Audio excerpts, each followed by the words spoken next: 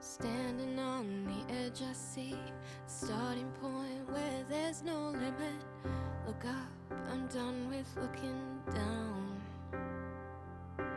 People told me not to dream, to live in their reality, but I am walking through those doors, 'cause I am sure there's something more than what I've been told.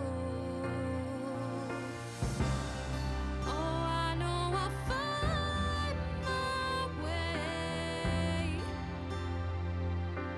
even if they tell me that it's make-believe. Oh, tomorrow's a brand new day, and the whole world is gonna know my name. Close my eyes and I can see the first chapter in my story. The strongest, brave than me, 'cause through the dark I'll find the light and rise to it all. Oh, I know I'll find my way, even if they tell me that it's make-believe. Oh, tomorrow's a brand new day, and the whole world is gonna know my name.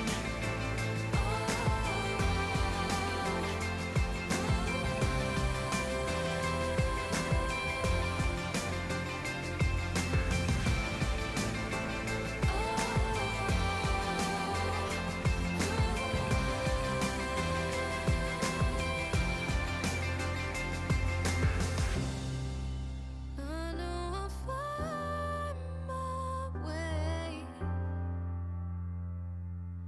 even if they tell me that it's make-believe. Oh, tomorrow's a brand new day, and the whole world is gonna know my name. Oh, I know I'll find my way,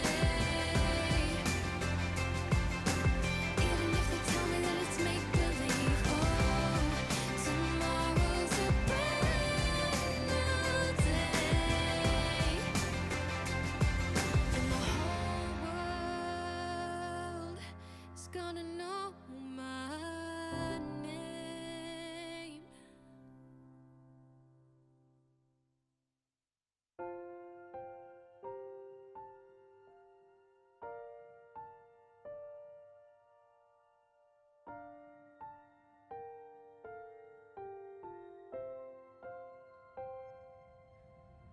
Standing on the edge of this big love, I'm not looking down, baby, I'm ready to jump. I never believed love could set me free. You break down the walls I build around me. It's a strange magic every time we touch. Yeah, I'm falling for you. I'll keep falling, I'll keep falling for you. You are my greatest weakness. You are my greatest. You are my greatest weakness. You are my greatest weakness. Standing on the edge of this big love,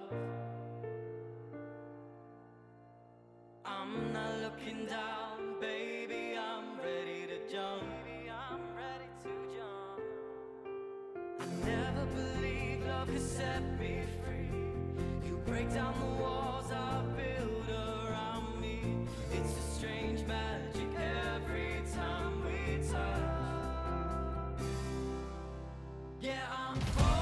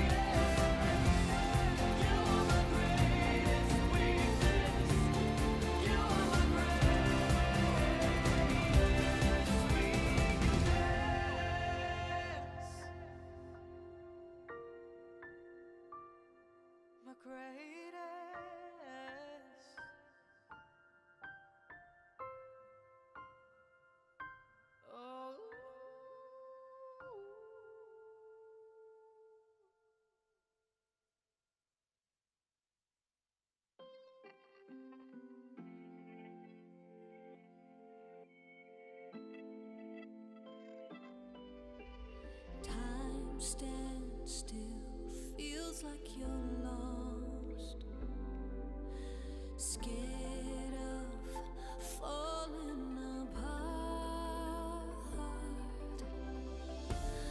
looking for somewhere to run, for a shoulder to cry on. You've got to hold on to your fire, never let it be tamed. You've got to keep your head up, fly higher. I will carry your flame.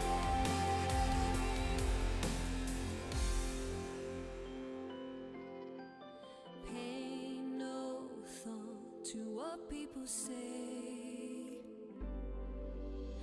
Don't let them stand in your way. Yeah, in our hearts we know the truth. I believe in you. You've got to hold on to your fire,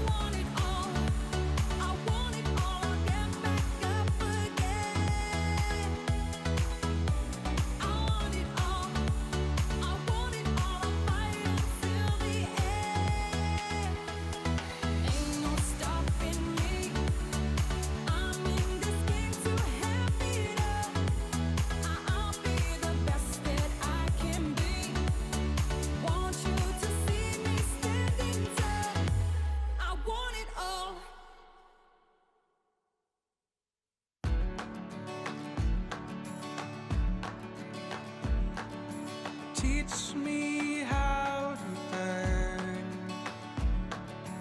I won't be concerned. This will lead us into an end. Took time to understand. Tell me why, tell me why I am smelling gasoline. Tell me why, tell me why, tell me why you do this to me. I'm on fire. I'm on fire. I'm on fire. I'm on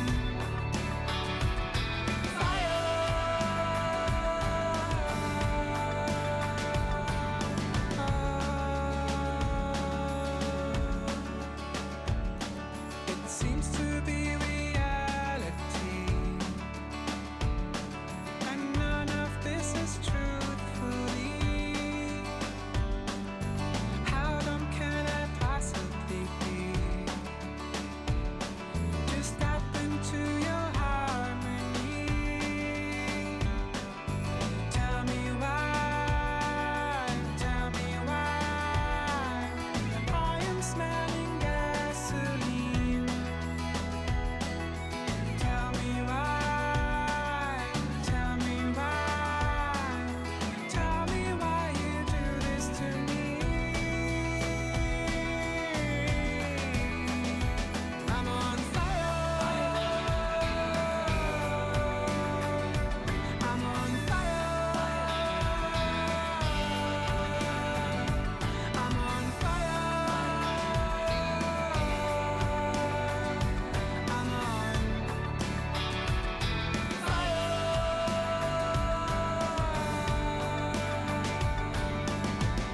I try to step out of the line. Out of the line. I just need your hand in mine. Your hand in mine. Will we stand the test of time? Let's find out. I'm on fire. I'm on fire.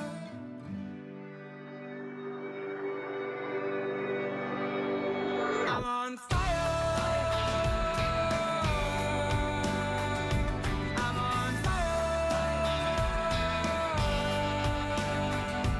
I'm on fire. I'm on.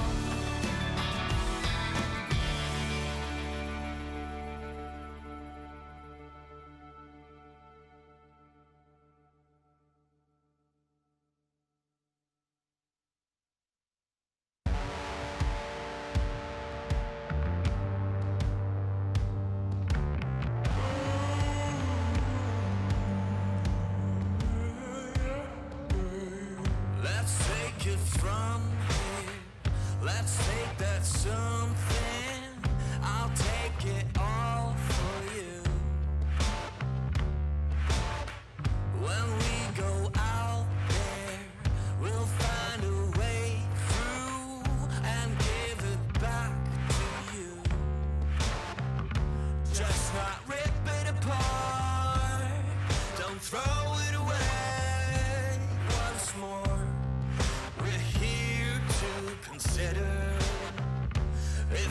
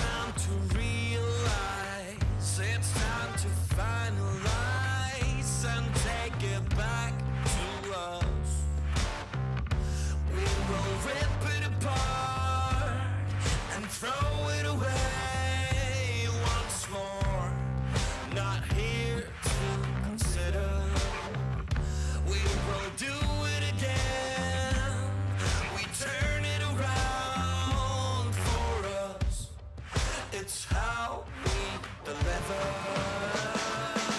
Stay together all night, standing together and fight.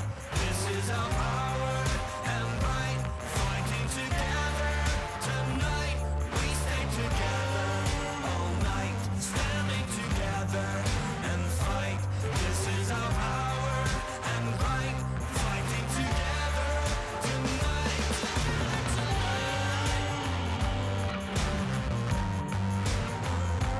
This is our power and right, fighting together tonight.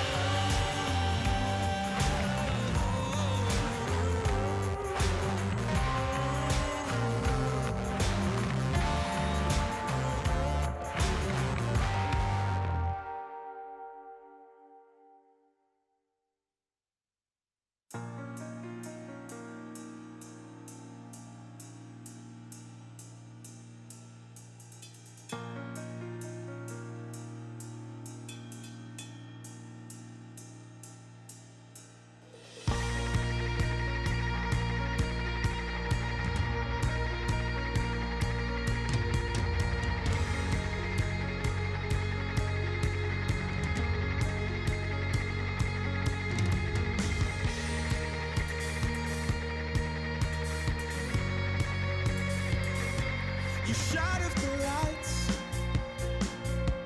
like you're supposed to. Here in the dark, you can be yourself. It's a mood in the stars, calling you by name. They're coming for you, yeah. They're coming for me. Where did they take you? I need you now. Hurry, you are my only way out. Running from a dark to a typhoon. We've got to hurry, waiting for the moment you shut these lights out.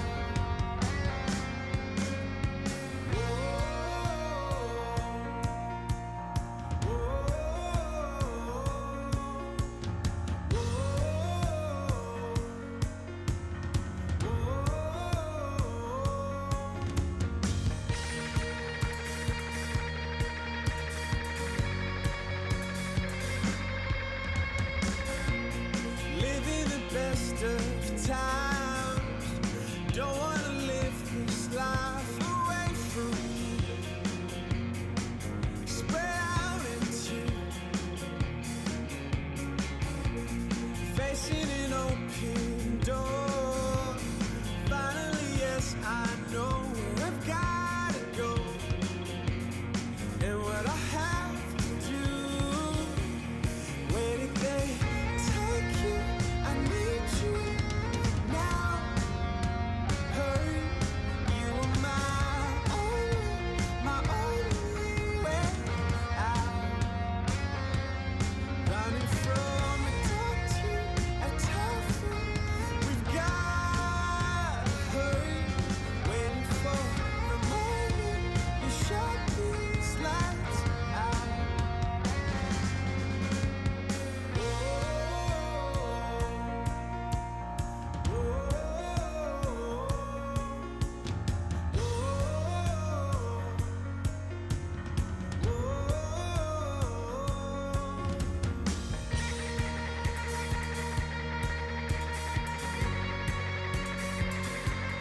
Where did they take you?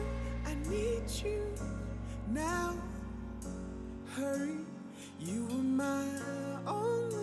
my only way out. We're running from a dark to a typhoon. We've got to hurry, waiting for the moment you shut these lights out. You can't be scared of the dark. Oh, you're right. You can't be scared of the dark. Oh, you're right.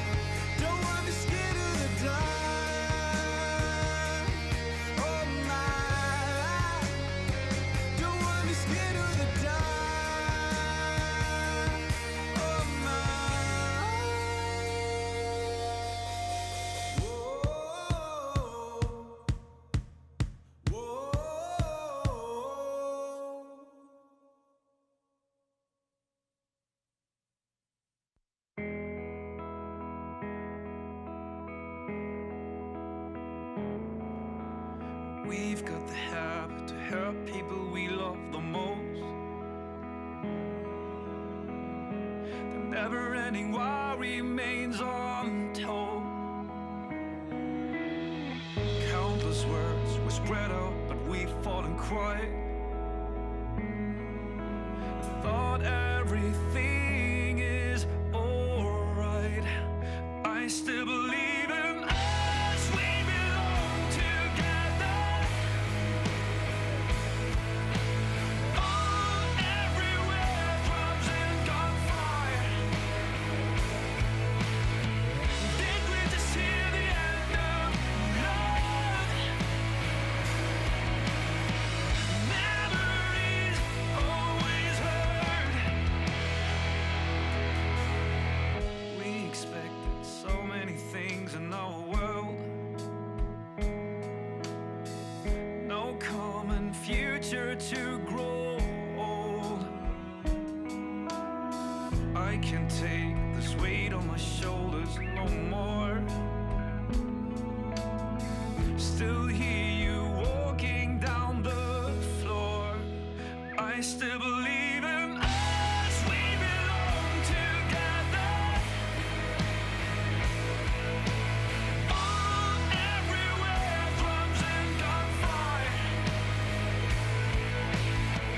Did we just hear the end of love? Memories always hurt. One wrong move, still made, fall apart. We didn't choose, too late, and you start. Take your time, cry it out, bear it out. One wrong move, still made, fall apart. We've got the habit to hurt people we love the most. The never-ending why remains untold. I still believe in us, we belong together. All everywhere, drums and gunfire. Did we just hear the end of love? Memories always hurt. I still believe in us, we belong together. Still made. All everywhere, drums and gunfire. We didn't choose, too late. Did we just hear the end of love? Take your time, cry it out. Memories always hurt. Still made.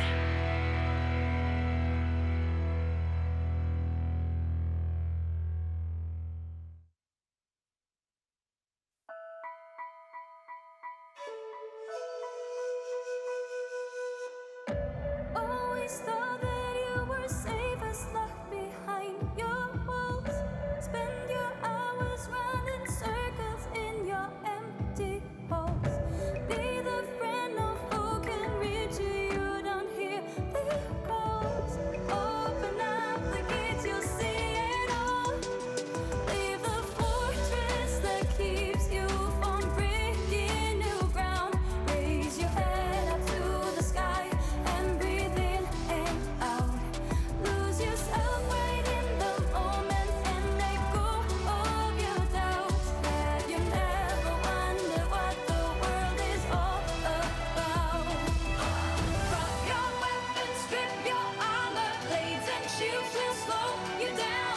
Just keep marching steady to the beat of your own drum. Drop your weapons, strip your armor, blades and shields will slow you down. Just keep marching steady to the beat of your own drum.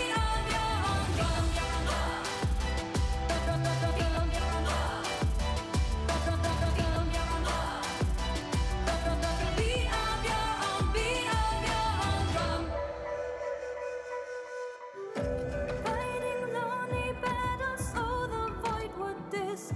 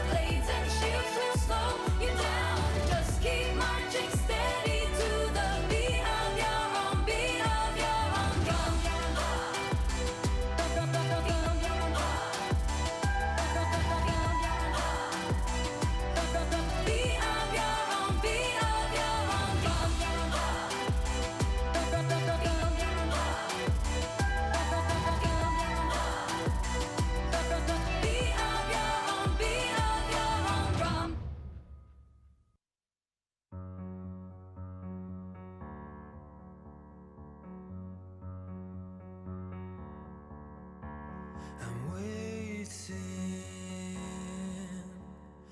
waiting for a sign. Whereas the void embrace me like a child. And where you come back and hold the light, guide me through a life of lies. Come back to me, and I can never do the things you want me for. And I can say the dream we lived is gone. I can't do nothing but wait, and my world crumbles. If I can get back to the stars, back to my heart, I am forcing in a world of suffering to see a new dawn. So I'm moving on.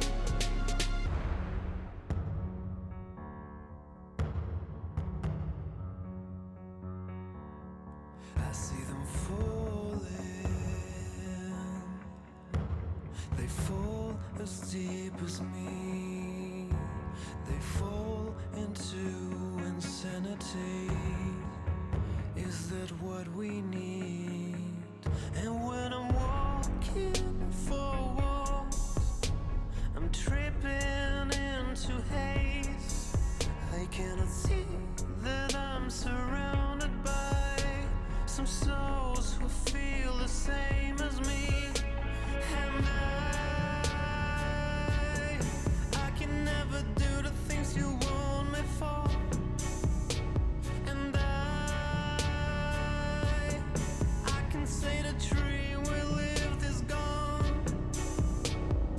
I can do nothing but wait, and my world crumbles. If I can't get back to the stars, back to my heart, I am forcing in a world of suffering to see a new dawn. So I'm moving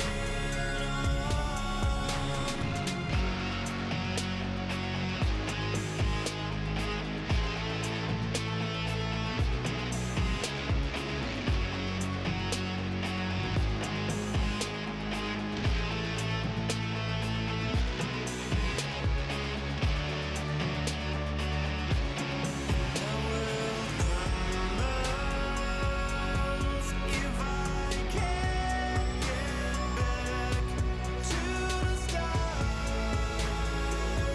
back to my heart,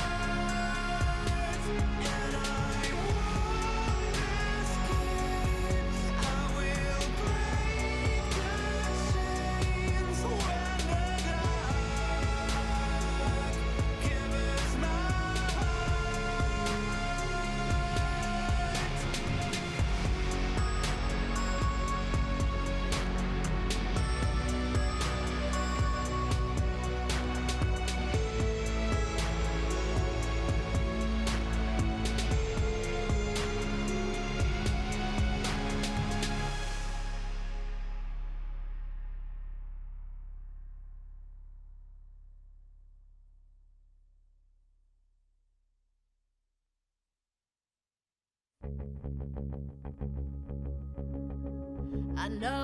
I know you bend the truth, you bend it till it breaks. And though it kills me that you do, it also makes me ache. You're telling me stories that I shouldn't believe. With every kiss, your lips are trying to deceive. You tell me stories, and no matter what the size, instead I say I hate you goodbye. I love the lies. I love the way you spin 'em, with that dreamy look in your eyes, as if you're spinning in 'em. I do, so I don't need the truth out of you. I love the lies. I know you get around, the rumors do as well. They flow a river through our town, and when they break their spell, you tell me stories that I shouldn't believe. With every kiss, your lips are trying to deceive. You tell me stories, and no matter what the size, instead of say I hate you goodbye. I love the lies. I love the way you spin 'em, with that dreamy look in your eyes, as if you're spinning in 'em. I do, so I don't need the truth out of you. I love lies. I ought to go, I ought to leave, just turn away, let you drift into the past. I ought to run, I ought to but it isn't only you I love. I love the light. I love the way you spin 'em, with that dreamy look in your eyes, as if you're spinning in 'em. I do, so I don't need the truth out of you. I love the lies.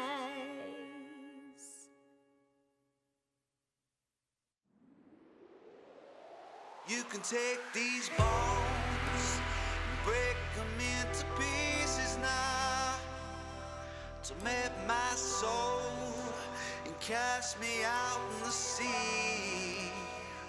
You can fill me with hope, take it all away again. I thought you should know that you ain't ever gonna break me down. 'Cause it's better than the devil, you know. Tell me where the bad things go. Never gonna see me hiding to get on out of here. Give me everything I deserve. Give me anything you think that I'm worth. 'Cause if I let it go, never meant that much to me. 'Cause I'm better than the devil, you know. Give me all of your gold and watch me blow it all away. You can save my soul so I can sin and lose it again. Gotta fix this head I'm in before it spins so far out of control, before I lose it all. 'Cause it's better than the devil, you know. Tell me where the bad things go. Never gonna see me hiding, get on out of here.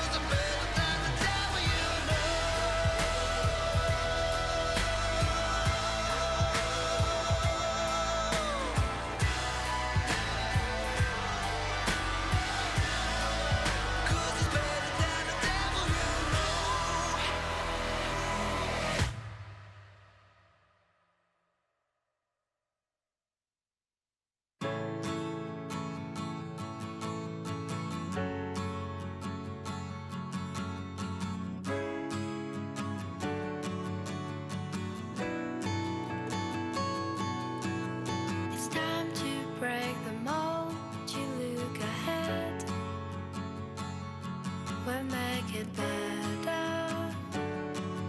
We'll make it better. It's time to dream the sky of blue, to hear new sound and vision. We'll make it better. Another day, we cross a bridge, we'll be together. Another day, we've made a wish, we'll do it better. Another day, we cross a bridge, we'll be together.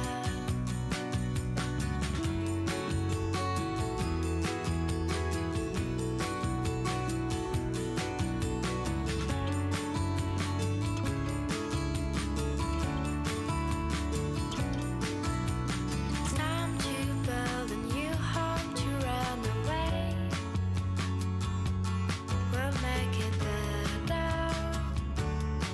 We'll make it better. Time to make a deal with flesh and the gods and make it better. We'll make it better. Another day, we cross a bridge, we'll be together. Another day, we've made a wish, we'll do it better. Another day, we'll cross a bridge, we'll be together. Another day, we cross a bridge, we'll do it better.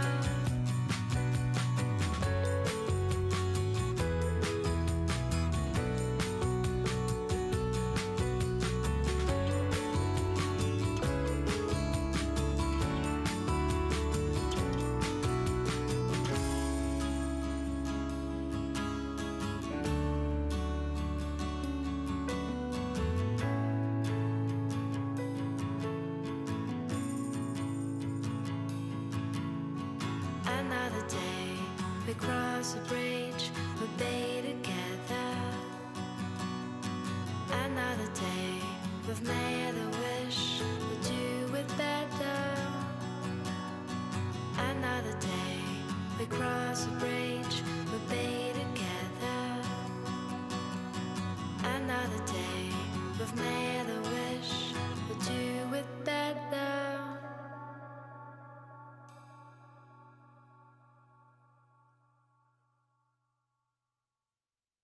I don't wanna be the one to break your heart. But we've known for a little while that we're drifting apart. But it doesn't mean that we have to be alone in this cold, cold world. I may not be the one for you, though we waited for something to happen. But I'm just not your girl. I'm not your girl, girl. I am not your girl. Don't give up on love, it's just not for us, no.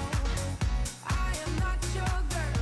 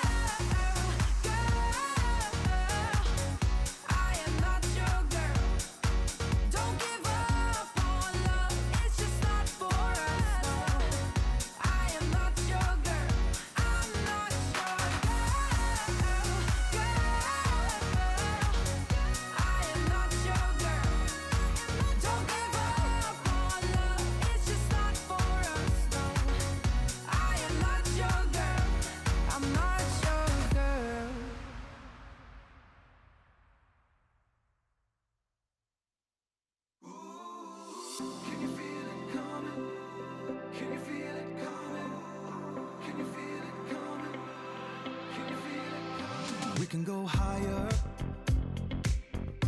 Feel the feeling breaking out.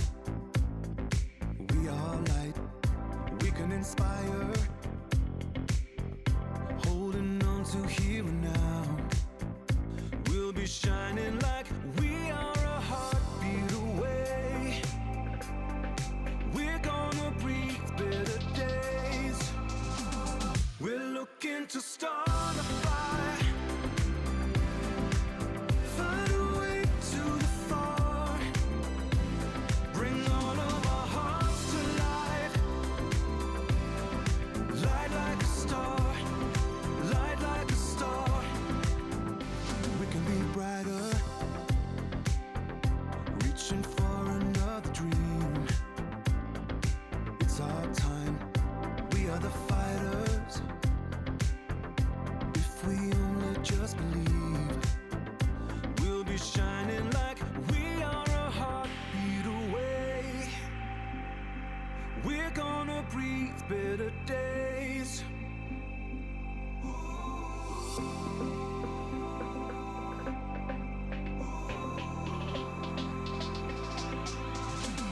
We're looking to start a fire.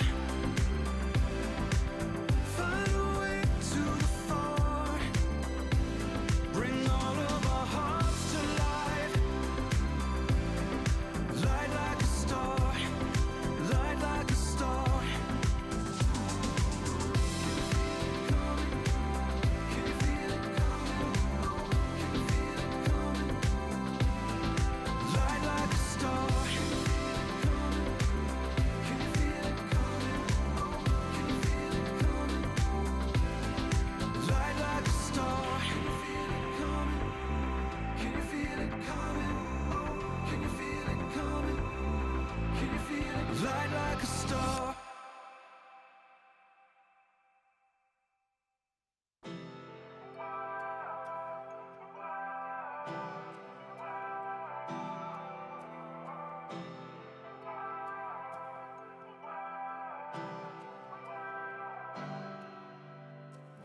Lights through our window as we try to leave the shade.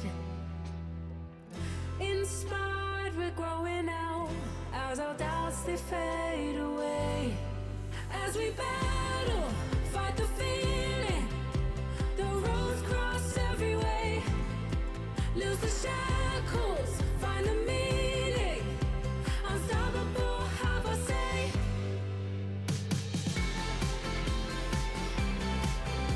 Unstoppable now, watch me chase the lights. Unstoppable now, watch me face the night.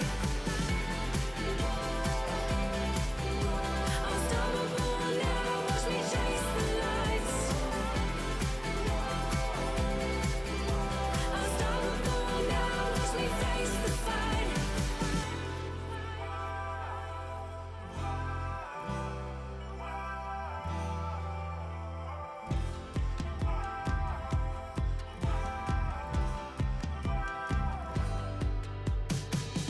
Lights through our window as we try to leave the shade.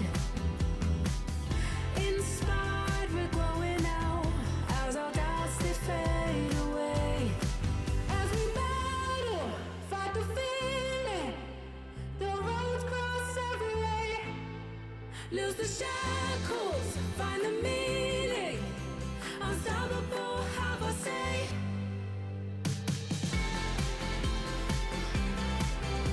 Unstoppable now, watch me chase the lights. Unstoppable now, watch me face the night. Unstoppable now, watch me chase the lights. Unstoppable now, watch me face the fight.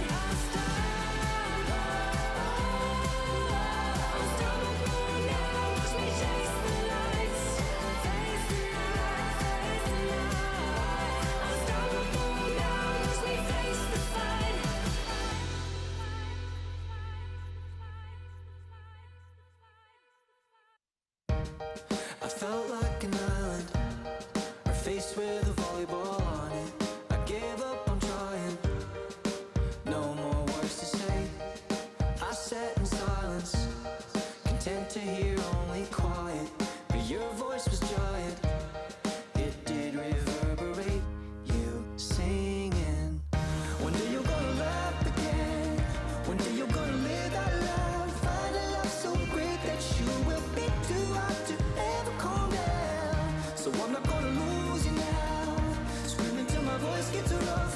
In one ear and out the other. Keep singing that you are enough. I took a moment, held it so tight I broke it. Like I never owned it. Didn't feel like me. And to the voices in my head, I'll sing louder than them. And when they come again, I'll remember what you said. One day you're gonna laugh again. One day you're gonna live that life. Find a love so great that you will be too hot to ever calm down. So I'm not gonna lose you now. Screaming till my voice gets rough. In one ear and out the other. Keep singing that you are enough. You are enough. You are enough. You are enough. Oh, you are enough. You are enough. You are enough. Oh. And to the voices in my head, I'll sing louder than them. And when they come again, I'll remember what you said. One day you're gonna laugh again. One day you're gonna live that life. Find a love so great that you will be too hot to ever calm down. So I'm not gonna lose you now. Screaming till my voice gets rough. In one ear and out the other. Keep singing that you are enough. You are enough. You are enough. You are enough. Oh, you are enough. You are enough. You are enough.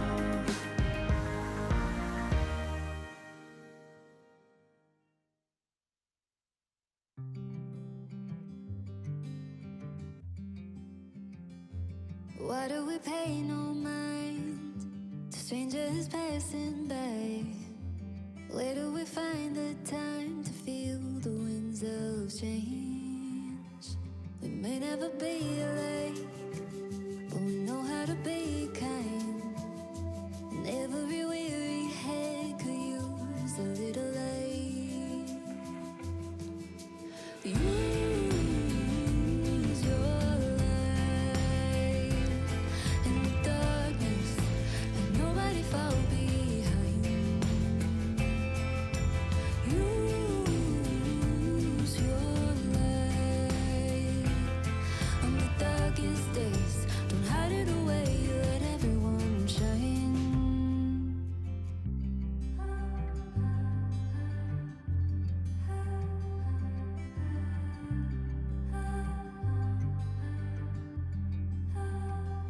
We're all on a moving train, and everyone's saving face. I wanna relieve their pain, live a better life. We're all in our heads these days, between a love and a heartache. What if we break the chain and shed a little light?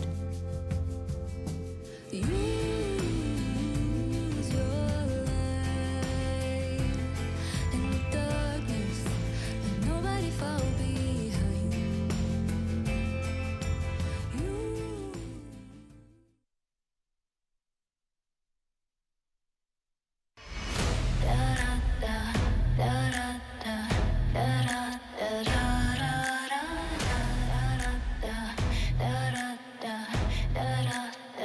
"对我来说，这次冒跑赛很有意义。我希望这一次通过冒跑赛引进先生。太久没有去过世界赛了，所以我希望能够进去世界赛。我们休息蛮长时间来准备这次资格赛，我们也会全力以赴的。对我们来说是一个比较好展示自己的机会，毕竟能去 S 赛。上次是输给他们了，这次一定会复仇他们。我想证明自己，杜云 B 加入李宁之后，李宁的成绩比去年好，不要相信自己，我们一定要进决赛。我是个机会，那这个球飞得高，直接倒进了，小龙王也跑不掉。杜云 B 配合这个他在 LNG 打这个零换五。这一年来，我们大家都辛苦了，接下来2场比赛我们加把劲儿。你们正常玩，接下来交给我，我来开始。这边没开入进圈，这里面有一个进球可以拖很久，这里面又是一个关键了，1雷进场，30秒了，0换5，这都能办吗？比我。我们一定要进决赛，所以你们放假吧，明年再来。他想多了吧？该放假的是他。我们既然上个 B5赢下你们了，这次也一样的赢。做梦，我会打爆他们。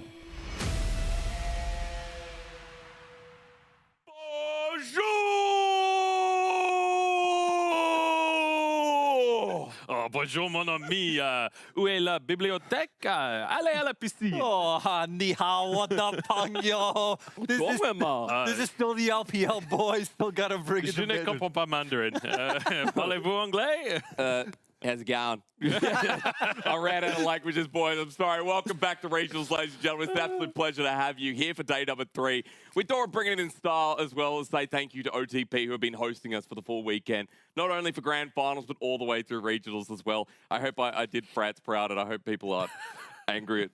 Brother, I got a baguette. I feel like we're doing someone proud right now. I was just told before they said, put your hands here. They'll know. And so I trust our production, and we'll die for them. So at this point, you know, it's a great way to start off. Ladies and gentlemen, again, a big welcome back. Considering we've already had 2 Game 5s, gents, and joining me here on the couch for day number 3, we're kind of hoping for some more, Joe. Yeah, I mean, we've had 2 Game 5 bags. We also had 2 show matches yesterday. Yeah, we did. Fun. We did some Wild Rift yesterday. You did that, didn't you? But absolute bangers. And yesterday, a reverse sweep as well. Yeah, I know. It's just absolutely insane. Just not even just looking at the LPL to bring it like globally for a bit and just saying like there's just tons of Game 5s going on all over the world. We just hit on it right.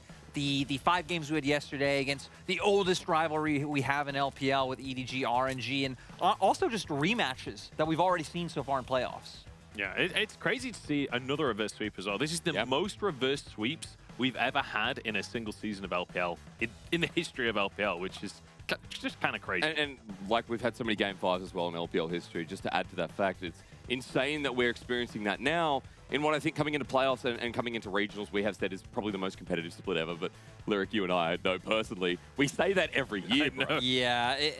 I feel like it's always like a different part of the league that is so close, right? Yeah. Sometimes it's the middle of the pack. Sometimes, like now, it feels like the top teams just being so close. You know, we're going to go over what happened in yesterday's series because RNG came out swinging. They changed their game plan from the first time they played against EDG. They put a lot more attention into the top side of the map, and they kind of baited EDG in those first 2 games to giving more resources to Flandre.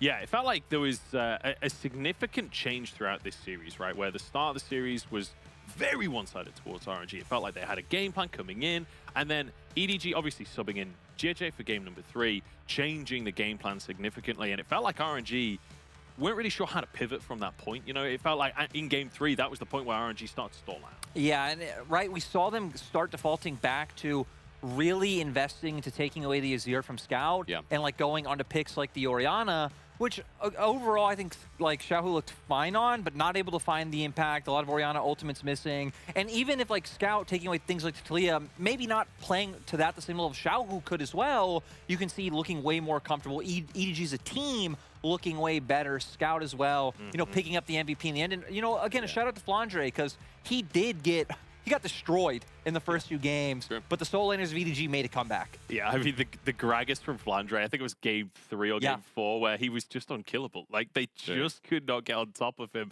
And then, obviously, we've got to shout out Scout LeBlanc in that final game. That was something beautiful. Iconic, right? Like, one of his best champions of all time. LPL OGs will know as well, back from 2016. You know, when he hovers behind Faker, you kind of expect that LeBlanc skill will rub off a little bit as well. But, of course, we're running into today talking more about World Seeds and eliminations. We focused yesterday on RNG EDG, with RNG Joe securing 3rd seed. Only yesterday.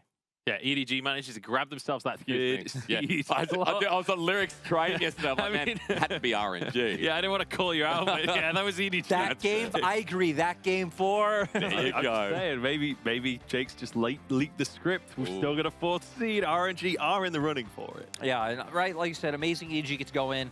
For teams abroad, we keep saying it, but just imagining a group where you get like LCS or LEC1, you get like the other 2nd seed, then being in a group with EDG, it's going to be a tough battle. And then still looking at who we get to send to have a bit of fun. Well, I mean, look at that, like that play-ins from what we have left. RNG, LNG, V5, and going closer into today, V5 and LNG has to be sorted out because this is an elimination match. For anyone tuning in for the first time, V5 and LNG, the loser of today, will not be going forward, will not be going to Worlds. And Lyric, as you hold up your baguette, I feel like it's pretty important to note that today will be a bit of a mouthful. Today is going to be an amazing Don't you point day. at that thing. I'm sorry. It's a little bit dangerous.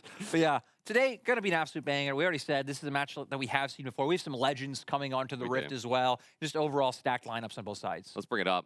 Joe, straight away.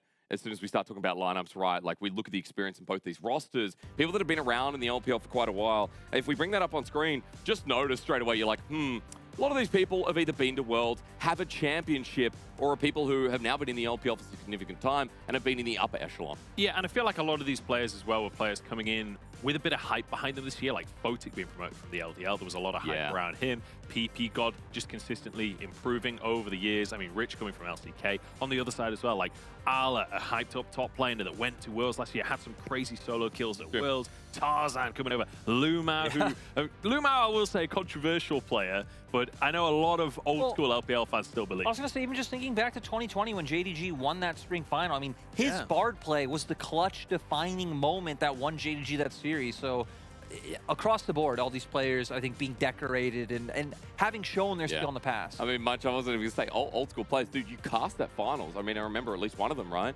And we talk so much about Lumao, defining support of that year.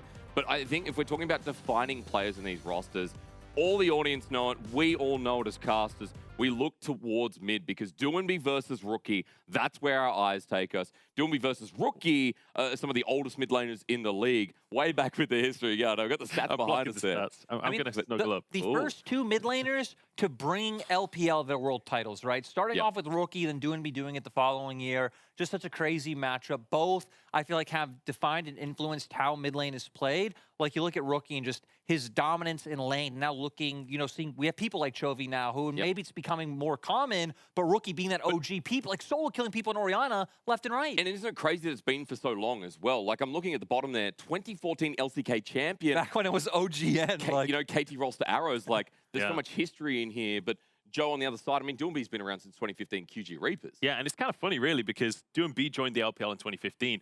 Rookie also joined the LPL in 2015. They joined the same year, but both of them at the World Championship, like you're saying, Rookie bodying people on Orianna, but Doinby changing the way that mid lane had to be played for that tournament, right? When you think about that 2019 World Championship, bringing the Nautilus mid, bringing the Malphite mid, and just changing the way people had to look at League of Legends. I mean, he forced Caps to play Pyke mid in Worlds Finals, a pick he hadn't played all tournament.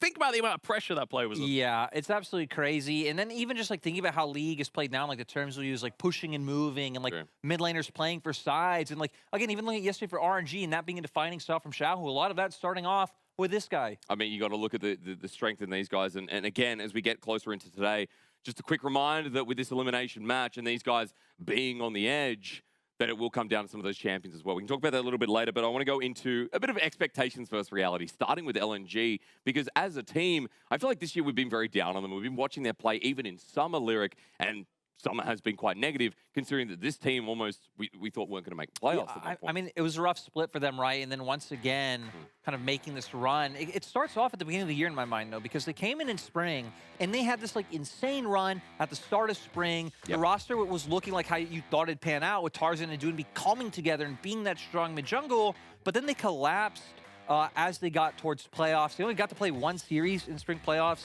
against Top Esports, which they did lose. And then coming into summer, that's where the expectations for us were gone. We're like, okay, we don't really see much for this team. They were kind of hobbling through to make their way to playoffs.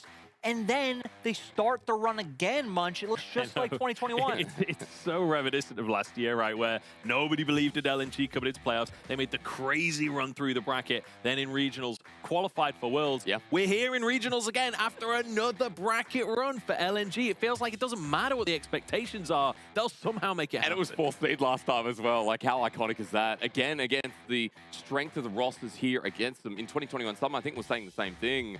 But, like, we look at the upgrade in the roster, and Lyric, just quickly coming back before we move on, LNG made roster upgrades this split, so it's so nice that finally, after all that work over the 9 months, we are getting the Doomby Tarzan upgrade. Actually looked like a bit of an upgrade. Yeah, and, you know, those two finally working well together. You can see how it's coming out through their drafts. Even in the support role, right? We saw volatility between who's it going to be? Lumao, Iwandi, swapping back and forth. They finally settled on Lumao, and Lumao has been performing a lot better than, like, the beginning of the year when a lot of that criticism towards him was warranted. True. It feels like development for the support was really important as well. Considering direction for LNG's improved, let's go and move on to V5. Victory 5, this is weird in expectations versus reality, right? Because our expectations were so high. They hit it in regular season, even this split, but playoffs both in spring, now in summer, Munch, they just fell flat.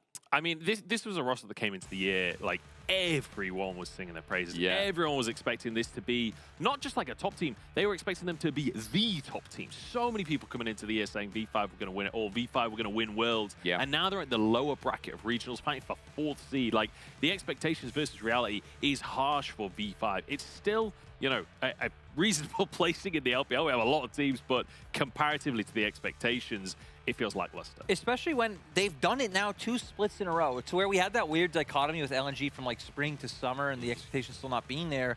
V5 came into spring, we're botting people, get to playoffs, aren't able to pull through and fail. And same situation here. I will say it started a little bit sooner than they kind of baited us in the last week where they did beat top esports. It's like, okay, boys, V5 are back. LCT. And now coming in, right, they actually lost to LNG, which is why they are in this lower bracket. But you still know there's names you can believe in, right? People like Rookie still on the roster and having that ability there, but still a big disappointment so far. Yeah, and I think one of the things I want to point out when we're comparing LNG and V5 in terms of expectations versus reality is we came into the year with Rookie and Carsa being this unbelievable mid-jungle duo, just taking names, destroying people across the rift, and the opposite is what we saw from LNG. Now we get to the end of the year, and it feels like Doomby and Tarzan are that mid-jungle that are smurfing, and the top side for V5 looking a bit weak. I just don't understand it, right? It's so chaotic, and I know LPL is, but seeing these teams kind of swap places a little bit is just unfathomed. And again, as you guys were saying, we've seen this in playoffs already. This was another Game 5, what's new really for LPL, where V5 got Game 5 and LNG got across the line, then got to move up into the top 4. And Lyric, you know, this series, this was fun. This series is very strange in my mind because we came in, LNG actually showed that they matched really well into V5 because of the strength of Tarzan and those issues V5 has had with jungle. Tarzan was able to exploit Xiaolong Bao in the series early on. Like, Ala was doing a great job against Rich, who hasn't been able to keep up with that spring form. But as we progressed, like, V5 did still have some answers. Like, you still have Rookie on the Rift, who is a win condition. And then even, I will say some shenanigans, like when they brought in Karsa. Didn't have a good game, but still able to find picks onto Ala to be able to close out. Yeah, I just love as well that this went to 5 games in like the classic way that you think of 5 games, right? Winning opposite games here. And like most of the series in the LPL have felt like it's all about momentum, where one side wins a couple, then the reverse sweep, which has happened, I think, 3 times this playoffs. But then also like, you know, winning 2 in a row, this kind of thing. So it felt nice to see a back and forth series between these two. And Lyric, I wanted to ask you a little bit about what defined this series in your right as well as we continue progressing on. Yeah, I feel like a lot of this series was defined by just the style and the interesting picks that LNG are able to bring out. You know, things like the Nocturne, bringing the Sejuani into the meta, and having this very brawly play style. But there is something I want to say, you know, I'm a huge fan of MMA, and there's a fighter, GSP, has a great quote that you never fight the same fight twice. You might fight the same person twice, you might play the same best of 5 twice, but right, it's going to be defined by different picks, it's going to be defined by different styles. We saw that come out from RNG, EDG yesterday, and even though I think this was defined by those interesting comps that LNG can play, I mean, now V5 have seen it before, right? V5 get to come in more prepared. Yeah, and ultimately, they they got to watch V5 play. They got to watch LNG playing a bunch of extra games in playoffs. They've got all of that footage to work with. It's forever since we saw V5 play. That feels like years ago at this point. So there is still a ton of work that V5 can have done behind the scenes preparing for the series. And like you say, there's no way it goes exactly the same as it did before. Yeah, and hopefully, you know, that time shows us the V5 that we thought were potentially going to be first seed. I don't know if you guys agree with me, but there was a point where I looked at Victory 5 and said, this is our champion. This is our not only domestic champion, this is world champion potential. I mean, this is a team that should have been top 4. If they didn't lose that game at the end easily of the split. as well, is what I thought. I think the potential was there. I think saying world champion like at the start of a summer slate, maybe jump in the gun a little. Spring. we opened spring.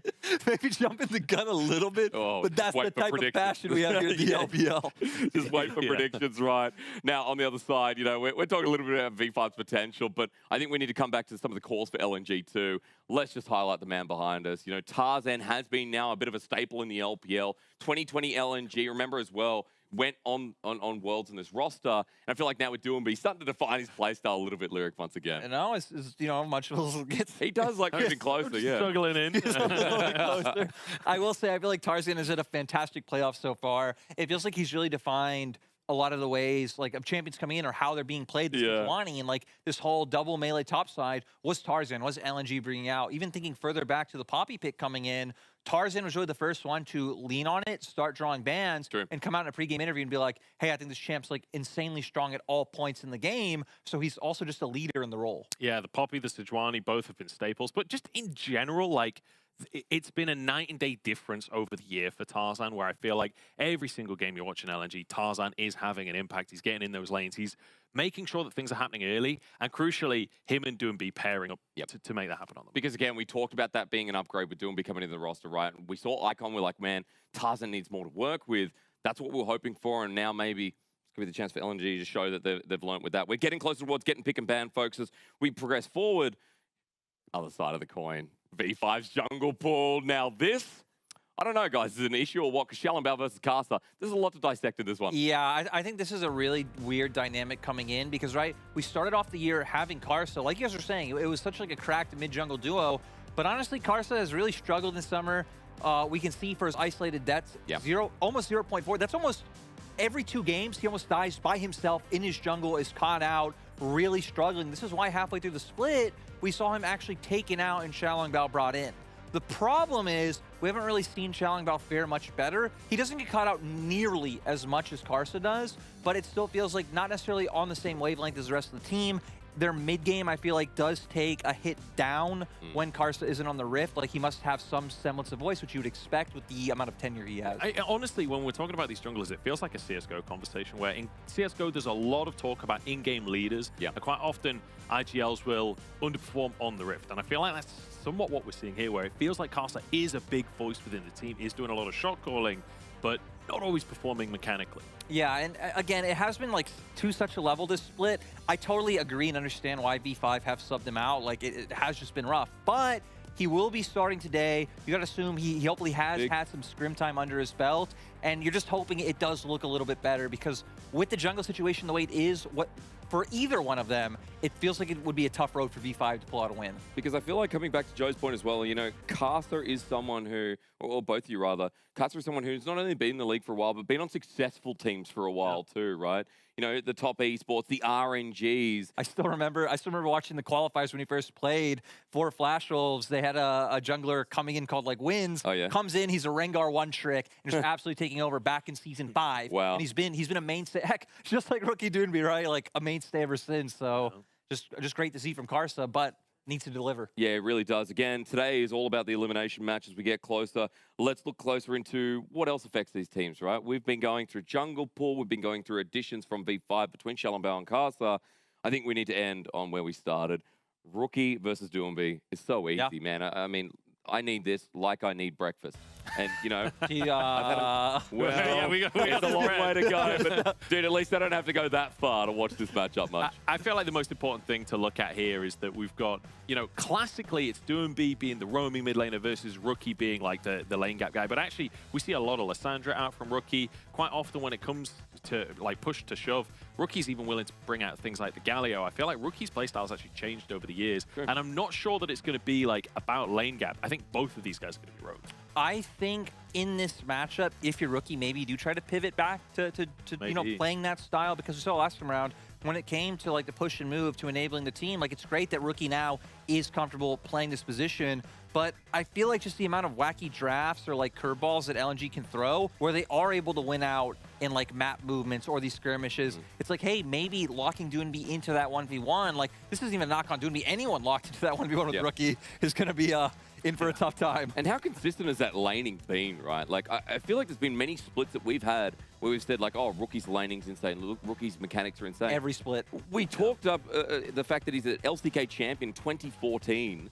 Like, I don't think many players stand that test of time. No, and I feel like that's the craziest thing, to where you can see, you know, like other players, even like Faker, like still amazing, like obviously the GOAT, right? But kind of changing their role throughout the years and like how he has to play with his team, to where Rookie's kind of kept it the same since, you know, since back in the day with KT Arrows all the way through to LPL in 2022. Yeah, and worth mentioning that, just to put a number on that longevity, this will be the end of his 9th year of professional play. And I'm not just talking like, you know, Challenger Leagues and stuff. This is the end of his 9th year at the top level of League of Legends, which is, that's just unbelievable. And it's always nice, like, comparing, like, you know, Faker's the GOAT. No one disagrees. You have to be foolish. But Rookie for the LPL, I think, is our own GOAT as well. You know, Rookie is someone who we talk about strength of laning, strength of team fighting, strength as a player, consistency as well.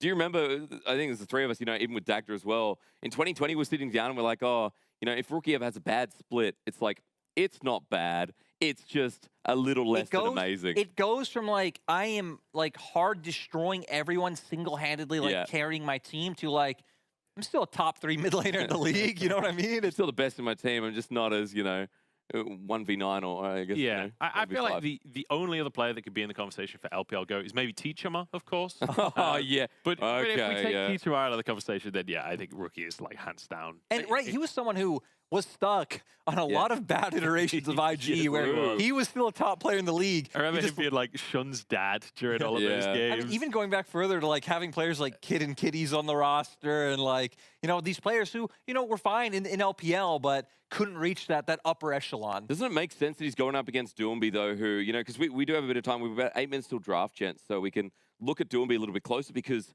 the history on this man as well is huge. Like, Doomby, QG Reaper's first year didn't make it to Worlds.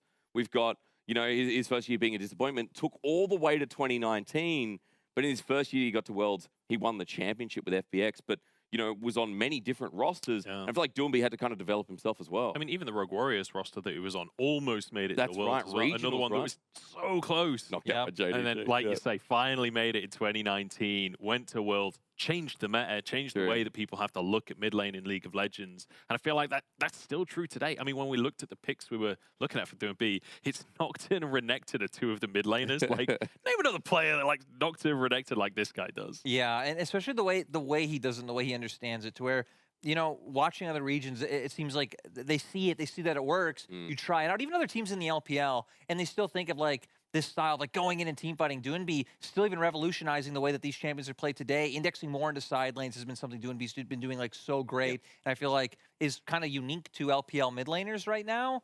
And things like that could be, you know, the difference maker going into today. And even the laning right on top of that. The laning was something that was criticized. Remember, all pros at Worlds were like, oh, well, you know, Doomby's not a great laner. People bagged out the fact that he will sack lane and go bot. In the past couple of years, we've even seen him develop to be, you know, one of the better laners. I was going to say, 2021 summer was like, he became a lane dominant mid laner. Player as well. Like, I mean, his Lee Sin team fighting got that pentakill on Lee Sin that was just insane. Like, it felt like, I think that the meta having things like Lee Sin mid definitely helped him. Like, that's very much within the Doomby wheelhouse. But it felt like he really focused on improving that laning. And I don't, like, before, it was like a detriment that he was not great at laning and would just make up for that elsewhere on the map. True. Now I feel like he can do both. It's down to his preference. And, right, I love that you hit on the Orianna point, because we're thinking back, right, the Lee Sins, the Bruisers, the Akalis were the standout, but the fact that he put in the time, spammed his ear, spammed Orianna, still hasn't played Zoe. I remember he did promise us that, and he never did do it. He spent half of this year playing Corki, for God's sake. Yeah. I mean, it's such a change of dynamic. Like, it's great to talk about Doomby, because when we look at his change in the LPL, we talk about him with someone like Rookie, who Rookie has been consistent, but still, you know, changing and getting better each split too. It makes sense that this mid lane matchup is going to be highlighted. We're a couple of minutes away from Jaff. When I say a couple, I mean 6, but I can't count, so it doesn't really matter. We're going to pull up predictions, because today is wild. And with an elimination matchup, all I can say is that everything gets thrown out the window. Now, Munchables, you have a lot of explaining to do in a second. As we pop this up, you are not only a bro, you are not only the best analyst on this couch, but you, I think, are the best human here today. We don't, you know what? Don't bring up predictions. Let's just leave it at that. Throw to something. Okay. I'm not sure where to go with that one. Yeah, I mean, hey, there we go. All right. This guy's only been to Worlds, whereas I am sat on blue cap. You do have a red beret. That's I do have a red beret. I did this in 2020 on the desk, and I'll do it again. I don't necessarily believe in V5 as a team after what we've seen during playoffs, but I do believe in Rookie. This man can make it happen. I will never not believe that I nearly called him Munchables because it's above him. I would never not believe that Rookie can win a series. You know, I thought about, because we talked about how I can use this baguette of, you know, this is where I come in and draw my sword. But who can draw your sword against Rookie? I feel like believing in Rookie is... Man, not seeing this guy at internationals is so heartbreaking just because of how much he deserves it. I will say going against Rookie, going against the boys who are here today, I feel like LNG, when I just look at the matchup, right, I feel like once again Tarzan should be able to outperform Karsta coming in game 1, or if they swap the Shalling Bout throughout the series. I'm very afraid for Rich against Ala, because we spent a lot of time talking about mid, but like Ala in playoffs has been extraordinary. In the regular season, my God, like, it was bad, which sucks because he's another player with such high expectations. But in playoffs, he's just been, you know, gapping everyone left and right. And Rich, sadly, has not been performing to the standard he was in spring. I was going to ask you, because we don't talk about top lane much. We haven't talked about top lane yet in any matchup.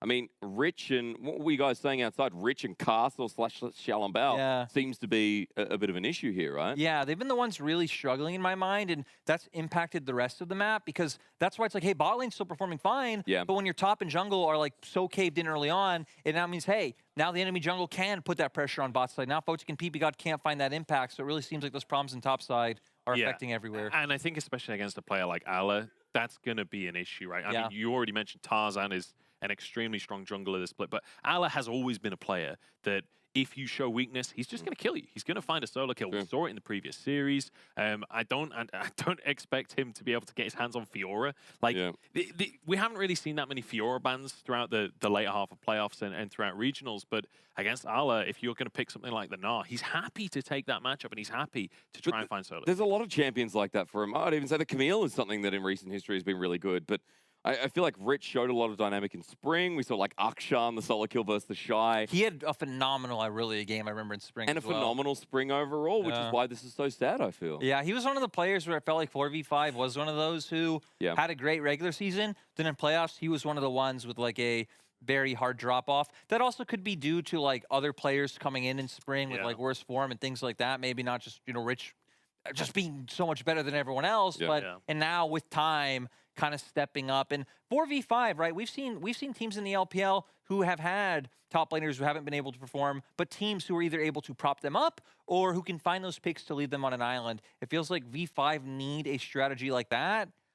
Leave Rich to his own devices, try and work with Rookie once again, and set up Photic and PP God, who have been stellar in the mid and late game. Yeah, and I think that's the next topic of conversation really is about these bottom lanes, because neither team has really been focusing on setting up their bottom lanes, but I think Photic and PP God have had some incredible 2v2s across the course of the year. Like, if they manage to get something like a Kalista in that lane, like, they'll definitely take over. But they're also willing to go with things like the Senna, which Senna has basically ceased to exist during this playoff. They were the best Senna player, like Senna bot lane in the league. Exactly, right? If we do see things like Sivir and Zeri banned away, I think that's perfectly possible. I mean, Senna time, they got solo kills too. Like, there were so many good laning phases, but the 2v3s we saw in spring, the 2v3s we even saw in summer from Photic and PP God, it's great you come back to the bottom lane while we do have a couple of minutes to spare because Photic and PP God, versus, Light and Lumao.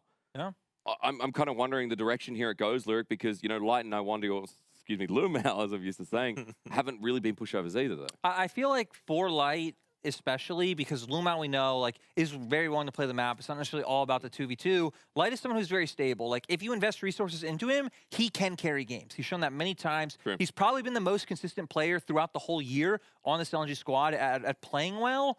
But he's also typically just used as this late game insurance policy, which feels great for this meta. Yeah. He isn't really going to die in 2v2s. He isn't going to give over deaths, and he's going to be able to get that farm and be in an amazing teamfight AD carry. Yeah, I feel like both of them, it's fair to say that on as well. When you think of Photic earlier in the year, you think of things like Jinx and just getting pentakills in team fights and just taking over. Like Seri Siva meta, if you're good at team fighting as an AD carry, this is your meta. This is your moment to shine. So I feel like both AD carries fulfill a similar role of that late game insurance, but also have the mechanics to really make that happen. And what we've seen quite a lot in regionals is AD carries kind of 1v1ing in the fights, right? Zeri trying to find Siva, trying to find her isolated and just burst her. So anticipate a bit of a matchup between these. But what gives me more hope is the fact that it won't just be, Zeri Siva, right? Even though we're stuck in that meta, even though we're stuck in very similar AD carry picks, it could actually go outside that, as you're saying. Things like Senna still being looked at. For Light, we've seen things like, Zyra as well pop up here and there, with Lumao / Iwani being such good Rakan players too. I think another topic of conversation is the Lucian army, right? Because I think this is one of the most contentious picks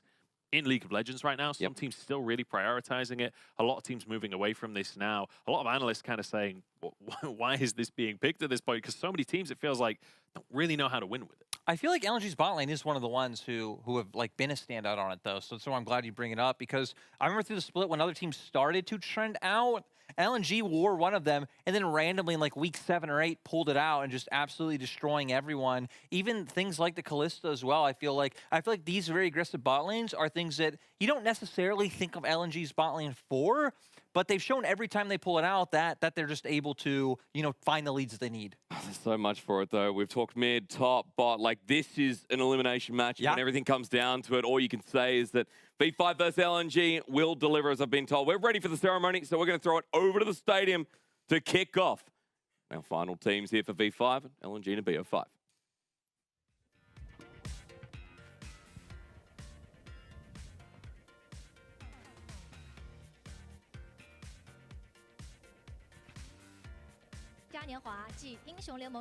Welcome to 2022 LPL World Championship Regional Qualifier.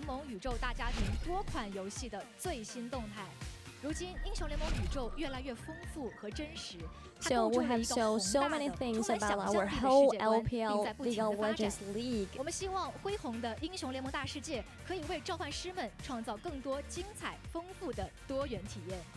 今年4款产品依然精彩纷呈。 英雄联盟不断推陈出新，为召唤师们带来高品质的游戏体验。英雄联盟手游蓬勃成长，让 MOBA 移动竞技更加精彩。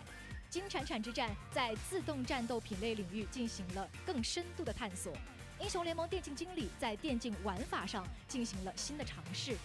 更丰富的产品、IP 与内容生态，希望能让召唤师们在虚拟与现实当中都能够感受到游戏带来的乐趣。 联盟无边界，每位玩家都可以在这里找到属于自己的那一份热爱，也希望玩家们都可以从中创造自己的英雄故事。在英雄联盟的游戏世界里，只有实力和信念才是硬道理。资格赛就是一场硬碰硬的较量，必须有胜利之心的队伍才能够赢到最后。让我们一起有请第2场资格赛的战队登场。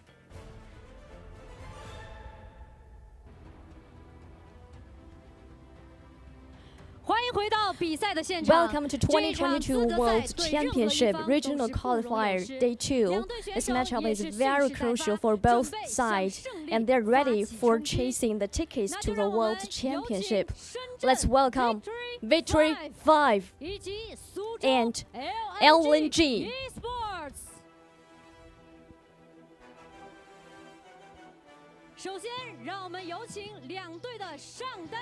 Let's welcome top laner.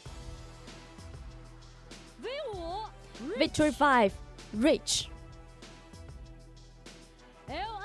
LNG, 阿乐。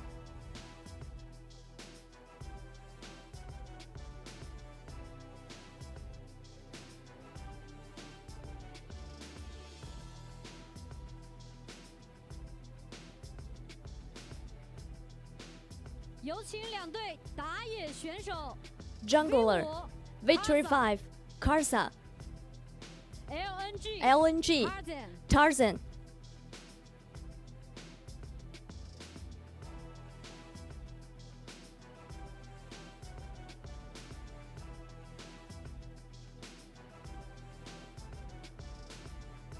有请两队的中单选手 Mid laner, V5 Victory 5, Rookie,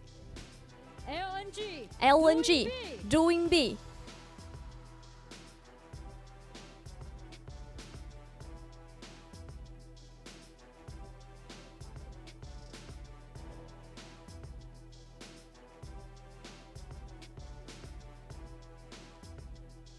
有请两队的 Bot 下路 laner 选手 V5 Victory 5, Photic, LNG Light.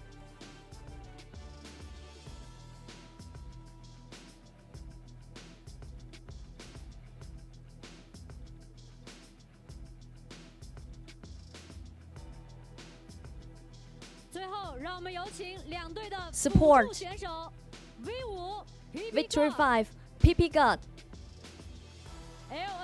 LNG 绿毛。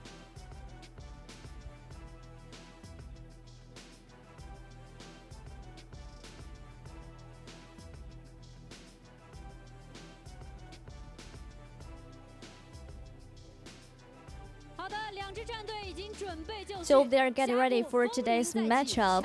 2022 World Championship Regional Qualifier Day 2 资格赛第二场正式 begins now. Now it begins, because this is a heartbreaker for me. As any LPL fan knows, V5 and LNG both deserve to be here. I'm still looking at the players, but you know, I'm assuming thusly. We are on camera. Yes, we are. I was ranting while we were there. You shouldn't have second guessed yourself. Ranting. Of course, we're here in Paris.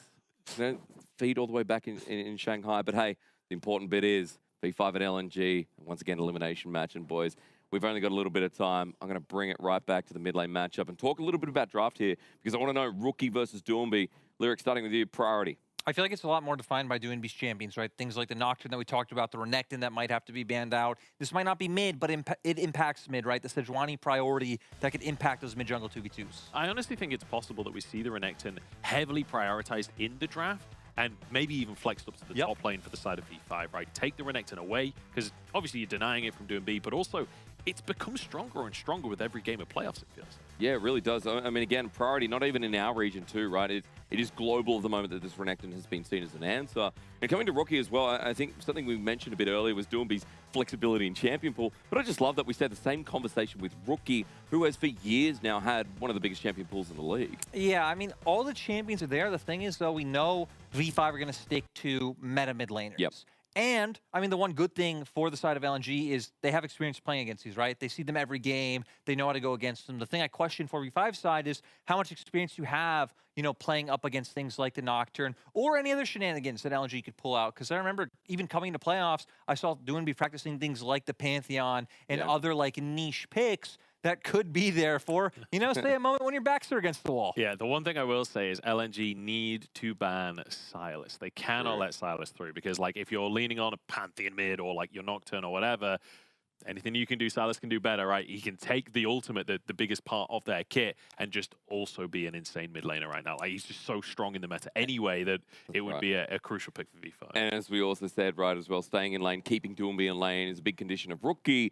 Because I don't know which one of you said it, but like if Rookie wins, if Rookie does well in this series, we feel like that's going to be the defining fact, right? Yeah, I feel like that's what it will be, because then hopefully you can enable your jungle. You can make sure Karsa has a good performance in game one. Yep. And then, you know, Tarzan, all of these guys aren't getting to do whatever they want on the top side of the map. God, you got to hope that, you know, they at least perform to the level, though, because with Doomby versus Rookie, with a historic matchup going head-to-head, with the bottom lane as well, being a little bit poggy-woggies in your words, Joe. You do say poggy-woggies too much for my liking. I'm not sure if I've ever said I think you have. have. All right, I think you have. But moments before we get into this one, jungle as well, with the matchup being between Tarzan, being between Karthar. I mean, these are two historic players, maybe not in the same region, but hey, at the very least, coming from outside regions. LMS, LCK, and coming into the LPL to be top tier pretty damn fast. I feel like this is one of those things where we're talking about the matchups for mid, jungle, and top, but really, none of these are isolated matchups. This is going to be a 3v3 brawl in the top river. Yeah. I think that's why, right, all of these connect, especially with the way that these teams play. It's about how they connect the pressure. The sad thing, even building off that, though, is we've seen over these past few days, early and mid-game, those things don't matter. It's all about the late game. And then however the person who has Zeri performs, or I guess even on the other side, right, we've had great Sivir performances, that can just erase everything that happened in the first 20 minutes of the game. Yeah, it feels like for the team that has Sivir, it's like figuring out their win cons with their composition. With the team that has Zeri, you can have win cons if you want to, but you do also have Zeri, so you might just win. Everyone loves Zeri, right? But I've been told we're getting moments away from draft. So ladies and gentlemen, with our elimination match with either Rookie or Doomby not going to Worlds, all I have to say, outside of 3-1 V5, nice job, Joe, with the 3-2, is that this matchup is going to be all holds barred with two legends in the league facing off as we send it over to our casters on desk.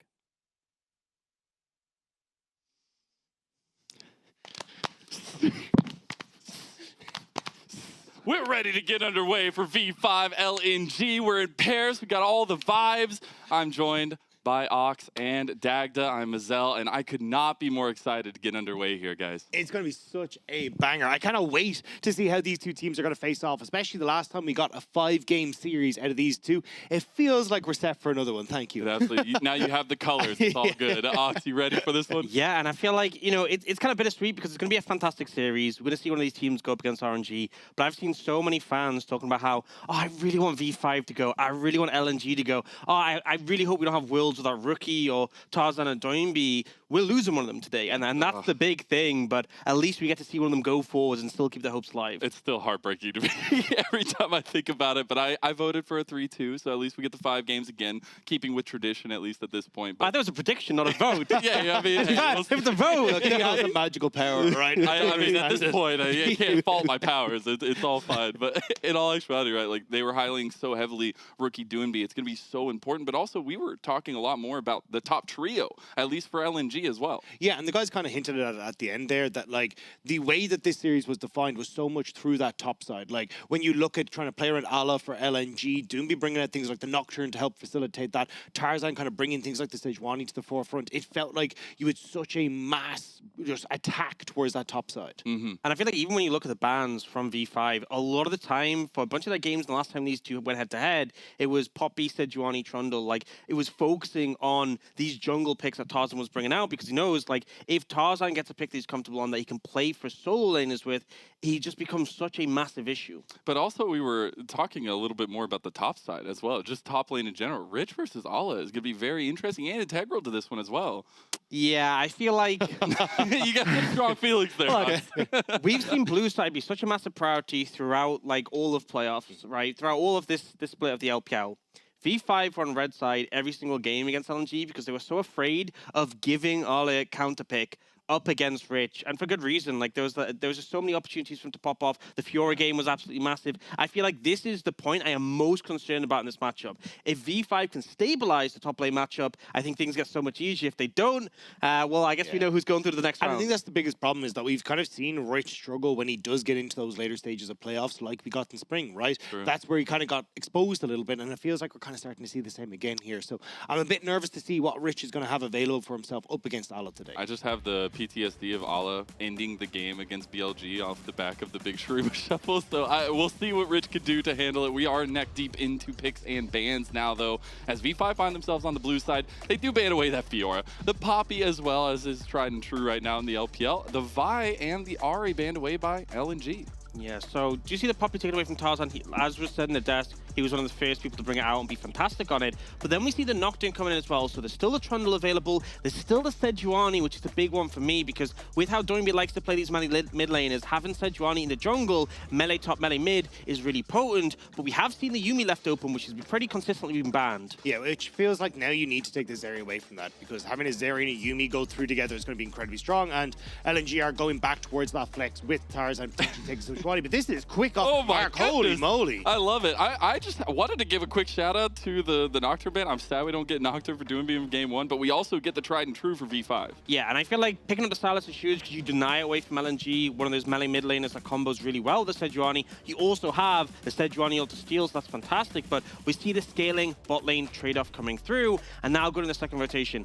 More bans likely go towards Doinby, I feel, just because it's easier to pinch that pool than it is for Arle, but LNG have options since they'll be the first one coming out on that 4th pick and also can have counter pick. I wouldn't be surprised to see V5 go for a Renekton ban, because you're worried about, hey, look, you've already got the Sejuani here. Renekton in the mid lane is going to be a big one. Also just taken away from Ala as well if he wants to try and go towards that. Even with the Aatrox ban and that coming through here for LNG as well, it feels like you're trying to set up for that. So, and it's not exactly the best of times for the Sylas in the mid lane. Yeah, I wouldn't be surprised when I see this for LNG throw a jungle ban here. Like Trundle, Wukong is still available. Trundle, obviously, you have the Sejuani to steal stats from. They are going to take that one away. I mean, Wukong's still there, which obviously a really potent jungler, so I feel like Karsa's not struggling too much, but I think Trundle would have been definitely a pain in the side. And we do see Jax being banned away, so I think kind of showing some of the concerns that we brought up about Rick into Arla.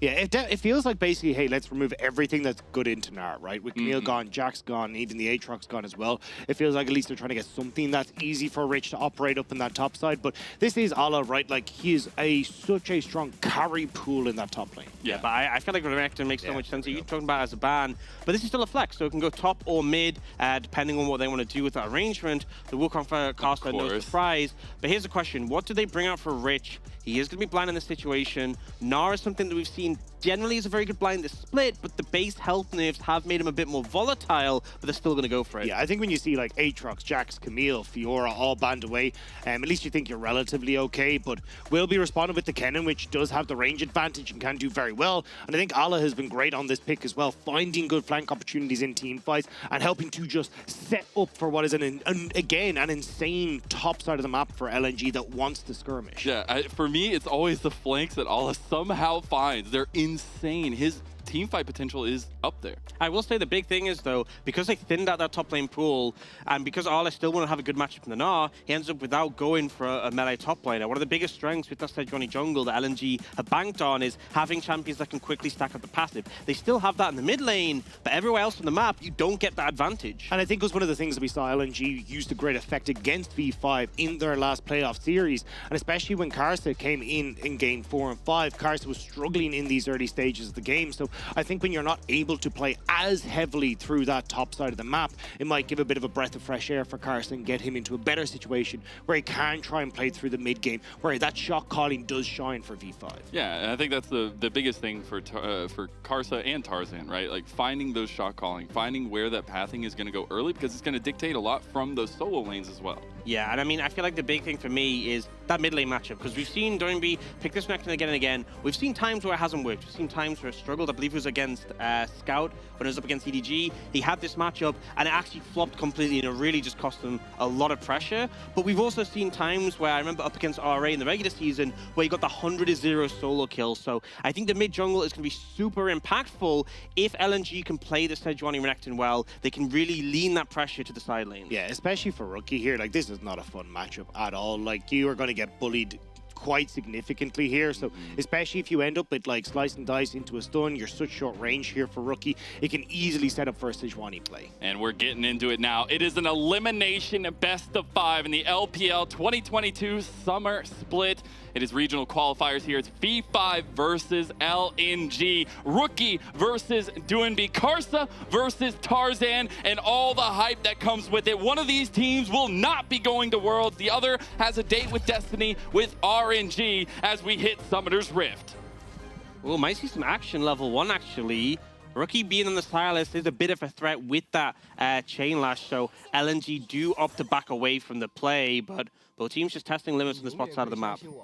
So far, so easy. No crazy level ones. I love the little super carry Doonby tag that we had pop up there as well. Just giving them a little bit of extra love. But in all actuality, so much pressure for all these teams, right? Disappointment is not something either of these organizations, let alone players, want to have under their belt. Especially after the disappointment for V5 coming in from spring, right? Everyone had them touted as the top team in the LPL. Comes to spring, they were supposed to be our MSI like attendee, and they completely flop. Then you come into the summer, and we're kind of going, hell yeah, V5, they're back on track. This is looking great. Dream is great. Rookie comes in, gets 50% of the available MVPs. We're like, Rookie's a beast. Let's go V5. And then we hit the slump again. So I think for V5, definitely wanting to see this team succeed and see if they can finally make it to that world stage. And I know you had talked a little bit beforehand about, if V5 do manage to make it to Worlds, it's literally Karsa and Rookie, the only ones that have been there before. They're going to have to kind of pull up the veterancy there.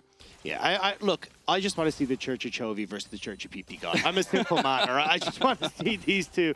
But look, I think for V5, it's a long out road, whereas for LNG, it's certainly going to be looking to a step back, but in the bot side. We're getting a little crazy. Photic going on to Light. We'll see whose particles are better, and this time it is Light who comes out on top. PP God, you got to run away to your church.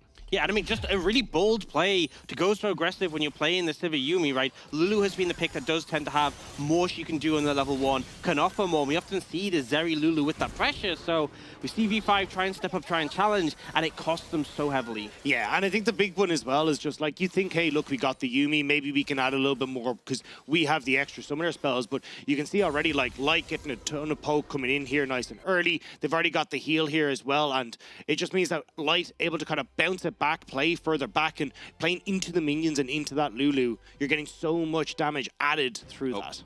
Yeah, apparently we do have a bit of a pause here, but I did want to focus a little bit more on that bottom lane because it's so interesting. We put so much focus, so much praise, so much spotlight on the top trio for both sides, but in the end, the bottom lanes are going to be that late game carry, right? We've seen it time and time again here in the LPL in the last couple days. It has been interesting to see, though, how a lot of teams have kind of just left the bot lane to their own devices. Like, even when you expect to say with, like, EDG to try and play heavy around the spot side, a huge amount of it tends to be much more about, hey, we're going to play towards flange, we're going to play towards top side, trying to get that under control, because that then leads into Rift Heralds, and then you can try and play through there. So I definitely think for both these squads, we will see much more of a lean towards the top side in the early stages, even just with the way that we've seen these two teams face up in the past. Yeah, I feel like a big thing for me with LNG in this game is, like, we look across the lanes, Kennen, pretty positive matchup in a Na'Vi, can really harass him down, cause issues. We talked extensively about how painful the mid matchup is. And I expect in bot lane, like the Zeri Lulu has had that early pressure typically in the matchup. So this is a game where we have 3 pressure lanes for the side of LNG. You want to find that early momentum, but this is a prime scenario for Tarzan really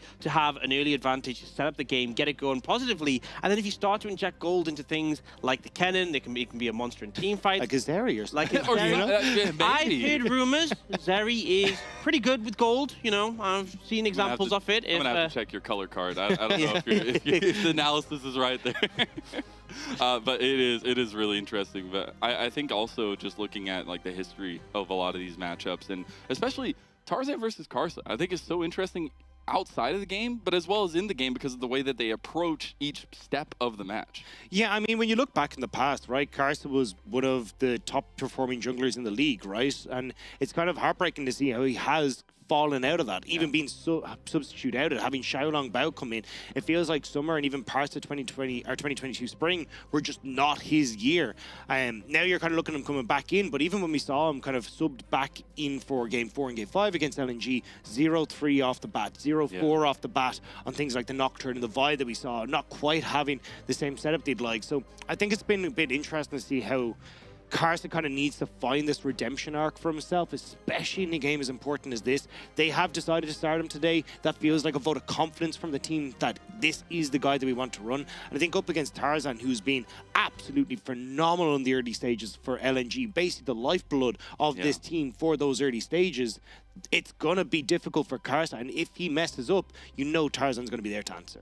That's the crazy thing, is Tarzan is the sword, it feels like. I think there's multiple people that can wield the sword on LNG, but it definitely feels like a lot of it rides on Tarzan, especially that early pathing. We've seen him literally get into the minds of so many junglers. It's actually crazy. I mean, that's a big reason why they had that run in the bottom bracket, because, you know, V5 obviously had a lot of jungle issues. SFM, I have not been convinced by this split. And then the point where they stopped being able to keep leveraging that advantage on Tarzan was when they faced JDG. And it goes without saying, Carnival, an absolute monster in the jungle. That's where the match was met. So hopefully they'll be able to do something here. And you know, Marcel, you said that Tarzan's really going to be important. I'm going to lay it out here. Jungle is broken. It's always a massive factor because, you know, lane's going well. Oh, suddenly jungler turns up, kills me, steals my summoners. I lose 2 waves. Great. Game is just over. And I think especially for a team like V5 who've been heavily reliant on things like the Rift Herald on that top side, right? They've like highest Rift Herald percent coming from the regular split. They oftentimes use that to gain first tower. They've second highest first tower percent in the league. Like, this is a squad that very much likes to try and have that strong top side of the map to play for that objective. And what we've seen is that LNG have been so good at disrupting that. Like, when we looked at the game, the last time these two teams faced off, things like the Nocturne being very prevalent, which is why we saw a banned here coming into game number 1, because it meant that you could very quickly on LNG's side come up to these top side skirmishes. They caught out Rich several times, just not really expecting to have any more, or Rich expecting to have his team be able to get there first, but suddenly Tarzan jumps over a wall, Doomby goes flying in with the paranoia, and it disrupts everything. So I feel like, again, when you've got like a very strong top side of the map, 3 pushing lanes, 3 lanes that are now very much in control for LNG, it's going to be tough for V5 to try and enact that game plan. Really funny update, by the way. LNG's light is having light issues. So we're going to see if we can get through that one very quickly here, but that is the delay on the game itself. And it gives us a little bit of time to maybe let the pressure sink in, let the stress sink in for these players. And as you get into it, right, we've already had the kill go over and a little bit of chaos. You know what's the worst thing ever is when you come on a stage and, you know, you're like, do I need the toilet? I think I'm probably good. Maybe you had like a long time with the opening ceremony.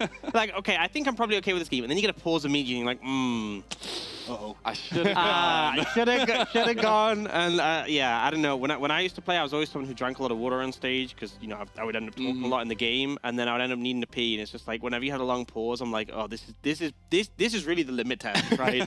How long can I go? Suddenly the calls become much more urgent. It's like, no, we're taking the 90 You have to end it now. Dude, we outscale. No. We have to end now. Well, guys, if you didn't know, we have the baguette here if you guys get hungry, just in case of the pauses. They got us, all right? They got us. Let's just hope we don't get the 8-hour delay for, like, EG, TSM. At least the light problem will hopefully be it's a lighting problem, not an audio problem. Yes, thankfully. But getting into this one a little bit more, especially, and I want to go back to a little bit of the influences that you were talking about for Karsa Tarzan, but especially going back to the fact that we literally have 2 literal world champions in the mid lane.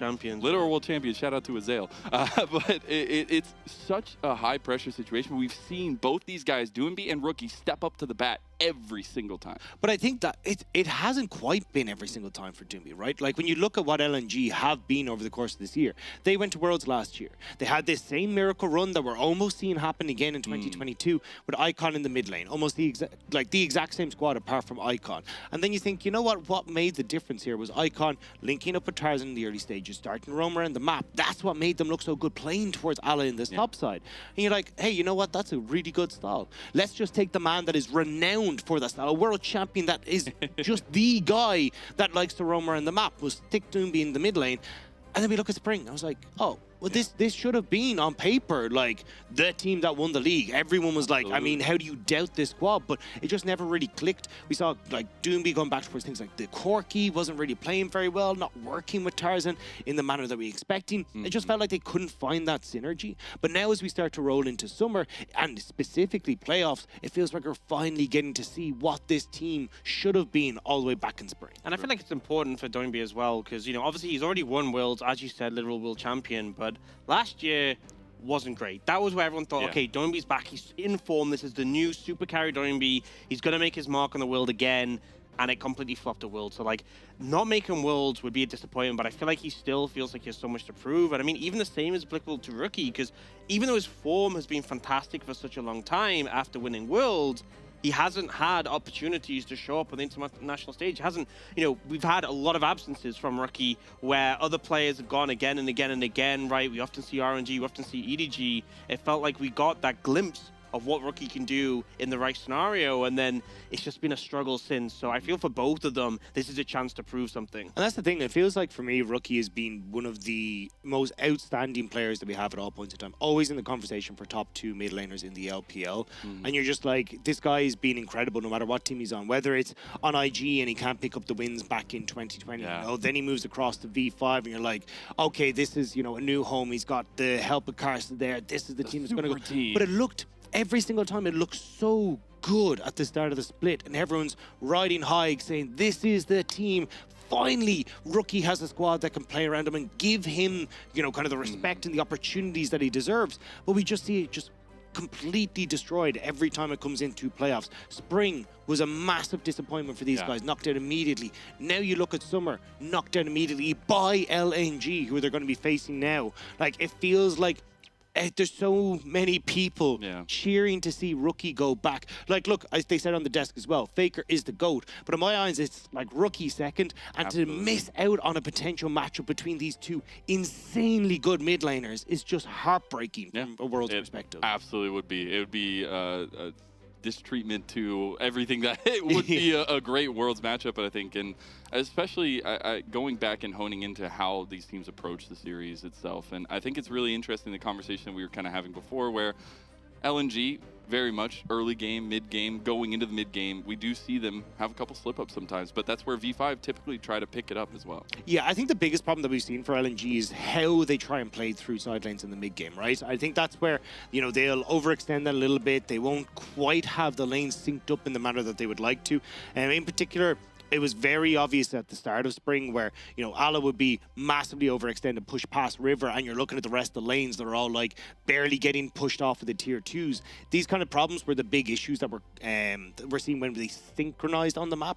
But they've definitely started to pick up that, and now you're starting to see, especially as like Doom being playoffs, starting to go back towards things like the Nocturne that can try and play through side lanes. Ala still going towards things that are heavily side lane focused. They're looking much stronger in that regard, and I think that's why we're seeing less opportunities for V5 to make these like crazy comebacks like we saw in playoffs. Like, I think they win 50% of the games they're behind at 15 minutes, which is just such an absurd stat. But that's why we saw V5 struggle to make that stat happen.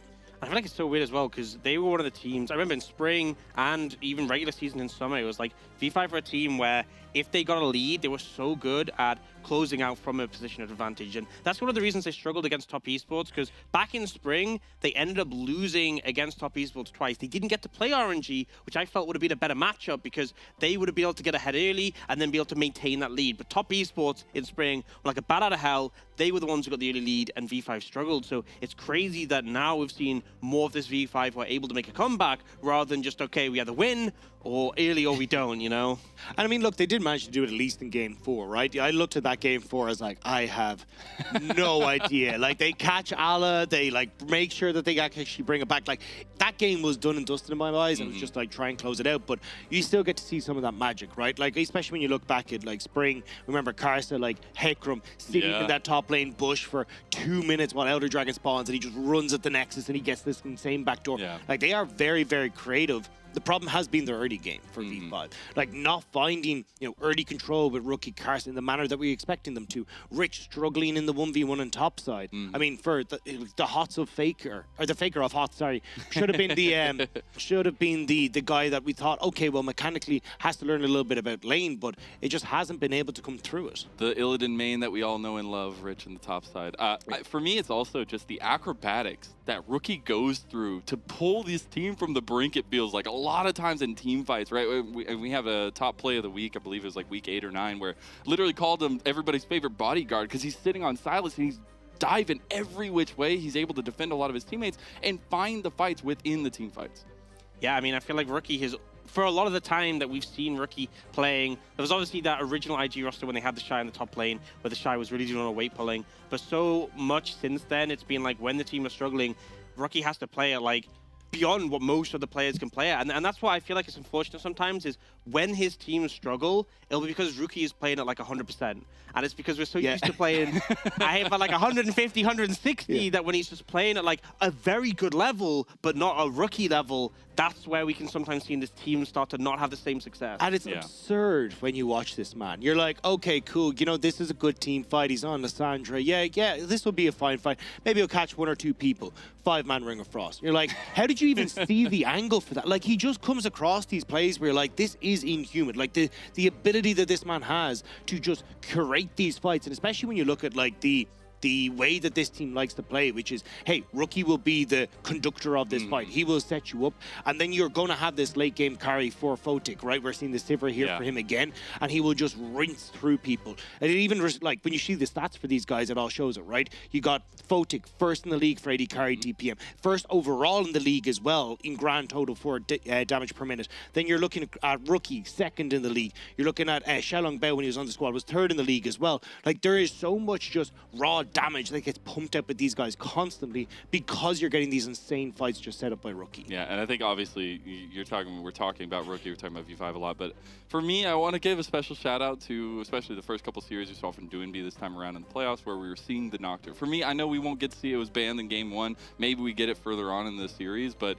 it was the utility, it was the way he used the paranoias, it was his brain in the game that just made him heads and above. And I think that's something you have to watch out for, especially going into Rookie. And I feel like the pick is such a potent one and really just ties well with the way he likes to play the game. Having that constant pressure, whenever he vanishes from lane, you're like, okay, what if you can turn up? And I feel like Nocturne having that ult is just constantly like, oh, what if he is just in range to pop the ultimate? And also, the darkness lasts a ridiculous long time. For anyone who doesn't remember when, like, that was the thing they buffed when Nocturne became, like, really obnoxious. It's like the ult, just the darkness is like 7 seconds or something. It's ridiculous. And that's why it's such a good pick the last time we saw it, because the game plan for V5 was like, all right, Rich, we're going to stick you on Ornn. Ornn is going to be fine. You lose lane, doesn't matter, you're going to be fine. Like, you're just going to survive in that top side, and that's all that matters. And then Doinby turned off the lights, and he was like, well, I don't know where this ram is supposed to be directed. I have no idea what's happening outside of this minuscule amount of vision. So I think, like, there was like, for LNG, they really did think through, okay, well, what are the options that we can bring to the table? How can we counteract a lot of these picks? And especially when Doinby has such a wide variety of champions that he can bring to the forefront, not only offering like flexibility in the draft, but just like being able to respond so effectively in a draft as well, I think has made it so crucial for him. And I know this is definitely a man who wants to get back to like Worlds, try to win it again, because let's remember, he doesn't even have his own World skin. His wife has a World skin, but Doinby doesn't have a World skin. Yeah, but hey, he needs to go get his own. Yeah, exactly. At this point. And that's what the run has been about. That's what's so incredible is I do want to go back to a little bit of the history because it is semi-repeat of what we saw last year, right? We did see the LNG Miracle run. We saw the same matchup, EDG versus LNG. The same score as well. The same score. It is all just lining up. So does LNG just make the run and make it back to Worlds? I mean, if history is repeating itself, then they win this and then they win against RNG. I'm not sure, though, because I think like a big factor last time was we saw WE kind of collapse and become a bit of an easier target to take down. Yes, RNG did lose to EDG, but EDG looked pretty good, and RNG also got 2 up in that series, so I don't think it's really a no-brainer in this one. I feel like LNG have 2 big fights on their hands, so to repeat what they did before would be... I don't necessarily believe it's going to happen, but it'd be amazing if they managed to pull it off. So I will update everybody. It wasn't exactly a lighting issue. It was a light issue. LNG Light is not feeling all that great, and so we are negotiating with them right now to hopefully get something underway here for you. But we still have a little bit of time to talk about this matchup in particular. Also the fact that, you know, we said at the top of the caster desk, but in actuality, right, it is an elimination match, best of 5 here. A lot of stress, a lot of pressure, a lot of extra time to think about all that stress and pressure. Yeah, I'm just curious to like if Light does have to be slotted out, like what happens then, right? I mean, you obviously have Iwandi who's sitting in the back line, but it means that Lumer or Iwandi more than likely has to then go into the AD carry role, which is definitely going to make things incredibly interesting to see. You know, that would be a storyline. Like that would be a storyline. Imagine they bring in support in the... Well, the problem is, I mean, presumably would they be going with the same draft? I don't know, because maybe they'd remake the draft if the player's been subbed in. I don't know what happened, but regardless, imagine you bring in your support sub and then you end up winning. Like, what a baller move we that go would from be. Mighty Ducks to the Mighty Chillin.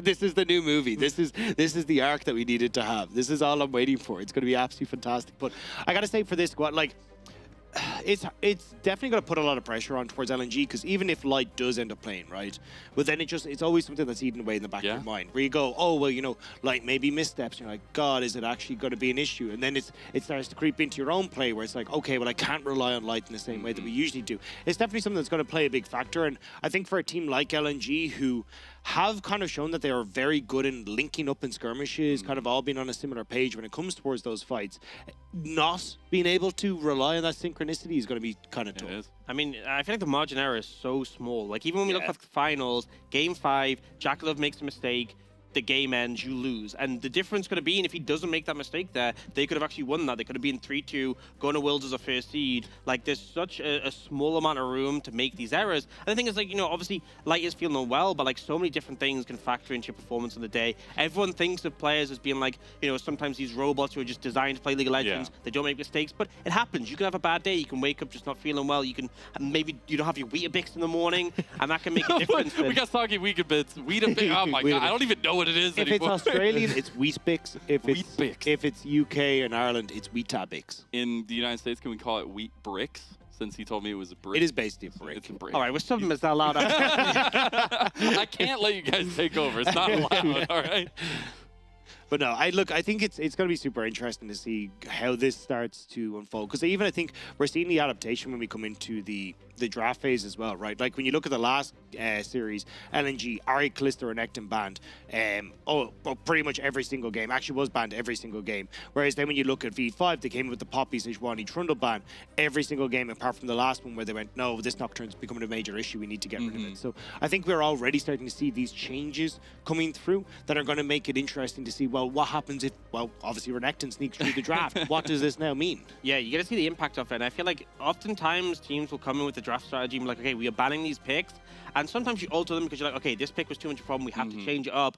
But that frees up a pick that you were happy to ban away. Like we saw that coming out where the Trundle ban was one that got dropped and didn't end up having too much impact in the last time these two played. So it's like, cool, we kind of learned we didn't necessarily have to ban away the Trundle. But sometimes it's like, okay, look, this was a problem, let's ban it. And then suddenly a new problem comes out and you're like, oh, no, okay, that's going to cause even more issues. But it's also been interesting to see how the style of LNG's kind of changed over the course of this split as well, because when we look back at the regular season, like Doomby hadn't really been roaming a huge amount. Like you look at the win rates on champions that you consider, good picks for Doomby, like 0% win rate on the Galio, 0% win rate on Rise, 0% win rate on TF, these champions that can roam around the map. Talia was the only one that he really had the pop-off performances on with an 83% win rate. Like we were looking more at Corki, that was his staple pick with a 63% win rate.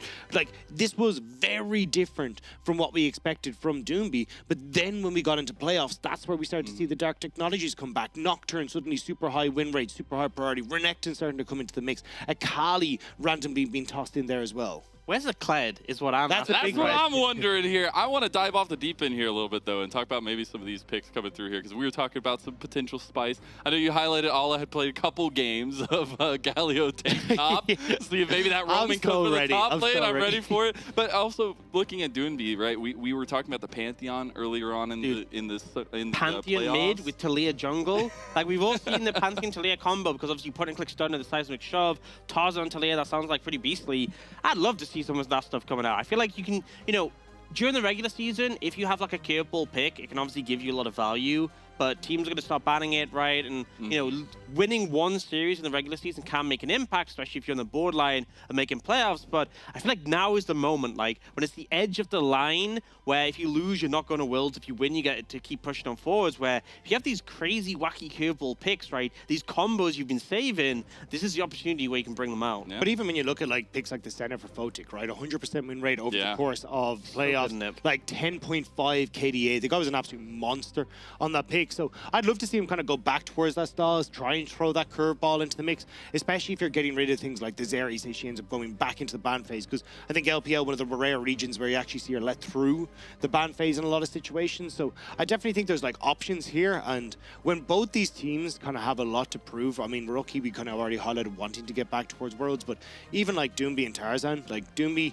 FPX, massively disappointing performance of Worlds 2021. The team that we were you got to watch out for FPX. They're going to be unbelievable, and they just imploded. Yeah, I try and forget it happened. Yeah.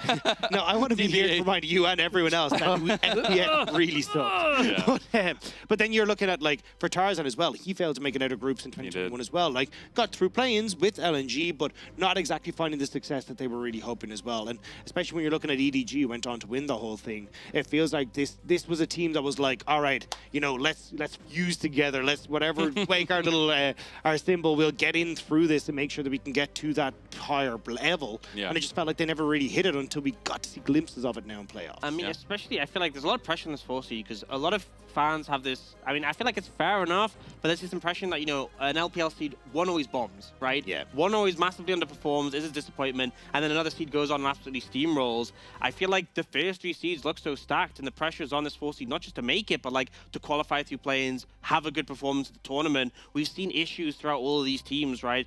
V5, LNG, we've talked extensively about some of the problems that they need to solve. It's not just about getting through the next round. It's like, can you beat RNG? And then if you do go to Worlds, can you represent the region and show your strengths rather than your weaknesses? Yeah, I think that's the biggest thing here. And obviously a lot thrown into the mix with the potential issues with Light as well, having already started the game. Just waiting to hear what we will get from that. But especially for me, since we have a little bit of time. I mean, we're before 5 minutes, you know, and if someone is AFK in solo queue, you can actually do a remake mode. So maybe does that apply competitively? So bear with me here, since we probably have a little bit of time here. We have a little bit of time. We have a little bit of time. It's been a little bit of time. It's been like 30 minutes. Hopefully, we will be getting at least we're in good company. That's the important. That's the important thing. I don't know about. Wait, they're touching the keyboards. Oh my God, we're the getting keyboards. the game. No way. Let's like go. Light is good to go, and we got gameplay, folks. We actually did it.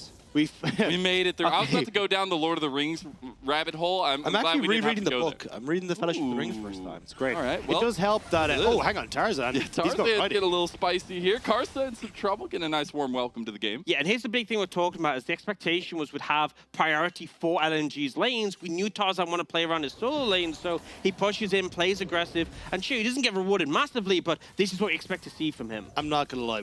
I forgot we talked about that. It's been a hot minute, but yeah, I do agree. I think when you've got so much pushing power in each of these lanes, the ability to try and go for these more aggressive trades, especially if you've got Doomy who can try and link up with you, is going to be fantastic. And especially when you look at Wukong, traditionally very strong in those early skirmishes, if you can try and set him behind at this early point, it's going to work wonders for you. I just feel like it's crazy the amount of damage that Sejuani does. Like, we've talked about it a lot in the top lane, but when you proc the stun and get that permafrost, it's actually disgusting how impactful it can be in those trades. Yeah, and I think obviously we had already talked about the big brain of Tarzan getting around the map very nicely, but also got to shout out Doonby on the Renekton. He has been oppressive on this pick, and speaking of, he is oppressing Rookie here. Rookie's in some trouble. He's trying to call on Karsa. He's trying to call on somebody. He's going to have to flash, and that will be a big Summoner Spell burn. Now we're looking at bottom lane, where you have another fight. Last time, Light maybe didn't want to have this one. Lumao this time might be the focus, for Fodic won't get him in the end. There is still the flash available as well. Yeah, and I think the big thing from there was, seeing a bit of action in the top lane. Oh, so ready! From Rich, one more auto, and Allah! He'll pick up the kill. Man, absolutely massive from Ola. I mean, we expect the Kennen to have the advantage, but a solo kill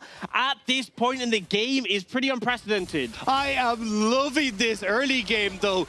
Kills on the bot side, kills on the top side. LNG have come to play. They nearly killed Rookie in the mid as well. This is what we're talking about. The early game from LNG made such a difference in their last series. Yeah, and I think here, just Rich completely disrespecting the Kennen, because once you get the E onto the Gnar, you've already got a stack of the passive, gets the stun in, that empowered auto coming in clutch to finish it off. And we are now at the point where, okay, Rookie's back in lane, ignite down from Doinby means less threat, but it shows you have to respect the Renekton. Bear in mind, Tarzan didn't even reach Rookie. If Tarzan was coming from the other side and was able to get in range, Rookie was just flat out dead. Yeah, he was indeed. We'll see the roam towards mid, though. They're really putting the pressure onto Rookie, and I think very much so needed for LNG, and especially the way that they want to approach this game, right? Early lead is all good. We have seen them stumble when it gets to the mid to late game, so it's about getting as much of a lead as possible. And I mean, they're doing a great job at the moment, right? Like, you burn flash in mid, very easy now for Tarzan. As you can see, like, him already hovering around mid to see if he can try and get that charge onto Doomby. Numair here as well. Constantly. And Karsa can't really help this out. Like, he would much rather have 6 before he tried to help out in mid lane whatsoever. Yeah, I feel like if he comes mid, he'll probably just help out LNG by giving a double kill. Oh, Ola has ult! He's going to be in a lot of trouble. He goes right into Mini Gnar. You might wish you were Illidan this time around, Rich, as he goes down yet again to Ola. Oh, it's a disaster in the top lane. We highlighted that it felt like there was a bit of a top gap, but it's turning into a canyon at this stage. They are decimating Rich in that top side, and he hasn't even had help yet. Even the Dark Seal as well for this Kennen. I mean, the fact that it's solo kills twice on a pick where typically we expect to see the Gnar able to stabilize most lanes, able to survive them, able to lead into the late stages. But here, this is kind of paying off from that earlier solo kill because Ola has the XP advantage. Level 6 hits, but Rich, you're using all your abilities before Ola's even got in, and then the mega times out, the health is lost, and look how low he is before Ola even uses the ultimate. Yeah, he didn't even need, it had the flash at the end just to ensure that last auto attack, but it's just top play from Ola already, and we said how integral this Kennen pick for him is, but not only for the team fights of LNG. And if you're Tarzan, you're like, Ola, my man. Now I just get to grow top side. I don't even care about this. All right, you got your thing going. I'm going to play around mid. I'm going to play around bot. You know what? We get towards Rift Herald that's just about in a minute's time. Well, you've got 2 kills, the Dark Seal. You've already got Sork boots. I mean, you're going to be able to decimate any sort of fight we go towards. Yeah, and I feel like LNG have kind of skipped a step because we're like, look, strong mid jungle, get the advantage there, spread of the side lanes, and then Ola, Light, and Luma are like, no, we're just going to get kills in lane by ourselves. And I feel like, you know, the expectation was so much pressure would be on Tarzan and Doinby because if they didn't get ahead, the side lanes may not be able to flourish on their own. But I mean, this is beyond flourishing at this point, and you start to be concerned for V5 because top is bleeding. You have the scaling bot side. Light's just hit level 6, so he's going to be a problem, and you know things are going to be tough from here on out. Yeah, it's turned from flourishing into farming at this stage. Like, Ola is just absolutely destroyed. And now again, like, still you're looking at, like, Flash still down for Doomby mid, so Tarzan always the potential to try and make a play there. But, I mean, you're already seeing pushing bot, resets are going to come through, but also the pushing mid. You move over towards Rift Herald, and even Ola again, look at where the wave is on top side. He's got that nicely frozen for himself. He creates a slow push. How do you even try and contest this objective as V5 on top side? It feels like you got to try and trade it for something like Dragon on the bot end. And speaking of, right, it is about looking for V5, where their next steps are. We said their biggest strengths are mid to late game, finding those decisions, finding the back row, and especially around these objectives. But being this far down early, having that much pressure on the top side, it's a question of what you do as Karsa to get back into it. I mean, I feel like you know now that Tarzan's going for the Herald, you can't contest. There's no way you can fight on this top side of the map. Even if we hadn't seen Oleg get 2 solo kills against Rich, the Redacted Sejuani is so intimidating. I would just lean bot, but it looks like they're heading over. They're actually going to... There's no way. There's no way they could do it. It is just going to be the Rift Herald picked up by Tarzan there. Yeah, they're securing another objective, which is a blue buff. So there you go. There you go. Leaning towards that one, but now this sets it up so well for LNG because Dragon is on the table towards. They can set up to start stacking those. We often see teams create. Oh, Engage comes in. That's a little bit of a final chapter there, maybe for Lumao. He does get the shield in the last second. Look at Light putting in the damage. Oh! Fodic ends up picking it up. It is a trade back, so V5 get on the board, but they do lose their AD carry in the end. Yeah, I mean, at the end of the day, Light's going to get to push this in, so a win for LNG when it gets towards even the pressure that they can put on that bot lane turret. Yeah, there's a plate to take as well that was pretty low, so big win for the side of LNG, but Photic doing a good final skill shot to make sure it's a trade and not just LNG pulling further ahead. Now, Karsa looking for something mid, but I'm not sure you want this. Yeah, it's looking a little bit of a spicy predicament here for Karsa, but he's walking right back. He's got Rookie coming down.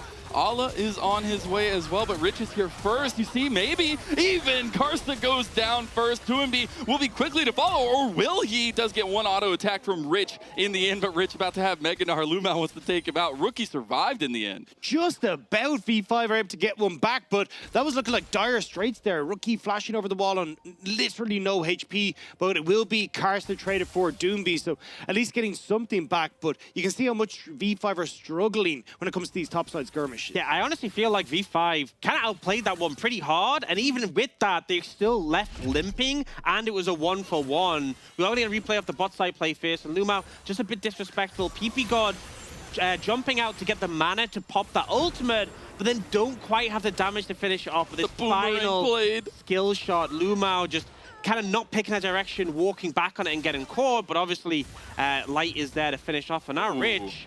What? Okay!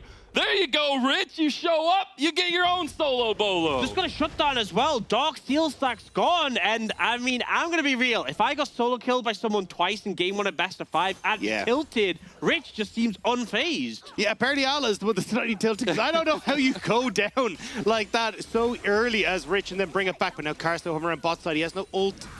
Tarzan will try to follow him up. Ooh, we're getting a little 1v1 in the mid lane as Rookie has that dominance available. We'll see Fotic and Karsta trying to get back in. The final chapter comes out. Lumao using that wild growth. He'll still go down anyways. And Karsta, he's making his name known. V5 are doing a good job now of starting to find these picks, like punishing the fact that Lumao had no ult on bot side. Rookie willing to give up some of the CS in mid to make sure that he could zone Doomby off the play. So, I mean, overall, V5, they're trying to bring this back pretty hard now. Yeah, doing a good job of it. I want to see a replay of how this happened. I think Ola just disrespectful. And look how the ult and the wallop afterwards from Rich clears the wave, which means Ola takes a tower hit. And then the follow-up and the ult from Ola just way too late. Yeah, just grading for that place. Ola really wanted to get that, but LNG now going to turn their attention down towards this bottom side.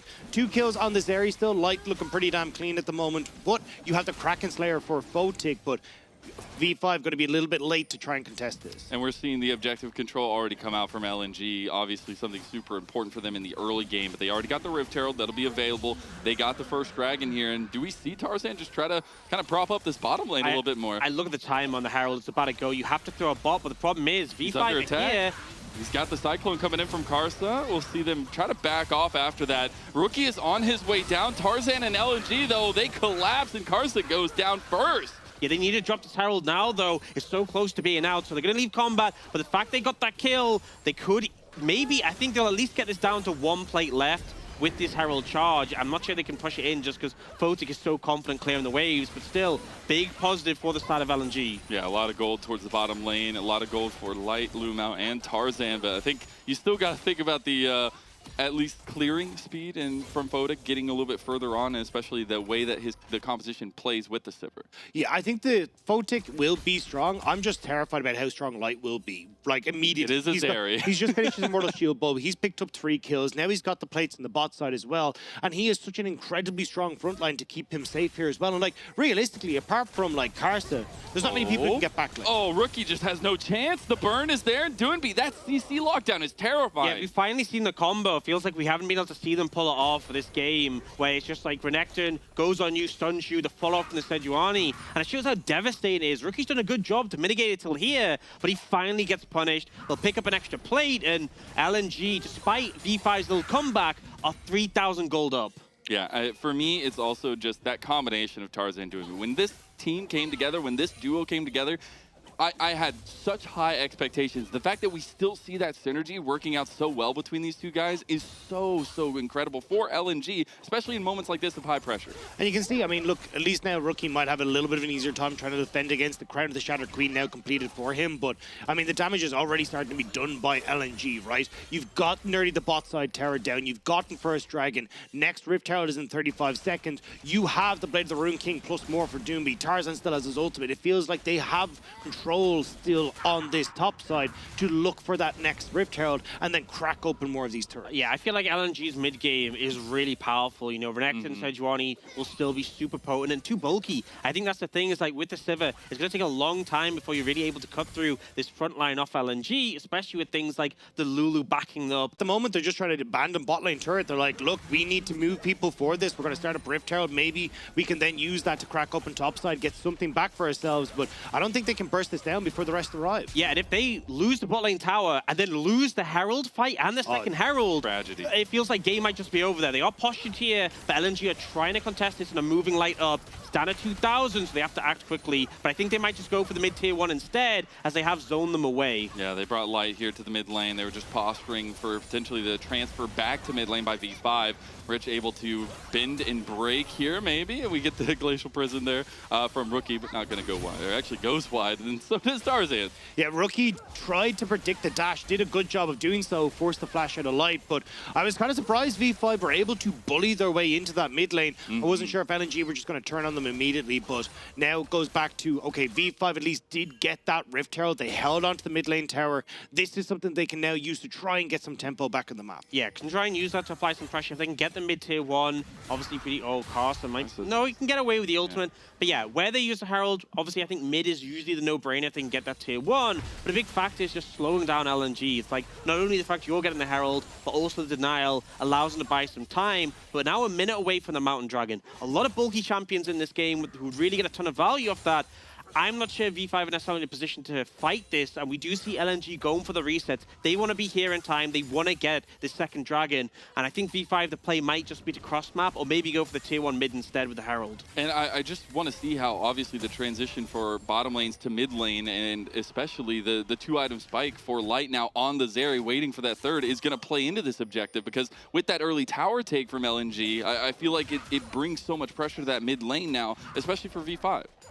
Yeah, I think the biggest thing for LNG is just how easy they're going to be able to move around the map, right? Like Doomby and Ala already getting control over the side lane against Rich. You got Doomby as well, who's going to be in a good spot. Oh my God, talk about pressure in the mid lane. It's all the pressure onto Photic. That's a nice triple final chapter, but there's not enough pages in that book. And they were so well played because the cleanse was burned by Photic, by Tarzan in that last little encounter we had around mid. And then, you know, he spell shields Light's Zap, doesn't think it's a big deal.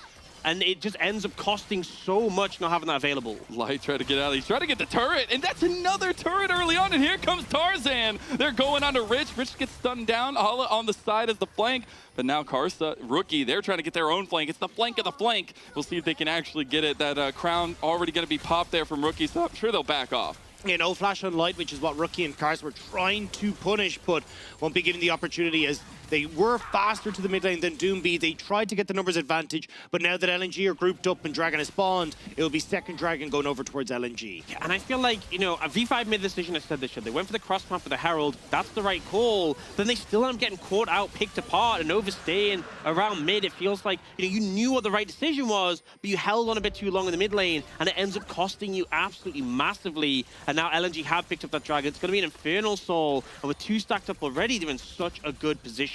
Yeah, almost 4,000 golden lead, objective control aplenty, only 1 Rift Herald going to V5, and it just feels like the map is LNG's oyster at this point. It isn't exactly a lead that you can just slam home at 20 minutes, but it's something that for LNG is so important in terms of control. Oh, we see it there as well. Tarzan just managed to sneak past the ward that was in the pixel brush, which is why Photic caught off guard by this, wasn't able to get the spell shield in time, and ends up falling down. So nice job by Tarzan. And I mean, again, Tarzan's been so good in this early stages of finding those moments to play around his lanes, making sure that you can get Rookie mid, getting those kills on bot side. And I mean, right now, making sure that this is a 4K gold lead that's very nice for LNG. And I just see the fact it's a 4-0 Zeri. I mean, there's lots of good things for LNG in this game. 2 Dragons, the team gold lead, the fact that you got like 2-1 on your solo lanes.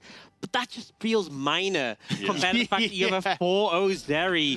Oh, it's so scary. And I think the biggest importance is how do you attack that? How do you find an avenue? Because they don't have any of those direct lockdowns. And that's what we were kind of talking about early, but Doomby. Oh, they're talking about direct lockdown. They're trying to find Doomby. They're even TPing to the top. Here comes Tarzan to help him out. Doomby with the wild, gets the wild growth on top of him. He survives, and now it's a front-to-back fight with that 4-0 Light on the backside. Rookie's going to have to be very, very careful going into the alcove here as well, but it looks like things are stepping up a little bit. You've got Photic coming into the fight now. It's front to back, but that ricochet could be so important. Ala goes in with the slicing maelstrom. They get 1, but immediately it could be turned back. No, it's not. The burn's not enough onto Ala, and LNG are coming up aces right now. It's the life fight, baby. He comes in at the end of that and starts to clean it up. Ala escapes with 0 HP. Doomby escapes with 0 HP, and V5 just wipe the grin off their faces because that was so well done by LNG. Such good coordination. I feel like the decision-making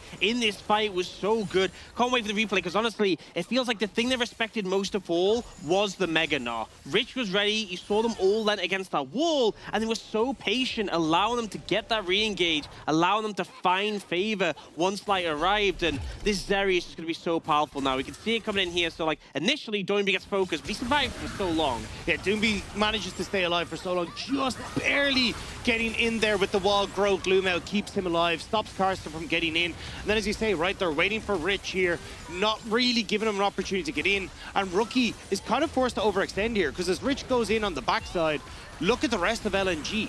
Rookie ends up in a completely different fight to them. Allah zones away V5, and it means they can deal with Rookie in the backline as V5 are retreating, and then Light's easily able to follow up here. It just felt like as soon as the Mega Knot timed out, that was the signal for everyone to push forward. And this is the power of Zeri with the Lulu speeding you up, is that you don't get to lose a team fight and run away. You will get chased down. You will lose more members. And now that gold lead is expanded more on Karsa, I mean, you are really struggling to have any impact in this game. It's really difficult when we've seen Wukong be at such high highs. But I got to give special shout-outs to the Lulus of the LPL, man. Over the last couple days, there have been so many incredible last-second wild growths. This time, Luma not using the flash to get in there. He didn't need to, but I think it's so crucial to keep an eye out on that pick, especially when it's looking at such a powerful lane partner in Zeri at 5-0. And the biggest problem now is that you've got this massive Renekton on one side of the lane that can actually go toe-to-toe against Rich. You got Allah who can go fairly handily against Rookie as well in a side lane. So it becomes very hard now for V5 to try and match a lot of the pressure that LNG have on the map. And all that LNG are doing are trying to clear waves until this next Draken spawns in a minute's time and make sure that they're the ones with control of the area. V5 try to beat them to the punch here as Karsa has already snuck his way in behind enemy lines. He has. He's got a lot of vision around him. They're going to bring Rookie over the wall as well. Now they got to be very, very careful. The Blast Cone will get them out scot-free. And I feel like they have to approach it from angles like this, because I think in a 5v5 it's so hard, because the logical thing is, okay, in a 5v5 we try and kill the Zeri. But undoubtedly, if you're going for that with all the melee champions on your team, you're going to be clumped up, and that's just prime opportunity for Doinby and Arla to take over. It's really hard to see a window into fights at the moment, so they're trying to find these little picks, these windows, these opportunities. Yeah, I feel like that fight relies on Rookie. No exhaust on LNG's side. If he can steal away Allah's ult, get in onto the backline, maybe he can delete Light and make sure that LNG can't have that big clean fight they want. But it's so difficult for Rookie to make that play happen when you're being pushed in onto your own side of the map. You're not getting this opportunity for flanks. There is one pink ward at the back of that Infernal Dragon that could be Rookie's key into this fight. Could you imagine an Infernal Dragon given over to LNG, especially that soul would be so crucial, but soul point for them so crucial because they can make decisions easier around the map. But it looks like LNG will go ahead and pick that one up. V5 trying to make something happen in mid lane. Light able to get out of that one. They don't even get a lot of damage on the turret either. Dragon's gone. They don't get there in time, so LNG now will get to escape away. You've got the mobility to get over the wall, and Rookie... He's playing a little aggressive there. He's like, team, we going in. He goes golden, and he's going to be in a little bit of trouble here. He has the Glacial Prison, though. Tarzan is trying to get away there, and there you go. Karsa gets engaged on, using the clone to get out of there. The slow will hit LNG. Ala is looking for the big slicing Maelstrom on the grouped up members. Tarsa has to flash off the pit. Tarsa, he goes back in. Final chapter is not enough to save him, and LNG are just picking apart this fight. Light is gunning them down. The Ultra Shock Laser plus the slicing Maelstrom, all the electricity you could ever ask for. And Karsa tries to make the play at the end. He feels like he's going to get taken down, tries for the turnaround, but the damage just isn't there. 7-0 now for Light on this Zeri. He is unstoppable. And LNG are unstoppable. Baron on the cards as well as they turn over towards that objective. Yes, Photic, maybe you get a bit of gold off the bounty that's on this tower, but with this 3 dragons, the Baron, the push is going to come through, and this gold lead, it is going to explode in favor of LNG. All right, so when is LNG opening their power station here? Because they are absolutely channeling the lightning, and we'll have to look at that fight one more time. Yeah, I mean, here, Rookie ends up overextending, trying to find an angle, and the team knows they want to move in, try and defend him, but Rich, his Mega Knot times out here, and LNG just being patient until they can reposition, until they can find an angle into this, and then they start pushing forwards. Karsa is able to get over the wall with a flash, but Light, so confident, just flies over, knowing he has the backup of the Lulu. Again, though, we're seeing that, like, V5 don't feel like they're on the same page. We look at the fight that we had in topside. Rookie goes forward, everyone else in V5 goes to the right. This fight again, Rookie's going to the right, nobody else is with them. It feels like the communication isn't there for V5 on these engages where Rookie's looking for one thing and the rest of the team is staring in a completely opposite direction. And I feel like now the state of the game is we have Baron for 2 minutes, which LNG are going to use to push in the waves, get control, take more structures, and then in 3 minutes we have that Infernal Dragon. Zeri is nearly at 4 items. It's a 7k gold lead. This is LNG's game, I feel like it's so difficult for V5 to find a way in, but if you make one mistake from here, if you lose one fight, it's over. All right, Light is in some trouble here. Himself tries to flash. You see wild growth from Lumao, but it's not going to do too much this time around. It's a big shutdown going over. You're supposed to wait till after the fight to leak the script. You don't put it for before. Yeah, my bad. Well, rookie mistake. Good news, they kill Light, they get his flash, they get 1,000 gold. Bad news, Tarzan got that 1,000 gold. You'd have loved to have that on Photic there, but beggars can't be choosers in this position. And I think it's interesting to point out, I mean, obviously the combination coming together there, but that is something in the last series for V5 that was questionable in the fact that that communication, that structure, it was seemingly not there as well. And I think that's something that is so integral to see coming together in little bits and pieces. And one of the things that was also a big telling point for LNG was making picks like this optional for V5.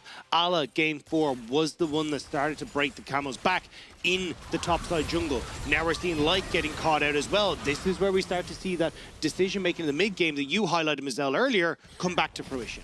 Yep, and it's something that LNG need to get under wraps at this point. We're 26.5 minutes in. They do have that big lead, but we've seen them in positions like this before. It is all about coming together in the end. Get a nice little Baron push here. You got 40 seconds left on that one. But the Baron play, not that big in terms of V5 getting that huge shutdown in the end. Yeah, he didn't actually pull them too far ahead in terms of gold, but the big thing I'm thinking of now is control for this Dragon. If LNG get this, it becomes extremely hard. We do see, though, V5 able to get a bit of a ward that's a little bit deep. They do want to go for a sort of a TP flank angle.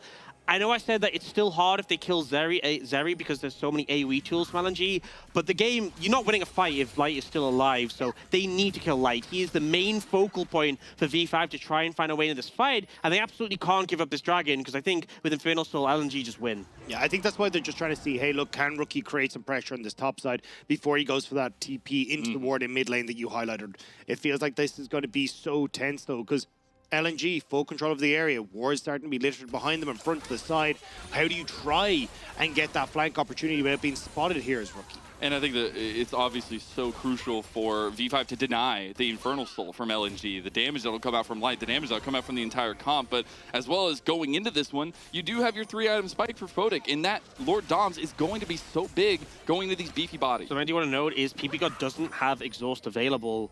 Ale is now level 16. The Slicing Maelstrom is doing a ton of damage. So if he gets a big ult up, that is another problem that V5 has to deal with. And yeah, he's looking for a bit of a flank angle here. I don't know if he was spotted out there. Tarzan goes for the... Oh, Allah is waiting over his side. Photic, you're about to fall for the trap, and the lightning is sprung. It's huge from LNG, and they are just picking apart V5 yet again. 1 by 1. Rookie will go down to Light. Another kill. The cat does not survive, and Carson might be able to get something back here, or does he? Lightning strikes twice for LNG. The Zeri on one side, the Kennen on the other. They're decimated in the fight. And again, we're seeing LNG are saying playoffs, it's playoffs take 2. And it was such a good flank from Ale there. I mean, just the heads-up play, finds his angle in, and then he just waits over the wall. We see Photic walk over this ward here, and the ulti pre-channels it, so when he flashes in, just absolutely annihilates him. Like, there's nothing you can do there. Exhaust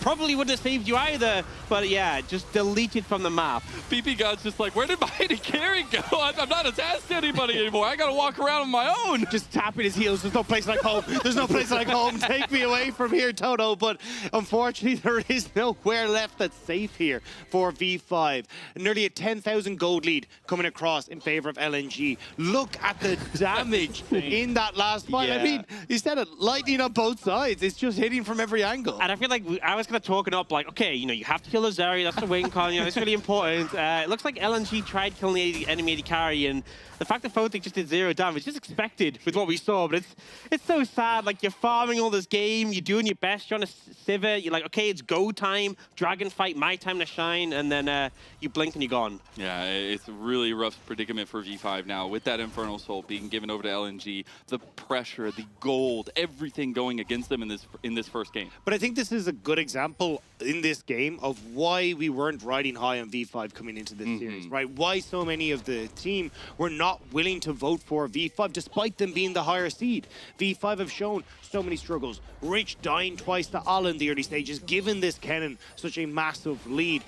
Carson Rookie not finding the same success as Tarzan and Doomby, and now LNG have full control over this game. They're playing into the face of the V5, saying, what are you going to do about it? We know Baron's up, and we're just going to take that vision in front of you. And looking back at the composition, it's just so hard to lock down Light, the Zeri at all, right? We saw so many bans in the draft, the Vi, the Camille, everything, the things that we wanted to get locked down, but it doesn't come to fruition. Now V5, they try to get in front of the Baron, but the Baron's already gone, guys.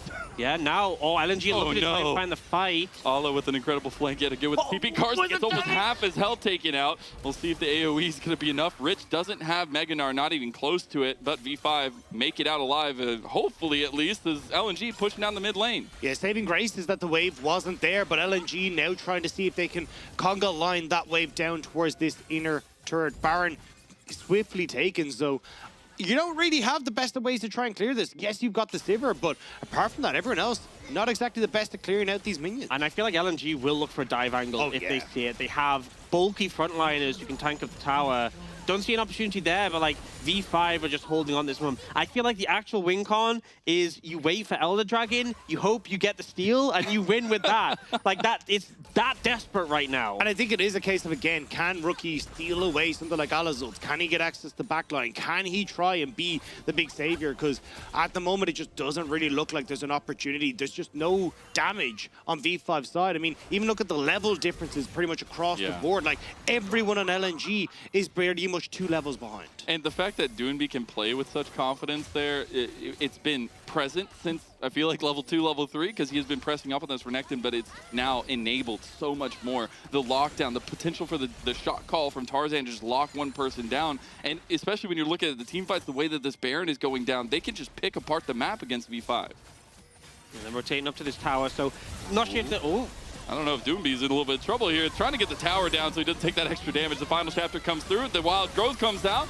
Doomby will finally go down to the ricochet. Rich has Meganar. Maybe he gets in. He was hoping somebody was in the bush there, but doesn't find anything as LNG find a way out. Yeah, a little bit disrespectful there from Doomby stepping up, and Photic now has 4 items. He's got the armor pen, got the IE. Oh, Luman might die too. The Meganar ulti comes through. This is some of those moments that we were seeing earlier on being taken advantage of by V5. That's a lot of shutdowns, and also the opportunity now to like look for more of those bounties off of the turret that's coming up here. So that's a lot of gold that swung over in favor of V5. Now look, it is still a 10,000 gold lead, but certainly being able to get like the shutdown on towards Photic, he's now got 2-4 items and still going to be relevant in this fight. And I think that's the big thing is if Photic can free hit, he is going to start to shred, right? You know, Sivir gets to this point with 4 items where there aren't really tanks against her. She does so much damage. And Doinby, you know, even with the Lulu coming in, even with the Dominus, starting to get shredded through here. And bear in mind, he has a Randuin's as well, right? Yeah. And it just still isn't enough to survive for that long against Photic. So I think it was an overstep from Doinby. I think it was a mistake.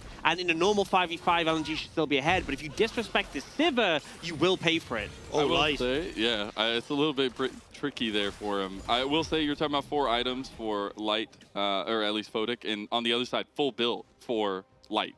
And well, one of the big things we've been highlighting is how hard it is for V5 to find the flanks that they want to get on towards Light because they haven't been able to get control on the map. It's been LNG with the tempo advantage this whole time, but now you can see it's V5 that have control over River. Now Rookie has an opportunity to try and find these more creative flanks. Carson can try and get on towards Light, and LNG have to be very careful coming through this River. You can see Ala at least trying to find his way in through the bottom side of River to see if he can find a flank of his own. I mean, we have Elder Dragon coming up in 30 seconds, and you're saying V5 with a miracle steal, anything along those lines would be a game-changing moment. We've seen team fights won, not by non-Zeri, but by down 10k. Which is why the big thing for LNG is they don't want the Dragon to get started. They just want to take the fight, so they don't let it come down the Elder. They are stronger right now.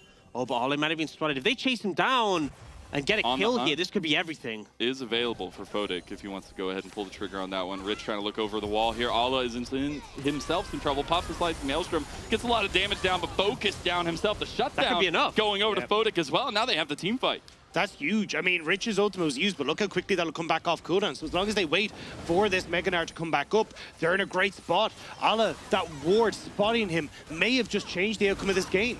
And we'll see the setup here from V5. It is a mismatched fight for LNG, but they have the lead. They have 10,000 gold almost over their opponent, but can it be enough? The lightning crash from Light, the damage is needed here, but Rookie is buying a lot of time. The bodyguard for V5 trying to make it happen here, and the reset comes out on the fight. Yeah, but Light's ult is timed out. It's being used, right? Dominus is about to go as well. So much committed by LNG. This could be V5. Costa, he goes in, he goes gold in the final chapter as well. We'll see a lot of damage coming in from the ricochets, and now it's a lot of back and forth here. Doinby goes down first. Rookie is carrying the fight. Tarzan about to go down as well. Rookie's going gold in the Kingslayer. But Fodic is coming up. Aces. They can't kill Light. Come through. It's a one-man fight for LNG. He's making it happen. And Zeri, things do Zeri bad. That is huge for LNG. Light will send V5 to the darkness as he steps up huge in the fight. Everyone from LNG flashing forward, trying to get onto the LNG 80 carry, but he says, no, we will not be denied this game. It felt like V5 had everything under wraps, and now Fodic might be in trouble. They are burning them down. PP got easily a couple autos from Ala, and now that GA ain't gonna mean much. Light surviving, and all that's left between game number 1 and LNG are a couple towers and one more Nexus, as they will find the win in game number 1, denying V5's comeback and coming up big. It feels like V5 did everything right, factored it all in, found the best team fight they could possibly get, and then Light just said no, stepped up to solidify the win, and it must be such a frustrating loss to V5, because yeah, they were super far behind, but we all saw that they nearly had it. You could see the time turning, the clock going over in favor of V5, but Light for LNG stepping up huge there.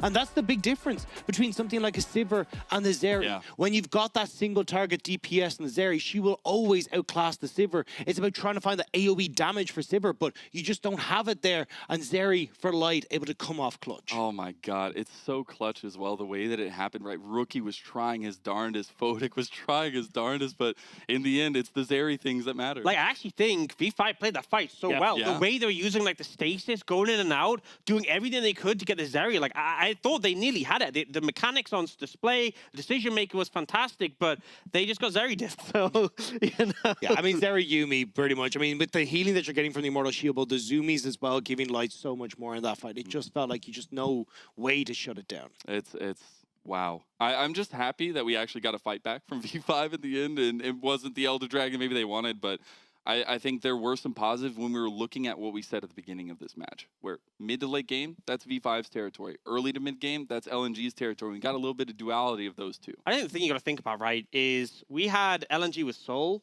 we had LNG with a 10k gold lead.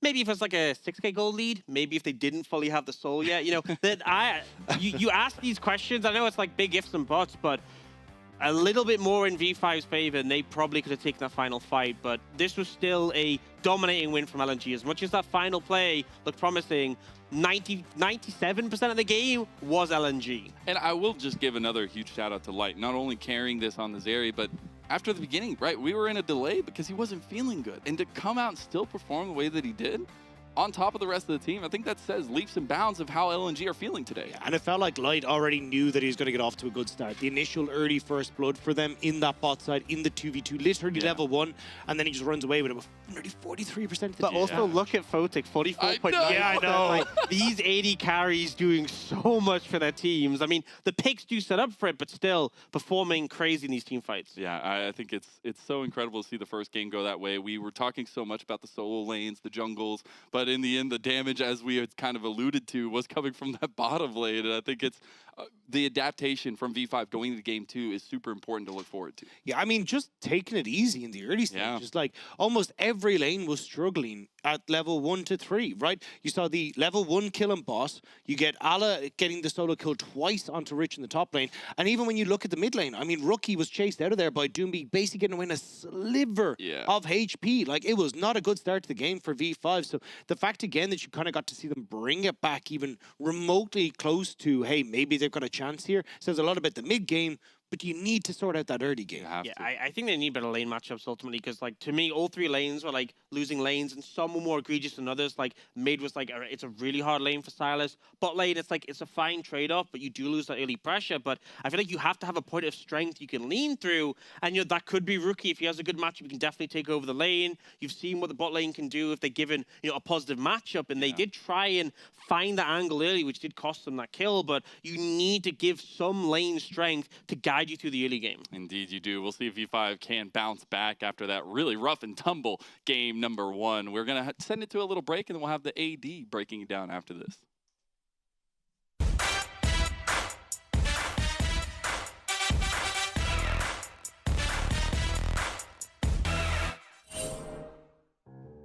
我猜是谁操作很下饭那种，就这个意思，就是有人有瞎操作了就发这种表情。应该就是那个类似 LPL 下饭的意思吧，看到下饭的操作就发这个表情。第一个就是哈哈哈的意思吧。뭐지? 놀랐다? 모르겠네. 대단하다? 대단하다? 操作和吃的情况下，这个就是有好玩的事情发生的时候。有点看不懂，只能看出他笑得很开心。应该会触发一个很好笑的操作吧，然后这种表情吧。肯定是看到好笑的场景。不知道呀，看不懂。就是笑的意思吗？感觉这个表情的含义应该是看到了很搞笑的操作在笑吧。我估计就是笑死，就是那种夸张的 LOL 差不多。这应该是无聊的时候发吧。就是不好玩。这个我完全猜不到什么意思。这应该就是看，说白了两队太无聊的时候，应该会发这个。这个表情有点明显吧，感觉就是有点困，可能就是看 LCK 比赛看的。这个应该在 LCK 比较常出现。这个表情因为都不打架，要睡着了。啊，这个表情的话，应该是就是打的话比较就是太运营了，然后没有触发人头这种吧。第二张的话就是感觉应该出现了很离谱的操作，让人窒息吧。这个是看到选手操作窒息了吗？这个应该是很窒息的时候吧。这个我就感觉就是看到那种令人很窒息的操作，然后就感觉要做那个吓人中那个动作一样。我觉得这个表情应该是看不下去了，就可能拉眼睛。这一看就不像国内的人会用的，一般都是看别人赛区就发这个，或者赛区对打就发这个，摆烂，不玩了摆烂。这是喜欢的队伍被团灭了那种。这蜥蜴吗？还是什么？这个猜不了。你还是不知道什么意思，完全猜不到。这个应该是有一波很帅的操作，然后张大嘴尖叫。뭐 슈퍼플레이 한 거야? 슈퍼플레이 했나? 可能出现了搞笑的操作吧，然后大笑。感觉这个就可能是比较好的操作，也有可能是比较可怕的操作吧，就是感觉两种都可以用这个。这种一般就是被某位的选手的操作惊呆了吧，要么就是那个人实在是太搞笑了，玩的就是。这表情是个鳄鱼啊，可能就是一直在打架，然后比较血腥，就会发这个表情吧。这张是凶残吗？血腥还是什么？这个表情，看我们比赛像吃了碗大饭吃饭吗？第三个是666，这是表示很惊讶吗？看不明白，这个看不明白。哎，这东西谁不会啊？这个算我对吗？应该算我。这是啥呀？这是熊吗？啊，这这个呀是吧？麦是吧？啊。谁厉害？我厉害。哎呀，找个角度。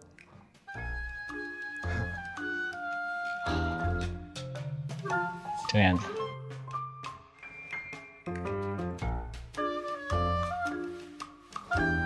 那就这样呗。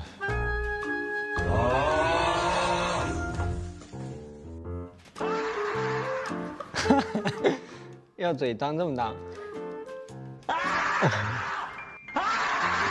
就这样。模仿嘴巴张得很大那一个。这样吧，应该是吧。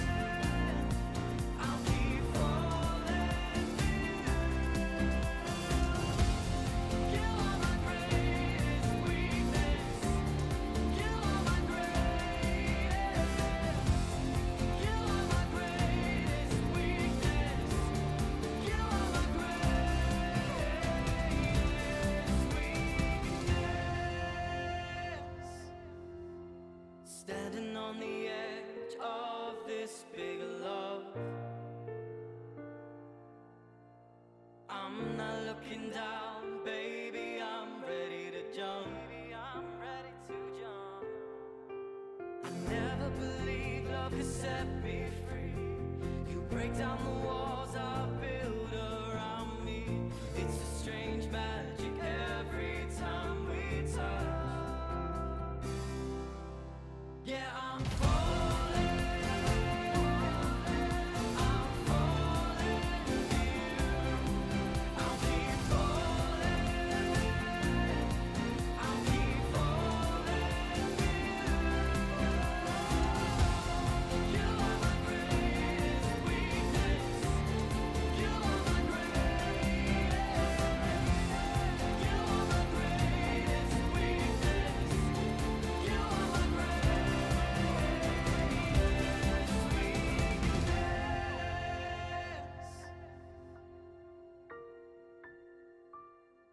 my greatest.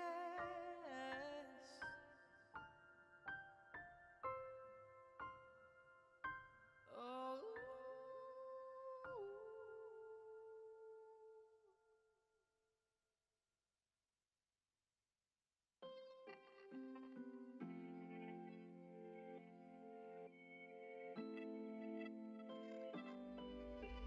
Time stands still, feels like you're lost.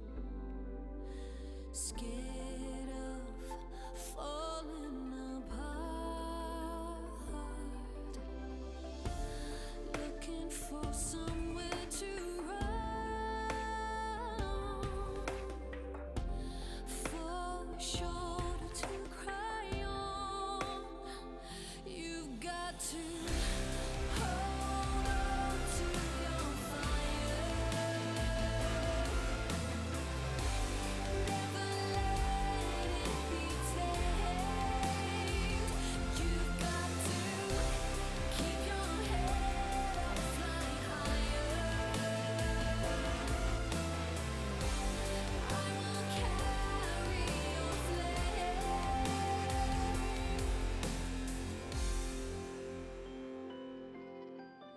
Pay no thought to what people say.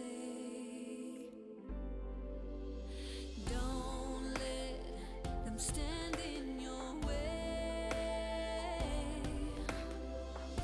Yeah, in our hearts we know the truth.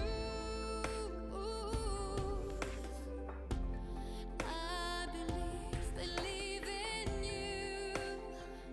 You've got to hold on to your fire. Never let it be tamed. You've got to keep your head up, fly higher. I will carry your flame. Hold on to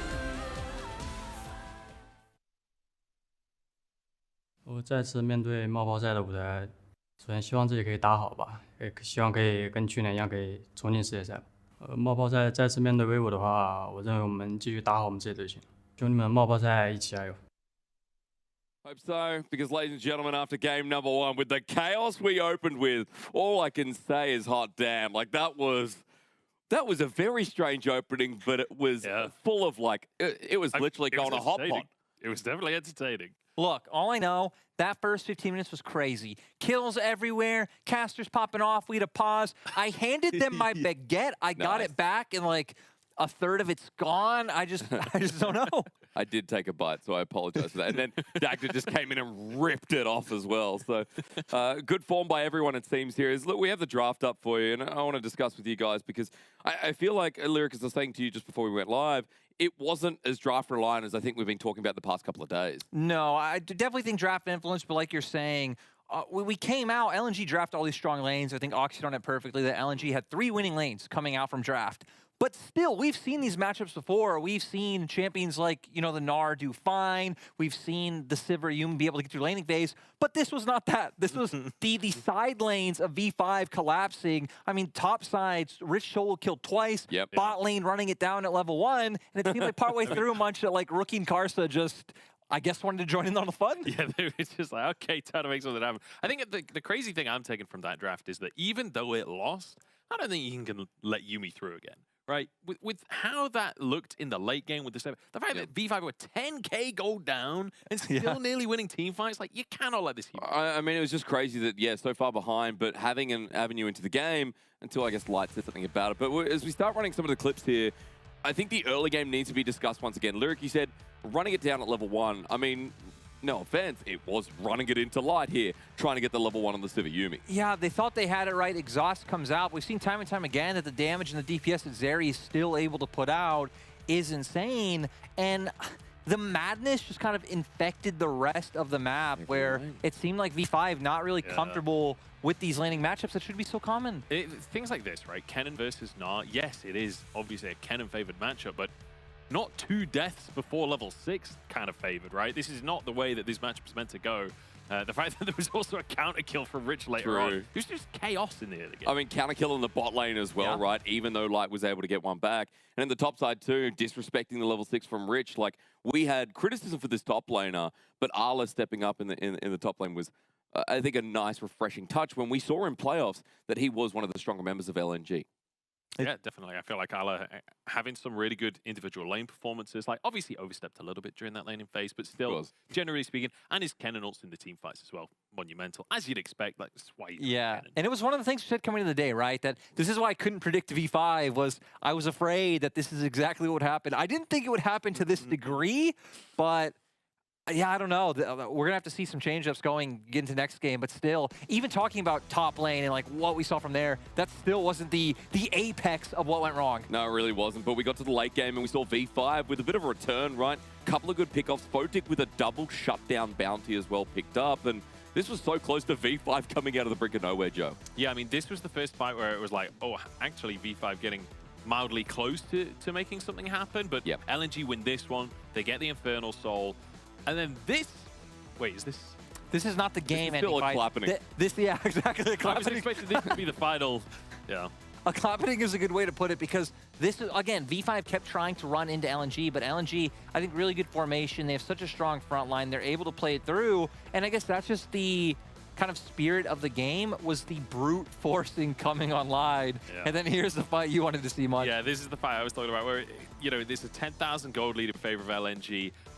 And an Infernal Soul, and then V5, you know, they wait out the ultimates. Ala's ult was on cooldown, Doom B ran out of his ult as well. Light's ult had even timed out. Then Photic goes forward here, hitting Luma. I think if he's hitting Light there, that might be a V5 win. That's true. I mean, it came down to inches, right, where Light was showing Zeri things, but still showing that Light in the team fight was one of the highlights at the start of today as well. Fun to see, considering that the 80 carries earlier on were a bit back and forth, well, especially with Photic's side, but a good response from V5 nevertheless to make it closer than it should have been. However, LNG still with the win. Now V5 have side selection running into game 2. Before we touch on that, though, I do want to bring up, it's a bit obvious, Light is MVP, by the way. Yep. And while we are looking at Light highlighting, I think we need to have a little bit of a discussion about what happens moving forward. Right, it's one of those things where we come into the day, you have one of these awesome stories of Dewinby rookie, so of course that's what you want to talk about, but it's an 80 carry meta, boys. Yeah. And Light was able to come in, despite the fact that he was the one having, you know, health issues coming through. And why we needed the pause. The pause was because Light wasn't feeling well today, but he gets the kills in the lane, turns that into a massive victory. Like, if there's an 80 carry you can rely on, it's Light right now. Maybe 13-1. Maybe it's because Photic was running at him level 1, had to have a bit of a break, but they're like, what is going on there? But look, still, as you said, a bit of retribution there. As we look towards game number 2, gents, quickly run me through blue side on V5 Lyric, starting with you and what you want to see. I feel like Ox said coming out of the game, we need to see some stronger lanes coming through, whether it's taking away some of these things like the Renekton that, you know, Dewinby can lean on, but is also a flex pick, so you really can't prepare draft that well. Yeah. It definitely feels like both Renekton and the Sejuani, you know, need some looking at. Why is the Sejuani the baguette? It has a lot of power. It can be used in many ways. I guess, like, maybe sandwiches, you can dip it. You can, I don't know. It's flexible. Especially when it goes stale. It's like the least flexible bread you could have used. Yeah, at least it's delicious. Breaking broadcast. In terms of V5's draft, though, honestly, I wouldn't mind. It is good. Even I don't even mind if they don't draft like winning lanes necessarily, just so long as they're at least playing safer in the lanes, playing for scaling, etc., right? Because we saw in the mid game, if they have mid game strength, they'll still win those skirmishes. They went so proactive, so aggressive. So I think just finding tools for that mid game, so even if the lanes go badly, you can still fight back. Even if it's not about draft, right? Just not taking every fight that LNG throw at you from level 1, because they opted into all those. We saw, had it just been a little bit more neutral, a little bit more stable, even if they're down in gold, like it could have been winnable. Even though we talk about the explosive nature of V5 in the past, right? Always pushing for a lead. I think in the early game, we saw that V5 was still contesting, right? Much as you said that on Desk opening show, that, V5 are that team that will always kind of look and be consistently looking for a counterpunch anyway. Yeah, I mean, they were doing that all through the game. Like, we were saying in the green room, honestly, that some of those fights that we saw from V5 when it came to, like, after the solo kills in lane, I guess it was like 15 minutes or so, V5 are at a significant goal disadvantage. They're still starting a lot of these fights. They're still going at LNG, trying to find skirmishes, just trying to find, like, hand-stiff moments where they can take control of the game. God, I hope that this flexibility that you guys talk about before comes through, though, because I've been told we're going back into draft. Game 1 was chaotic, but Game 2, let's see if it can build a bridge on top of that as we throw back to the casting desk with Mazel, Dagda, and the famous Dan Harrison, also known as Orcs, to bring us through. Welcome back to the caster desk. Thank you to our wonderful analyst on the desk. By the way, hysterics. In all actuality, we're already neck deep into game number 2. No delays, no pauses yet, as we are seeing V5 back on the blue side. They get the Zeri, the Trundle, and the Lulu, while LNG have the Sivir, the Wukong, and the Fiora. So Fiora was actually banned in the last game, and this has been such a big pick for Allah, so fantastic to see him get his hands on it. And we'll have to see now. I imagine they're going to start banning away some of these top lane picks to make sure that Allah can have that really good pick in top side, but also leaves open Doomby to get counter pick in mid as well. Again, it feels like LNG are looking at a pretty good spot. Yeah, I feel like if you get a 2 solo kills on Fiora, like it's going to be even more devastating. Something to mention though, because the Yuumi was banned by V5, they've taken Zeri Lulu, so we saw both AD carries be complete powerhouses in the late game. Light, I feel like without having the same level of Enchanter support backup, might not be as potent a threat as this Zeri is in the later stages, but we are going towards the second stage of bans. We see LNG, as you said, really targeting those picks that can cause the Fiora issues, whereas V5, they are trimming the support pool. A Mumugon, Nautilus might follow here if they want to just hamper down things that deal well with the Zeri, but they actually go for the Akali. Yeah, because I would have looked at like LNG and gone, you know what, a Nautilus would be fantastic. Instant lockdown for the Zeri, great follow-up with Tarzan on this Wukong. Like, it feels like you have a good answer for how Photic wants to try and keep at bay from what LNG are bringing to the table. So I would imagine you get the Nautilus pick in here. Rakan, another option that could go for that. And then you're going to just leave the counter pick for Doomby. But I will say I do prefer the Nautilus overall. But yeah, I'm not a huge fan of Rakan because it's very hard to pin down the Zeri since she's so fast, right, with your W. And you'll get harassed in lane. So this is a really hard lane to deal with. And I was actually going to say LNG, Silas would have been a good pick for them. Good in a Trundle, you can steal away his ult, steal with his stats. But now Rookie's taking Azir. That's a miserable lane. So we'll see what Rich needs to take. But you have super scaling mid and bot for V5 that have good laning phases. Rich just needs to survive. And I think V5 are comfortable. I'm curious to see if we just see Doomby going back towards something like a Victor, right? Doomby has always been a very, very strong Victor player. We saw it in the past as well. But they just go back towards that kind of decision. Why am I seeing an Aatrox for Rich? Because it was, banned. It was banned by LNG last time. Come on.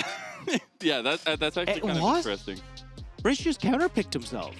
Like, that's a horrific matchup in the top side. Yeah, I mean, it's pretty miserable because your sweet spots allow her to proc the W. And the big thing with Fiora is she wants to get up close and personal so she can quickly proc those vitals, whereas Aatrox kind of keeps things like Fiora at like arm's distance. So that's a struggle. I said Rish just needed to survive. Now we see LNG with the potential point they can really punish, and I think they do need to. If Ola doesn't get ahead here, I think LNG are going to struggle heavily in the late stages of the game, but this is prime territory for him to snowball this game. Yeah, I feel like V5 kind of set themselves up with the same issue that we saw in the last game, right? Doomby, Tarzan, stronger mid-jungle, the ability to try and lock down a member and just burst them out. You're then looking at the top side. Allah got a fantastic matchup. It's not only the fact that you can like dodge away from the sweet spots, it's like you get to just dance around him as a Fiora, and anytime he throws down like things like Infernal Chains or every bit of a CC super highlighted, well then you just opt in towards, hey, I'm just going to riposte you and then kill you anyway. So then you're looking at bot side. you've also at least got the Zeri coming in on the side of V5. With the Lulu, you do have control over that lane, but this top side of the map is so potent for LNG. But I love that you were kind of talking about the late game scaling aspect for V5. They didn't necessarily get to make it that far, so it's interesting to see them opt into that for this second game, especially looking at the Azir, the Zeri, but a lot of strength from Zeri in game number 1. Look, I mean, they have at least stronger lane matchups, which is something I criticized in the last game.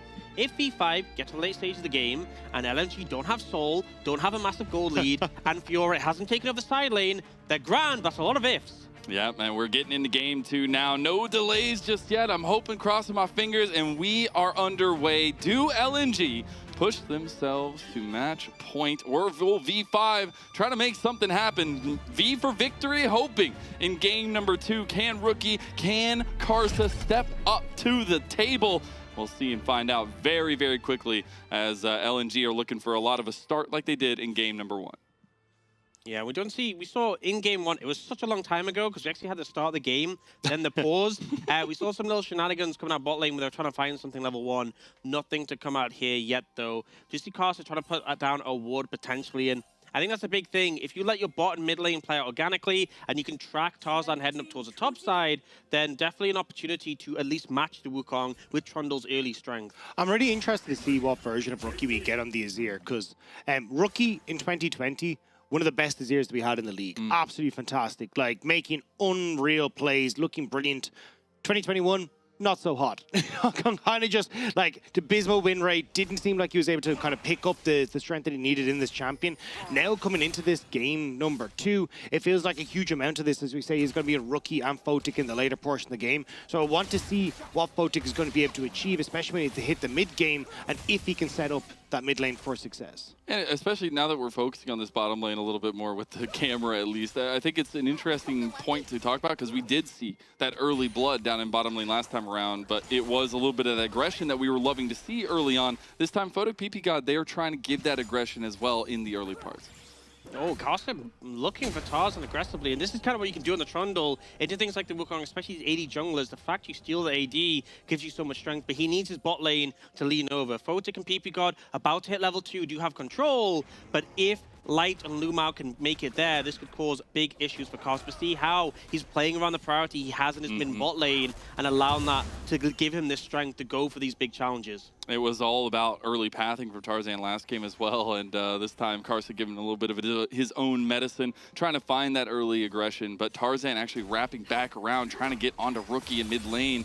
Here comes Doing B, he's going to get the at least frozen, but it's not going to be followed up on too heavily by Tarzan. It is the flash burn, though. It's a level 2, right? Like, you're not actually going to get anything really with the Wukong. You get the charge in, you get a little bit of bonk damage, but it's not really a huge amount to write home about. So Rookie will get the Burst Flash at least to keep himself safe, and at least that is something for Tarzan, and now they'll get to shove in this wave, so Doomby can look for the reset. I've just taken a look at the scoreboard, and I looked at the CS difference in top lane. Oh yeah, I mean, you alluded to it earlier. I'm not going to lie. I'm baffled by this. Like, I am so utterly confused. This is one of the best matchups for Fiora in every regard. Like, everything that Fiora wants to do counters everything that Aatrox wants to do. I don't think they're going for the dive. I want to say, if Rich ends up getting dove here, the game's over. That's not going to happen, but now Arla can join in with Tarzan. And even if Rich picks up all this wave, he's still going to be down. But now we get Karsa feeling the bleed because of how good this top lane is going for LNG. And you can't even get Rookie to help. Doomby TP'd back into lane. He's full health, full mana. Rookie's completely out of it. So LNG would just get to bully their way through this. It's about pressing up the pressure, get the blue buff at least there, a little bit of aggression. Now we get the aggression bottom as PP God can see Ignite burned onto him. A lot of damage on the little tiny Lulu. The flash is coming out from LNG, and the shield is enough to save PP God. We'll see if Photic can get the damage down afterwards, but it is quite a trade in bottom lane. Great engage from Lumao onto PP God. Usually you can get that polymorph to completely mess up the engage, make sure that LNG aren't actually able to follow up, but they at least burn so much on PP God's side, but can't quite get the kill. Yeah, I think the problem here, though, is you have very sort of minute windows as the Rakan to punish in this matchup. And look what it cost. 4 summoners burn for LNG's bot lane. Whereas although PP God's lost both of his, Photic's still sitting pretty. So LNG can't easily go for that again. And since the health bars are low, Carson might look for a dive. Yeah, Carson knows not to go to the top side of the map anymore. We'll see if LNG gets punished for that aggression in the bottom lane as Carson just hovering here, trying to make something happen. PP God! Oh, the ricochet! It wasn't at all! First blood for LNG's light! It's the second time now we've seen LNG get this advantage, especially when Karsa was sitting here waiting for the play. The worst time for PP God to go down. And you can see the thought process was, hey, if I chunk out the enemy bot lane even more, we can dive so easily. And then he just overcommits, disrespects the Sivir damage. And honestly, a big factor as well is Sivir has quite a decent amount of burst if you don't respect it. The fact that you can auto then W to get the reset. You can see this comes out here, 2 autos in quick succession, the minion damage, the ricochet. No! Oh, and the thing was, PP God actually walked into the bounce back on the boomerang blade. That's what chunked his health bar out, and why Light was able to get so much damage down. But we're going to take a quick look up at this top side again, as Ala getting some nice trades. I'm going to say Rich picked up a lot of that wave that we saw, and when Arlo went for the invade, it's actually managed to recover a lot of that CS discrepancy. It looks so tragic early levels. He's holding up pretty well. It's actually hit level 6 first, so doing okay, all things considered. Yeah, and you can see the difference. When that ricochet is used and doesn't actually connect from Ala, that's where Rich can actually go aggressive, because now he's like, okay, I can actually move up, look to hit these sweet spots, and try and punish the fact that Ala can't have that get out of jail free card. But at the moment, at least Tarzan's still moving through his own jungle fairly well. Karsa wasted a lot of time trying to make that bot side play, so is slightly behind when it comes to the Wukong. So I do want to dive into this top side a little bit more, since we're seeing that evened up. I know we were heavily talking about the Fiora having the advantage here, but how do you play this out now as Ala? Do you just continue to let this wave kind of bounce into it? Do you try to up in Rich with a little bit of help from Tarzan? I think it's basically waiting for a mistake, because if Rich ever does mess up and proc the riposte, we're seeing the stun get procced, but not hitting Rich. If he ever gets caught by it, that's when Ala can dive in, pop the ultimate, and you can look for the all-in. Yeah, the thing is, you can take nice trades as Ala in the early stages, but you don't really have that kill threat. It's now that you've hit level 6, you can actually look for some serious work, because you get the extra vitals, that extra damage, even the healing as well means that you have the potential to go for these dives. So it means that Rich has to be even more careful now, especially with the fact he's burned his TP to get topside. Ala's actually kept his, so can go for these hefty trades, reset, come back into lane, and look to bully Rich. And something, a big theme, obviously, in game number 2 so far is the split map, it feels like. But Doinby trying to change that up, trying to lock down the V5 bottom lane. Will be just showing his face, and now we see Tarzan actually pathing down towards the bottom lane to try to contest. And this is so big that Photic kept both his summoners from that last fight we saw, because I guarantee if he didn't have cleanse there, Doinby flash all dead. That is just exactly how it would have gone. So Doinby makes a good roam. It's what we typically expect to see from him, but he has started to fall a bit far behind in terms of CS. He will pick up a bunch of it here. But honestly, if you're playing in a Sandra, your goal is to move, is to make an impact, because you're going to get outscaled by this Azir, and you're not going to have fun in the 1v1. Yeah, bit of a good guy Tarzan there, making sure that Doinby didn't lose out too much on that wave state. We'll be able to equal that out, but I agree. I mean, but this is what Doinby was famous for, right? Super carry Doinby was not super CSing Doinby. It was, hey, I'm going to leave this wave mid, I'll drop it and go towards these side lanes. And it looks like we're kind of getting that old school Doinby back once more and see what he can achieve. It's also about the combination with Tarzan, right? That's where we've seen them at their highs, when both of them are making decisions and they're both able to help each other and find ways in. And we'll probably see it again now that Rift Herald has spawned. Trying to get control over mid, you can always look for a play towards mid lane. Tarzan, though, isn't level 6 yet. We'll need to clear another camp before he can hit that, and then we might try and see them make some sort of play in towards the mid lane. But Tarzan, you know, same as Karsa, hasn't exactly been a farming storm in the early stages. Rich is going for the outplays here, guys. He's missing or dodging out of the riposte, able to get a little bit of damage down.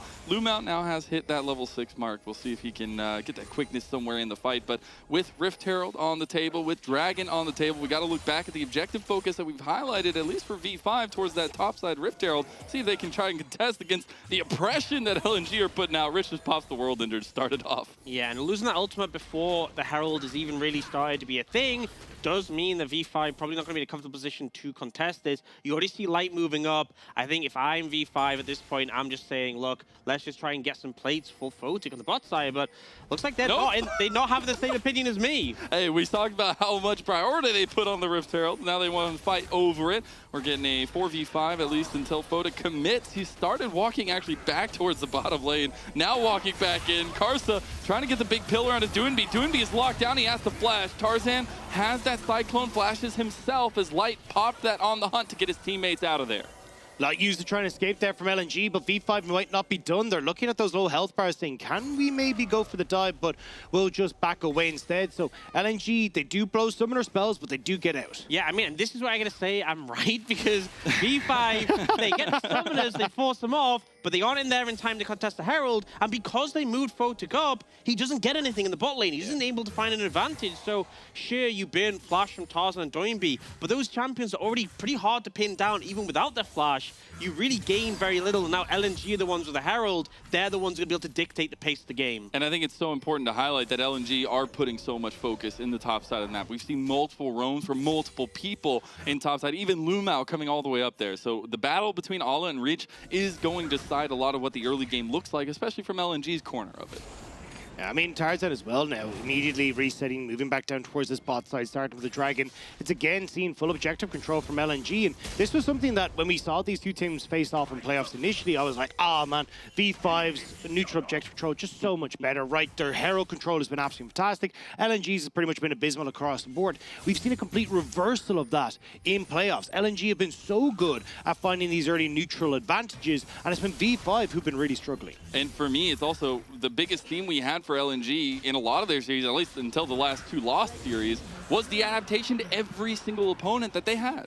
And I think it's so important this game that they are putting emphasis on those neutral objectives, because one of the reasons we don't see as many split pushes in the meta is because there's such an emphasis on those big neutrals. Things like Dragon's Soul being so potent. If you have the Fiora and you want to be here to be flourishing in the side lane, then having those Dragons means you can sacrifice the Dragon and maybe she takes an inhib, maybe she takes even more than that. But if the enemy team starts stacking them up, then suddenly you're like, well, we have to opt in the fights no matter what. So even just getting one early Dragon can make so much difference, because as much as Ala is actually struggling a bit at this point against Rich, Fiora just does just eventually outscale everything in the side lane, because her passive vital damage gets to the point where the fourth in the ultimate deals nearly 100% of your health. Rich is trying to squish or make Ala a little bit more squishy in this top side with Karsa moving up here. Tarzan is in the area, and you've got Doinby here, so with Karsa spotted, looks like V5 will just back away. Yeah, they're trying to at least find a little bit more pressure onto Rich. But I guess my next question comes with the Rift Herald only having about a quarter left. Do we see them, LNG, utilize that in top lane, or do we try to get it in mid lane for Doinby? So I feel like mid makes the most sense because you're against the Azir, and typically it can be hard to crack that mid tier 1.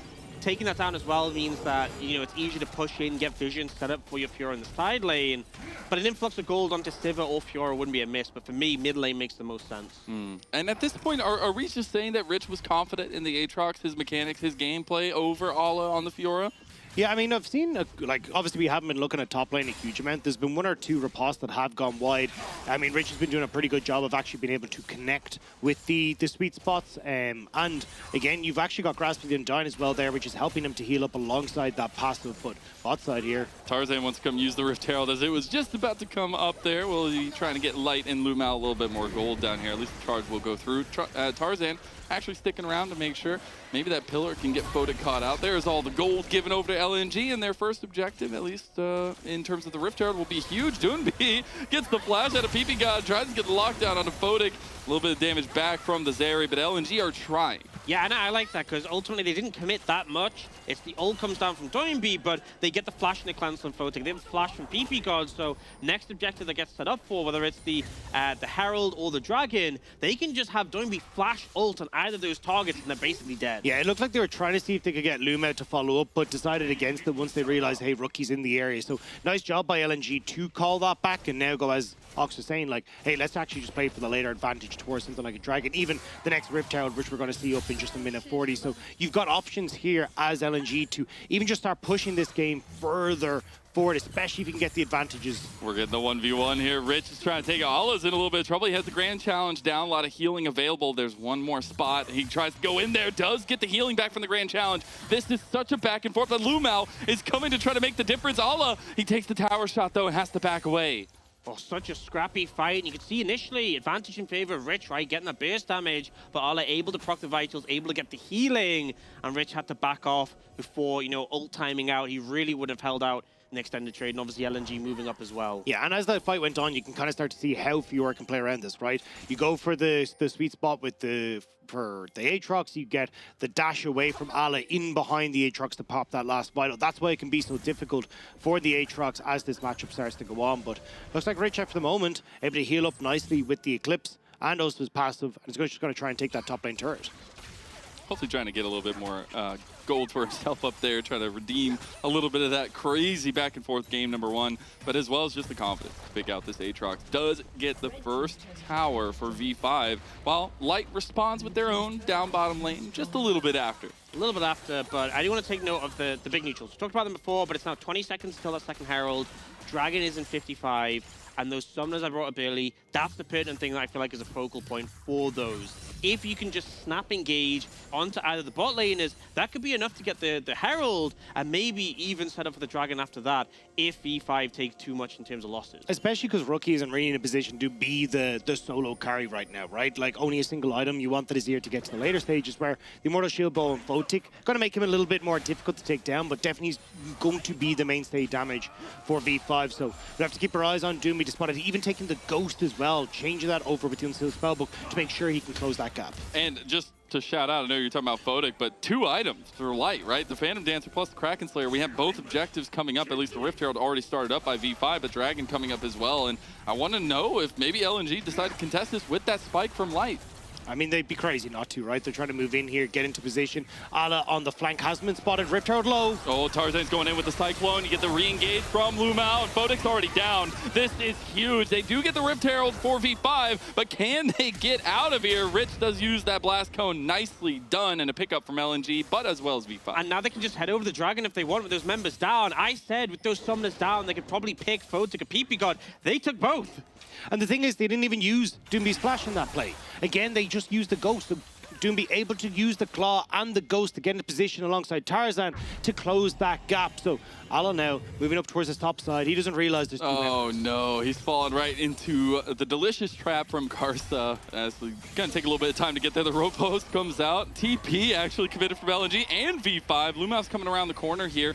Does have that grand entrance, but Doomby needs to get out of there. Rookie! Ooh. He comes in with a massive Emperor's Divide, and that'll be a pickup for V5, their first kill of game 2. Manages to swoop in Lumao, even with the mobility off the Rakan, still not enough to escape Rookie when he's hunting you down, and LNG still got a Dragon, but now Ollie, he's playing with fire here. He is. He's trying to bait out with that riposte, but doesn't find anything in the end of it. A little bit of aggression from V5, but huge pickup from Rookie, who we feel like been a little bit non-existent so far. Yeah, I mean, he's on the Azir. It's difficult to be impactful in these early stages. You're not exactly an early skirmish champion, but now we're starting to see what Rookie is capable of in this pick, why he was so feared on it in 2020, and why V5 are starting to get this control over the mid lane. You gotta watch out as mid lane crash does come through. V5 are trying to get this tower. A couple more auto attacks from Photic will do it.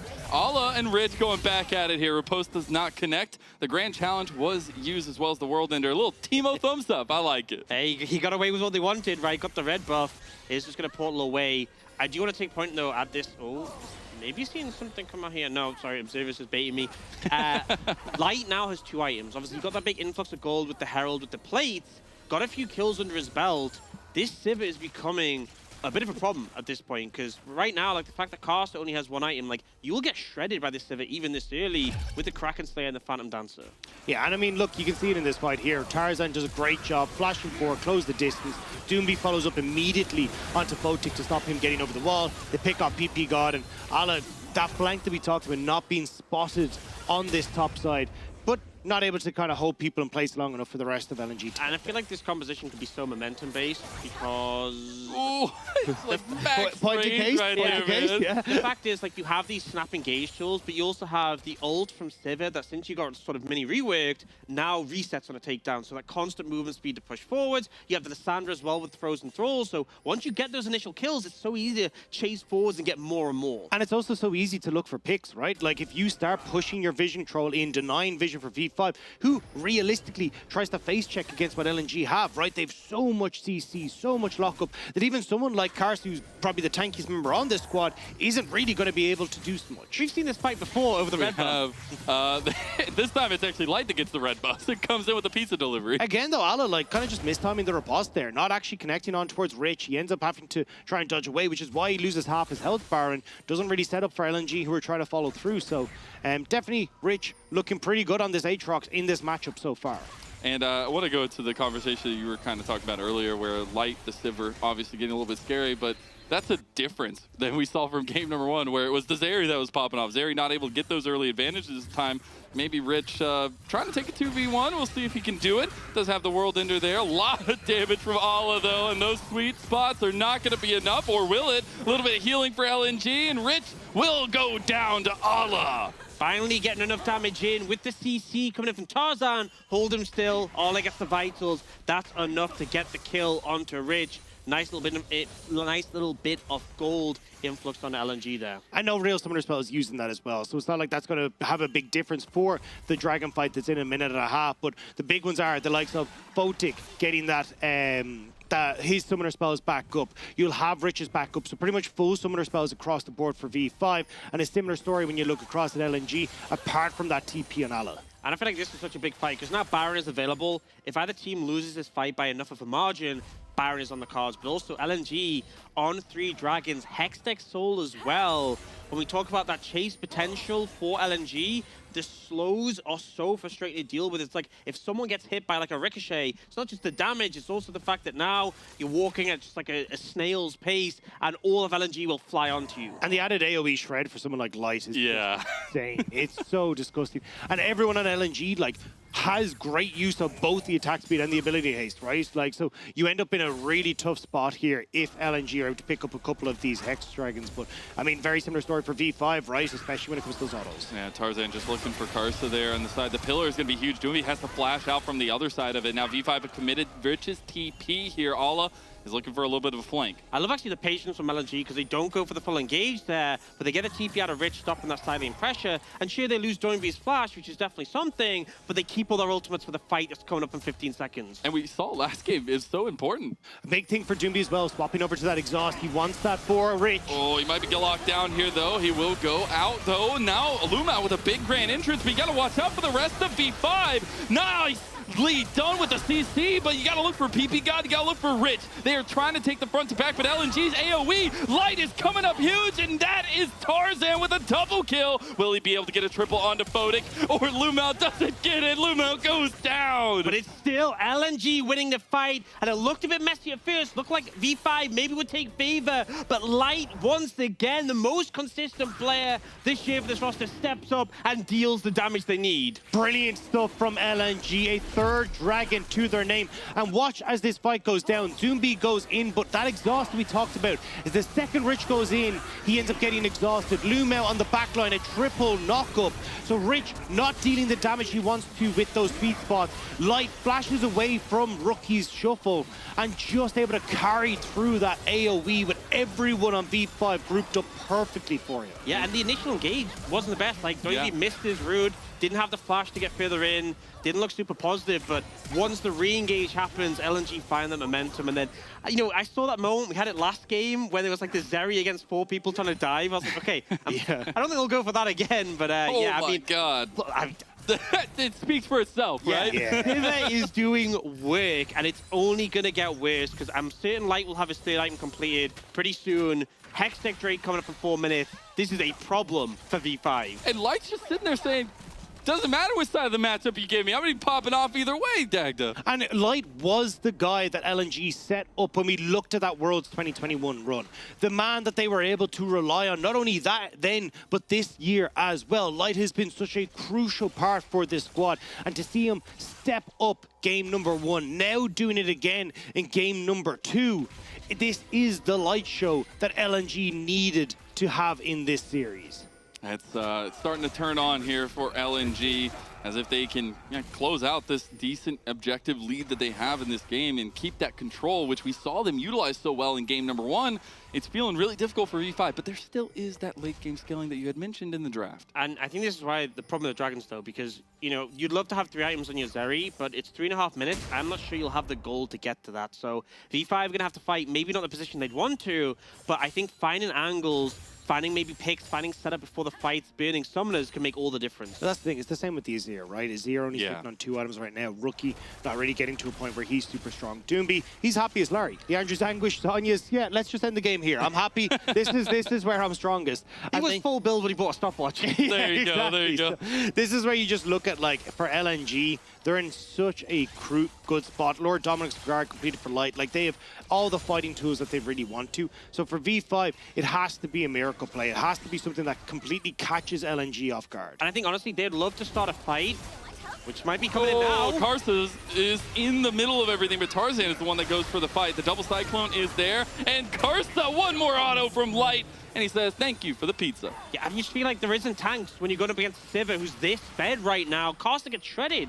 And also the fact that they realize Rich doesn't have TP. Rich showed bot side, so they're like, right, we have 5 members here. This is an uneven scrap. And now LNG turn towards Baron. Ala leaves the pit looking for that flank. Can Rookie make the play? The health bars, though, for LNG. Rich is going straight in. Luma needs to get over the wall. Who's going to get the Baron? It does go down to Tarzan, but LNG needs to get out of the back of the pit. That is so much damage. Now Bodik is picking up his own kills. You're starting to get V5 coming to life. V5 are actually getting these kills. LNG so low in the pit. Ala, what can you do? Oh, Rich, the grand challenge. Lumao, he gets hit by Rich. He goes down, but Ala might just have the outplays here. Rich gets over the wall. Bodik is right here, and Ala says, I need to turn tail and run. I'm the only one left with my Baron buff. Rookie's coming in on the side, so Ala will just about be able to escape, but that is a massive victory for V5. They have the gold lead, and the only Ala has the Baron. Look at the top right of your screen, minus 1,500 on the Baron play. It's so messy because they commit to it, but they don't have a flash on Light. The Light is never getting out of the pit. Doinby tries to buy time. Yes, they get the Baron, but then they end up stuck in the mix and just losing so many members. But nobody commits at the same time or in the same place, right? Doomby, as you say, goes over the back line. Everyone else has DPS in the Baron. Rich is immediately into the mix. And because Luma has taken this Ignite, and Doomby was the one with the exhaust in the last one, you don't have access to an exhaust for Rich in those scenarios. And I was just saying, I don't think Photic was going to have... Oh, Doinby. He's in a little bit of trouble. The pillar comes out. He has the Frozen Claw out. I didn't think Photic would be able to get enough gold for Infinity Edge before this Dragon fight. That was a surefire way to give him the gold. So now we're suddenly saying it looked doom and gloom. V5 needed to find an answer. And it feels like LNG gave them it. It's 40 seconds till that Dragon. And sure, if LNG lose it, it's not the end of the world. But the scaling carries on V5 are only going to get stronger. And this is where I'm curious to see if they just leave Ala on the sideline. They say, look, lads, we've messed up. Let's not try and go for this Dragon. Give it to V5. Instead, let's see if they can try and get some plays on towards side lane turrets. Doomby does have that TP. Could try and go for some sort of dive onto Rich under Terror if they're feeling very freaky or feisty, but I don't know if you really want to go for that. Yeah, I'll say the fact that Ala was still the one person who had Baron buff left available does really help with him being able to pressure the side, but you know, as much as they don't need to contest this Dragon for LNG, time is ticking, so may see them lean towards it and try and find an angle. If they get the soul, it's going to make all the difference. Yep, we got Dragon coming up. The Baron not going necessarily the way that LNG wanted last game, but now it is potential soul for LNG if they can try to push out this mid lane and get in position, but V5 are already taking it. Yeah, TP for Rich means that you have to start this. They know that if they let this go slow, Alec can go back towards those side lanes, but they're very split. Oh, Rookie missing the Emperor's Divide there. We get the 1v1 by Rich and Ala in the side, but now we're coming back into the big fight here as well. We'll see Carson getting very, very low, but so is Doinby. The Dragon had reset. We get the kill on the Doinby from Bodik, and that's going to be a big turnaround here. Lumao needs to get out and back to his teammates. It's 5,000 on the Dragon here. We'll see Rich come across the Hex Gate. Ala is right there with him. Tarzan goes in with the Cyclone. Nice little double knock up there, but Rookie going Golding saves a lot of time, but does it. Rookie goes down in the middle. Fodic is trying to survive, but Light is so much stronger, and here comes Ala now. He's trying to poke down Fodic. He's trying to get down Fodic, and now Tarzan over the wall. That is a clean ace for LNG, and that is Dragon Soul. That was V5 nearly finding the fight, nearly having the damage they needed, and once more Light, left untouched at the back of the fight, stands tall with this damage, secures the Soul, and LNG are once more in the driver's seat. And it ends up being so messy, so scrappy here. Rookie tries to find Lumao, and then Lumao actually goes for this long flank with the Hex Gate, and it's so scattered. Doinby tries to come out of Photic, but Photic flashes away. The Polymorph ends up putting him in an uncomfortable position, and I think the Zap, the Ultra Shock Laser take him down. But now, despite being 4v5, LNG look for the fight. It feels like the miracle run for LNG is still alive and well. When plays like this are coming from Tarzan, diving into the back line onto Photic, taking him out of the equation, opening up for Light to deal the damage he needs. And even here as well, Photic, you could see it. Everyone is holding their breath for the Zeri moment, but Ala and Tarzan find the gap, find the opportunity to get onto the back line. And Photic wanted to do what was done last game by Light when you're the last man standing on the Zeri and you turn it around, but LNG shut that opportunity down. And now, back to 5k gold lead for LNG, but the Hextech Soul, it's there for the whole game. Those slows on the ricochets, we hit on it before, so difficult to deal with 4v5. I think that's the most important thing. It feels like we're just getting what we expected from LNG all year long. Disappointment in spring, coming into summer, looking at them in that first round of players, like, there's no way. They can't do it again. They can't go and just bring themselves back to Worlds, but LNG, they see their opportunity, take down V5, take down RNG, and they'll have to see now if they can at least get that one stepping stone under their foot. Honestly, LNG feel like that kid at school who, falls asleep in lessons, doesn't do any homework, not paying attention, and then comes in the final exam and just gets like an A. Because why you gotta call me out like that, man? Come on, dude. It feels like this whole year there's been so many trials, so many struggles, and when it matters most, they're bringing their A game all in now with the Hull Breaker, such a problem in the side lane. And the craziness is it's not just Doonby. Doonby is just kind of a utility at this moment. It's everyone else on LNG that's stepping up to the plate, and I think that's so huge to highlight when we've seen the disappointment of the last two series for them where they had multiple chances to try to close out games. I will say just in this though, a little bit of an interesting one to see the kind of split identity Ala's going for in his build path. Got the Hull Breaker here, but also going for like the Negatron, or not the Negatron, the Magic Resist to make sure that he can go against Rookie as well. Spectre's Kill, thank you. My brain just went nuts. But that's where it's just like, I can understand if you go in Spirit's Visage, you get the extra healing in that, but definitely still going to be a part of these fights and already looking to do so. He's hovering here just out of vision from V5. And this has been a constant for Ala. He's always looking for the flanks as well. And now Baron's up and available. LNG can lean towards that. And the thing is, if V5 try and contest the Baron and they overstep slightly... Speaking of overstep, you don't need to take a step because Doonby's going to make it happen. Karsta almost going down. That's a huge 4-man Emperor's Divide to separate the fight. We told you about leaking the script, Doc. Stop doing it. The second you say it, it comes true. And now LNG, they're turning over towards the Baron. Ala sitting off on the side. They haven't spotted him now. We'll see him on the ward as the TP from Rich is committed. And LNG are approaching this one a lot differently than last time. They're trying to catch out members. They already caught out Karsta, and everything is turning to doom and gloom here for V5 as LNG are picking it apart one by one, and we're getting reminiscent from game one as a triple kill, no, quadra kill for Light. Light is decimating V5 in this game, in this series, and their hopes of making it to Worlds looking to end here, and I think they've got it. Light does it on the Zeri. He says, run it back. I'll show you how it's done on the opposite side as well, V5. LNG are clean and in command and marching towards that 3-0 right now. Light says, who is feeling sick? I am feeling fine. He is carrying multiple games in a row, and it is incredible that LNG are now 1 win away from securing that battle against RNG. We got it wrong. It wasn't that he was feeling ill. He was feeling sick. There you go. Full sicko mode for this, for Light. And it has been Light so many times, who has shown what he's capable of on the AD carries. We saw him join back in 2020, and you started to see inklings of it and things like the Tristana. But now, when he gets given those opportunities, he's popping off in team fights. And the fact that we're getting Doomby and Tarzan looking so good together, Allah as well, bringing out things like the Fiora, it just feels unstoppable for this squad. I feel like something, like the big thing we highlighted was like, okay, the solo lanes, the jungle, this is like the focal point where we go, okay, these are the guys who are going to get this team ahead, get them a lead, but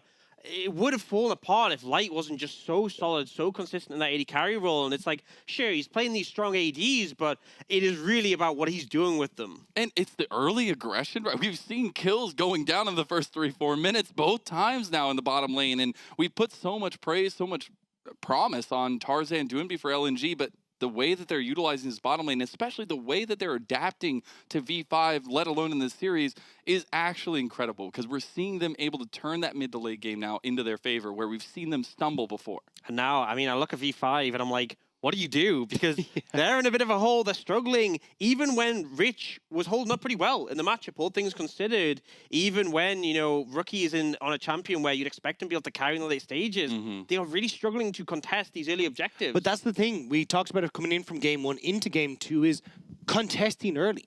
It doesn't feel like V5 have ever set themselves up to contest early. You've got the stronger mid jungle coming through from V5, from LNG. They end up getting another solo kill for the bot lane as well, or duo kill for the bot lane. So Light's already been stepping up massively. And then Allah as well, look, he didn't get the same kind of commanding lead that we expected in these early stages, but he was still going to be a monster late. So you're finding the advantages all the time around these neutral early objectives, and nobody's actually trying to answer on LNG side. Yeah, I feel like, you know, they had better lane matchups than they had in game 1, but I think they really need like a really powerful lane to play through. Because right now, Tarzan is just running amok, right? The fact that he's consistently getting like Herald and Dragon, like it's not even like there's trades coming through most of the time. And, you know, you have a Fiora now saying, oh, it's good that you get those early Dragons. So if you're a side lane and you can like trade the later ones, but like they're just getting everything, like 2 games in a row that they're just able to pick up Soul. And it's like, do something, V5, contest something. But 2 times in a row, we're seeing V5 going for the contest, I'll say, on Rift Tower, right? It's like, oh, we're, you know, 30 minutes late, but we can just wander up to this, you know? It doesn't make any sense. Like, it makes no sense from what we're seeing in the early stages from V5, both from draft and the way they're executing on the map. Well, at this point, we're about to find out if we get yet another reverse sweep here in the LPL. We're going to sit to a little break while we get Analyst Desk ready to break it down after.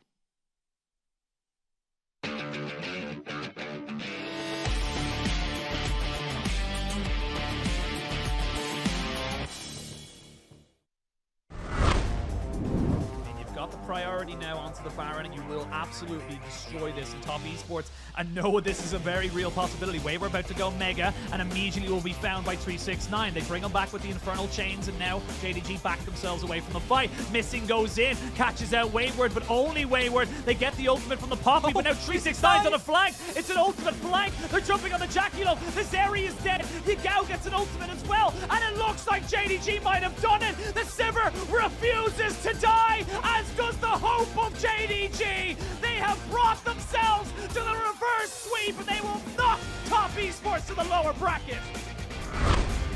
And it definitely feels like where other top laners are prioritizing heavily towards the end of summer, him maybe not so. Oh my. There's no mana on Scout. That's a solo bolo for Super Gary Doomby. Well, I think the Herald's coming down mid. Try and stop him getting as many plays as possible here. Oh, Doomby gets he took so much damage, and into the wall he goes. He has to flash out. The charge goes through. Doomby, you gotta be careful. The mistakes that I feel like we never see are coming to fruition, and not to the benefit of LNG. It's another charge and a turret, and it's 2 kills in the same place, making a bloody mid as EDG take a 2-0 lead in this game.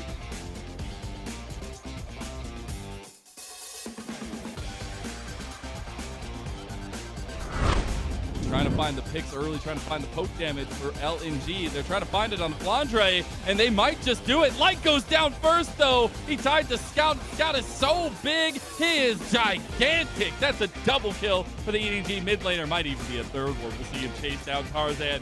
You cannot find any hope or reprieve as Scout comes in. It's a 1v3. He's going to pull off the Slicing Maelstrom, and he don't care. The rest of the team is coming. Slicing Maelstrom, Wild Growth, bring it all. You will not beat EDG, and you will not beat Scout in this game one. Problem by EDG as top esports threatened in the mid lane, and EDG don't want to give a singular inch. Knight dashing away, but knocked up, caught by the middle chains. Tien buying space for the rest of his team. Scout with a charm on Knight. What a play from the mid laner of EDG. Knight turns golden, but finish off. No, Emperor's Device keeps Knight alive. How is he surviving this? And in the meantime, Jangaloo dives onto the back lane. Blantre with one, but Scout might fall. Jangaloo can't finish off the kill here, can't close the gap. Now trying to chase them down. No way do they actually do this one! The mojo is flowing, and top esports, no way should they win that fight, but they make it happen anyway.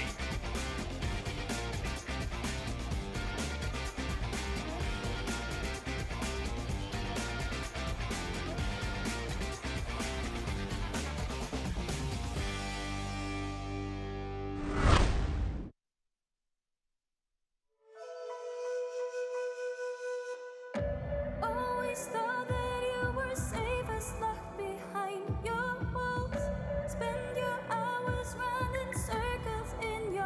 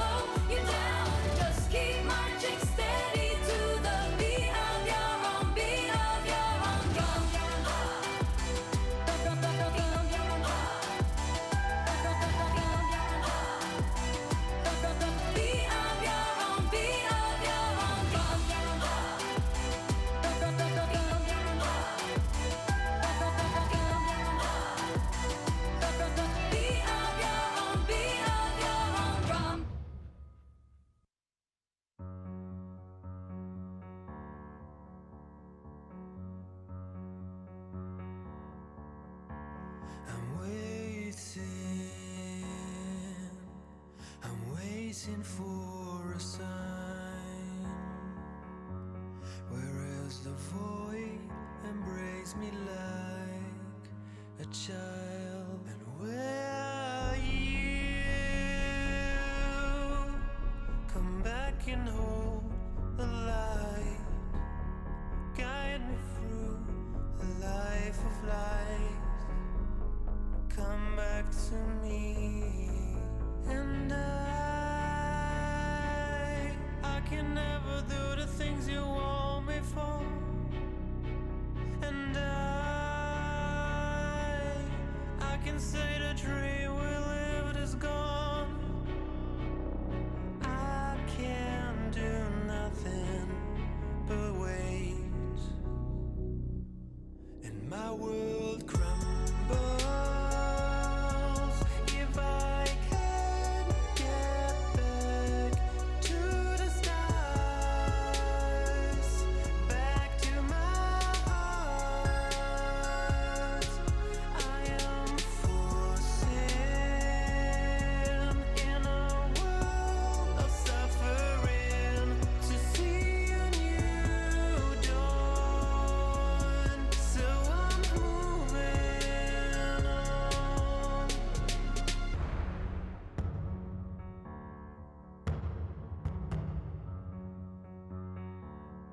I see them falling. They fall as deep as me. They fall into insanity.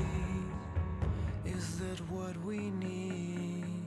And when I'm walking forward, I'm tripping into haze.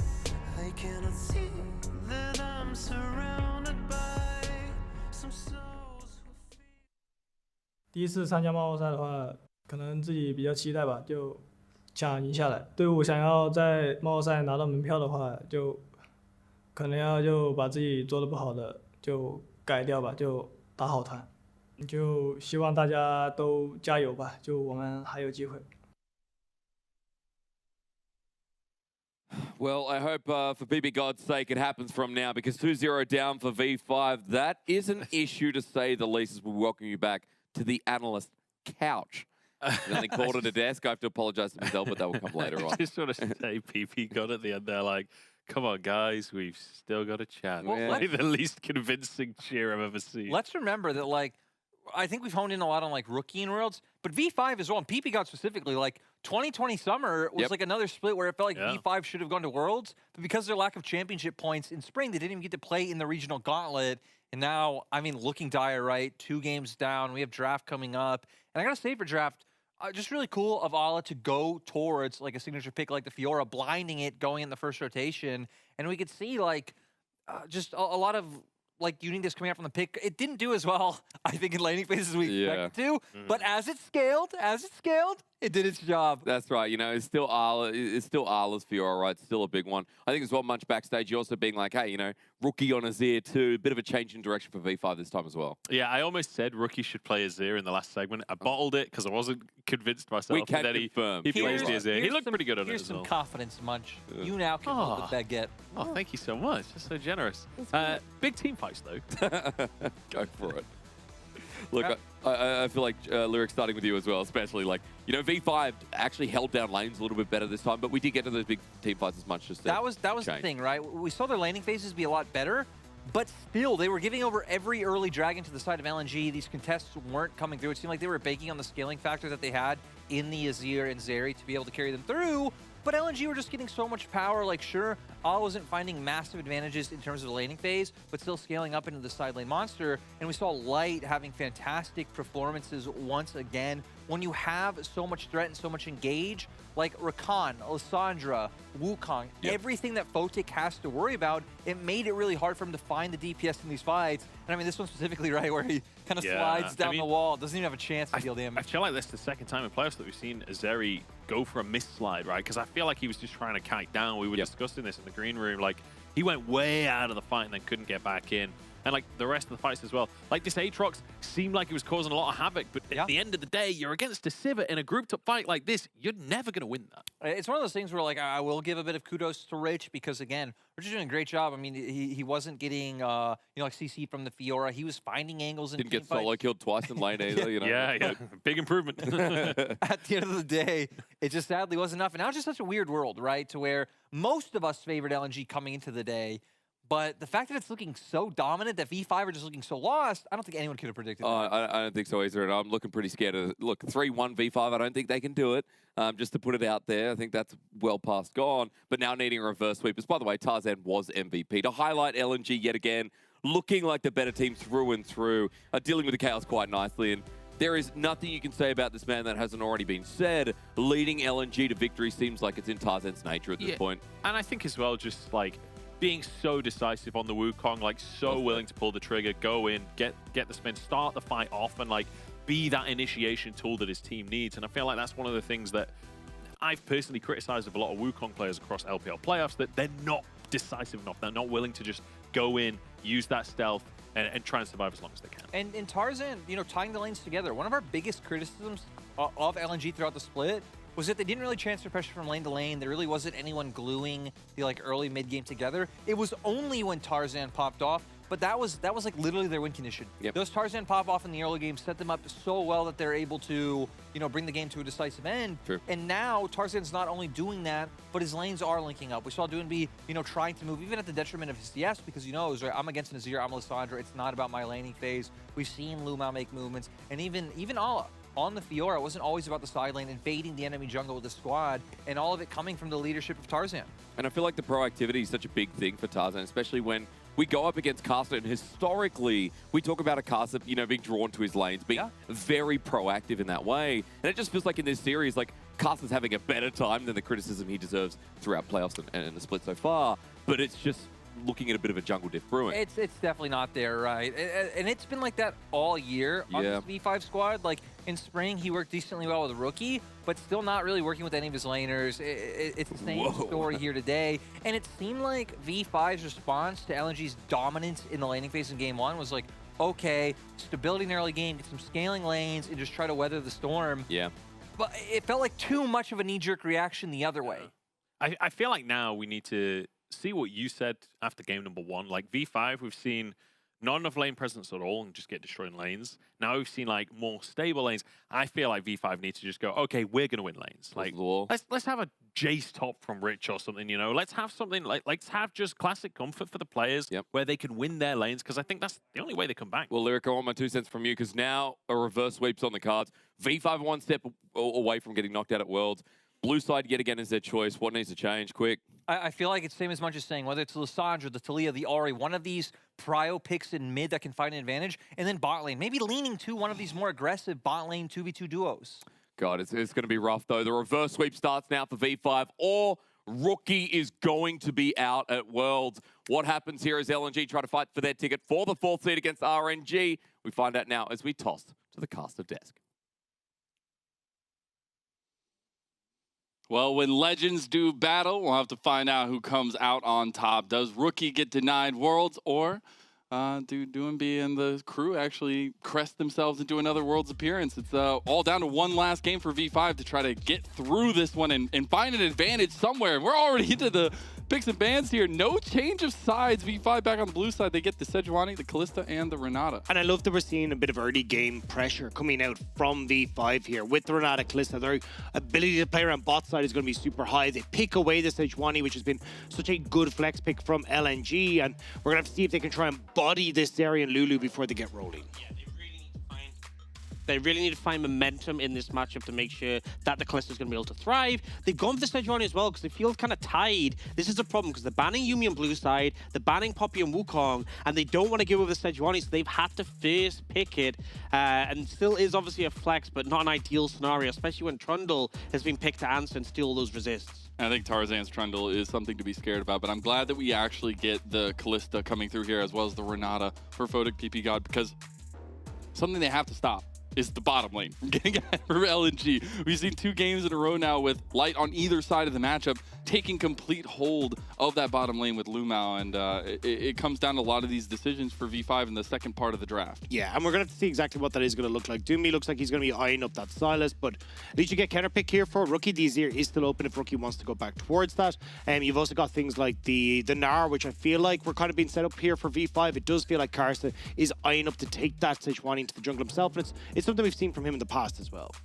It is indeed. Potentially looking at the Jax option, really potent. This is something we've seen LNG lean on heavily, having like Jax, Sejuani, so you have someone who can dive in, proc that stun quite easily, and you can lean on the strength in the top lane. So we see there was like a bunch of top lane bans, right? We had Fiora, Kennen, Aatrox, and Renekton, and with those all off the cards, Rich feels confident taking this pick will allow him to flourish in the top lane. And now for that mid lane pick, I feel like the Azir makes a lot of sense, but we could see Rookie go in a different direction. Maybe the patented Orianna could come out. That's the big one. I think Orianna would probably be the better one for me. I feel like when I'm looking at this, you want something that can at least give you pressure in the mid, but still be reasonably good. But we're going to get the Akali for Rookie instead. So this is a team from V5 that if it gets rolling, it gets going quick. I feel like the big thing is we said, look, V5 didn't have lanes to play around. They were kind of inactive in the early game. They have gone for a composition where they are like absolutely pedal to the metal. We want to stomp, we want to get ahead, find momentum, and just set the pace of the game. Because they want to find themselves in this series. I think that's so important that they are actually opting into this kind of concept. They need somebody to carry, and they've given themselves so many opportunities. And this is where we need Karsa to step up. This is where we need him to be a focal point for V5. Get these lanes ahead. And this has been something that Karsa has not only struggled with in playoffs, but has actually struggled with in the regular season as well. It's the reason we saw Xiaolongbao stepping in over Karsa, because he could provide that early game assistance. And the big thing to know is they are 2-0 down. If they lose again, they are out, and they haven't opted to sub in Xiaolongbao. They have kept with Karsa. They still think this is a winning strategy despite what's happened in the series. So it is really all on his shoulders here, because Tarzan has definitely had the edge so far. And that's where you have to rely on that veterancy, the prowess that we've seen Karsa at his highs, and needing that to come through here in game number 3 as well. And I think especially like the way that Tarzan has been dictating the early jungle pathing, it's been really interesting to watch them go toe-to-toe, right? Last game, we saw the split map pretty much. Tarzan was completely focused on Karsa's top side of the map while Karsa was looking bot. I feel like Tarzan is someone who will very effectively play around the states of his lane. If a lane has an advantage, he'll use that to try and apply some pressure, lean in the enemy jungle, look to pick up some camps, look to deny that. In this game, though, I feel like I want to see Karsa setting the pace of it. As much as you can't dual trundle so effectively, your bot lane should be in a position of strength to be able to follow up on you, and your solo lanes are both melee champions to stack your passive up quickly for the strength in those skirmishes. And we've seen Allah on the Gnar before. It is terrifying when he can get those big flanks that we've seen him already pull off twice in a row now, but as well as the World Championship matchup in the mid lane. Rookie versus Doobie, Akali versus Silas. There is one game to decide who, if LNG, will go on to face RNG for the final LPL World spot. And if Rookie gets denied his lengthy season here, V5 need to pick it up. So many of these players have made it to the world stage before. You have a world champion on both sides, an MSI champion in Karsa here as well for V5. The fact that one of these teams will not be going to Worlds says a lot about how competitive the LPL is this split, but it also says how much is on the line for both of these teams, especially V5 coming into this third game. I think the crazy thing is, even if they win this series, they are not going to Worlds yet. Yeah, exactly. A win just puts them up against this team. I don't know if you hear them. They're called RNG. Happen to but they lost to EDG, though, right? Yeah, who are EDG as well? Oh, you know, I feel like I've only heard of a team called Orangey. I don't really know. Oh yeah. You know what? I'm the American here. I gotta put a halt on that. All right, not this time around. But as we get into it here, we are getting the good graces to start us off, and it's especially looking more so a spotlight on V5, right? Like, you can put the spotlight on LNG. We've seen their early game do well, but we know V5 to be a team that when they can stabilize themselves in the early game, get to the mid to late game, that's where they thrive, but we haven't seen that just yet. Well, they want to get the ball rolling early. Luma's going to walk straight into this. Nope. He sensed this. Spidey senses tingling for Lumao. They said it's 2 kills early for LNG in both games down the bottom lane. They're not going to fall for the redemption arc from V5. Yeah, I am going to say is like, as much as LNG lost those games, it wasn't good that they fell behind early. If Photic and PPCOD don't win this lane, and I don't just mean go even, I mean don't win this lane, it's kind of a disaster. Yeah, because you don't have that same safety net as the Sivir-Zeri matchup. And that's why you're seeing Karsa start on this top side, right? 2 camps down, he wants to start clearing down towards this bottom side. Make sure he's in position to help out his bot lane if needed. But I'm looking at Tarzan. He's done a 3 camp clear, and he ain't going for his top side. Oh, if he goes for a gank here, they've just used the handshake as well. Tools down and available. The pillar is so effective against Kalista. This could be disaster for V5. They'll get spotted by the minions as he comes up. The frozen ground is there. The pillar beautifully. PP got on the side. He has the exhaust. This is going to be first blood for LNG, and it goes to Tarzan.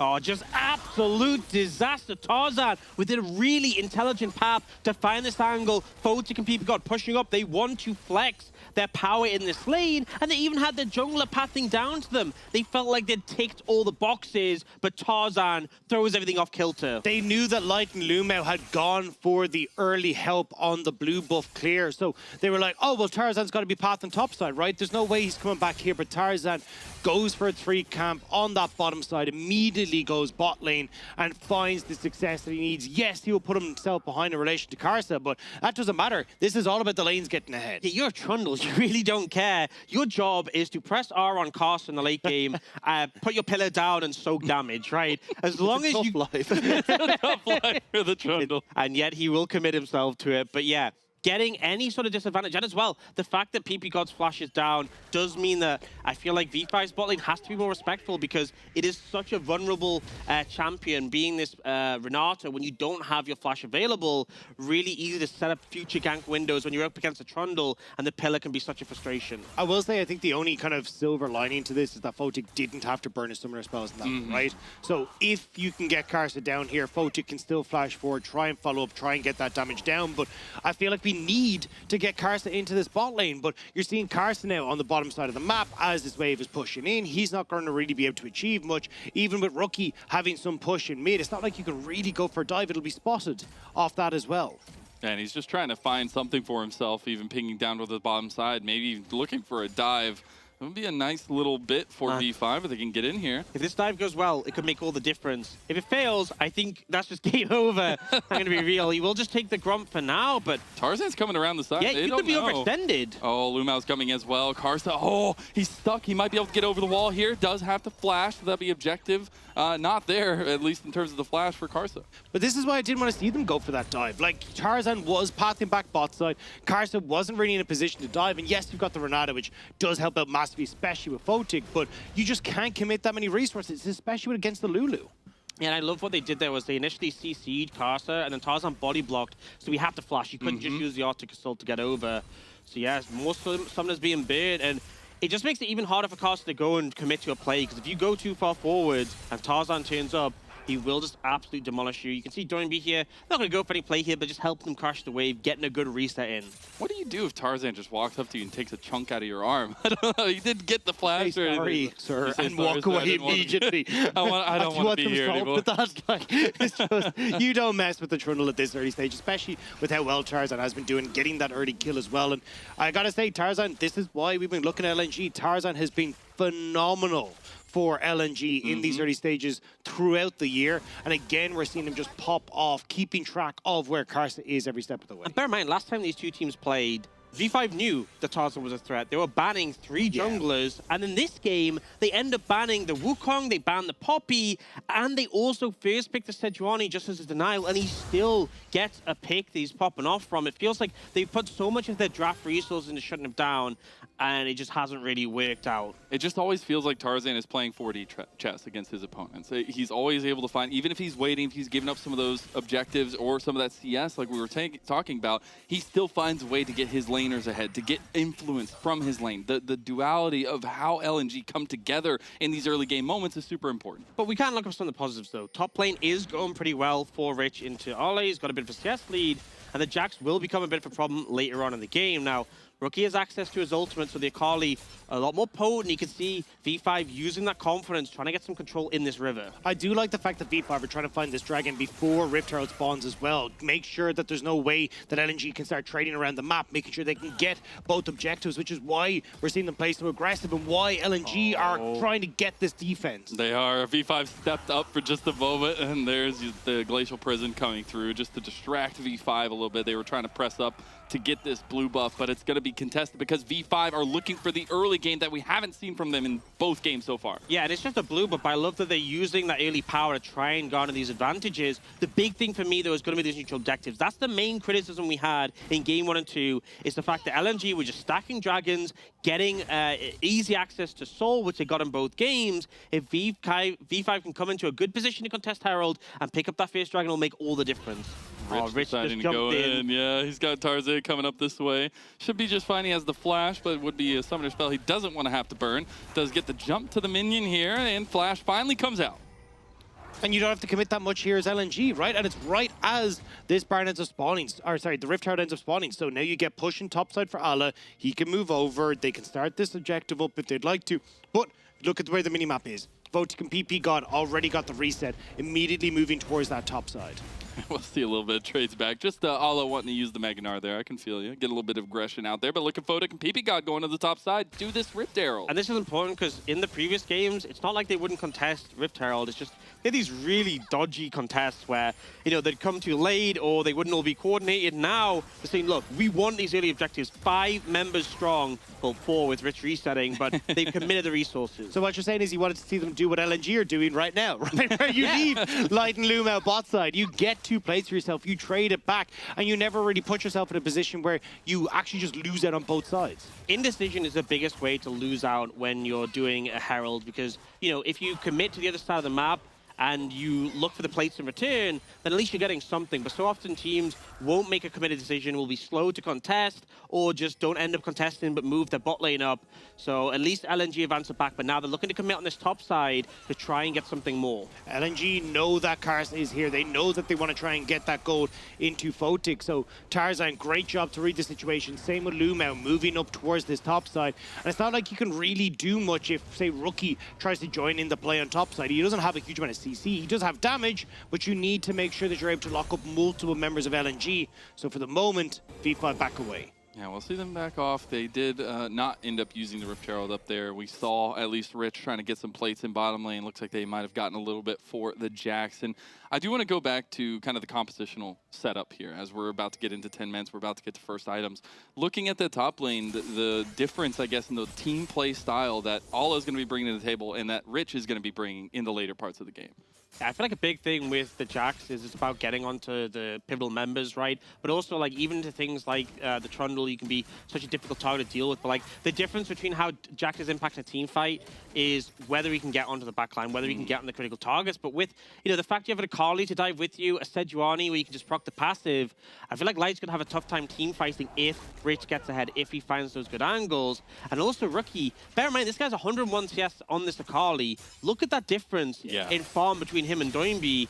And to be honest, Doinby hasn't really achieved much, right, with his time. It's not like he's been roaming all over, making plays. He's losing lane. Yeah, he's just stuck here with Rookie in the cage, and Rookie is just punching him down every now and then. And it does feel like we're still waiting for that one big fight to blow this game open. Either a case of LNG, managing to get a bit of a gold lead for themselves, a bit of a buffer from how aggressive V5 are, or V5 finding that one fight that can snowball people like Photic, get a bunch of kills for Rookie, accelerate him to a point where he's such a threat that Light can't push forward in fights. This is what we're trying to see if V5 can look for, and at least the moment, they are getting objectives. They're opening up that gold lead. You can see it at the top of your screen, but it's nothing to write home about just yet. Yeah, I mean, but it's a better look than the last 2 games, at least getting some objectives. Hey, they got First Dragon, they got First Herald. That is enough for me, honestly, I feel like, considering how rough the previous 2 games are.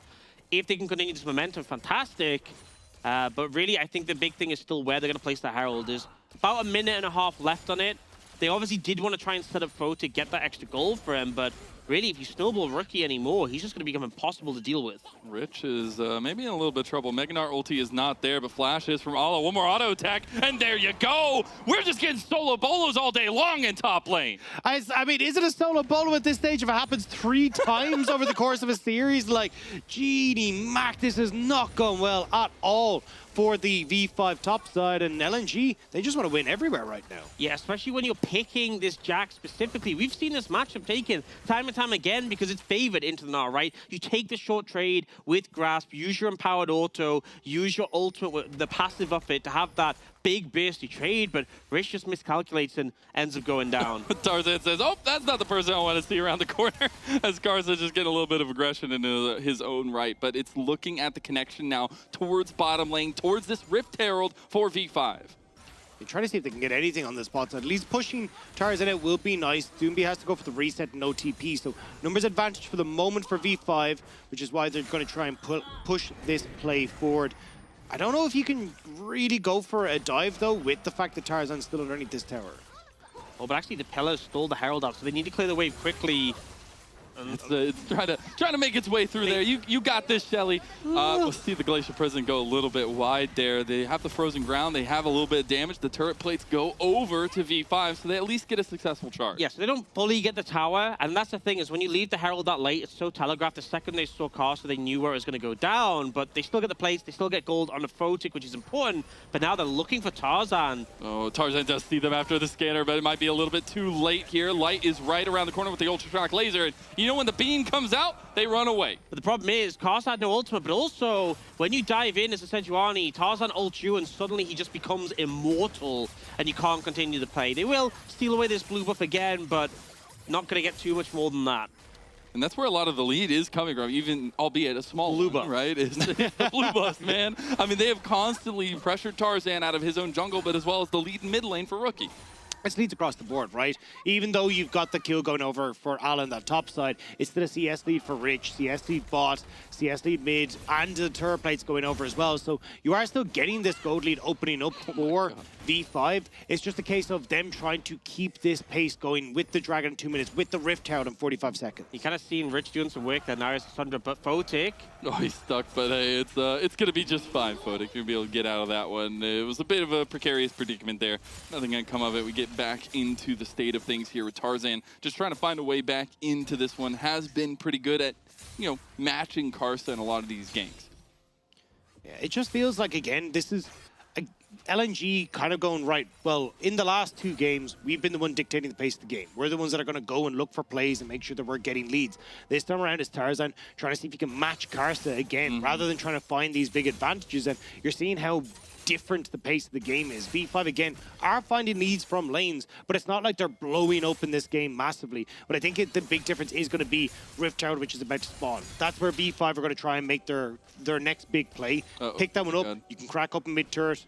PP got. He's in a little bit of trouble here against Tarzan. Does get out from the side of the pillar, though, trying to get back into the bottom lane to help out Photic to some extent, but Light and Lumao putting pressure on the tower here as PP God just fighting against Tarzan. Rookie's coming down the Glacial Prison from Doinby, and there you go, Fate Sealed. I was going to reveal the exhaust from Lumao was so wasted there because, you know, it was a Fate Sealed. You're never going to kill PP God. I think burning the ult is fine, but maybe a bit of an overcommit to make that happen. But now the pressure that they've lent onto that bot lane does mean they'll be able to pick up that first tower of the game. And considering V5 are the ones that get the Herald, that's kind of crazy. I was going to say, and look, Rich might be able to get this with the demolish on the top side. We'll just walk away. So you will get the Rift Herald for Karsa. So at least it is trade of tower for tower. Now we'll have to see how this next Rift Herald play is going to work. It feels like it should go into the mid lane, right? I mean, the Stiff Breeze is going to take bot lane down. You can send Rich to try and take that one for yourself on V5, and then just try and conglomerate around this mid lane, get those outer structures down, and try and control now this mid game against LNG. Well, looks like we do have a bit of a pause here, maybe reminiscent of game number 1, hopefully not. But in the actuality, it feels a lot better for V5. I'm not saying golden goose at this point for game 3, but you're getting that resurgence, you're getting that liveliness, and especially from Rookie in the mid lane. I think the Akali pick, the confidence that they were willing to give him that pick, and now needing to see him kind of perform on it. Yeah, I think as well it's the fact that, you know, game 1, we saw LNG get off to this early lead, but it was the mid game where we started to see V5 kind of bringing it back, making it a little bit more worrisome. now you've got a lead for V5, and you're like, well, LNG, how do you try and bring this back in the mid game, right? Like, especially when they're, I imagine it's going to be a mid lane turret take off the next Rift Tail, bot lane turret take coming through from Ridge.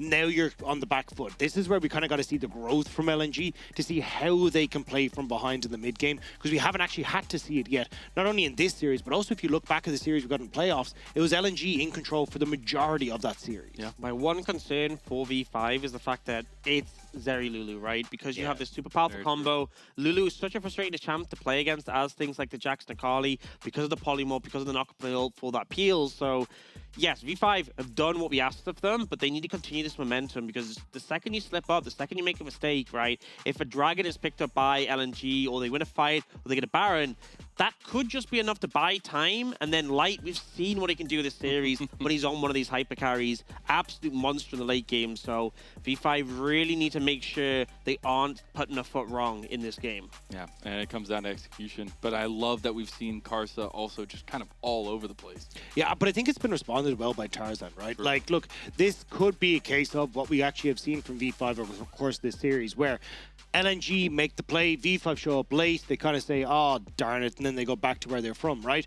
If you actually end up looking at this, the way this has been operated by LNG is instead Tarzan going, oh, they're going for Rift Herald, let's try and make a play boss. Let's try and make a dive. Let's try and get some kills back in our favor, something to try and even out this trade. And I think that's where we're kind of seeing LNG again, making better steps than we have seen from V5 in the past. It's just a case of if it's enough steps in the right direction, with 1,000 gold lead being the only thing separating these teams. But I guess the other question is, do you mind V5's composition going into the later game like we've seen? You know, past 30 minutes, are you saying that, apologies, at least that that V5 can take a late game team fight? I mean, if they kill Light, definitely. But like, I feel like anytime you go in the late game against like Zeri Lulu, when you don't have similar, like you don't have like Siva Yumi to answer, it's such a risk, it's such a flip, because it just needs to be one fight where you don't put all your attention on Light and he's able to carry, and that's just his game. Yeah, it feels like for V5, a huge amount of their late game fight depends on someone like PP God, right? Like PP God's hostile takeover, if you hit like 4 members, 5 members of LNG, well, I mean, then it becomes very quickly to jump onto Light, make it happen, but you do have cleanse, you do have things like the exhaust, you have options to try and deal with that, so it definitely feels easier for LNG, just not completely out of the realm for V5. Yeah, and we'll have to see as we get a little bit more into it. I'm glad we were able to get back into the game. Seems like there was just a little bit of an issue for Karsa, but right back into it now. I was so ready for story time. I know, right? Yeah, we got to go back to the Lord of the Rings. We got to get all of those things. Maybe even watch the trilogy, if you will, for a couple hours. On Cast Live. On Cast Live, why not? It's co-streaming. Yeah, someone stick a timer up there. Tell them where we're at on the video.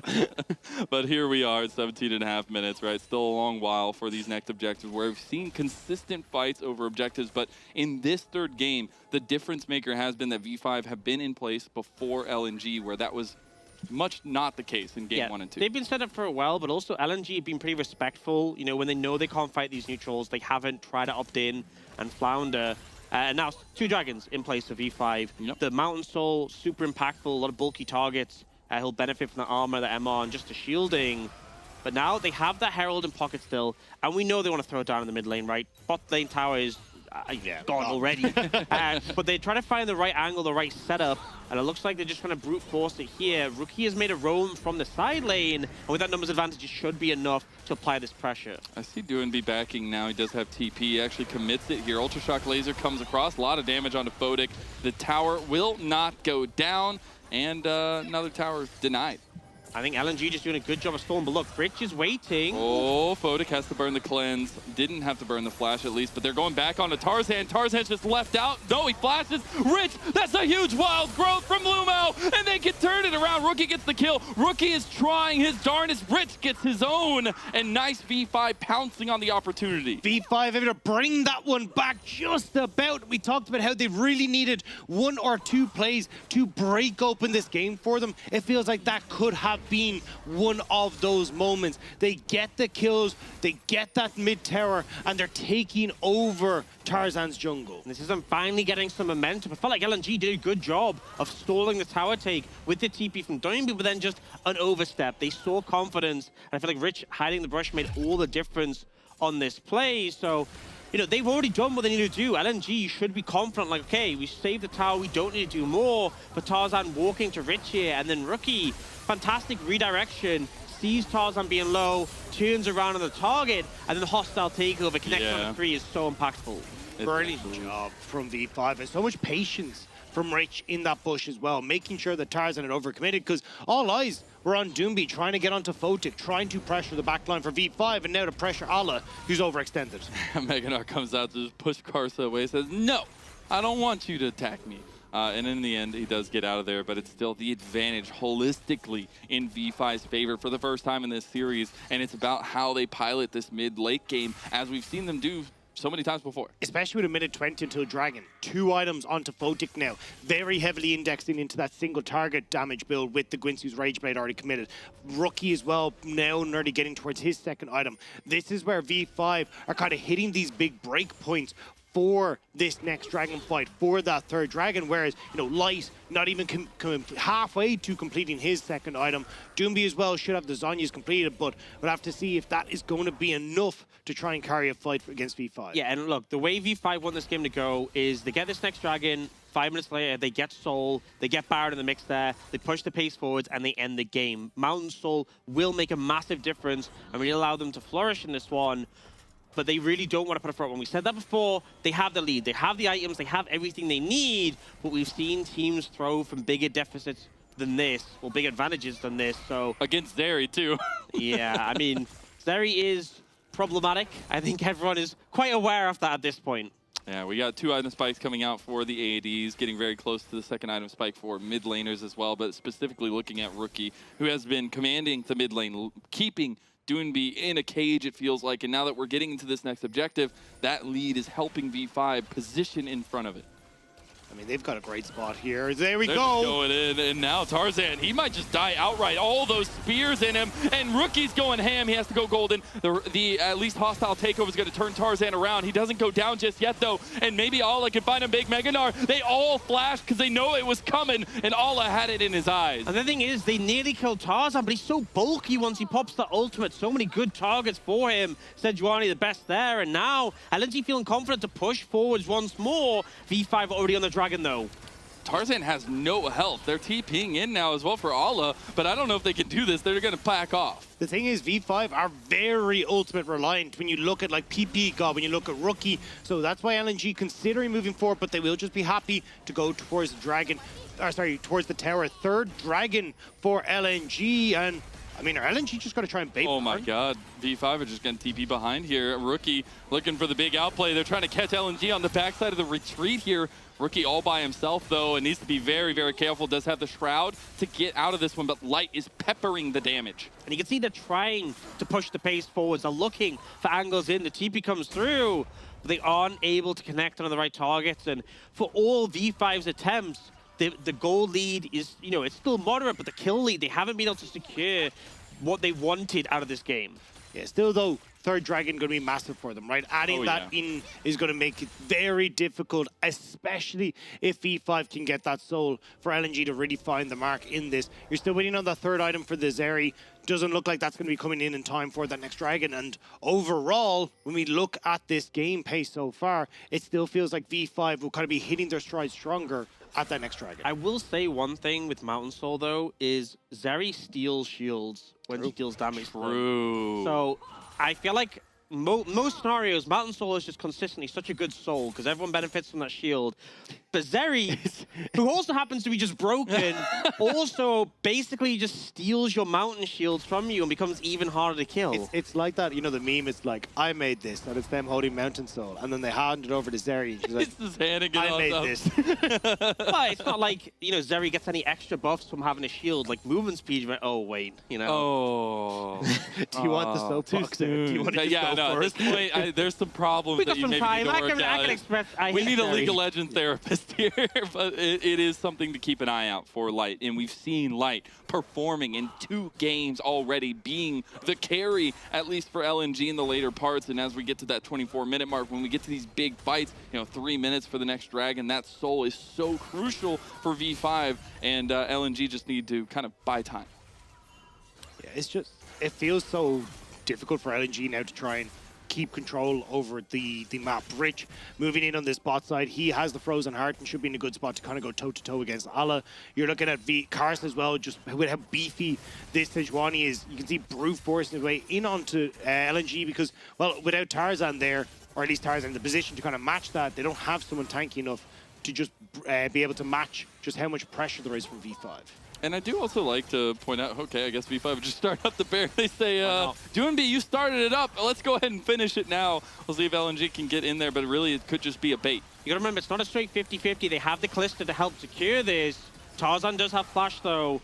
LNG are trying to try and get on this fight. Rich, he's separating now. You get a TP from Ala into the back of the pit. It looks like on the run, RV5, they realize the bait is not working this time around. But they got the TP. V5 got the TP out of Ala, and that's all really you want to get out of this play, right? They're going to be able to reset, heal up, but now Rich is going to be so much more of a threat in the side lane because of that teleport advantage. So they gain something. Sure, they don't get the Baron or a kill, but they get to tick some boxes. Especially when they can move him up towards this top side. Minute and a half until that Mountain Soul is up and available. You're going to see Rich kind of hovering around that area of the map. He pushes in top side. Ala has to match him. Doonby has to match him. And suddenly you're getting those TP advantages that you really want for V5's side of the equation. So really nice job from V5 kind of pushing the envelope there, forcing LNG to make these tough decisions. And speaking of pushing the envelope, Fodik having completed his third item now with that Runans, that team fight damage, the Rens are going to start stacking up all that more onto multiple members, and you've got to keep an eye on that in the team fight. Zeri just isn't there yet, right? You're foregoing the Infinity Edge because you need the LDR, because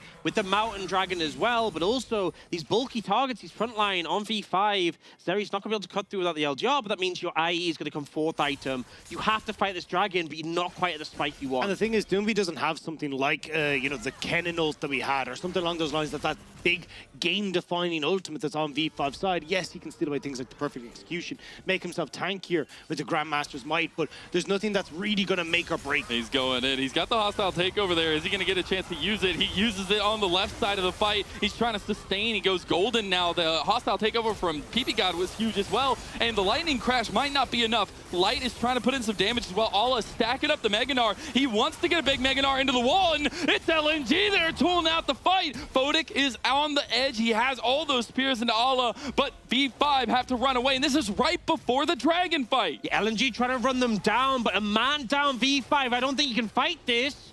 They're trying to. Doonby was ready to follow up. The Tarzan pillar could have been right around the corner. Does Karsa stick around to try to steal the Dragon? I mean, he kind of has to, right? It feels like if he dies, though, Baron could be on the cards. Doonby going to try and play takeaway, but no, the Dragon, it's out of the equation. Oh. LNG have managed to hold steady. Split decisions in the fight from V5, costing them dearly. Yet they buy themselves 5 minutes, and I think ultimately the mistake here was committing into this choke point, because initially Doonby overextends, they're starting to get some damage down, but especially with the Mountain Soul map, that extra bit of terrain just means it's easy for Zeri to fire off those Ultra Shock lasers, and it's so hard to move through without eating everything for the side of LNG.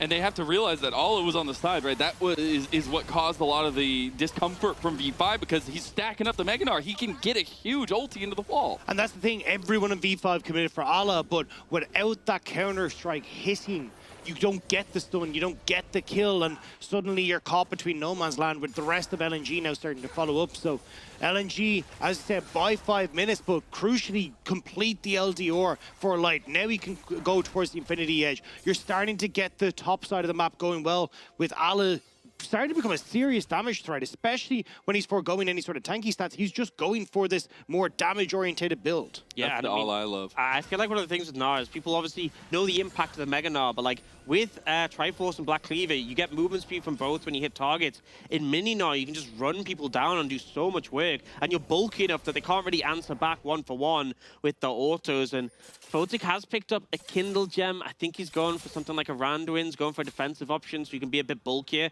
as he is quite short range, but you are just going to get eclipsed by the Zeri. You've hit your spikes, and you can see V5, no, time is not on their side. They're going to try start up the Baron, but Tarzan has flash and is over the wall. They have to force the issue, but if Tarzan gets the turnaround, that would be huge. They do not have either of, okay, they're TPing in now with Rookie, at least already here, and trying to get him in there. Oh no, there's hostile takeover over the back. That's the Baron taken by V5, but a TP from Ala to come join the fight as well. Rich actually coming in on the side. Glacial Prison will not connect there in the end.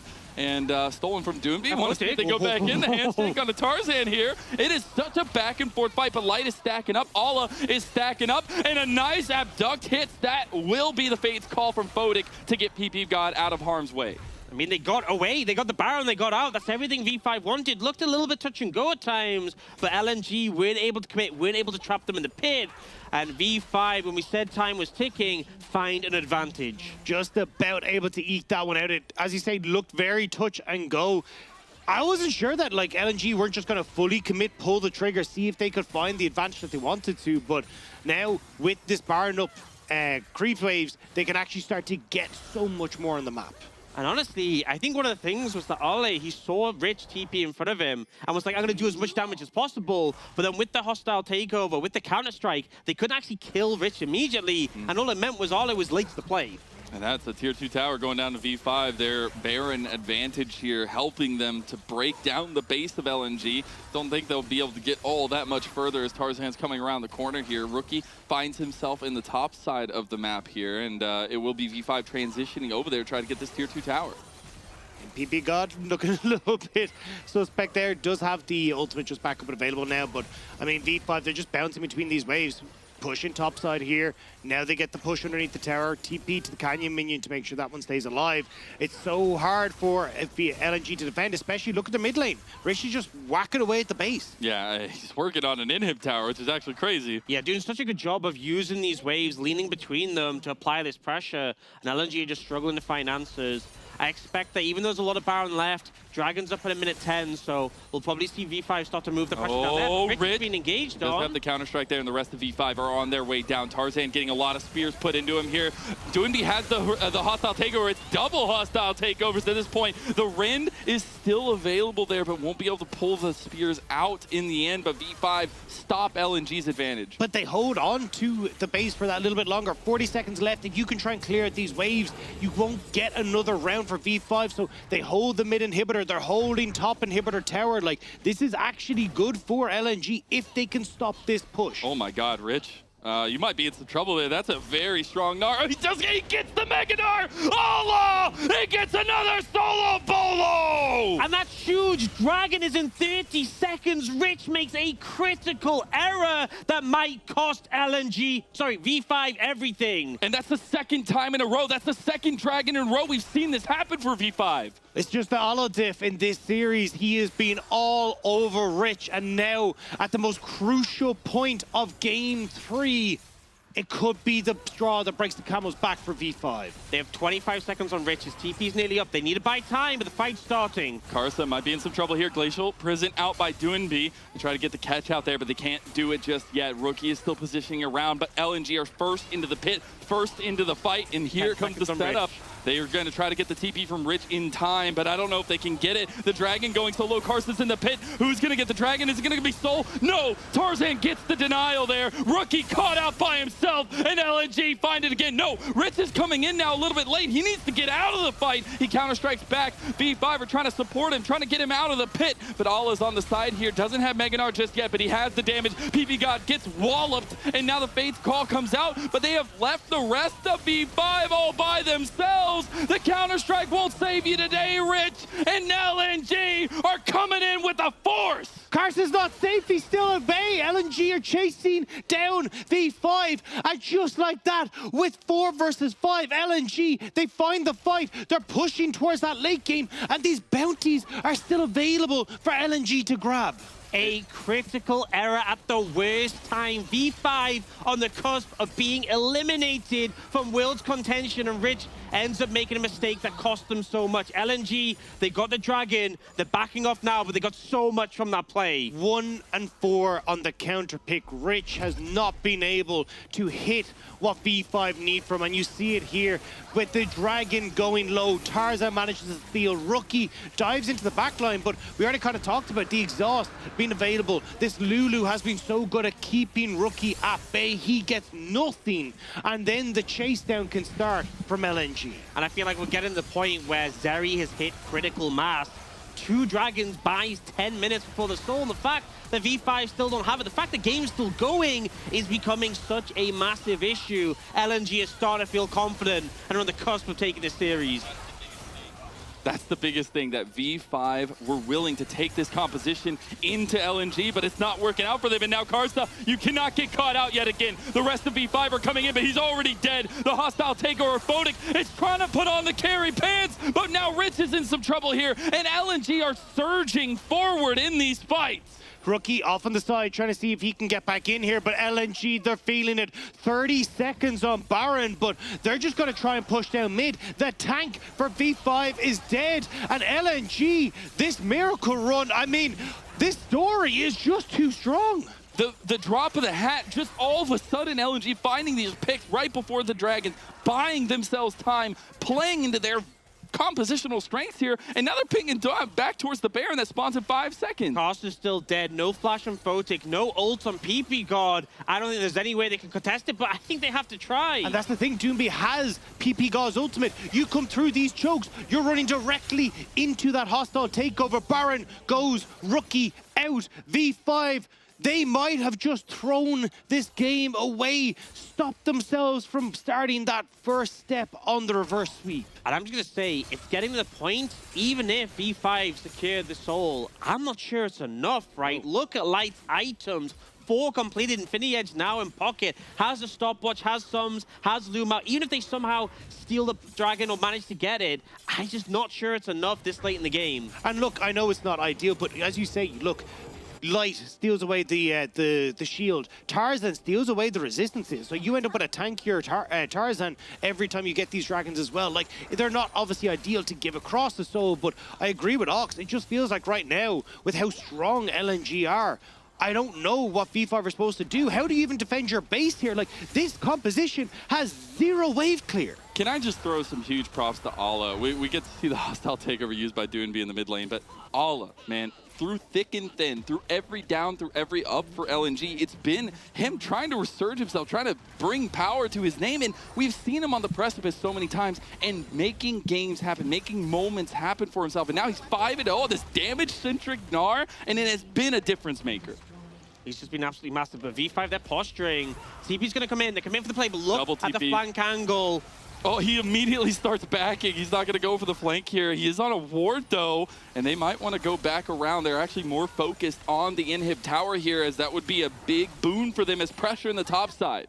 I feel like they have to make the fight happen now. If they lose too much of the base, it's going to be a disaster. This is not good for Karsta. He needs to be careful. Hostile takeover from PP God gets them out, but look how much Light is doing right now. That will be the Fate's call coming through from Photic. They could just look at the end of the game. No way that this is how it ends. Ala with the big Mega Gnar ulti. That's one Nexus tower down, but V5 do not want to go silently into the night. Rookie is there, but it's not enough. The ceiling is so high for LNG. Look at Light. He is completely untouched in the background. We'll see if those health bars for V5 can do the difference. Rich getting denied there. Light is still alive. The bailout comes through from BB God, but Light is pulling it apart. Light is making it happen one step at a time. Light will once more stand tall for LNG in the face of everyone on V5 chasing him down. The bot lane for LNG would not be denied. They won't be able to take the win. The TP is coming in behind them.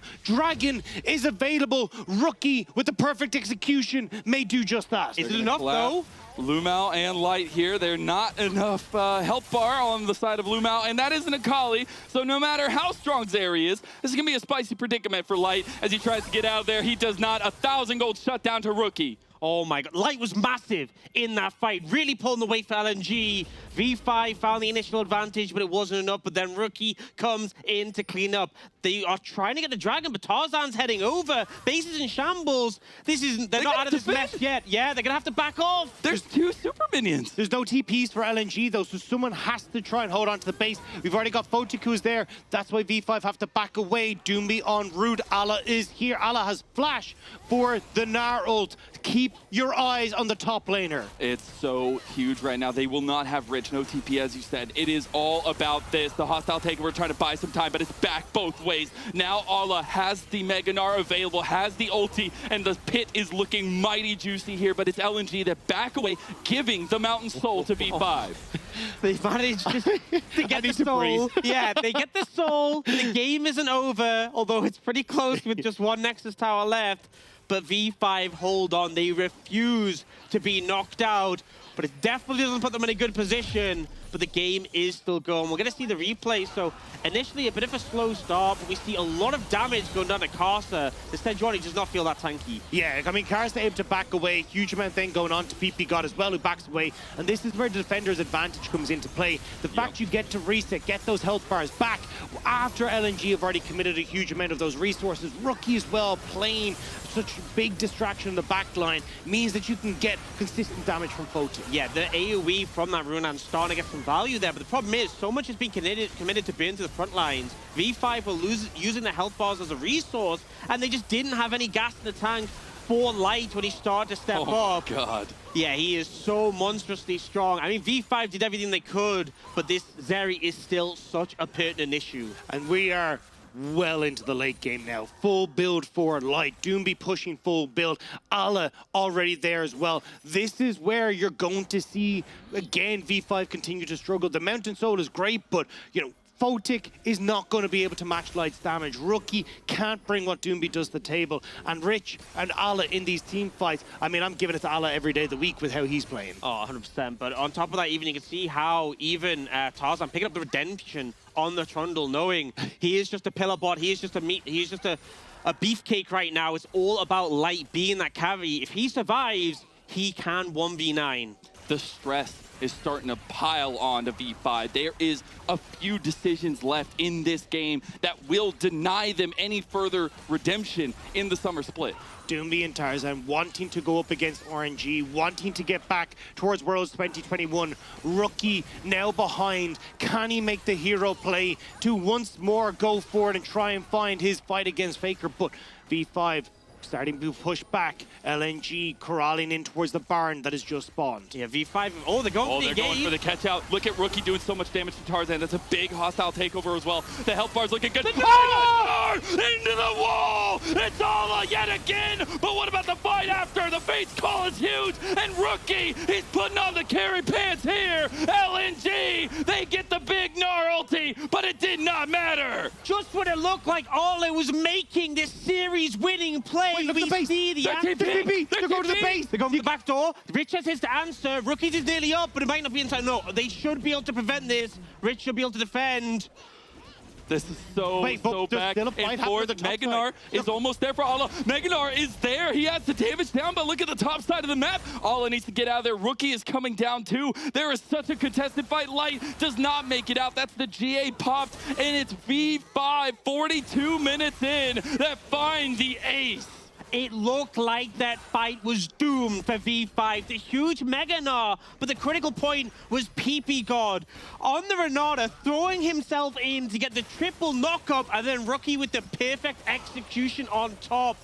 Clutching it out when everything seemed doomed. V5 still have some fight left in them. How do they manage it when the chips are down? A single play turns this around, because as you say, Ala, fantastic Gnar ultimate coming through, all 5 members. But as you say, Rich getting a good counter-strike, then going into triple knockup, setting up for Rookie, the AoE from this Kalista. And V5, they pull it out of the bag by some miracle. They just want to fight against full build Zeri Lulu when they already carries a Kalista.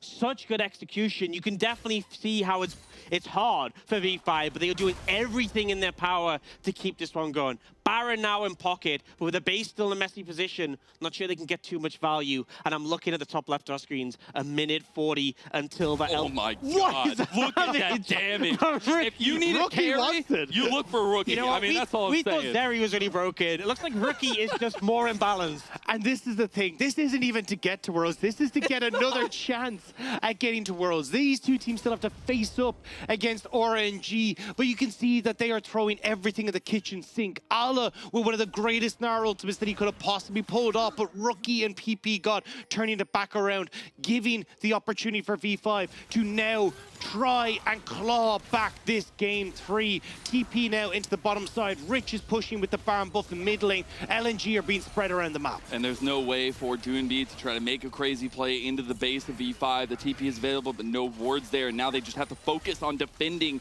at this moment. And this is a strength of V5. We said mid to late game, their decision-making has always been so crucial, and it's working out. A big thing is they're pushing on the bot side of the map, right? Not only do they start to threaten these structures, but they're keeping away from LNG having set up on the Elder, spawning of 40. They don't want them to have any vision in the area. There is still that ward a little bit behind you can see on the mini-map, but that's all they really have. They're going to sweep through and try and deny vision as much as possible. They've done it once. Can V5 do it again? They need that same miracle play. They need to dig deep and find, and it looks like it'll be plays from Rookie, plays from PP God once more to bring that in their favor. Rookie did 10k damage in the last fight, but he didn't have a Rabadons, and he now does. That is the final hat just to finish things off. And now LNG, 2 rods in a hat. 2 rods in the hat. Now pushing up mid, V5 are posturing for the fight. Yeah, see LNG a little bit out of place here, maybe looking to use that Doonby, at least hostile takeover. They're pushing forward, though, trying to force V5's hand at this point, and now everything available for both sides. It is so neck and neck. The LNG know they can just run down the middle. They know there's only that Nexus Tower left, which is why V5 needs to go. You got to watch out. He has the Mega Gnar there. The hostile taker from Doonby is enough. There you go, 2-man hostile as well from PP God. You get a little bit of front to back here. Light is in some trouble. He's got Lights down. Lights down, and V5 have done it yet again. They find the fight, they find the win, and they could just end the game. It's a 5-0 against impossible odds. 2-0 down to LNG, and V5 make miracles happen. How the hell do V5 bring this back? LNG, the script looked too strong in game 3. They hold off to the late game of V5, saying that's where we come alive. And V5, they're starting the reverse sweep with 1 game now. How many times have we seen this story repeated in the LPL playoffs? The reverse sweep is alive and well, and V5 are alive and well. They will win their first game in this best of 5, and they will not be eliminated just yet. Just sheer refusal to lose. That's what that was. And that man on your screen, Rookie, with such a carry performance. Don't get me wrong, V5 all stepped up in those fights, but he showed why we hold him in such high regard. I have seen teams be stubborn, but my God, I have never seen it to that level. The fact that V5, with the composition that they have, are able to bring that back is absolutely insane. They had no right to be able to deal that much damage that late in the game. And all I'm going to say is I'm so sad that one of these teams won't go to Worlds. I know! Man, they both put on such a display there. Oh man, that was such a fun game to watch, especially because LNG was so that was close. stressful. I loved it. I'm here for it, man. Years of my life are now off. Hey, all I'm saying is, what do we have on our hands now? It's a series, all right? Because a banger. it is nothing but bangers in the LPL, and the fact that they are just so unwilling to go quietly, right? For V5, Rookie having to step up in that moment, even Karsa in the early game, so monumental, and all with his advantage. Rich was able to outpilot him in a lot of those fights as well in the end. Yeah, I got to say, I think big props to PP God. Again, we said a huge amount of this was going to rest on him with the hostile takeovers. Him with those Kalista knockups were absolutely insane. That last fight just outside of Baron was nuts. I just feel like, you know, when you're playing someone like Alistair, Leona, and you get thrown in, it's like, yeah, no brainer. But like, he's playing Renata, and he's like, yeah, throw me in. I'll make it happen. Could it be any other way from PP God? He's got the PP God move. Yeah, 100%. But it does make sense, right? I mean, it worked. It's set up for Rookie. The fact you're hitting 3 different members, so he ends up with this great, perfect execution, front to back, getting a ton of damage off. We saw him be the highest damage dealer in that fight. I mean, this is what we expected from V5. This is why they have that 50% win rate from behind, because they just refuse to go down without fighting. I think it's so important to keep an eye on in the rest of the series as well. And the fact that it did feel a little bit desperate from LNG in those last moments. They could see the base was literally cracked wide open. They were so close to finishing the series with 3-0. And the mental break is a little bit questionable. I feel like you have Light, who's been so strong in this series. He's full build on Zeri with a Lulu to back him up. I feel like you should have just... They've all been thinking, this game's ours. This game's over. We had this, but they weren't able to bring it over. And, you know... the damage to gold. How much gold is it? I was gonna say, that is so high. Like, I don't think I've ever seen that really get that close to 300%. I think the only one I've seen that close was the Jaculov game, the 92k. Oh yeah. But most of these other ones is just like, he did an insane job, but it just wasn't enough. And you could see V5 knew if they take him down, if they take down Light, that is enough. But it was very touch and go, very close It really was. in that game. It's incredible stuff to see. At least we have the continuation of the series where both teams are on the brink of elimination, still needing to win one more best of 5 after this against RNG to even make it to Worlds. But we're getting such a battle here in the lower bracket of regional qualifiers. Yeah, I just don't know what way this one's going to go. Now we've kind of seen V5 go for the early game that then turned out to be a stronger late game by somehow. And now we've got to try and see if they're going to be able to do it again, because that was bonkers. That's the only word I have for this. I'm so excited to see how Game 4 goes. We do have a little break and then sending over to Analyst Desk to try and break down that game. Good luck, guys.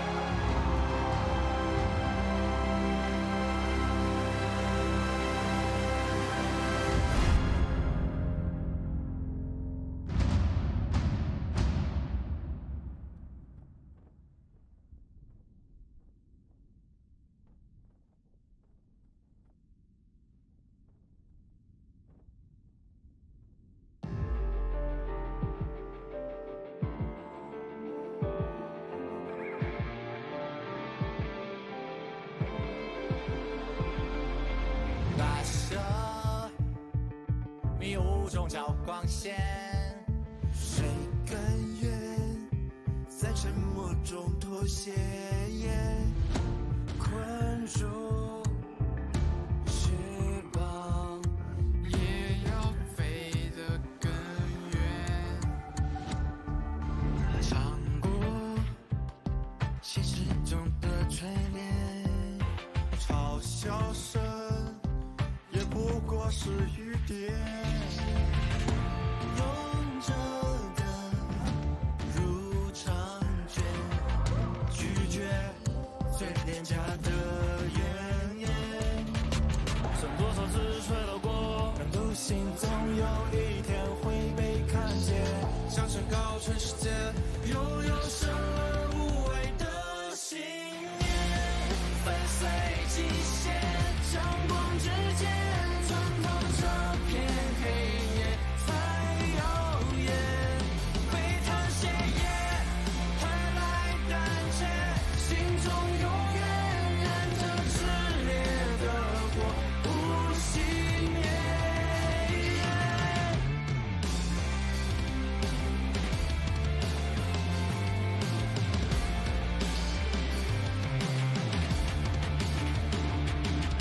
承受了冷漠与偏见，也接受不完美的缺点。聪明有多危险？不怕，只怕不够轰烈。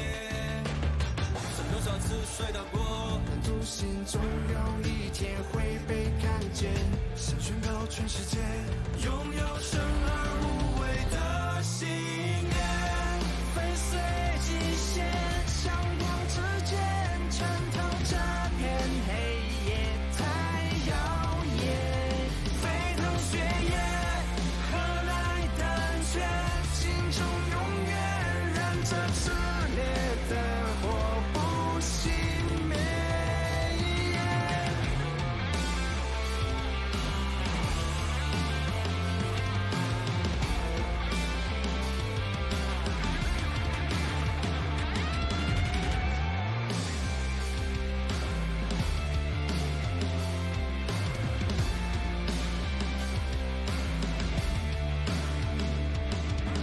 有多苦有多痛也不怨，流的泪受过的伤都会终结。被否定被拒绝多少遍，挡不住勇气疯狂蔓延。一颗心一双脚都疲惫，这条路不走到尾绝不停歇。每个你每个我很渺小，却有生而无畏的信念，战胜一切，向光之间穿透这片黑夜，才耀眼，展翅闪电，点亮世界，心中永远燃着炽烈的火，不熄灭。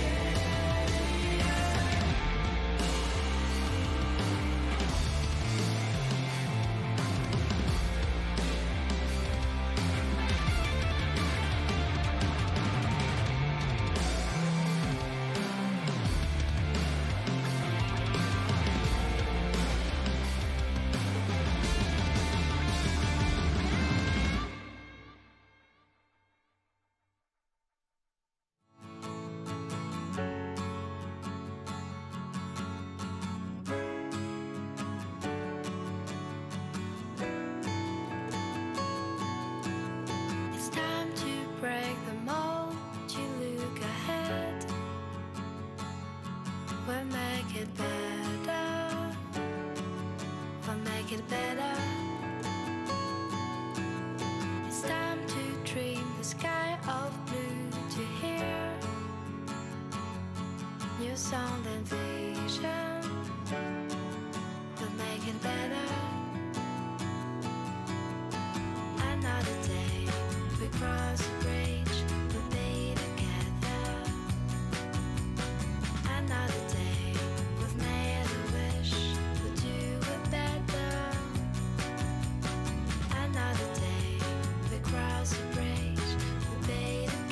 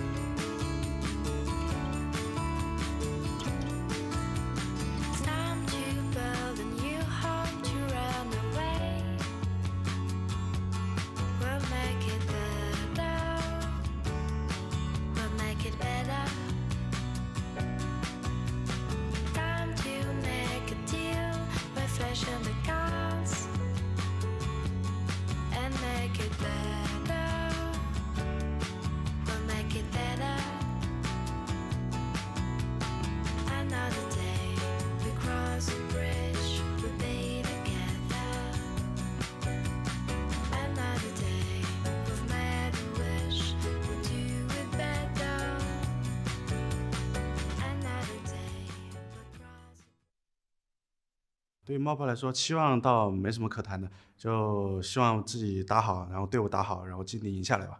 面对上威武的话，其实也没有说什么关键点吧，还是那句话，就是把我们自己该打的打好，然后准备充裕，然后去赢下那个 B5是最好的。一年的最紧张的时刻要来了，然后反正也跟大家加把劲儿，然后我们一起打好，然后来赢下接下来 B5吧。The most intense moment, you gotta believe it, because now we're somehow in a series, and I don't know if people at home can see this, but my man, my absolute Chad, my best friend from 2019, look at it. There you go. You can see it. That man is the reason we sit here, among other things. Yeah, we've got the technology now. We're in a studio. Thank you, OTP. And I can't get over how young you look in that picture. Oh, well, it's not about me, Joe. It's about V5, but thank you very much. I appreciate that as well. You get the your little brownie points. 2019 baby face. But yeah, you're absolutely right. Rookie, absolute please, fan of let's the hour. talk about for the compliment. Yeah. Yeah, I mean, I predicted Rookie coming in today, and finally we get to see what he can do. 10k damage in one fight on a Carly. I don't think I've ever seen that. I mean, he literally doubled the like full build Zeri's damage. And I mean, we got to a point where it's just crazy, right? We're like thinking, hey, this comp's gonna be outscaled. V5 have no chance. And again, I think Dak just said it on cast of like, we think Zeri's OP, but Rookie's just more. And it was nice this time we actually got a dynamic between V5, right? Like, we talk about the mid-game not being as successful, but at least for V5, the draft changed a little bit, right? We got a stronger bottom lane, despite it not going as well with PP God and Photic, but we got V5, I guess, throwing the wrench in this time. Well, I mean, remember, we came into this game saying, like, we want to see V5 drafting stronger early lanes and, like, actually maybe be able to try and smash out through this early game.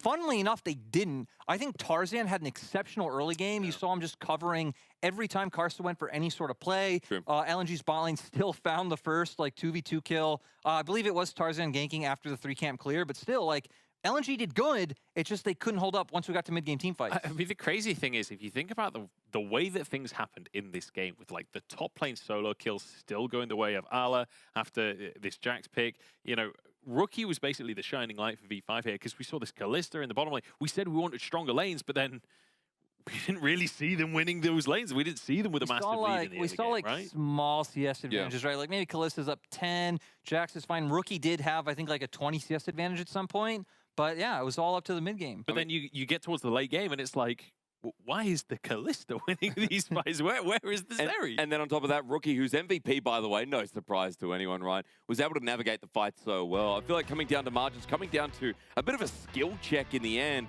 finally we got to see the V5 that we've been hyping up about, that we thought would go down 0-3 in the series versus LNG. We got to see the V5 that I think we've been waiting for quite a while now. And it's so great to see, because I feel like that was one of the things in this game where V5 were never able to find flanks in those mid-game team fights. It was always like, okay, they see Tarzan step like a bit too far forward a little bit. They're going to just try and engage outright. But once we got deeper in, Rookie finally started setting up for those angles. And once Rookie got onto the back line, just some amazing usage of his abilities, constantly closing distance. I remember you guys beating me of like, I just pressed E and R, but the way he would use it to close so much distance and get onto key members was the way that V5 were able to take the win.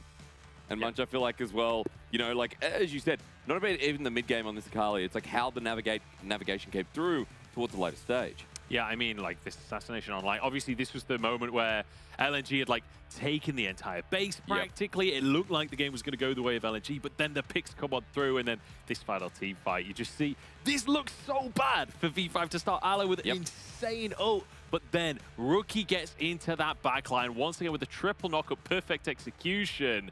And I mean, the rest is history. I mean, huge from PP God right there as well, right? To be able to find those key members. And that's why one of the things I was also scared about for V5 in this game is we were watching player cams, and it looked very silent. Like, you're looking at the LNG cameras, and like everyone is constantly communicating. On V5 side, it's like, okay, Karsta looks like he's talking pretty much the whole time. There's a little bit coming out from Photic, but not really much else there. And that can like signal, you know, things like bad morale or like feeling that it's hard, because you could see that they got pushed into a corner. But I guess V5, when they're in a corner, they're most deadly, which is maybe seemingly good for someone who thinks a 3-2 is coming for the Rook. Could we see another reverse sweep? I mean, I think we're getting ahead of ourselves a little bit there. But at least it's a start, right? And, you know, coming back to it as well, you mentioned PP Gold with great team fighting, and I feel like that was shown so nicely here on the Renata. Laning phase, though, for V5, you know, that bottom lane has been a bit of a weakness, but I wanted to ask you guys, as LNG have apparently chosen red, what you think changes now that we're on the exact same side, and how V5 can start getting this ball rolling, Jordan? You know, I'm not necessarily looking at draft in terms of like how things need to change, right? Because I think this game was very winnable from the side of LNG. Are you looking at Mojo then? No. No. There is no Mojo today. No Mojo. None. Rookie showed some Mojo. Rookie showed some Mojo. Rookie has Mojo, but these are not the Mojo teams. Yeah. Okay. Just back to the topic of draft real quick. The one thing I do want to see, the one thing I do want to look at in this draft is how the Zeri priority changes now that Akali is in the mix, and V5 have shown that in the late game, even if you have a Kalista, you can win team fights against the Zeri if that Akali can get onto the backline. And we saw that consistently happening in the last few fights. So I'm curious how now LNG adapt in response to that Akali. Well, I think one thing we need to remember as well is that we were highlighting coming into the series that like even LNG's bot lane has been able to pull out things like the Kalista lane and do quite well. So I guess you're right. Just overall the contention. There we go. That's the word. A bot lane pick. You got there. Good job, bro. I'm proud of you. Well done. It's been a long day. These are long games. But you both though, well done. Look, it's the start of the reverse sweep. It's not over just yet. We're going to go into a game 4. Our cast has brought the energy, but now the power in game 4 is going to step up a notch as we hopefully see it go all the way. As a V5 fan. Good luck, Rookie. How we love you too. Damn, and we can are you believe so that's Rookie's best friend? No way. He knows him. Yeah, I'm not gonna lie. He wasn't saying I love you to us. He was saying I love you to Rookie. Well, you know what? I love hysterics. So even if he doesn't return it, I'll be all right. I'll be all right. In all actuality, though, we are going into game 4. Still V5. 1 loss away from their season ending and LNG going on to face RNG, but with that resurgence, with that possibility of a reverse sweep and the script we all know and love in the LPL, we're here already neck deep into picks and bans for game 4. Yeah, and I feel like we've had the script flipped a bit with the Sejuani and Renekton on the side of V5, so big denial picks away from what LNG typically like to take, but they still have that Trundle for Tarzan that can steal away all those stats. Yeah, I think that's an incredible pickup here, but you also see the Sejuani, the Sivir, the Renekton coming out from V5, and in terms of some power picks there, I love it, but you also always have to shout out the Zeri Lulu. We didn't see it come to fruition last time around for LNG, but the first 2 games, or at least the first game, looked pretty good. Yeah, I mean, for V5, you're still opting into that late game scaling. AD carry right with the Kalista now banned alongside the Lucian, so we're going back to what we saw from game 1 and 2, at least, to see if V5 can still match in the later portion of the game. But you have the Renekton here already locked in. They're definitely going to be giving that up towards Rich, it feels like. We'll see what Rookie decides to lead in towards the mid lane here, because, I mean, I was going to say a Silas could be a big pickup, because then you do get your triple melee, but not going to be the case here. We'll have to see exactly what that game plan is going to be going into the mid lane for Rookie, because it feels like they're going to keep counter pick for Doomby. Yeah, we do see those bans in phase 2, though. The Amumu, the Silas, the Fiora, the Akali. All right, V5 not wanting to give over. The super carry Doomby Akali there, maybe not giving him a chance to respond to Rookie's Akali in his own right. But now we're looking at what LNG are drafting for their solo lanes. Yeah, I feel like if you have like a mid you really want to pick up now, then sure, you can go for it. But you already know the top matchup, so it probably makes more sense just to lock in some for Ale. He's going to go for the Jack. So one of the big powerful things with this is we talked about the Renekton Sejuani combo, the fact that the empowered stun instantly stacks the Sejuani stun to follow up. The counter strike from Jax can block that. So as far as top laners that can mitigate the pressure, you know, Jax is a pretty good one. This would be actually pretty incredible if we get the Rookie LeBlanc, but in all actuality, it's like the potential carry from Rookie and trying to find a tool that works for him. They're going to save his pick for last, at least. Doesn't really matter either way, but I do like the Renata picked up for PPGOP because you highlighted last game, so crucial to a lot of the team fights for V5. Also great because it's very short range composition for LNG, so having that opportunity now to try and use that hostile takeover is going to be fantastic. Rookie eyeing up the Azir here. Curious to see if he does want to go towards it or if we just get him seen going towards the LeBlanc. He hasn't played a lot of the Vex in the solo queue, which we saw hovered, but looks like the late game fight is what V5 are aiming for once more. More than likely going to be trying to play a lot more heavily around Rich in that top side now, which might be the difference maker because Ala on this Jax you do not want to get rolled in. This could be actually huge, though. We get the Talia for Doinby. We saw a lot of the roaming potential, a lot of the side lane pressure from Doinby that was so big. An 83% win rate in the regular season on it. Like a very strong pick for Doinby and something that he is able to roam a lot on. Great late game damage as well. It just feels like a nice way to roll out with LNG here. And I think that's the big thing, the fact that it's that late game damage, because when the Azir was picked for V5, because, you know, Lulu and Zeri really put in the late game, and then having the Azir and Sivir would give V5 an edge, kind of be matched. Like, there's a lot of damage going to be pumped down the late stages of the game, but I feel like, you know, the jungle, Tarzan had a fantastic game in the previous match, even though they did lose, but also you've got this strong combo in the top jungle for V5. I feel like that's where the early pressure is going to be focused, and in the late game it's going to be about those scaling carries. But also something that's been super integral to both sides winning has been objective control, right? We've seen such a heavy prevalence for the winning team to at least get early dragons, start stacking those up, and force the decision-making of the other side, and especially around the early Rift Heralds. We actually saw V5 kind of resurge into Game 3 with every game so far, the team who has won has had souls, so it has really come down to being able to secure those early dragons, setting yourself up for that team fight win con. Yep, and that team fight win con, going to be an interesting one to kind of dissect into this one when we have those differing matchups. We got the Renekton versus the Jax in the top lane, but specifically looking back to our World Championship matchup in the mid lane, Rookie versus Doonby. We saw Rookie step up. We've seen Doonby try to be a facilitator for his team so far, but Game 3 not working out his way. And I'm just going to say, like, obviously in Game 3 that was a given, but I feel like Doonby hasn't had the best performance so far. It has been Rookie stepping up. It has indeed. And as we crest ourselves into game number 4, it is still V5 with backs against the wall here, needing to pull off the reverse sweep. And with the composition they have, they've given themselves that late game insurance, but we'll see if LNG's early game, those decisions into that mid game do go their favor. Yeah, I mean, at the moment, LNG just trying to chase Rich back and make him a bit more honest, make sure he's not able to get the vision control established in those early stages, figure out where Tarzan is starting. Last time we saw Tarzan on this Trundle, ended up going for that cheeky little 3-camp gank into the bottom side of the map. We'll have to see if he wants to try and go for something like that and be a little bit more aggressive, especially when you're looking around this mid lane for Doonby. Like the flick back on Rookie, having that, the ability to work around the swoop that you see with Rookie, because you can throw down the Unraveled Earth, throw down the pillar, look for the gank. Rookie needs to have his wits about him here. Yeah, because that's what we saw last time we had this matchup in playoffs between the Taliyah and the Azir, which was yesterday, between EDG and RNG. It was Scout just walking out of the Unraveled Earth, out the seismic shove, the slow from the pillar, and as you said, just be able to reposition them, can make it actually really threatening for the Azir.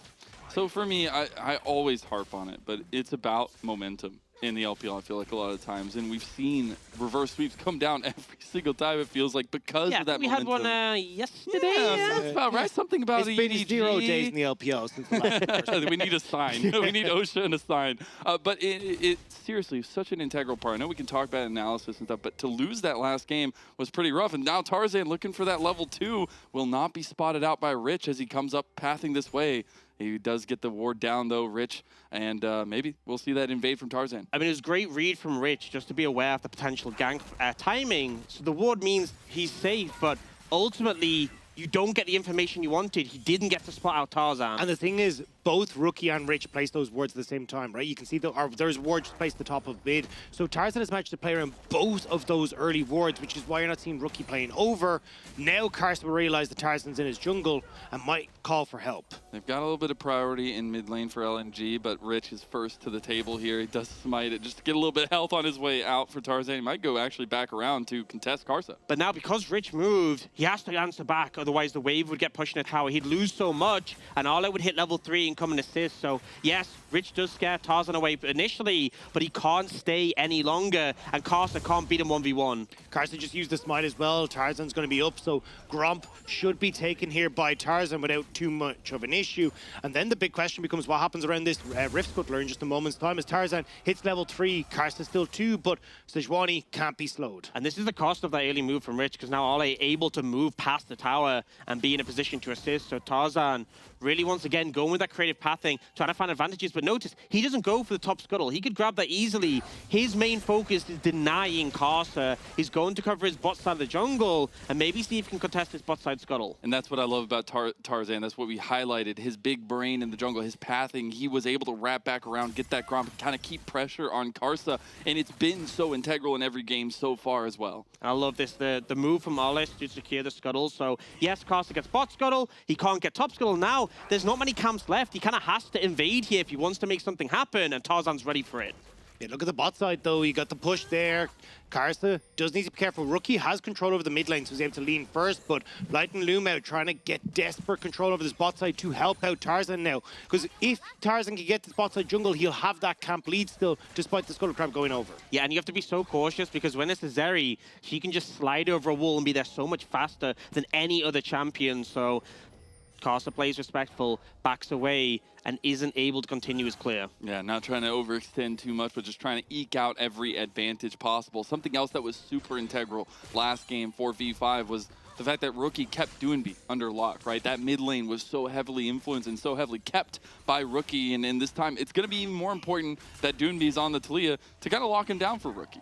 Yeah, and I think that's what we're kind of seeing at the moment, right? Rookie's doing a good job of continuously pushing in, making sure that Doonby doesn't have the opportunity to get out on the map, and even going for the quick reset, getting the Dark Seal, making sure that he's going to be able to continue this pressure. At least Doonby having the tier, I mean, standard build, but will help with having that a little bit more push in this lane, but it's still going to be favored for Rookie, and it means that Tarzan at the moment still playing a little bit more, I was going to say a little bit more cautious, but 4 people bot now. It could be looking, and the pillar comes out. Nice little seismic shove there as well. Photic, 1 auto attack, he survived. And there's the combo. Once you throw down the Unraveled Ear, the pillar to knock you in a seismic shove, not much you can do, and Photic, sure, he survives, but this is going to be really costly. It's also, we sometimes see the Relic Shield start come out for Lulu's when they're not going to get as much procs. Luma has gone for the Spell Thief, so he's going to get a bunch of gold and stacks from this tower. And we usually see the longsword start from Light, but instead going towards the Cold, he's able to stack up that little bit faster. So the fact he's getting the CS lead, getting turret plates, getting the Cold gold,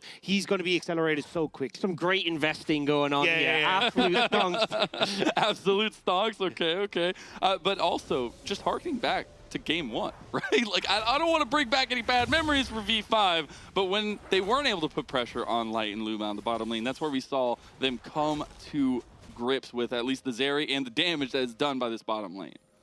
And I mean, for V5, I mean, it feels like so many painful memories when they're down like this. I mean, the last time they were even close to making it towards something like Worlds was going to be where they finished 6th in summer 2020, where this was a team that was so close to getting there. A lot of teams were hoping they would make it to the World Championship, but 1 win away, and now 2 wins away. They're still down a game against LNG. Yes, they're coming off the back of a victory, but we'll have to see if they can try and ride that momentum now into late game fights with Rookie and Photic. Now, we did see the cleanse used by Light down there in the bottom lane. Not the flash, but still something to return on, as well as with the CC there available. It is a heads-up play from LNG and from Light to not give over too many advantages bottom lane as well. And I think now looking at these objectives, what we put so much prowess on earlier on, it is first dragon potentially on the table. Because that was the issue with V5 in game 1 and 2, was the fact that Tarzan just kind of got control of all the neutral objectives. We said the importance of dragons, the fact that all 3 games, teams have secured Soul and then gone on to win the game. So getting that early start is going to make all the difference. We have Herald in a minute, so it's important to see what the junglers do, but also how the bot lane set up and look to move. You're reading my mind. That was exactly what I wanted to say, because what we've seen is LNG kind of doing the right thing. We can't fight. We will leave our bot lane bot. They'll get plates. We will try and trade across the map. V5 have been the ones that haven't been willing to do that. They will try and go for the fight way too late and then lose out all over the map. But Ala, once more, getting the better of Rich in this top side right before that major objective spawns. And we're seeing Doonby, Tarzan focusing up this way as well. Yeah, it is TP though for Rich. We can reset, spend a bit of money, get back in, and should be able to be there in time. And actually, this is V5 going for the early dragon setup here. Sejuani actually doing it pretty fast since you can stack the Everfrost quite quickly. So a great early pickup that I don't think LNG expected. Yeah, LNG hovering towards that top side of the map, and now the Dragon's already down. That means that V5 can come contest Rift Herald as well, which we saw them work out very well last game. Yeah, they still have push on bot side as well, because they were very good at getting that push, so they will still have first move here if they want to try and commit some of that mana to push the wave.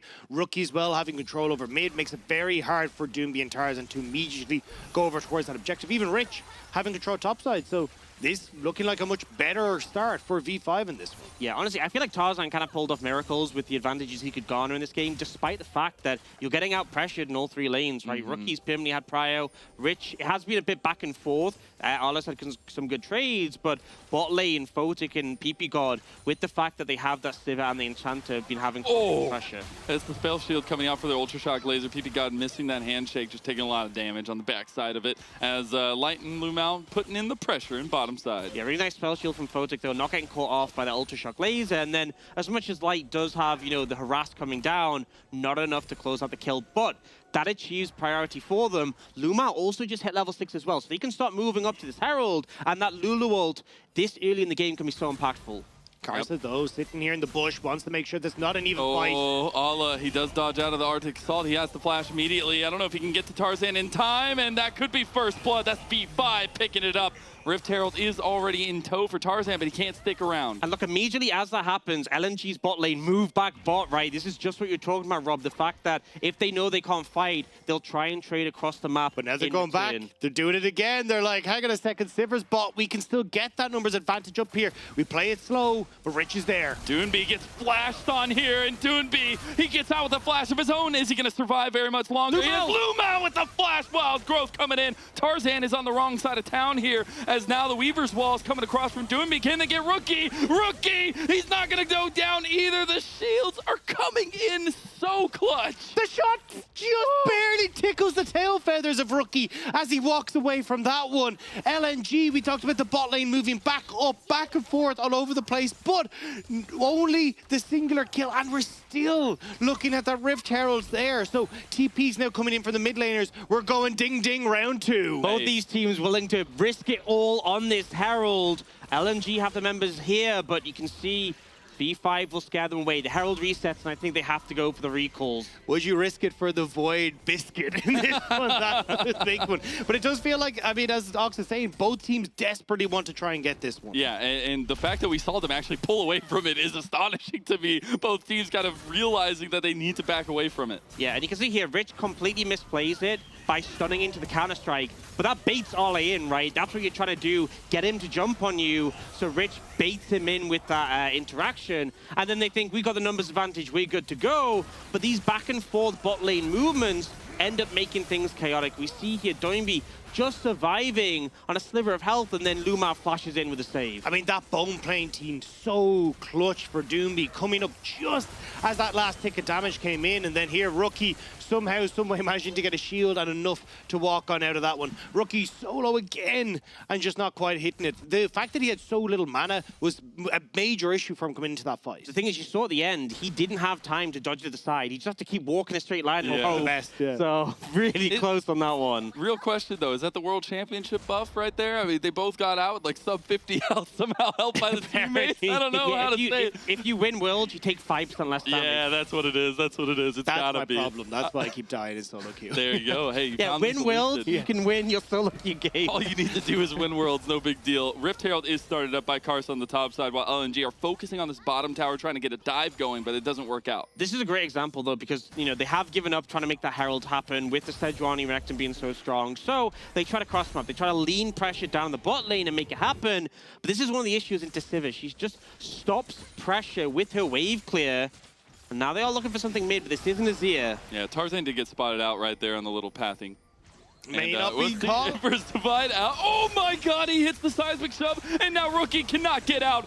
Doinby gets the kill. And that's what I was going to say. You can see Rookie had to get out of there as quickly as possible because he knew that pillar was coming. But Frozen Domain, the fact you got the extra little bit of a speed up means that Tarzan could just about close the gap and set up for Doonby. Really nice job from the Trundle player. Yeah, but it is still the Herald in pocket of V5, and that's the thing. Gold is about even now. Dragon advantage to V5. Another one's about to spawn. With a Herald in pocket, maybe they can leverage its pressure to try and get this second dragon as well.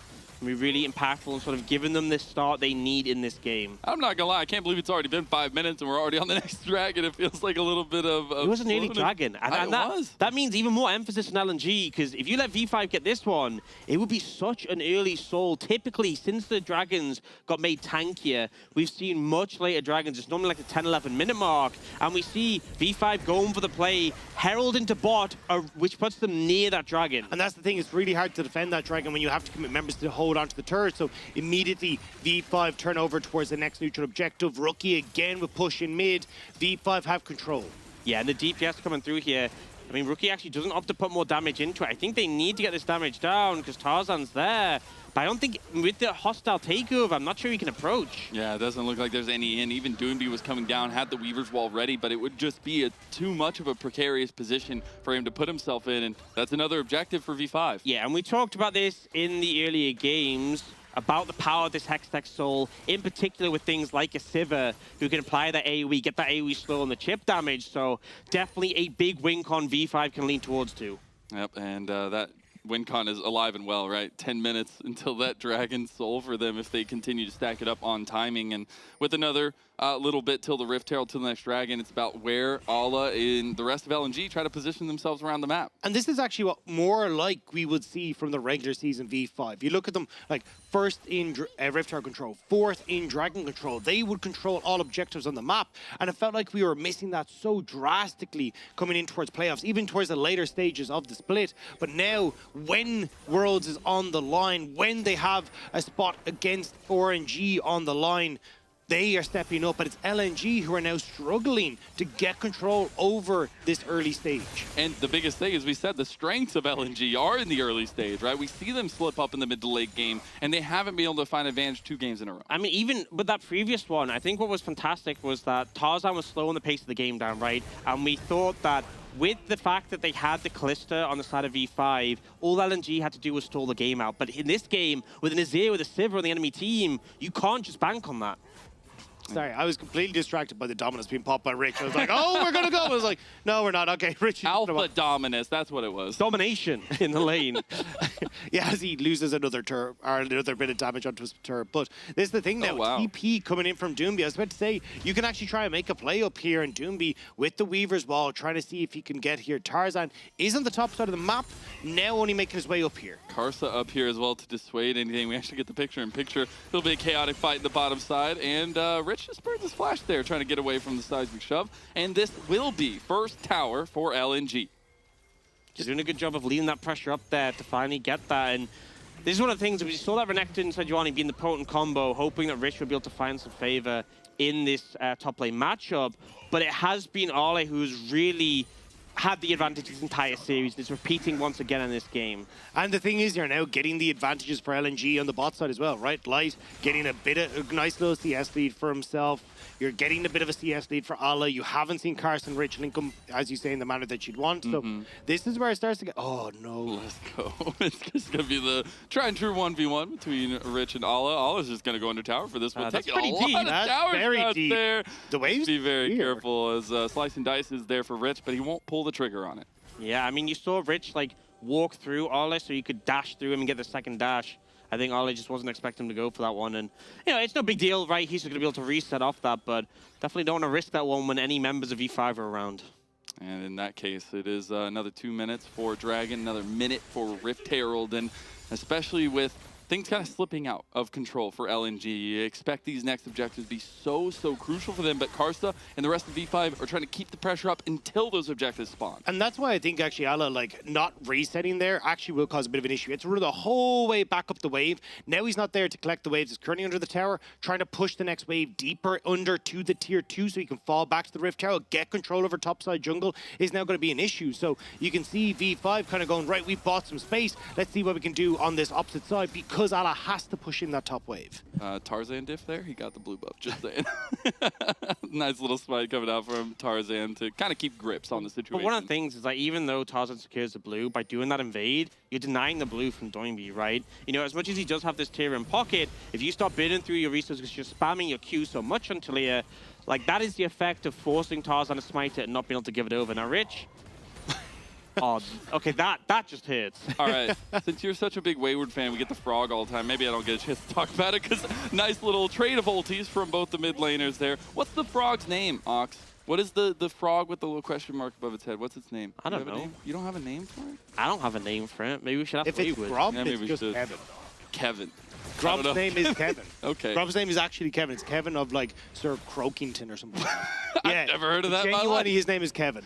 Look it up. Google You don't know the lore? Apparently, yeah, apparently I did Hang not. on, I I'm need gonna to do some find more this one research. again. You guys all right. You go do that. We have the Rift Herald started up here on either side, top laners, as Rookie will make his way first, and it looks like V5 will have advantage. Lord Grumpulus Kevin Ribbington of Croaksworth. Oh my God, I'm not going to remember that. I can't This do is why it. I just remember Kevin. Yeah, order to Kevin. Kevin is probably good. Well, we see the Rift Herald taken yet again here, and V5 really just putting the pressure on LNG with their objective control. Yeah, but it does look like, you know, LNG have position on this, And I mean, V5 going to try and approach it, throwing the Herald down mid, but it is going down pretty fast. This could be sole point for V5. They will get into the pit, and it is stolen by taken by Tarzan. TP's now coming in from both LNG and V5 respectively. Hostile takeover onto 4 members, and that's huge. LNG are turning tails and running, but can they turn around? Big seismic shove. Karsa has to flash out as well. The AoE not enough for Bodic. Rookie trying to take down Tarzan. One more poke, one more prod. It's not enough. How does no one die there? The hostile takeover for PP got onto 5 members. So well played, and yet no one goes down. Dude, Rookie is just putting it on here. He is not letting this happen. The problem is, though, you still had that Herald that went down in mid, so they got that mid tier 1. Looks like they get the tier 2. That's why Rookie's trying to stop the backs,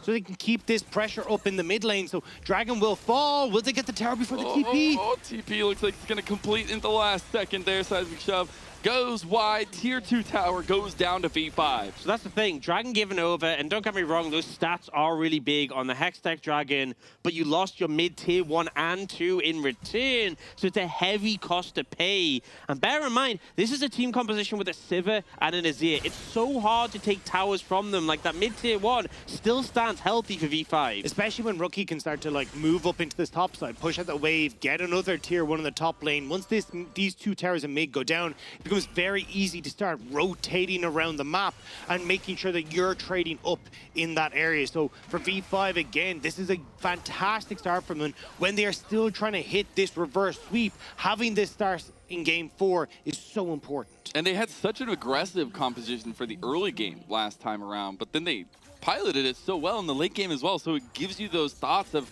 how do LNG find this? When we've seen their later game be the mistakes that happen and cause them things and cause them losses, LNG need to kind of right the ship at this point. Yeah, I feel like just at this point, V5 are going to have the map pressure and be able to, you know, as we said, Rob, you were just talking about, Rookie able to lead up towards the top side and pose a big threat onto this tier 1 tower. And if they continue to just keep pushing the pace of this game forwards, like, even though they gave over Dragon, they're still leading in those. And this is the problem. If you can push in that mid lane wave, when now V5 get to move top, how does Doomby try and defend this solo? That's why we're seeing LNG commit so many members to top side. So Rich, he leans bot. He's like, cool, I'll push in and threaten the tier 2 on the opposite side. Yeah, oh, they're going for more They play. are. The Weaver's Wall again into the Emperor's Divide. Rookie has to flash away. Karsa trying to get out of this one. Ala hitting the counter-strike. He has to flash forward to make sure it connects. PP got Bodic right around the corner. Ala is overextending a little bit, but he is the Jax. He had the pillar from Tarzan to block the way. Is he going to be able to get it? Karsa and him going at it 1v1. Just about able to get away there. Karsa looked like he was in a lot of threat when Ala got that flash forward, but the speed of coming through from PP God with Australia's Reverie means that they're able to escape away from that one. But good response from LNG to defer a lot of the map pressure that was happening. Yeah, and the problem was, because Rich doesn't have TP, he felt like he had to move because Baron is up and available. He didn't want to just keep pushing bot, because if Karsa died, and it was touch and go at a point there, that could have just been Baron if he was still on the bot side of the map. And we are looking at item spikes coming through. 2 items for both AD carries at this point. We're looking at second items coming across. Love the Warmog's first pickup for Karsa. A little bit more of that tankiness to set up the carries. That will be Rich, Rookie, and Botic. Yeah, I think there's just a lot of poke here that Karsa has to deal with, so want to try and stay as healthy as possible. But we'll actually be missing out on the Iceborne Gauntlet quite a lot when it comes towards team fights. Like, a lot of your damage. Also, just the fact that you're able to, you know, slow up a lot of members as well for the likes of V5 to catch up. But Tarzan, the V5 are coming through. He's holding the pillar. I like it. He's holding it to the right moment, and I think that's appreciated. But we see yet another tower going down to V5. Yeah, we finally get the pressure being too much with Rookie leaning into that top lane. That constant push in mid, rotate members over, has done its job.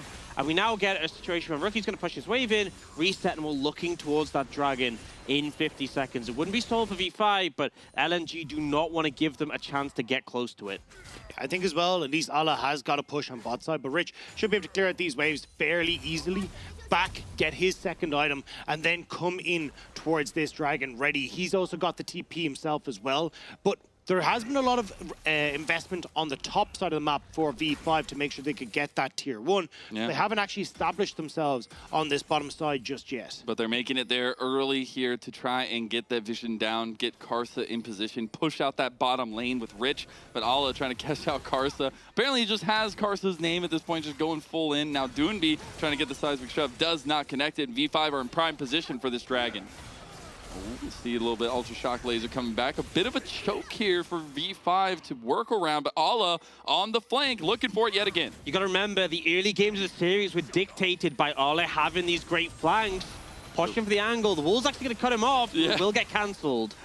Doobie's like, I'm sorry, we won't do that again. He does get spotted out by the blue trinket, and now it's the Glacial Prison coming in, the hostile takeover. They're just trying to take the dragon, and it will be secured by Karsa. All on the flank. He's looking for the big counter-strike. The flashes are coming from V5. The bailout, it's not enough just yet. Vodik trying to run away. The seismic shove goes wide, but LNG, they find a kill after the dragon is taken by V5. It was a messy setup from LNG. Ala kind of caught in no man's land because of that Weaver's Wall, and with that V5 managed to get the dragon. They will lose one, but should still be able to move across to go for mid lane, but it's the Baron that LNG have their eyes on. Yeah, they want to try and force the pressure here. Tarzan's low, but you know, they still want to try and make an attempt at this. I think it's so hard, though. Look how many people are healthy on V5, and Rich is up in 13 seconds with TP. And we saw LNG lose a fight after Baron last time around. Got to be a little bit scary in this type of situation. Tarzan's getting a little bit low. There's Karsa in a pit, but it's secured by Doinby. After all, it's the super carry, but they got to get out afterwards. Yeah, the double smite, the reason they go for this play, but V5 want to make them accountable. Rookie's looking for the Shurima shuffle.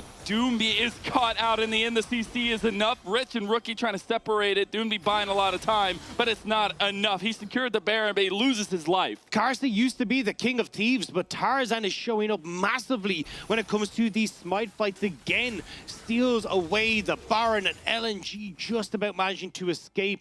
Brilliant stuff for LNG. Yes, Doomby goes down, but they'll be more than happy with that. Yeah, I mean, it's a risky scenario to go for, but the double smite gave them confidence that they could make this play work. And you'll see here, they sync it really well together. It's at 1200 when it dies. And yes, this does look like it's on a knife's edge, but LNG, you know, because there's those 3 dragons stacked against them, they felt like they had to do something. And a lot of distraction for Doomby there to try to get the rest of his team out of there, realizing what kind of position he was in as Rich and Rookie came across the wall there. And in this setup, that was a big moment. One thing to say, though, Doomby's just respawned now, right?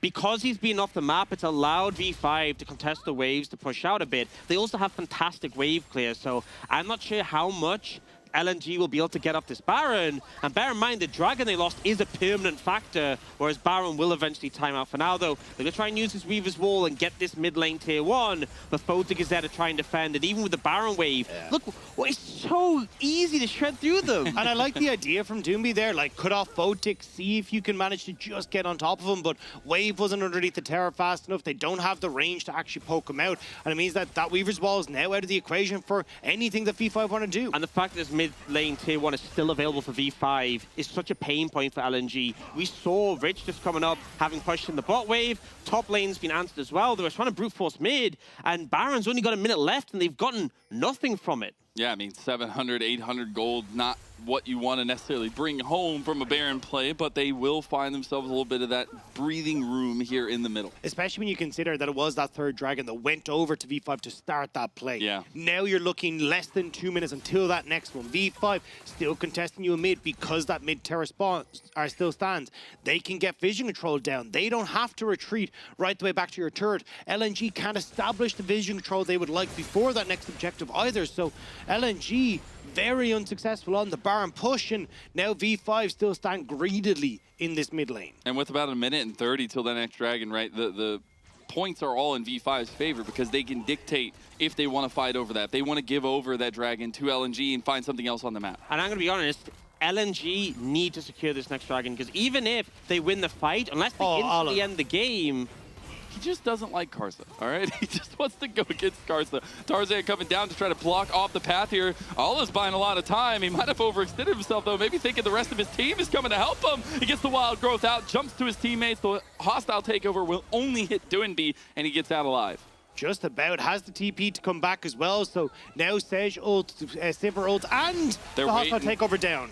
Everything's used. The pillar, the seismic shove now down as well for LNG. Their initial try, the try from the bush, not going to find exactly what they're looking for, but Ala is coming on behind. And now you got the lightning crash from Light to try to set up the damage. Ala trying to find Rich. Rich gets the dominance. Rich surviving for so long, but now he has the bailout. He's trying to survive, but the croc goes down, made into boots by Light.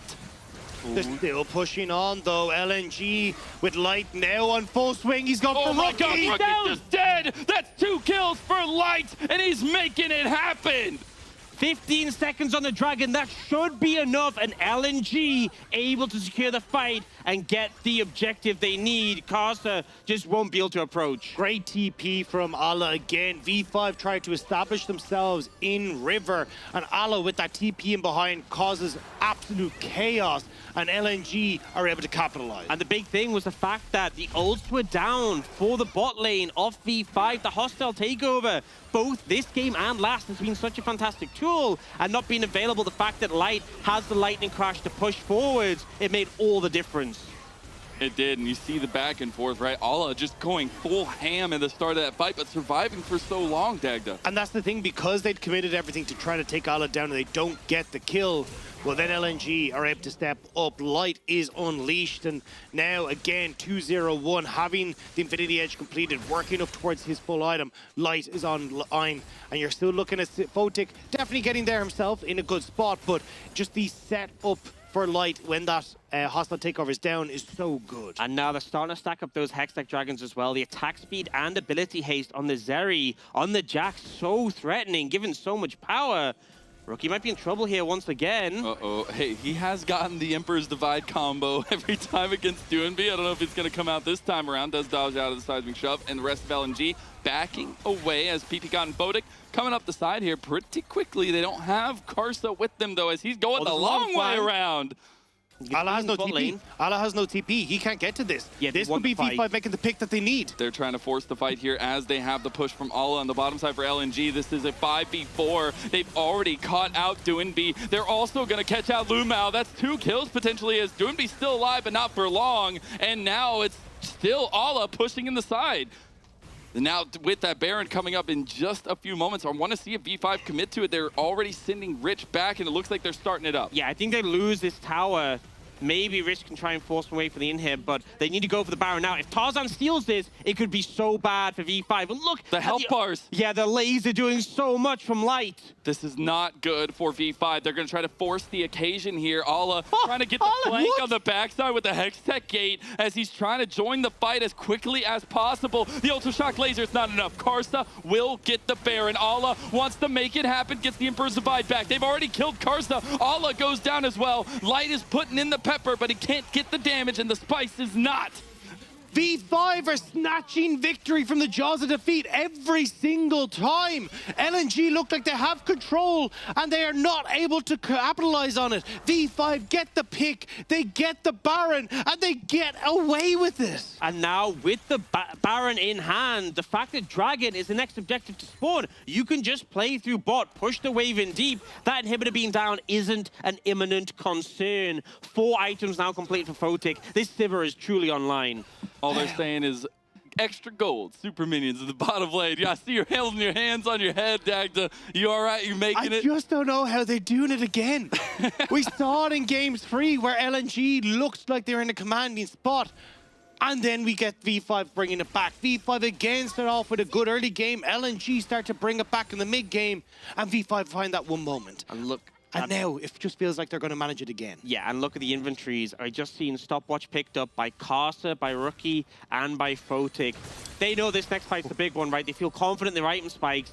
Photic is truly online, most gold in the game, and they're looking to try and win this next 5v5 and get that soul. And you were talking about item spikes, but now the 3-0 Zeri has the Guardian Angel. We'll see if Ala can make it out alive after this one. He is the Jax, the Blast Cone, playing a little game with the rest of V5, but he will have to commit his life. He has the GA to buy some time, but I don't know if it's going to be enough to get him out of here as Lumao and the rest of the squad coming over. Rookie! Big Rookie, Emperor's Divide. He has to go golden immediately, but V5 are picking them apart. They've separated the fight, and that's a double kill for the world-class mid laner Rookie. This is exactly what happened in Game 4 tower the last time these two teams faced off. What pushed us to that game 5 was Allah being caught in his own jungle, and it's just happened again. Oh, the wall is huge with Baron. I think V5 wanted the end of this play. It's about 25 seconds on Tarzan. Only Doinby and Light to defend. They might still try and go for the end. They still have a wave here. It's all on Doinby and Light. 5v2, can they make the stand while the rest of the team is coming back from the brink of death?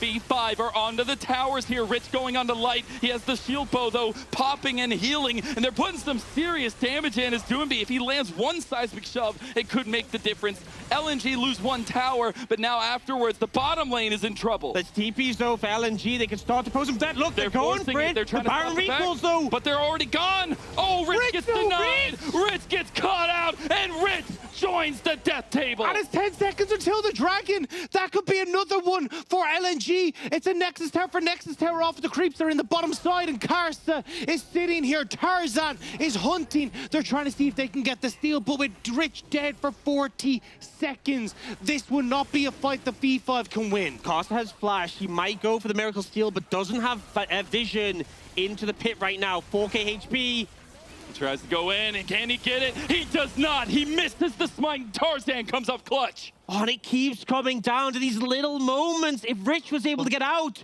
they might have been able to get there in time with the Hex Gates, being able to contest the Dragon, but now 3 apiece. LNG, 27% attack speed, 27 ability haste, and 1 Dragon away from Soul. 140 health separated V5 from a Soul, separated V5 what could have been them going to the world stage. Now LNG back with another Dragon in their pocket, holding on desperately, and it feels like every single time it is literally tit for tat. Every step of the way, they're making sure that V5 bleed and LNG are taking it just as good as they give. And that's because this is potentially the last series for either of these squads. This is elimination in the regional qualifiers with a chance to even, not just from this best of 5, they have to go on to play another best of 5 after this. So all the stress, all the pressure is honed by these experienced members. I'm going to be real sad if we don't get our third best of, like 5 games. We need best 15 of 5. games, We need man. 15 games over 3 days, because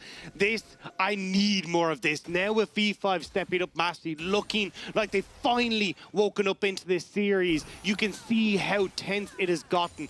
But we got to bring it back down, right? Minute and 20 until Baron. We've getting full items across the board almost for everyone. You can see Light having his GA there, now working up towards his last item. You're looking at this very similar story for Photic, who has finished all of his builds. And with both teams having a Nexus Tower down, having an inhibitor that is open, it does mean that a one fight could just mean the game is over. So have to be so cautious. Things really down to the wire now, and it has been such a close back and forth game. There's 500 gold between these two teams at 36 minutes in the game. 3 Dragons apiece, and everything could just come down to the next fight. With 50 seconds on the Baron, we see V5 leaning in that area, but really Ole started to become a big issue in the side lane. You're starting to see V5 though. Look at the amount of vision control they have. Look at how they're establishing themselves. TP is up for Rich, is not available for Allah, but Rich cannot leave this bot lane if Allah doesn't, because Allah will just end the game with those creeps. So this is where V5 have to force something in the 4v4. You can see even Doinby was actually leaning down towards there with the Weaver's Wall, could join him quickly. And one thing to note, if Ole wants to take the inhibitor, I don't think Rich can stop him in the 1v1. He'll just be able to, beat on it, use the counter-strike to ignore his damage. So you see V5 very cautious here, but LNG trying to contest the vision. It's not a nice edge, man. They're all over the place, but waiting for the pick out. And you can see both teams trying to play off the timer on that bot lane. If Rich can push out the wave, well, then you'll see V5 start to aggress. When Allah is putting pressure onto that inhibitor, that's when they'll aggress. And V5 now are saying, we need to go. Allah's working towards the base. Both top laners have TP. Karsa's almost dead. Those spikes in the back of the pit doing serious work. And this is LNG feeling comfortable in this moment. No, Emperor's Divide will deny them into the pit. Does Rookie get caught out here in the end? He flashes, so he makes it out alive. Maybe. As Light's trying to push it forward. Hostile takeover comes out. Doinby on the other side. He takes the Hextech gate, but is it going to be enough to TP from both top laners to come join the fight? Light is going front to back. Light is riding the lightning, and LNG with the flash from Allah. They might have just found the fight. That's going to be GA from both of them, but LNG LNG are taking it to V5. Rookie is trying to make it happen. Rookie is trying to be a super carry, but can he make it happen himself? He takes down Doinby, and the rest of LNG are out of the fight. It looked doomed for V5, but the bailout from PP got the damage from Photic. Rookie's going for the flank. Light is so low, trying to grab the honey fruits. Rookie is unrelenting. He will not let this series go out of hand. Light taking one more poke, one more prod. Lumao goes down as well, and V5 are pushing it. Karsta's ult is about to come off cooldown. Light manages to escape over the wall, but Karsta is hunting. They're going for the base. 8 seconds until Tarzan is up, but 20 before everyone else. You don't have the wave, but V5, they're going to keep going here. I'm not sure they can end. I think the best call might be to go for that dragon in 30 seconds. They have the shorter death timers right now. I think with Light healing up, they don't want to try and push into the base, but they will have the setup for Soul. But look at the summoner spells, beaten and bruised. Everything was used in this last fight. We get the steal coming through here, but Rookie forced the flash over the wall to get away from Tarzan, who had blast coined into the pit. And as everyone is starting to run away, you're getting chip damage, you're getting the poke damage, you're just about able to get some extra little bits of chips onto the fight, but now we're going to look at it again. Oh, and Dragon's been started up already. Lumao's running over. The fight's going to happen in a second. Handshake came out. Tarzan trying to get in the pit. Tarzan doesn't get it. Karsta gets it, and that's the Hextech Soul going over to V5. Rich is on the back line, and this could just be it. Rookie is making it, but look, Light has the damage back and forth. Photic is gone. That's a big Emperor's Divide from Rookie. Ala wants to go forward. V5, no, they need to run away from this fight, but Karsta's going back in. Karsta's trying to make it happen here himself, but Rich gets taken down. A double kill for super carry. Doinby. They're cutting him off. This is what just happened to Rookie. This is so heartbreaking. Rookie is down. V5 are down. And LNG, they might just make it. Even without the Soul, they find the fight, and LNG are going to deny V5, going to deny Rookie from Worlds. LNG will find the fight. They find the game, and that's 3-1 and a date with RNG for Worlds. LNG will not be denied the miracle run. They will find their game against RNG, and the smile from that man on your screen. Doomby knows how hard fought it was for him to go back to Worlds, but now wearing a different jersey, he will represent LNG if he can take down RNG. And it was a fight every step of the way through playoffs into the regional gauntlet, an absolute battle to claim this victory. He will continue the journey and the hope of repeating the miracle run from 2021. Exactly that. You read my mind. The fact that we're getting the run from LNG again, it just feels like fate at this point. And I will just say right now, there is a tear in my eye for Rookie. He tried his darndest. He was trying to pull out every single stop in the last 2 games, and it was not able to. We will not see Rookie at Worlds this year. This game came down to Rookie versus Light, and Rookie tried his damnedest on the Azir, teleporting in, trying to find a way to lock up Light right before the dragon spawns, but they couldn't quite catch him. And then Light able to bring it back at that final fight and find the victory. The fact that they got the Soul as well, I thought maybe the slow would be enough for them to get away to kite back, but man, Light had such a performance this whole series, being such a pivotal carry for them in the team fights. And starting off the day where we were waiting because he wasn't feeling good. And the fact that we get this banger 4 games, he carried 2-3 of them at this point. And it's incredible. I do too. I've been sitting, I wanted 15 games. I can't believe we get the we got 14. We got shortchanged. It's absolutely shortchanged here, but incredible stuff from LNG. Again, the biggest thing for LNG is that they have adapted in every series, and to see them pull out the stops in the 4th game, find a way to pick apart those fights using Light from the back line. He was untouched in so many of those because there were so many distraction tools from LNG. And you can see how difficult it was for LNG. I think Allah shout out to him as well. Even though there were times where he got caught out, in team fights he was crucial. Getting those counter strikes, getting those stuns, playing very well in the front line to allow Light to step up. Tarzan as well, fantastic job with these Trundle pillars. It it just felt so difficult for LNG to operate in these fights. Oh, I mean, it's kind of crazy that Tarzan lost a Smite fight at the end because it feels like this entire series, he's been so on point of it. And I think, like, it's easy to look at the team fights and look at the fact that Light was his big carry, what the solo lanes did, but I feel like Tarzan, from minute one of the game, was such a pertinent problem for V5, just finding these great paths, great advantages for the team. Yep, well, LNG will find themselves with a date in RNG for a 4th seed of the LPL at Worlds. Guys, it's been an absolute pleasure to actually be next to you, get to cast with you guys. Thank you so much for all the fun, all the hype. We got to send it to the analyst desk to try to break down that series. Of course they do. Congratulations to LNG after what was a formidable series, what was a very close series, but ending in a 3-1 with an insane comeback. That L just then before, that wasn't for a loss, that was for Light, that was for LNG.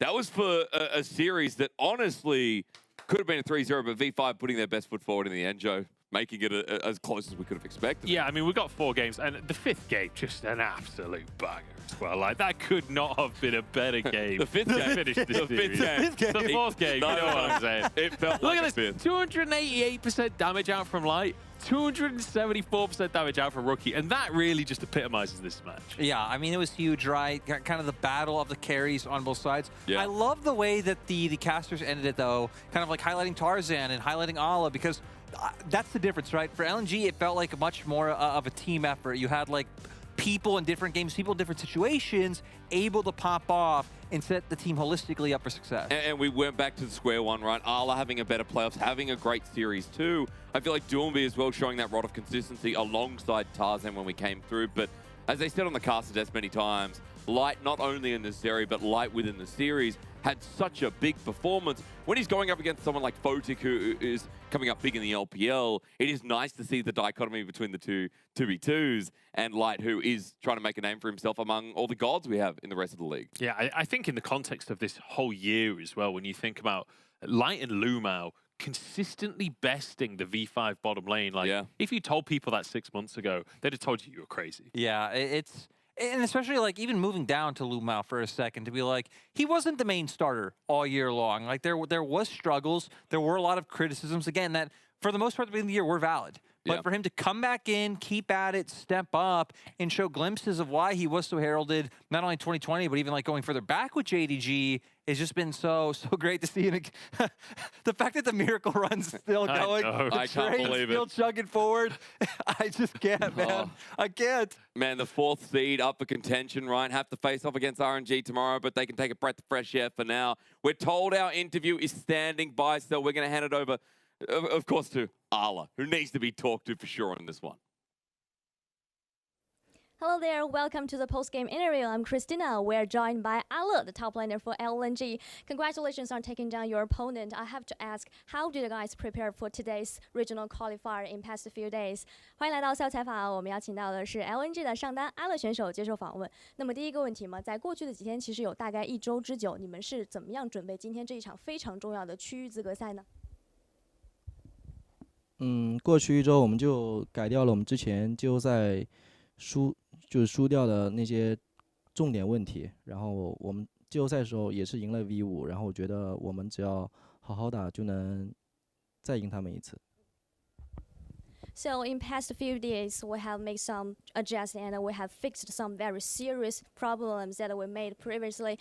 And we have been taking down Victory 5 in playoffs. So we think that as long as we can perform as we performed in Euro, we also can beat them in today's regional qualifier.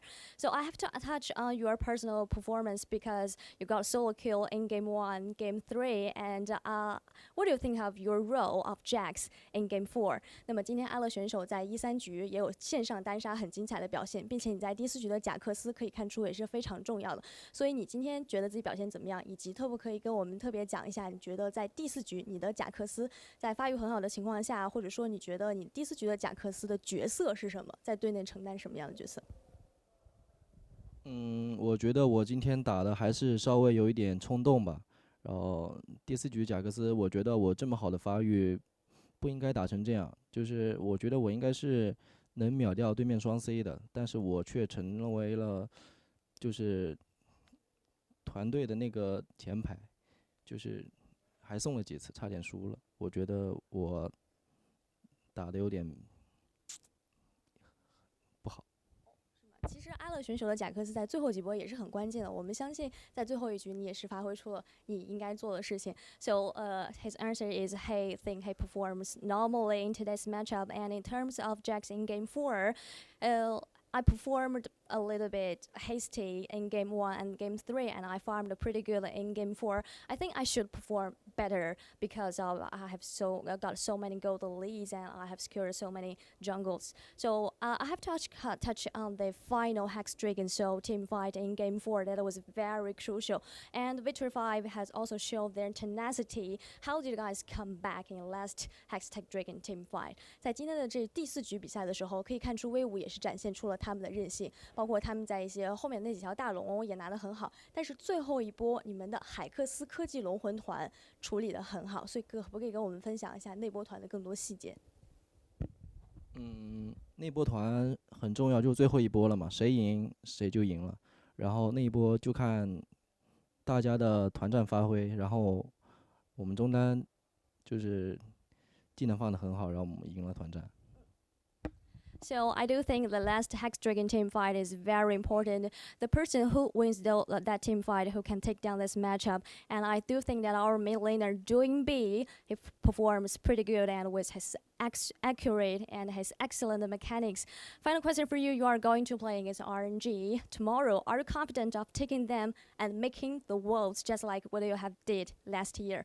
最后一个问题，明天又是一场非常重要的选拔赛，你们将对阵到的是 RNG， 有没有信心拿下 RNG， 或者说是像你们去年做到的事情一样，今年再通过区域资格赛进入世界赛呢？首先去年我进入世界赛是 RNG 的上单 Breeze 选手送我进去的，然后今年我觉得应该还是会一样。So last year, I made the worlds because of Team WE lost to us and their top laner was Brace. And this year, I think I can do the same thing because their head comes to RNG right now. Please looking forward to tomorrow's matchup. Thank you so much for joining me. 再次感谢阿乐选手来到我们的赛后采访，辛苦了。希望你们在明天展现出更好的表现。Back to you guys. Couple of things there to pique curiosity. Arla talking about his performance, being humble, but also, looking for more improvement. But second of all, Munches, I know you're excited about Arla alluding to the matchup versus WE that got him into Worlds last year as well. It was Breathe versus Arla last year for Worlds. It's Breathe versus Arla again. Curse versus Natural. I think it's quickly becoming my favorite top lane matchup in the LPL, honestly. I feel like both of these guys are so willing to go ham. I feel like Breathe has calmed down a little bit over the last year or so, but I feel like when it comes to these two, the Fioras are coming out, the Camille's are coming out, it's going to be a bagger. Yeah, it's going to be great, and especially seeing now, right, we've seen in playoffs LNG putting more emphasis into top side. Yesterday, that's how RNG found their 2 wins, was giving Breathe that jungle attention in top side. I mean, it's so exciting, especially when Arla is actually performing up to that limit as well. Start of today, if you're just tuning in now, well, first of all, that's probably a sore timing. Second of all, go back and watch the VOD. Third, this top lane matchup now builds up emphasis because of recent performance, because of recent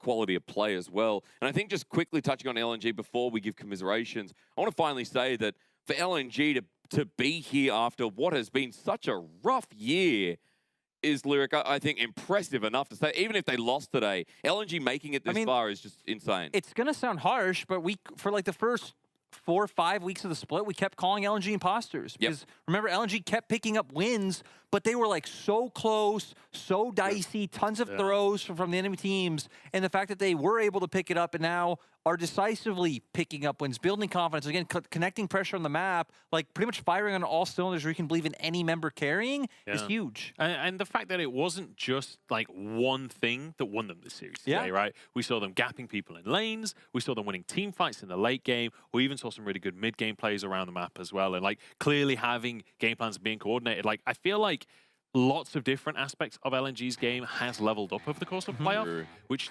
then leads me into tomorrow thinking, I'm not even sure who's going to win anymore. I mean, it's crazy, right? Again, RNG, MSI champions, but the fact that LNG are so solid into the conversation as we look through highlights from Game 4 now. Gents, we were sitting downstairs, we were watching this going, we're going to get another game 5. Yeah, I mean, this was just so back and forth. We start like LNG finding a bunch of these picks, but then we get into the mid game where V5 are the ones taking fights out of nowhere where it looks like it just can't happen. A lot of that, once again, being back off of not your best friend, Hysterics, the man that Munchables put his faith in, Rookie. It has happened twice in regionals, and it's been a loss both times.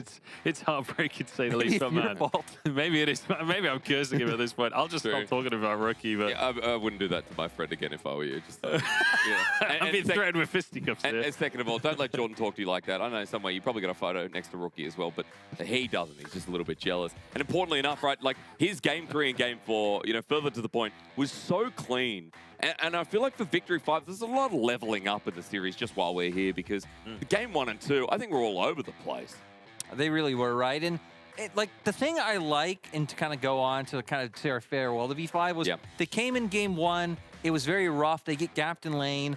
There were key learnings going into game 2. It's like, okay, we need to stabilize laning phase. They do that, but they kind of over-index. They're not contesting dragons. They're not really doing much on the map. It looks rough. Game 3, once again, we see corrections. They're like, we need stronger laning phase, and we need champions that have agency. And that's when it did work. And it felt like into game 4, I mean, Munch, we were talking downstairs, they're like, this was a draft, we liked to see out from V5. This is actually my favorite V5 draft of the entire series. I'm kind of sad this one didn't win for them, because, your laners have a joint identity in somewhat where you can have priority in your lanes, but also great team fighting. You have early presence with the Renekton Sejuani combo. It felt like a really good style of gameplay, but I mean, this didn't come down to just the way that the drafts went. These fights were so close every single time. It was down to individual outplay. Exactly right. So I think that's the thing that is kind of depressing. Is we saw the growth, we saw the key learnings in the series, we saw that they could adapt. I loved that, like, regardless of where you stand on Karsa versus Xiaolongbao, I feel like the thing was commit to one. Commit to one, see how it goes, and just live with the decision. They did that. So there were a lot of good things for V5, but sadly, I mean, just in the details, that's where LNG were able to come out ahead, and people like Light especially just had a massive day. They really did. And look, Light at the start was feeling quite sick. It's been talked about on the cast quite a lot, and he really stepped up to the plate. I think as well, just the last commiseration for V5 as PB Gold moving better in the series too. Needs to be said, considering that in the first couple of lanes, it did not end well in the 2v2 kills. But look, growth and development there. A big goodbye to V5, who are not going to be at Worlds. Rookie, once again, is not going to be on the world stage. It's been a bit of a while at this point, but it's sad when we're talking about this being his 9th year. Yeah, I feel like also for Karsa, right? Karsa, a player that has been to Worlds so many times over the years, to see him fall short after what has to be said was a rough summer split. Like, it hurts to see, but at the end of the day, they can come back next year, and hopefully we see probably some roster changes for V5, I think it's fair to say, but I'm hoping that they can come back stronger and show us a different version of V5, because I think I speak for all people that wanted to see this team succeed, that this has been ultimately a disappointing end to the Yeah, and just like the fact that all year we were denied Rookie versus Faker, because we've got to remember, like, throughout their careers, they have not played that much, right? I mean, Rookie leaving after 2014 and coming to the LPL, it's just one of those things of, like, I think most people, have them stacked ranked. I mean, Faker's obviously #1, but I think a lot of people do have Rookie ranked, #2, second best mid laner of all time. And that's just so sad that we don't get that matchup once again, especially after all these years, and to see how the matchup itself has aged. I can't remember the exact statistic, but I believe it's like the two have only met twice in internationals since Rookie left the LCK. I believe they've only played twice. That's crazy. You'd think it's so much more, but I could be wrong there, but I believe that. You're an analyst now. I was going to say, never wrong. To be fair, IG didn't make too many internationals. That's also true, to my dismay as well. But look, hey, with V5 being sent off, LNG now tomorrow going up against RNG. Hoping we can pull up that bracket quite shortly, because for RNG, just remember, they came through EDG, but they stopped at the finish line. They almost beat EDG in 3-0 fashion, but it was a reverse sweep that LNG today denied against V5. Yeah, and kind of looking towards tomorrow, one thing we were talking about at the start of the day was I truly believe that, like, RNG going up against either of these teams would have been like a harder kind of matchup than EDG, just stylistically speaking, because RNG, they're fine playing the slower game, they're fine playing the map, they rely a lot on their mid laner. LNG, we've seen both. Like, they can play the slow game. They are fine relying on Light, and he's happy to be the carry, but they are also willing to go full force topside, Renekton in the mid lane, and just keep fighting into you. So I feel like it's more of a puzzle that RNG need to figure out how to neutralize rather than like LNG coming in with a special approach. The thing that scares me as well is that you've mentioned those two styles where they play a late game bot or aggressive top. They can also play aggressive bot. We've seen that across the course of the split with Callistas and Lucians. I think LNG's a scary team right now. I agree. And again, all that momentum, all that undisputed run, that round one start all the way now to a potential 4th seed. That'll be coming up tomorrow, of course, where we will, after the fact, announce our 4 seeds at Worlds. So far, Top Esports, excuse me, other way around, JDG, Top Esports, EDG, and then one of RNG, LNG, depending on who wins. And that will end our summer and lead us straight into Worlds. So I feel like, yet again, we say it every split, say it every year, our playoffs and our regionals have been absolutely silly good. I just can't believe how close so many games have been. It's not just the fact that we've been having game 5s. It's not just the fact that it's been a long series, but like the individual games so consistently going to like 40, 50 minutes, like on the knife's edge. Even that last game today, like really could have gone either way. It looked like V5 were about to win, and then everything is flipped on its head. And I feel like we've seen so much of that this year. We really have. And it's funny because I don't feel like the summer split started off that way. It felt like there was some parity between, like, you know, we have a couple top teams and you have a solid middle of the pack, and like even our bottom tier teams felt like a little bit closer. But as the split went on, it's like really the middle of the pack started to get closer. Think of teams like TT stepping up their game, and then as we got into playoffs, I mean, the upper echelon just really showing that they could go the distance. That's right. And again, changes all in the BO5. Some teams come out of the grave. Some teams go into it and Weibo. Steal their own door. I mean, Don't remind me. Hey, don't worry. You know, I just had in the back of my mind, I'm like, might have to bury the shy earlier than expected, right? That's what happens. You know, you live with IG for many, many years. You watch MSI and you go, ooh, Team Liquid. And you kind of deal with that. And like, again, with Rookie, I feel like my bias wasn't strong enough on the desk, but you think it could have been stronger? I don't know why I just imagine him every night like having some kind of shrine that he goes to with the candle. I think of just like that series there. I think of Munchables with WE. Remember the skits we did back in the past of touching the WE photo, you know, the meme. Yeah. It breaks my heart. And, you know, I think, man. No, I mean, downstairs he was saying V5 roster changes next year is like Teacher Mott coming in the mid lane, Morgan coming up topside base shock. Oh, God, yeah. Looking forward to it. But, gents, it's been a pleasure having you on desk and to sit by it with you and watch LNG beat V5. They may be out of Worlds this year. They may be done and dusted, but LNG are not. Tomorrow they will be going on to face up against RNG to see if Xiaohu or Duanbi end up going to Worlds here for 2022 as our 4th seed. We're going to go to a break, but when we return, we're going to have a bit of a show match. I've got 2 cameras that keep flicking back and forth. I absolutely love it. Better than the bedroom, better than the sound studio. And here in France, it's summer, so I'm hoping things stay hot for the remainder of the broadcast.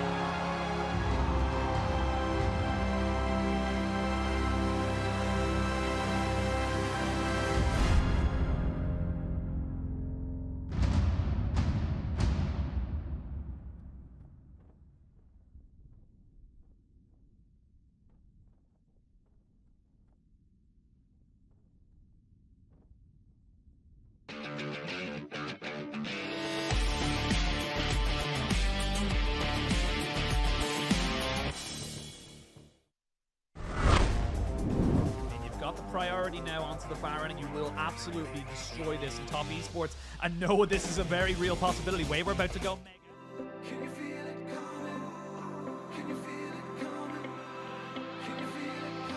We can go higher. Feel the feeling breaking out. We are light. We can inspire.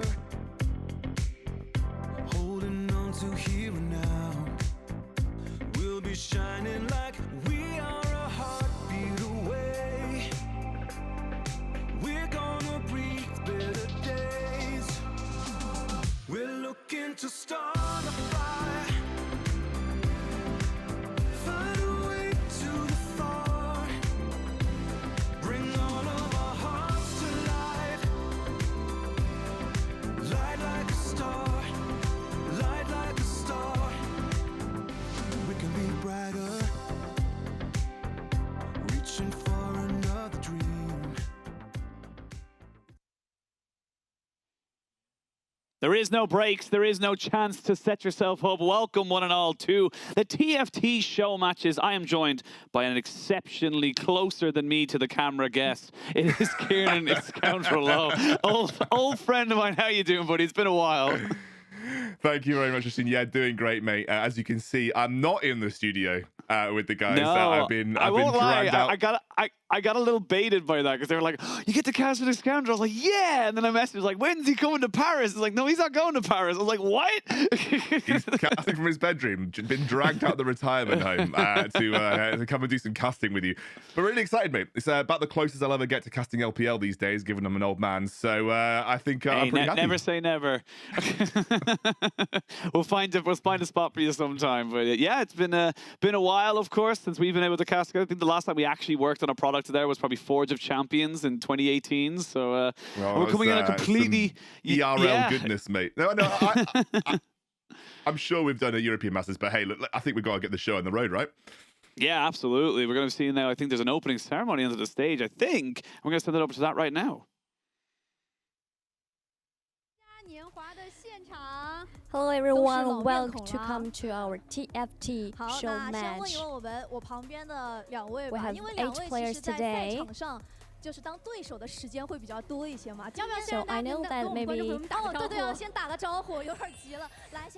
Could you please introduce yourself to the audience? Hello everyone, this is Hong Lian. Hi guys, I'm 吉图. 大家好，我是陈超。 Hello, I'm Chen Chao. This is 墨子。欢迎4位，接下来有请我身边的4位也跟我们的观众朋友们问个好吧。大家好，我是林小北。 Hi, this is 林小北。大家好，我是香菇滑稽。Hello, I'm 香菇滑稽。大家好，我是老白。 Hello, this is 大家好，老白。我是欧了。 This is 好的， Ola. 欢迎8位。好，刚刚没有问完的问题啊，因为经常在云顶的比赛上见到2位嘛，今天作为队友有什么不一样的感受吗？ These players in TFT, but today there are different feelings. 我们只要发挥这个感觉50%的 I 功 think 力 that 就能拿下。 if we can perform 50-100 strengths, we will take down this matchup. He said, I really agree 2 with 位很有 him. 信心啊。其实我这边想问问我身旁的林小北嘛， So 因为 I 林 have 小 to 北呢，平 ask 时是 林 经 小 常给大家北。做一些攻略的啊。你觉得目 I 前 know 什么 that 阵 you 容 always 打 share 起 a 来 lot 会 of 比较顺 strategies 手？ to summoners. So which kind of draft? Actually, I have been playing 大概来什么玩 this 什么 game 吧 for not 来什 quite 么 one 玩什 time. 么？ I'm 那 not 你觉得你的 familiar 队 with 友，你觉得 current 你俩默契度够 patch. 吗？我们刚才认真的聊了一下，我觉得 So I 不要 have talked about 18 with 就好 my 了。 teammates. 就大家对 I 先 think 降低一 that 下 we 期 can 望值 get 是吧？ top 降低一下期 6. 望嘛。好，那再问一下我们的香菇滑稽啊，香菇滑稽，你觉得双人模式最需要注意的是什么呢？ So what is the most important thing in double up? 尽量不拖累队友吧。 You have to watch out for don't ask your teammates for help. 不需要2个人一起丢人，我会尽量。 I will try my best to help my teammates to get through the hard time. We are so looking 好， forward 我来 to 再问 your 一下超哥，因为今 cooperation. 天跟墨子一对嘛，我们的双人模式中其实会有 A 很多的 question 那 for 种就沈是超。模式。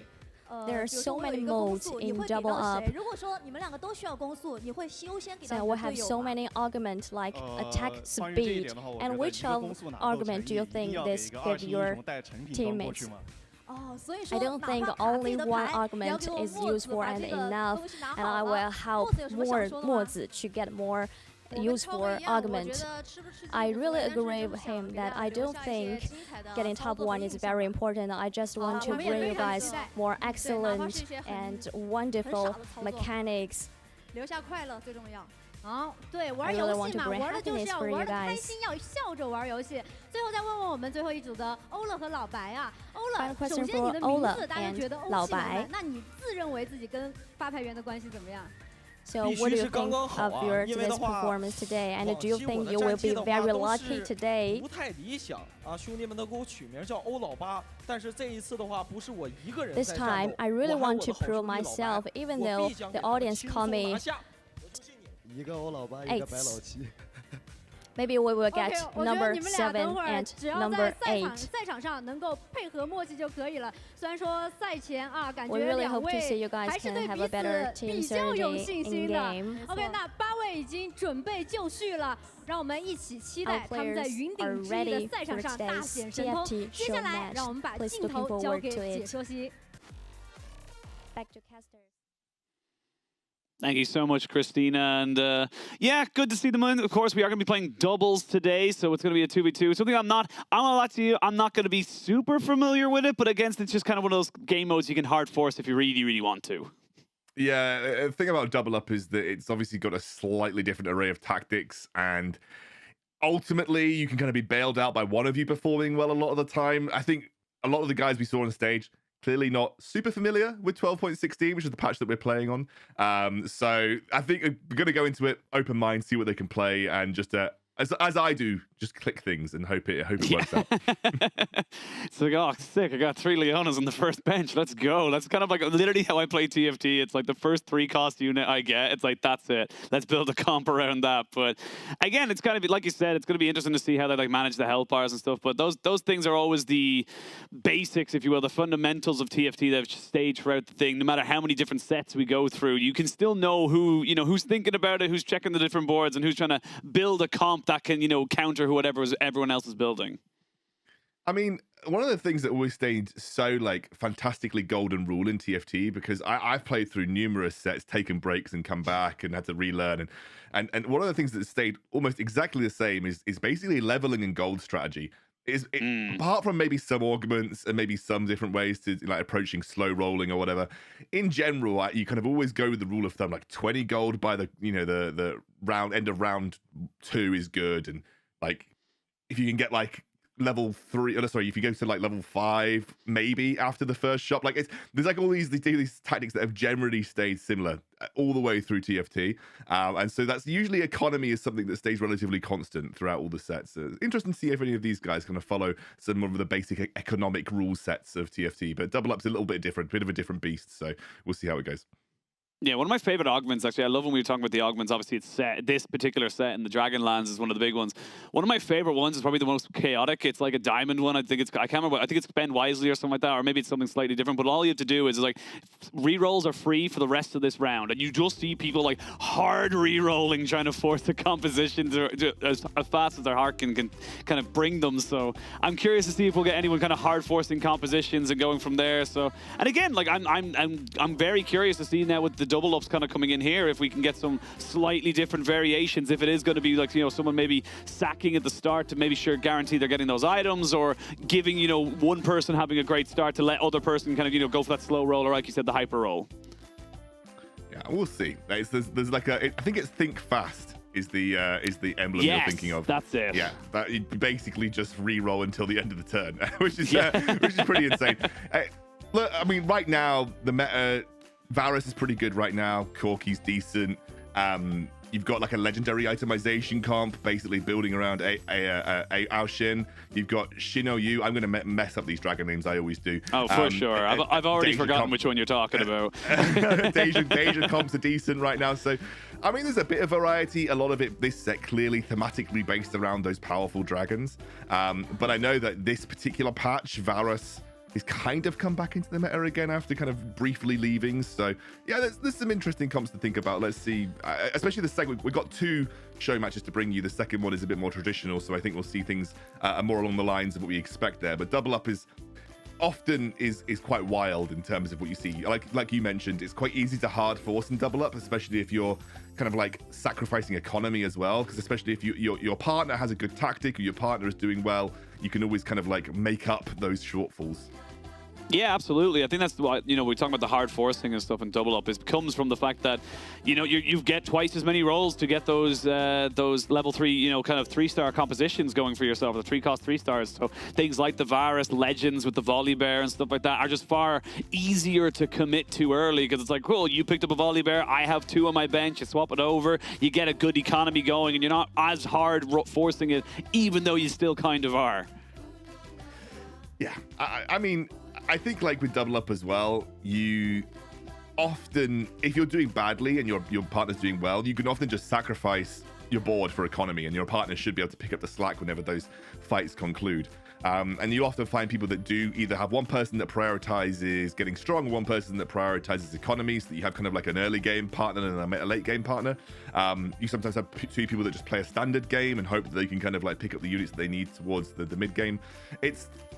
The problem is that, I have not cast competitive double up ever in TFT, so I'm not sure if there are like very competitive few people have. I'm not sure if there are competitive strategies in this game mode, but I'm just kind of theory crafting in my head what might, in my eyes, work. I remember when double up came out and I was watching the streamers playing it, and they were just like the really try-hard EU streamers were just absolutely going mental on double up and like climbing the ladder so quickly, because it generally does reward pairings of better players. Like, it's much easier to perform as a good player in TFT and double up than it is maybe in the solo queue ladder, just because you kind of you almost cut the random bad luck in half, because someone in your team is likely to do okay.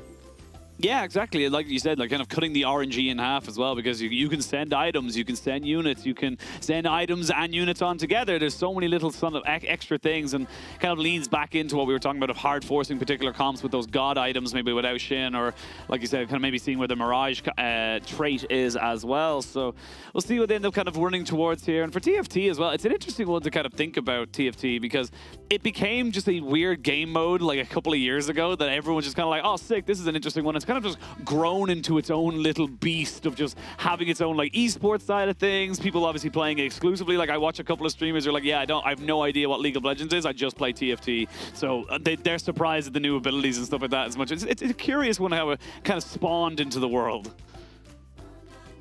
Yeah, it's done pretty well though, right? I think in general it's like something that is enjoyed a lot by casual players, but the esports scene has actually been pretty solid from the very outset.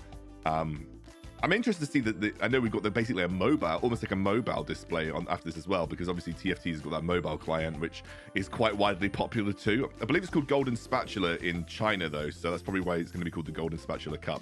But I think TFT in general is in a good spot. This set has had a lot of positive reception as far as I'm aware. There's been some sets where people have been a little bit upset with the league mechanic. I know that when we had, do you remember Chosen? Everybody hated that set. Like, Chosen was like the worst set ever, because he just it was like Chosen Yasuo. That was it. You won. Yeah. Like, game over.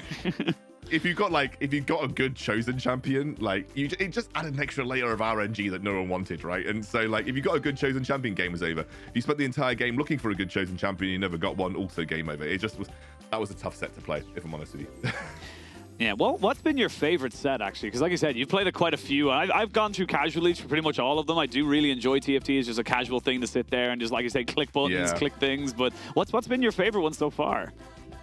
That's interesting, because I think TFT has got more engaging as the sets have gone on. They've clearly iterated gameplay mechanics that I think have made the game better. Like, Augments was a really cool addition. I'm torn. I really loved set 3. And I really loved, what was the set after Chosen? Was it set 5 was after Chosen, where it was the space set? Yeah, I really loved set 5 set 3 and set 3 and set 5. So like I was personally a big fan of those. I've been less engaged with TFT, as you are a bit more of a casual player. Like, I'm just a hard stuck diamond scrub now. But like back in set 3, I was challenger and was absolutely just spamming the hell out of that game. But it looks like we're into game already. Yeah, exactly. I will say I did watch your videos when you were making content about TFT, and it actually got me up into Plat 4 and made me learn about the game. So, you know, thanks for that. As boomer TFT, boomer everything. Yeah.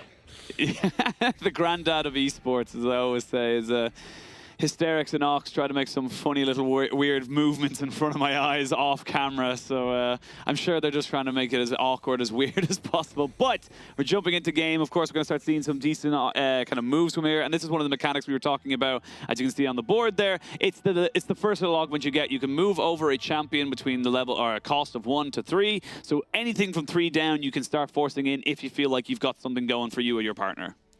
Yeah, or you know, your partner wants to get a strong early game, and you want to give them a leveled up version of a strong champion that might not form the basis of their composition, but will potentially allow them to kind of win streak. You know, and building up an economy through win streaking by sharing those types of champions is good.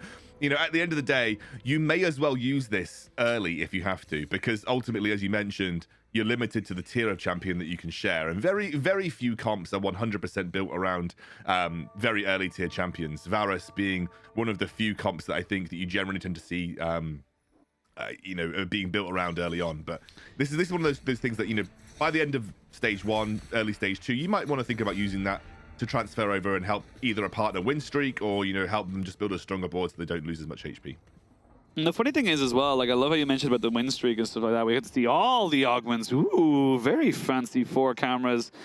A couple of different ones going from there. We're going to have to try and guess what they are based on the symbol, because I'm going to be real with you. I don't speak very well Mandarin Chinese, so it's going to be very difficult for me to translate this for you, Excandral. I'm very sorry. I also do not. I think we've got electro charge. Meditation, they've trained it. Oh, they've got the Rage Wing. Yeah, they got the Rage Wing one. That's Luden's Echo, Luden's Tempest. There's going to have the extra little bit of damage on the rerolls. That's always a kind of a general good one, in my opinion, because it's like, cool, you don't know exactly what you want to hard commit to your comp, so you're kind of just getting a decent augment to give you a bit of battle pressure. Luden's is a good win streak augment. You know, like, if it's just one of those augments that's going to aid you at this stage in the game, but will get progressively worse as the game goes on. So I like Luden's as like okay, I picked this up. I'm intending to win streak here, if at all possible.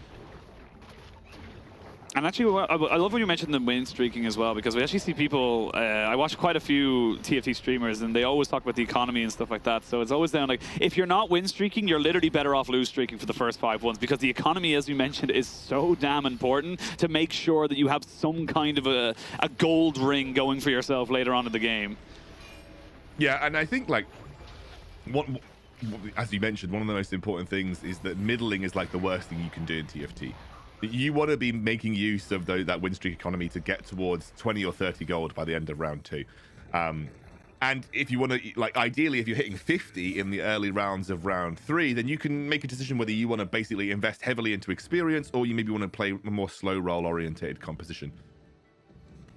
Let's see what they want to go for here. And it's interesting as well, because you can lost streak. Like, obviously, the biggest thing that in regular TFT is that when you lost streak, you're losing health. You're using your health as a resource rather than actually doing anything else. But it is obviously a lot easier if, you know, you can get best of both worlds. Your teammates win streaking, you're lost streaking, you're both gaining economy, and you're not gaining or losing any kind of real health off of that either, because you do have a shared health pool. And you can see right now, you know, one of the guys here right on our board, he wants the lost streak. He doesn't want to try and, you know, win it, so he's just happy to let this one go. And I think that's the best thing. Like, you just need to, essentially, if you know that you're not strong and you're not going to get any stronger anytime soon, the best thing you can do is, it's very difficult to do this properly, but field the best comp you can that you know is going to lose. So like, if you could just take out 1 or 2 enemy units, yeah, like if you could take out 1 or 2 enemy units and then continue your lost streak, that's the best thing. Although I did see someone had a 2-star Jinx and a 2-star Senna already, so they're probably on a really strong win streak position. And they can kind of continue to build up their economy through win streaking. Like, clearly the best way to build economy is through win streaking, but it's also the most precarious, because it's difficult to predict whether you will continue win streaking, and you have to sometimes invest items that you don't want to invest this early on. You can see a lot of people already, a Ginsu's and a Hand of Justice being committed. Those are pretty solid items. I guess a Ginsu's and a Hand of Justice, that might go to something like a Xayah. So maybe we're looking like a Xayah comp already being thought of here, for the person that sort of committed those items to the Ezreal.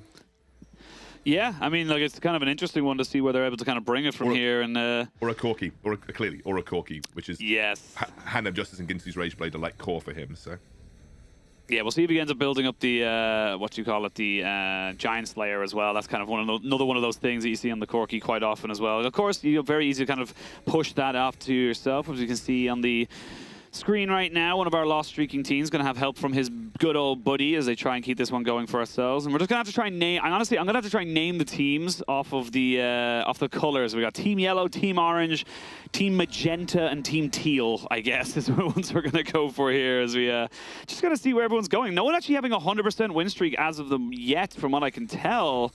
But guy in first is looking very strong. I think that is the guy with the Jinx 2 and the Senna 2, like you mentioned earlier. yeah, I think he's in a strong position. But again, as you mentioned, no one is on like a 100% win streak here. So no, but the top team, red, we're calling it orange team or red team. I don't know what we're calling it. Orange. We'll call them orange. We'll call them orange team. Orange team. They're doing all right. They're in a good spot right now.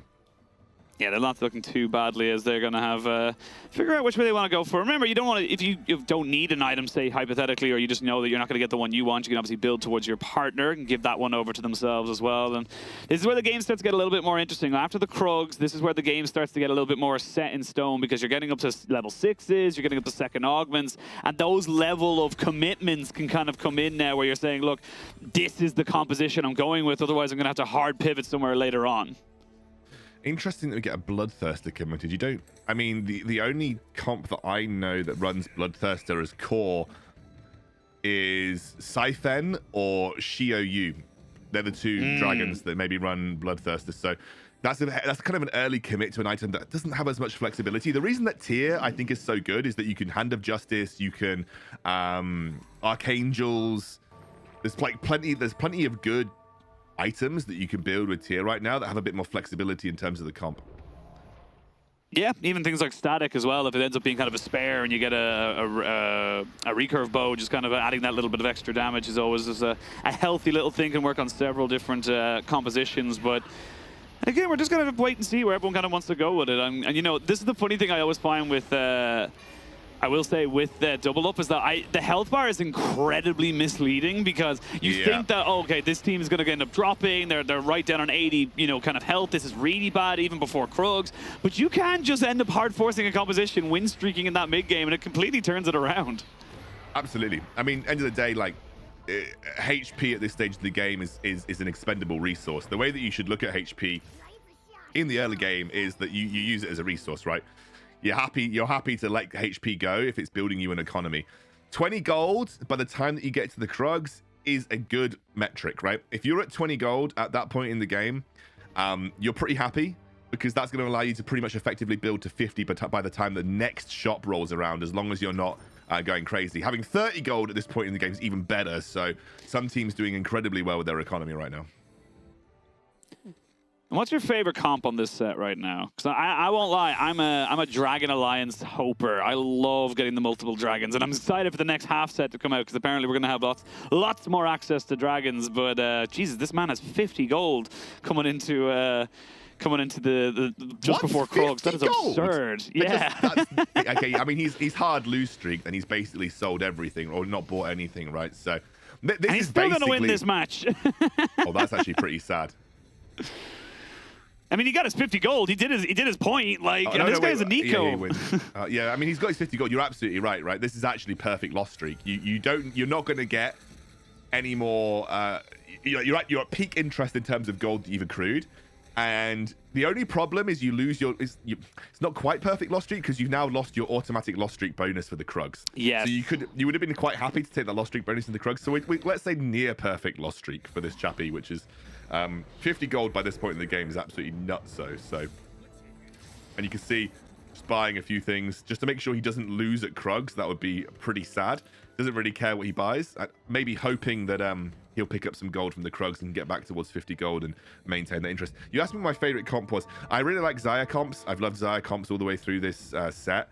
Other than that, I've always been a big fan of random legendary itemization comps. So, you know, just basically play what you can on the board, because I think playing those comps teaches you to play the best type of TFT. So playing comps to be flexible, right? So it teaches you to play, and this is a term you'll have heard all the way through TFT from the very start is play your strongest board.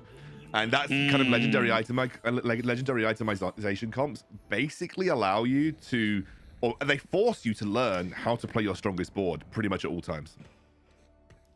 I'm actually curious to as well. Yeah, I was going to say, he just rolled 2% on an Idis and now has a Shimmer Scale 2. Obviously, he's going to be able to sell this. And yeah, that's going to be Diamond Hands as well. Like, my lord. I mean, Idis is, I wouldn't say like a core of many comps right now, but he's certainly a good, especially with Sunfire. You love an Idis with Sunfire because this basically now guarantees you win streak and will protect your HP through stage 3. Because stage 3 is where you do need to start thinking about your HP. You can very easily like snowball out of control and lose the game pretty quickly. So having Idis here with Sunfire is super nice because it will just now allow you to be a bit more effective in terms of getting through stage 3 a bit healthier. I love what he did there as well. Little kind of like small mechanics coming in. He waited to see who on his board would die first before committing to the Shimmer Scale item that, of course, you want for a certain person to die. He needs to die 7 times for it to turn into the Diamond Hands. So see if he's able to kind of continue this. Yeah. Oh, wow. He's going to get the Draven Axe as well. Look at him go. That was such a big pickup. That's going to be huge for him all the way, or whoever they are, throughout all this this stage. So that is a big pickup, and sometimes that's what TFT's like, the 2%er, mate, the 2%er. Yeah, sometimes you just roll it. I will say, I was hoping we'd have a couple more varied, unique boards so I could just kind of know who it was, but I think 6 out of our 8 boards are literally this green dragon one, so it's kind of hard to keep track of who's who a lot of the time. So, but yeah, look, this looks like a full Shimmer Scale setup. What is going on in this game right now? That's a full Shimmer Scale. Look at him go. So much money. So that is a crazy amount of money. Has he literally leveled twice to 7? Yes. He's rolled down, he still leveled has twice nearly to 10 gold. That's insane. This guy is the one to beat right here. Orange guy. Orange guy. And yeah, again, just hard to see how he's not able to go. But again, this is the thing with Shimmer Scale. It's useless unless you get like a really good first item like the Draven's Axe, and then all of a sudden it can just snowball your gold like absolutely crazy. That's why we probably saw him gotta say, look, if we can get the Draven's Axe and I get myself up to a Gwynzu's and on a Hodge, you know, that's huge to try and make my economy just explode, which it has.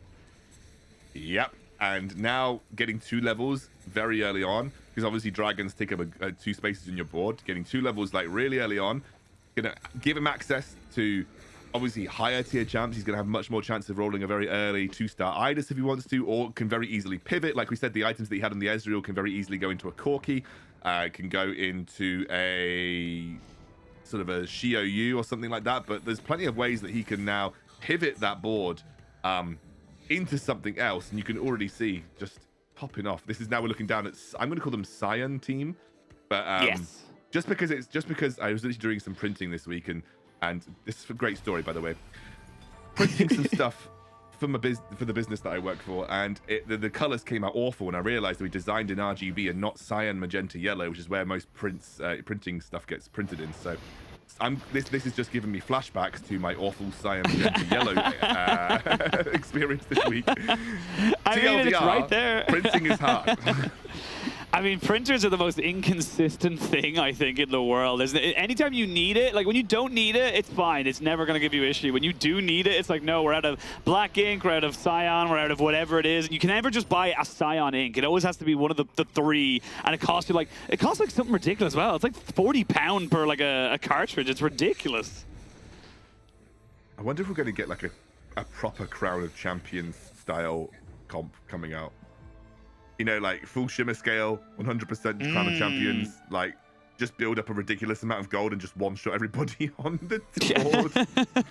I mean, I think he can get up to 9 based on what I see here, because he hasn't got the Volibear on the field, and if he gets the Zoe, that's going to bring up the Shimmer Scale 9. So he could just, as you said, just got to take over and look to try and go for something. Even the observers are kind of looking at this guy, kind of going like, well, this is I think it's orange team, actually. It's the orange team, green duck who's crying in the middle. Because he didn't get the items he wanted. And that happens to us all the time. You're doing the best and you get punished. 7 Shimmer Scale, though. That's pretty insane.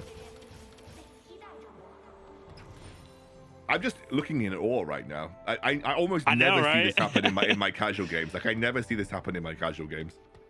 I mean, I don't know what to expect from it, you know? Because again, like you said, like we don't see it.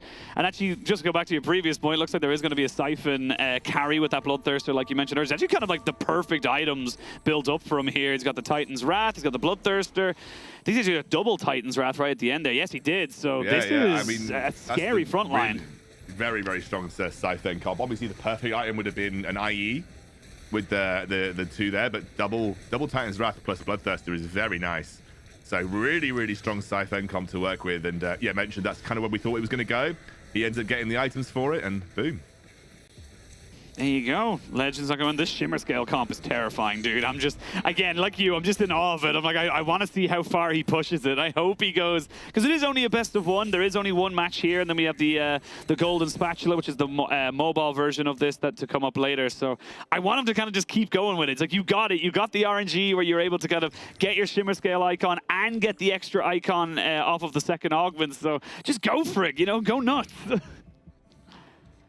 The problem is this just, as far as I'm aware, is usually not a competitive comp ever. No. It just happens that he high rolled the crap out of it. But yeah, I think like this is we're seeing a Varus comp maybe being worked on here. You've got a couple of Varuses on the bench. We've almost got a Nami 3. So looks like we've got a Varus comp. We would obviously want the Bard later on to really complete this, like Kiana Talon, Ilaoi Ornn, something like that.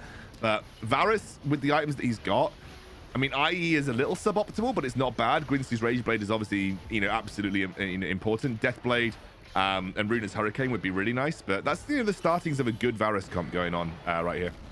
I mean, Varus, one of the kind of like few champions as well that you don't need a huge amount of resources to get to him. Of course, the Astral, really nice at just keeping him topped up as well. You're able to get lots of different items very quickly. It looks like someone else looking to try and maybe go for a Siphon here. Actually, a bit of a mage, kind of a Nomsy comp as well. So maybe just using the Siphon as a little bit of a denial, as well as, my God, sorry, just quickly looking at the guy with two Idases. So we'll see where everyone ends up want to go for it. Siphon is just one of those champions where it does feel a little bit more RNG-esque, where you're praying and hoping that he ends up ulting towards the backline and one-shotting one of their carries.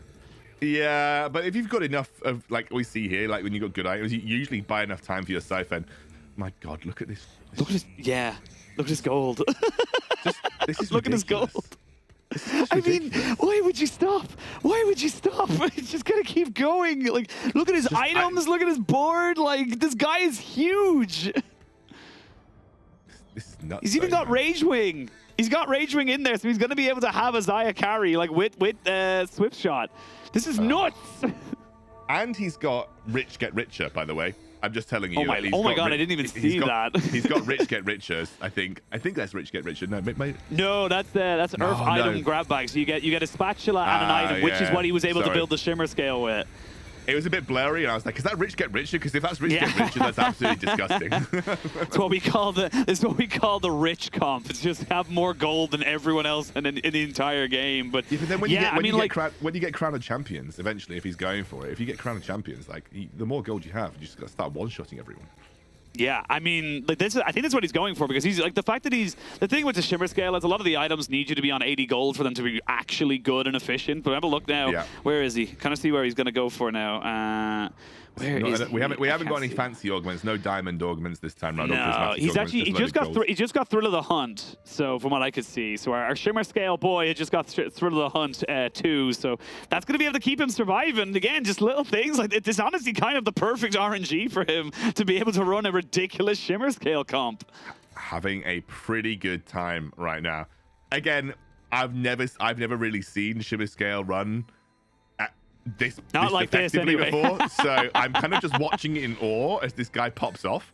What is that? Is that 3? What's that Shimmer Scale item that just went on? Wait, he's got Shimmer Scale 9. He's got it. Oh, he's got Shimmer. What? Where's Crown Champions?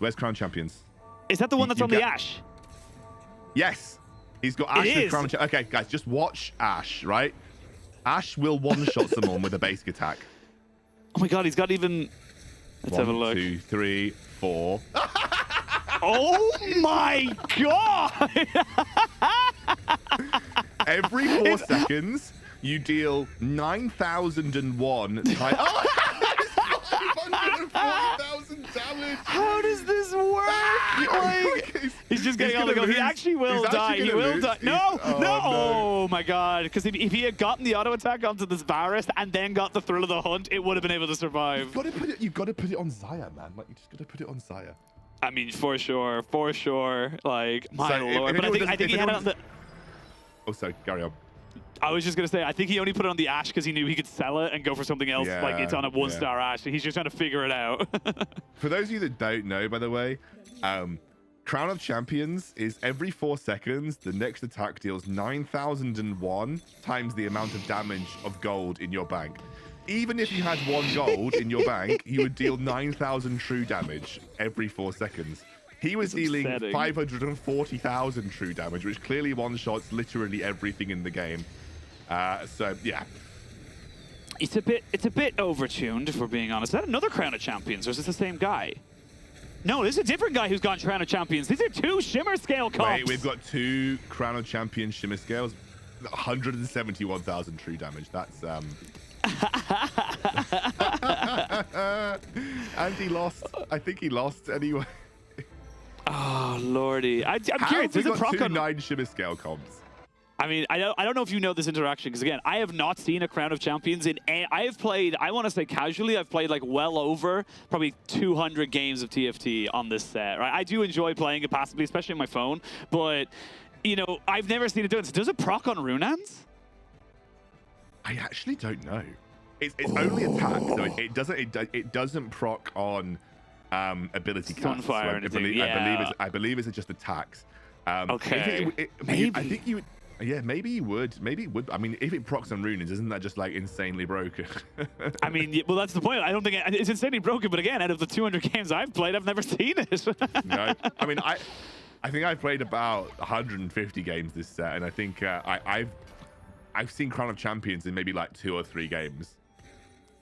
Yeah, I mean, it's a hard one to give up, and like we can see him now kind of just going towards these high roll and getting in as many of these 5-cost units as he possibly can, because like you mentioned, he's just going to try and make it as worth as possibly can. So he's actually got a duplication in there. Used to be kind of Nico's help, so he's going to have an opportunity if he really needs to try and like hard force something a little bit later. But yeah, I've actually noticed as we've gone through the board, so many people are going Shimmer Scale. It's kind of crazy. Like Shimmer Scale seems to be the meta in this double setup.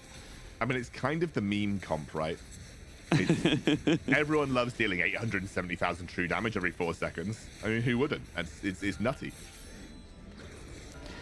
All right, we're getting this super late game now. We're getting into the Dragon one. This is one of the best mechanics, I think, in this set. This is probably, in my opinion anyway, one of the biggest positives that came from this set was when you get to the final, you're setting up your composition, you get up to the final kind of like items round, if you will, and it's a dragon where you can like, you can risk it and re-roll and hope to get something better, but I really like the control they gave us in that one, because it feels like you can actually kind of commit to going for, a Corki carry, or even if you can see the rise or something like that as well. It just feels really good.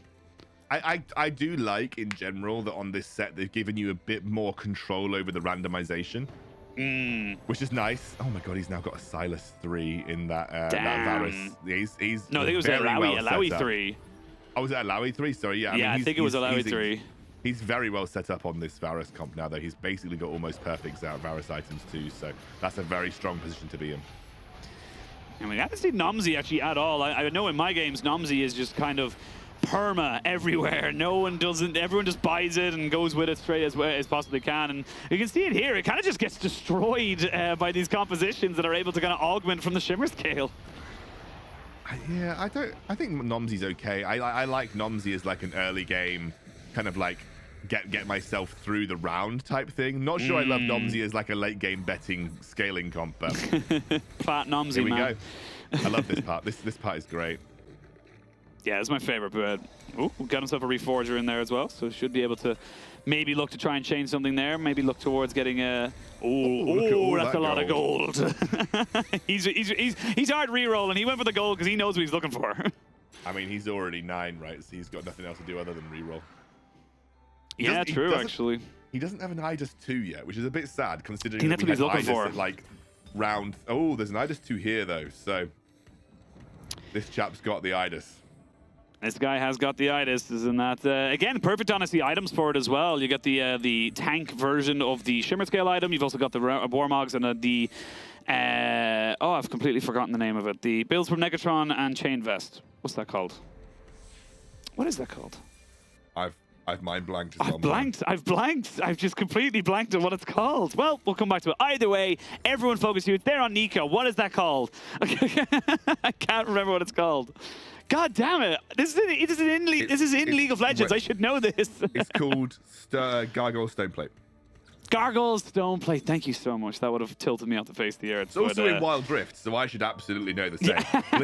It's actually called Stoneplate in Chan in Wild Rift, but regardless, I should definitely know that. Not like either of us are professionals in our field or anything.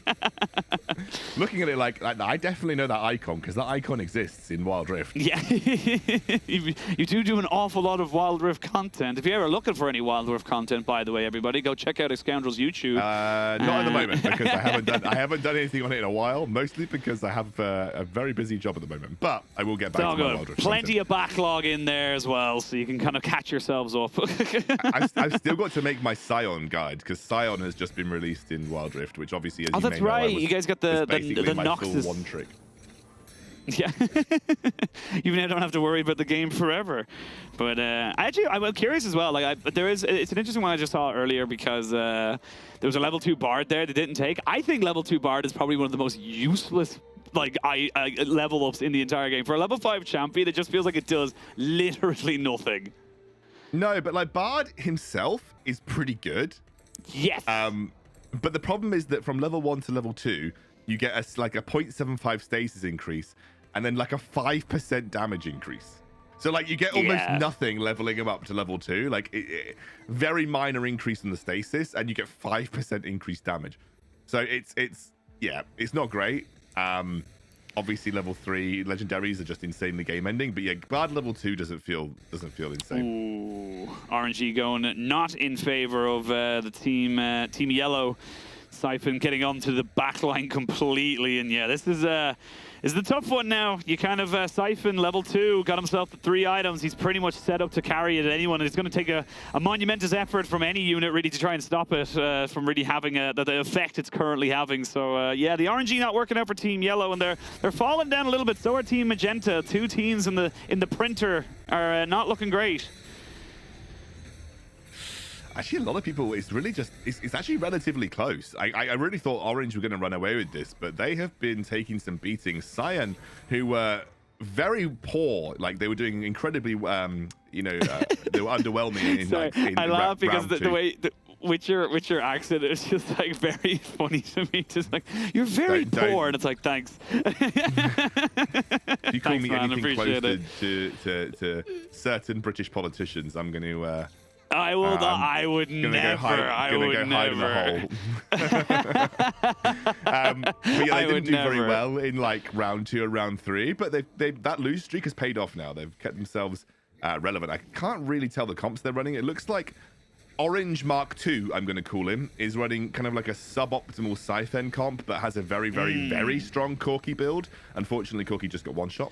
So he kind of needs level 2 Corki, I think, to keep himself relevant here, but he does have like the perfect Corki items going for him.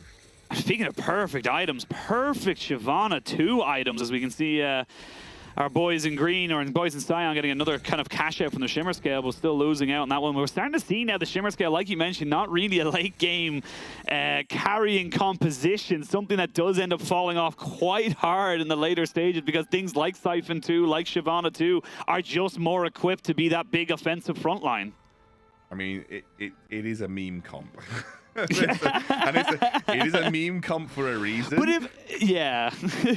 because ultimately, like, the augment doesn't really do anything for like your battle capabilities other than the items, and all of the items are basically bad except for the Crown of Champions in terms of what, they're mostly bad apart from like really like late game powerhouses. And Crown of Champions is once every 4 seconds, and believe it or not, 4 seconds doesn't sound like a lot, but 4 seconds is quite a lot in TFT.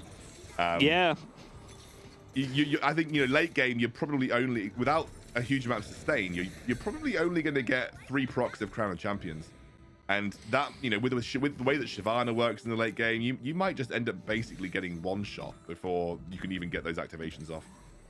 And they're going to level 2 Yasuo coming in here. The Crown of Champions here onto the Zoe. I actually quite like putting the Crown of Champions on the Zoe because she does have access to the Kayle ultimate that she can steal. So she can put that on herself, keep herself safe should she get caught out. But still got to deal with the backline divers of this assassin composition. And you can see the whispers coming in. This Pyke really doing work. But on the other end of it, this is the Varus 3 we saw earlier. That's just really kind of not having that same late game impact. And again, the more and more emphasis on these late game compositions, the stronger you are, especially when you get into like the last few rounds, 2 or 3 left for some of these people.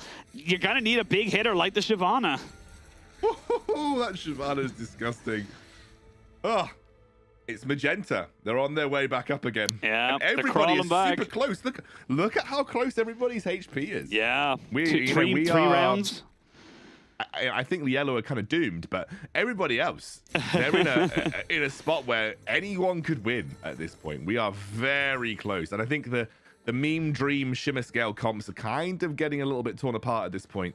The only person that's keeping himself in a good spot is the guy who picked up Idus at like 3-1 or whatever it was. Yeah, I was going to say, the guy who had such an early Idus that it didn't matter. I think the Shyvana comp's probably my bet to win. Like, those Shyvana items on a Shyvana 2 are kind of disgusting. I will say this, I'm looking at this Yasuo in this Shimmer Kayle comp. This is the one we were talking about with the Idus. This Yasuo is kind of nasty. He's a bit big, and giving time to this level 2 Zoe who's going to hit more units with those ultimates, that's going to be pretty hard to burn down. You can see it here. It's actually quite difficult for them to actually do anything. Yeah, and they've got to now get through the partner, but I think they will. You mentioned it correctly. Yeah. Yasuo, very difficult to take out, and I think they might be, very close to knocking yellow out. And Magenta also lost, so Shyvana's comp also lost, which means we've basically got Shimmer Scale boys in cyan and Shimmer Scale boys in orange. And believe it or not, the memes dream comps are kind of still in a strong spot. Don't let your memes be dreams. But yeah, I mean, like the way it works in Double Up is that when you do end up going down where one of you would have died, it does give you an extra life. So you end up all on 1 HP. But that means that you both need to win your next round. You both need to win. It doesn't matter if one of your teammates is carrying you. If you're dragging him down, he shall lose. So we'll see what these final items do for anybody. And the fact that we got all the way over to the basically the stone giant or stone golem before anyone was knocked out kind of pays a testament to what you were saying of how damn close it was. Oh yeah, I think right now Yellow and Magenta are on the ropes a little bit. I think unfortunately for Magenta, whilst the Shyvana comp was doing really well, his partner was not having the best of times. That's Corki 2 with pretty strong Corki items picked up as well. Let's see how this pans out. Now, most teams hitting level 9 across the board. It's going to be the Shimmer Scale comp now. Does the meme take out the dream? That's the question we got to see ourselves right now, because a level 2 Pyke, a level 2 Yasuo, no, you're dead, mate. There's nothing you can do. There's too many level 5 units, or 5 cost units. Yeah, Shyvana, he gets Crown of Champions. So couldn't get through the front line quickly enough. I think Magenta here doing the best, but I think Magenta out as well. So we're going to have a Cyan versus Orange ending. And this is a... Oh dear. That's a great fatality. It's great. It's a fantastic fatality. It's such a fun little thing to get. But now we're coming into our top 2 teams. You'd imagine there's only about 3 rounds max really between these, even if you get 1 win on either side, unless one side can get 2 out of nowhere. But it's going to be tough. It's Siphons versus Iduses. It feels like it's going to be about the Dragons. It's going to be about which Crown of Champions wins, because both these squads have them. This guy's a 2-star Shyvana on his bench. He's just doing nothing with it because it would ruin his Crown of Champions. His Crown of Champions, but he's holding the Shyvana for just pure memes. Why not? Yeah, I think he's trying to get the fight because he has a level 2 Zoe on his bench as well. I think he's trying to get to a level 3 Zoe, so he just guarantees he wins the game. I think he's holding the Shyvanas. So that, he was holding the Shyvanas. Has he sold the Shyvanas? He sold them, yeah. I think he was holding them to kind of increase the chances that the legendaries that turn up would be Zoe. Yeah, makes sense. Here we go. This could be the final round, or second final round for one of these teams. This Pyke with the Ionian Spark And do a lot of just kind of mitigating a lot of this tankiness in the front line. You can see him just kind of shredding through these guys, even with the help coming in. It's going to be close. Never mind. Oh. That's a lot of reinforcements. This siphon we mentioned earlier is just too damn big. Yep. That was unfortunately let down by his orange counterpart there. The problem with the Crown of Champions build is that you basically have no damage other than Crown of Champions. So everything else that you've got, and he's pivoting hard. He wants the Zoe. He wants the Zoe. He's going for the Zoe. Or the Soraka. Zoe or Soraka. He wants them. He knows he's gotten top 2, so it doesn't matter. He's still rolling. He wants the Soraka. He's still going. There's going to be so many more now in the pot. He's not going to get it. No! It's awful. He's basically if he literally got one Soraka, he would have gotten it. Because he had a duplicate. No! Oh, no. We almost had a 4-star, 3-star Soraka. He knows it's over. He sacrificed the Siphon comp. Kind of dealing with the Meme is Dreams comps and it's a very, very strong comp, Siphon, right now. You know, if you can get those correct items and you get the RNG in your favor, like we just had dragons that obliterate your entire team like that. Would a Soraka have won the game? Like a 3-star? I suppose any 3-star level 5 should win the game, but would it have won? I don't think so. I mean, maybe, but it was a bit of a meme. I'm not convinced. Yeah, it was a meme, right? You were going for the meme. You gotta do it. Well, that's the end of our first TFT show match. The meme dream shall always be a dream, and we shall be seeing, sadly, reason and logic and just straight up better TFT play take the win today. Yeah, I love the Shimmer Scale comp. It was great to play off the IDs that you get at 3-1, but ultimately the tried and tested Siphon comp that is still relatively meta kind of pulls through here. It does the business. Yeah. Just for your context, Soraka 3 heals for 1,000, which is nice, but I don't think that's going to. That's not going to get you. No. Soraka by herself is not going to get you through that Siphon comp. So just going for the pure swag of having a 3-star legendary on the board, but nonetheless, good performance. And yeah, nice to see the variety of comps that were tested out. Yeah, exactly. I think it was definitely a bit more fun to see how everyone was kind of moving around and giving themselves a bit more fun kind of, setups. The Shimmer Scales coming out with literally perfect RNGs for some of them to go, oh, cool, we can just make this work. But yeah, sadly, for me at least, the meme shall not be the winner. And it was, again, just a really good, solid play between the Siphon comp and the, I believe it was a Yasuo 2 comp, a Mirage comp coming in as well. So you had Whispers, you had Mirage, so good tankiness, good execution, just good play.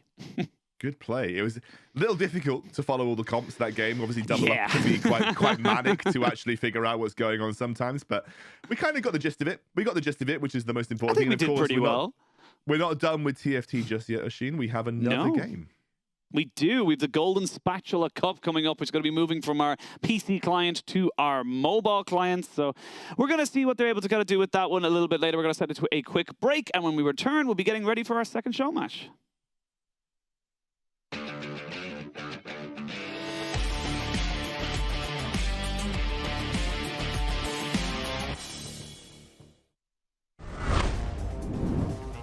Priority now onto the Baron, and you will absolutely destroy this in top esports. And know this is a very real possibility. Waver about to go mega, and immediately will be found by 369. They bring him back with the Infernal Chains, and now JDG back themselves away from the fight. Missing goes in, catches out Wayward, but only Wayward. They get the ultimate from the Poppy, but now 369's on a flank. It's an ultimate flank. They're jumping on the Jackulo. This area is dead. Yagao gets an ultimate as well, and it looks like JDG might have done it. The Sivir refuses to die, as does the hope of JDG. They have brought themselves to the reverse sweep, and they will knock top esports to the lower bracket. And it definitely feels like where other top laners are prioritizing heavily towards the end of summer, him maybe not. So, oh my. There's no mana on Scout. That's a solo bolo for super carry Doinby. Well, I think the Herald's coming down mid. Try and stop and get in as many plays as possible here. Oh, Doinby did so much damage, and into the wall he goes. He has to flash out. The charge goes through. Doinby, you gotta be careful. The mistakes that I feel like we never see are coming to fruition, and not to the benefit of LNG. It's another charge and a turret, and it's 2 kills in the same place, making a bloody mid as EDG take a 2-0 lead in this game.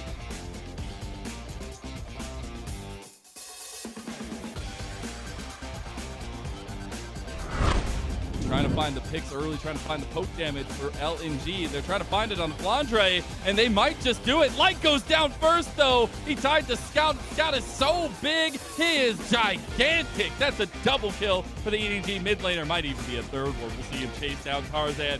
You cannot find any hope or reprieve as Scout comes in. It's a 1v3. He's going to pull off the Slicing Maelstrom, and he don't care. The rest of the team is coming. Slicing Maelstrom, Wild Growth, bring it all. You will not beat EDG, and you will not beat Scout in this game one. Problem by EDG is top esports threatened in the mid lane, and EDG don't want to give a singular inch. Knight dashing away, but knocked up, caught by the middle chains. Tien buying space for the rest of his team. Scout with a charm on Knight. What a play from the mid laner of EDG. Knight turns golden, but finish off. No, Emperor's Device keeps Knight alive. How is he surviving this? And in the meantime, Jangaloo dives onto the back lane. Flandre with one, but Scout might fall. Jangaloo can't finish off the kill here. Can't close the gap. Now trying to chase them down. No way do they actually do this one. The mojo is flowing, and top esports, no way should they win that fight, but they make it happen anyway.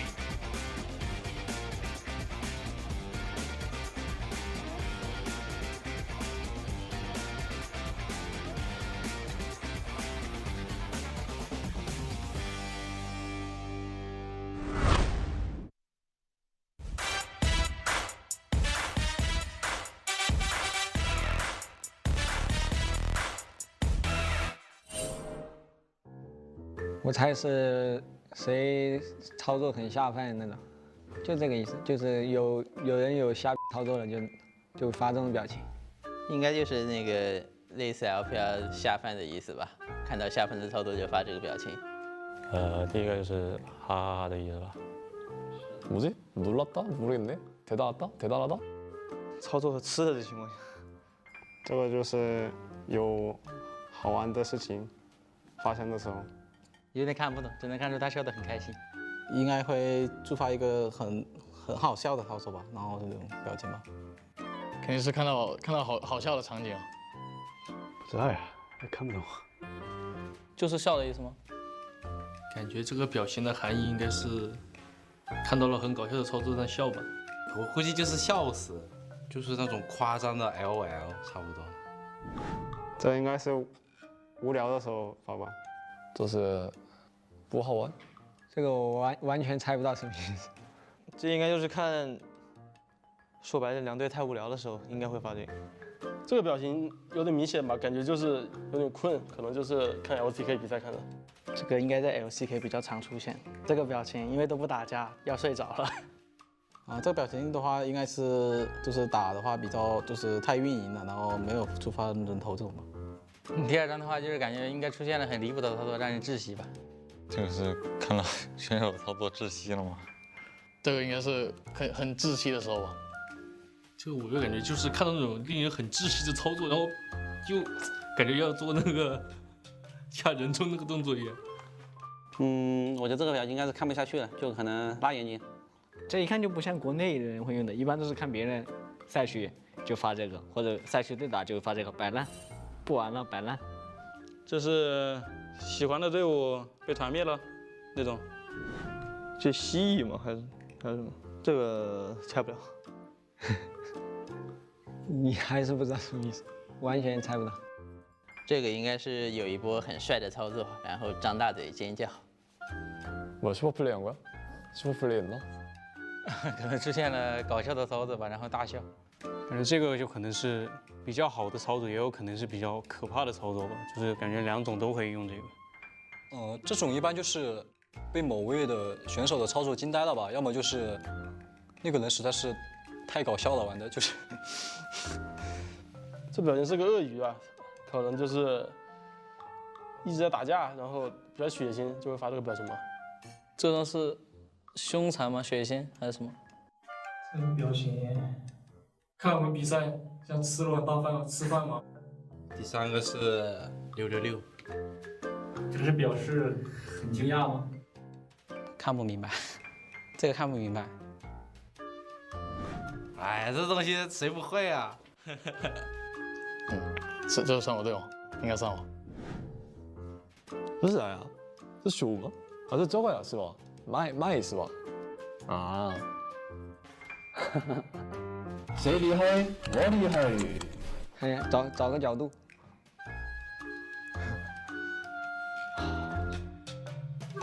这样子。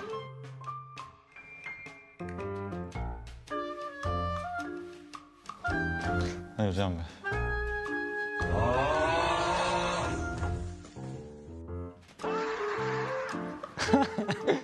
要嘴张这么大，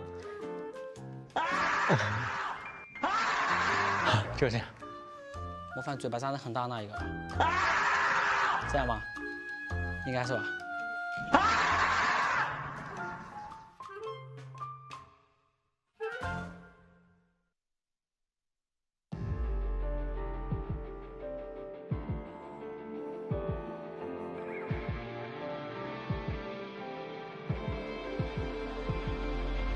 跋涉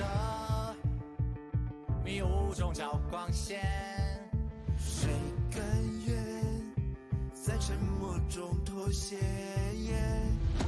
困住翅膀，也要飞得更远，尝过现实中的锤炼，嘲笑声也不过是雨点，勇者的入场券，拒绝最廉价的怨言。剩多少次吹了过，让独行总有一天会被看见。想宣告全世界，拥有生而无畏的信念，粉碎极限，将光之间穿透这片黑夜才耀眼，悲叹血液换来胆怯，心中永远燃着炽烈的火，不熄灭。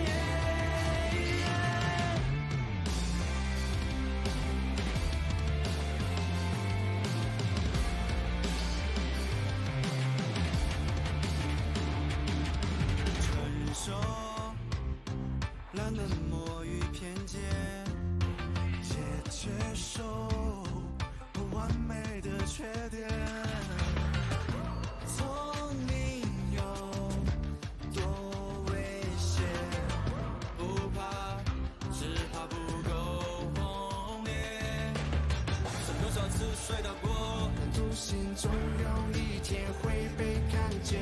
想宣告全世界，拥有生而无畏的信念，粉碎极限，向光之间穿透这片黑夜太耀眼，沸腾血液何来胆怯，心中永远燃着炽烈的火，不熄灭。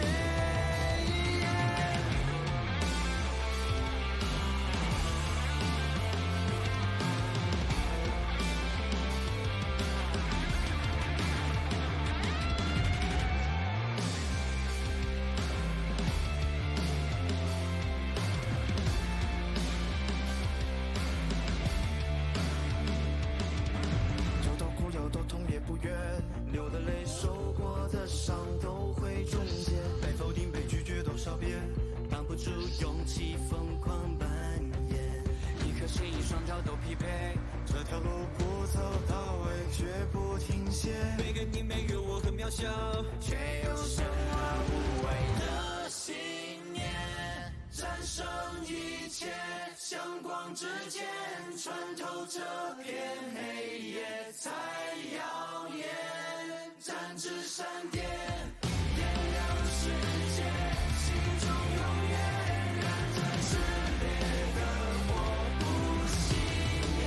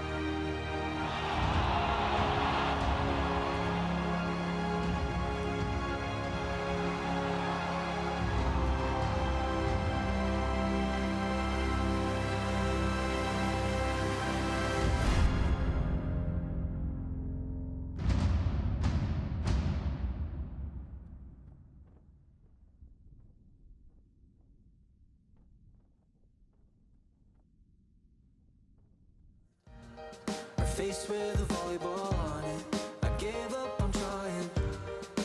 No more words to say. I sat in silence, content to hear only quiet. But your voice was giant. It did reverberate. You singing. One day you're gonna laugh again. One day you're gonna live that life. Find a love so great that you will be too hard to ever calm down.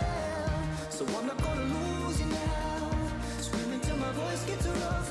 In one ear and out the other. Keep singing that you are enough. I took a moment, held it so tight I broke it. Like I never owned it. Didn't feel like me. Until the voices in my head, I'll sing louder than them. And when they come again, I'll remember what you said.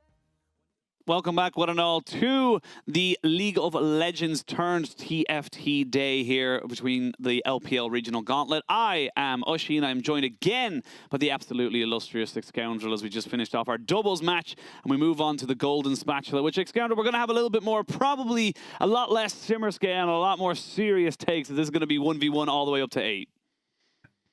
One would hope so. I did like the shimmer scale. I did like the shimmer scale, don't get me wrong. But I feel a lot more comfortable when we're in strict TFT meta. So, yeah, I'm looking forward to it. I think it's going to be a really interesting game.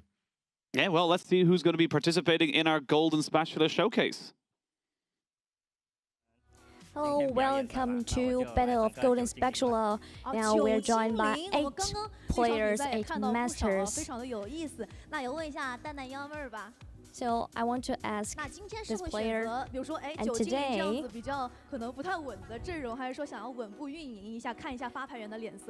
so which kind of draft will you pick? 已经是2位9精灵了，不知道这个精灵转非常吃香啊。感觉今天对于精灵龙的争夺将会异常的激烈。那我问我身边的小马，很久不见小马了，这次来到我们联合嘉年华，感觉怎么样 Welcome to here. How do you feel to come here? I'm a little bit nervous because it's my first time to join a show match. Are you confident of taking down? Are you confident of yourself? 没有也 Yeah, 要说有 I'm 了， sure. 对吧？那最后再来问问我们的陈豆豆啊。 知道豆豆的歌唱的很好听，不知道你的 I 金 know 铲 that 铲下的怎么样？ You have a very 这里全都 sweet 是铲铲大 sound 神 and，我 voice. 是一个铲铲的热爱者。我每天睡前都会 I 打一把， really 然后我 like 可能 this 没有他们打 game 的 and 这么 I 好。 play this 随 game 时随地 daily. 想 Maybe 下就下， I 对吧？ can play 今 better 天也 than 正好可以 these 跟我们其他的 players, 7 位 but I 大 will 神 try my 也可以 best. 高手过招， PK 学一点东西。 我今天来学习的，看一下有什么 I'm 厉害、 here for 容易上分的 learning, 阵 to 容可以 learning 带 a 回 lot 去 of 学习一 strong 下。等会儿 drafts. 就可以从他们的比赛当中去找一找哪个阵容比较好用了。看来现在我们8位选手已经准备 So 就绪， now 让我 the 们 8 赶紧开 masters 启 are 游戏， ready 把镜 for 头交 today's 给今 matchup. 天的解说。 The Battle of Golden Spatula begins now. Let's get back to casters. Thank you so much, Christina. Again, fantastic translations. I was only just saying as we were watching that they look a tad more serious in this particular bout than our previous 8. It sounds like they are more active players, one would say. It sounds like they get the people that sort of a bit more sort of adjusted to the meta. Of course, we're on patch 12.16, so not quite that mid-set point yet, but it's I think we're looking forward to maybe more meta comps. We'll probably see people play a bit more, economically in terms of the playing a strong economic game, and also because it's 1v1, no shenanigans, no crazy shenanigans at the end of each combat. So a bit more traditional. We'll see what happens. Yeah, no more shenanigans unless RNG decides to throw something into the mix to randomly change things up as such. But yeah, I'm curious for it. I will say the one thing I do want to see with the augments, I don't want to see silver augments. I want like gold or higher, preferably diamond. I had one game where we had I think it was like diamond augments all the way through, all 3 things. So the teams were just overloaded, completely pushed into the extremes, and that's what I wanted to see from this one here. Because again, silver augments are fine, but they're just a little bit, again, because they're silver, they're a little bit more tame. Yeah, the prismatic ones are like hugely game changing most of the time. Like, sorry, didn't mean to ruin your diamond dreams. The prismatic ones are a little bit more sort of like wildly game-changing. And so when you get like an insane prismatic augment, sometimes you can build entire comps around it, or it can be such a big influence in the way that you want to approach the game. It's annoying when you get prismatics like early-ish into the game, because it can be a bit more boxing you. So like sometimes you can get boxed into something that you want to do, and then because often the prismatics that are the strongest are the ones that are specifically associated with a particular comp, right? So yeah, that's hard to pick early on because you might not get the units to support it. Yeah, exactly. The one thing I will say, the one prismatic that I always love, which again adds another level of RNG to it, is the Dragon's Egg one. We have to wait for 11 turns before it hatches, and it gives you unholy amounts of dragons, and you can build whatever comp you want with that. So we'll see what it ends up being. But again, like you said, less shenaniganeries coming into this one here. And again, like we said, we are moving from the PC client over to the mobile one, and a bit more your terrain right now, X-Scoundrel. The mobile master coming in here, be able to. It's the same game, but you know, just smaller screen. I think the game looks, if you haven't seen it in mobile, the game does look a little slightly different in client. But it's cool to see them all on mobile. Like you can see they've all got their little stands ready to go. I see that in Wild Rift all the time. Some people do like to play from their phone on a stand, but yeah, mobile esports, guys. It's not a meme. It's right here, live on the LPL.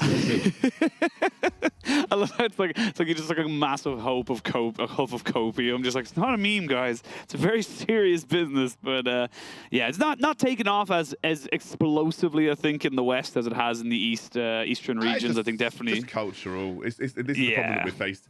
I'm a mobile esports veteran. I've covered mobile esports for years, and that's always been the case. And it's very much a cultural thing. But there is hope. Wild Rift is, I think, doing quite well. I think a lot of people really, really like the game. I personally absolutely love it. It's like League of Legends condensed into like 15 minutes, which is great. Especially when you're a boomer like me and you can't afford to sit down and play a 40-minute game of solo queue for about 10 LP. So yeah, it's for nice minus 12. Yeah, or minus 12. Yeah, well, for me in my case, usually minus. Yes. Yeah. I was thinking what they're going to go for now, just kind of setting themselves up, obviously making sure all the players are all set up and ready to go before we jump into the game. And that's the one thing I will say is like, it's like with I think for me anyway, it's like obviously I'm very well aware of like how you would fix a PC issue if there's like a monitor issue, a mouse issue, whatever. Kind of hard to fix a phone issue unless you want to replace the entire phone device itself. So just making sure the players are all set up, ready to go. And again, like you said, curious to see what the early augments are going to be, curious to see what early strategies we see implemented. And again, you know, kind of get down to the econ, down to seeing how people kind of manage their gold. If we see another 50 gold at Krugs moving forward with another Shimmer Scale monster, that could be definitely a bit of a spanner in the works. There's no way. There's no way there's Shimmer Scales coming out in this game. Maybe. I will eat a Percy piggy, which is not a real piggy, by the way, everyone. It's a yeah, I was going to say, you might want to clarify that for people outside the UK and Ireland. It is a British sweet. I will eat one whole Percy piggy sweet if I see a Shimmer Scale comp this game. Yeah, I'm literally going to eat that pig called Percy, guys. Peppa Pig won't know what's coming to her. Actually, funnily enough, Percy piggies do look a bit like Peppa, so you know. They do a little bit, actually. I know they got rid of them, or they got rid of them for a while in Ireland because they were like too high sugar, and then like they obviously revamped them and brought them back. They're very good. I like those jellies. They're like the one jellies I actually like getting. My friend's obsessed with them. But yeah, bit of a tangent. Hate them. I actually hate really? them, yeah, no, they're just my 3.5-year-old absolutely loves them. I hate them. I think they taste awful. So what you're saying is I have the same taste as a 3.5-year-old. As a 3.5-year-old, yeah, that's exactly what I'm saying. You have the palate of a toddler, Sheen. You have a palate of a toddler. And that's why I have you here. You know, you got to guide me. You got to mentor me through the taste. You get much like a 3.5-year-old. But yeah, it's. Go back into what's your favorite sweet? Actually, do you have a favorite sweet? Yes, it's not a particularly branded sweet. It's called. That's probably good for us then. I don't know if you've ever had them. You can usually find them in like traditional sweet shops in the UK. They're called Mega Sours. Oh yes! Oh, I know exactly what you're talking about. They're like these these like hard candy balls that are covered in the most ridiculously sour coating you've ever had in your life. And if you eat more than like 3 of them in a short space of time, it literally shreds the inside of your mouth and you can't eat anymore. Yeah, it's I know exactly what you're talking about. I think we call them like, I think we just literally call them like sour bombs or something like that in Ireland. And it's just like, it's like literally because it was so damn sour. You used to get like mega ones that were huge, and you try and like burn, like lick through all the layers, which was really hard. Your tongue would be burnt out. Can't do it. Anyway, I usually buy like 10 and try and eat them in. I usually buy like 10 to 12 and try and eat them in the same day and then fully regret it. That just sounds like a bad time. Yep. Very I can't bad think of time. like, I'm trying to think of like my favorite sweet. I am like such a basic sweet enjoyer. I quite just like toffee, just like basic toffee. Oh, it's you nice. are so basic. I am. I know. How old are you? Are you like 80? I mean, palate of a toddler with like the preference of an 80-year-old. I know, right? It's just I bet you like Werther's originals. I bet you like Werther's originals. I really do. Oh my god, get out. I actually, we have a pack of them here in the studio, and I literally turned around to Dagda the other day and was like, "Oh, this is so good." And he was just like, "What?" I was like, "It's a Werther's original." He's like, "All right." Well, my granny had them all the time, and I was just like, "Yeah, they're great." And he's just like, "What?" But my god, wow, that animation coming in here to see the yeah, it was kind of cool. So of course we are in the mobile client, so it looks a little different, the PC client.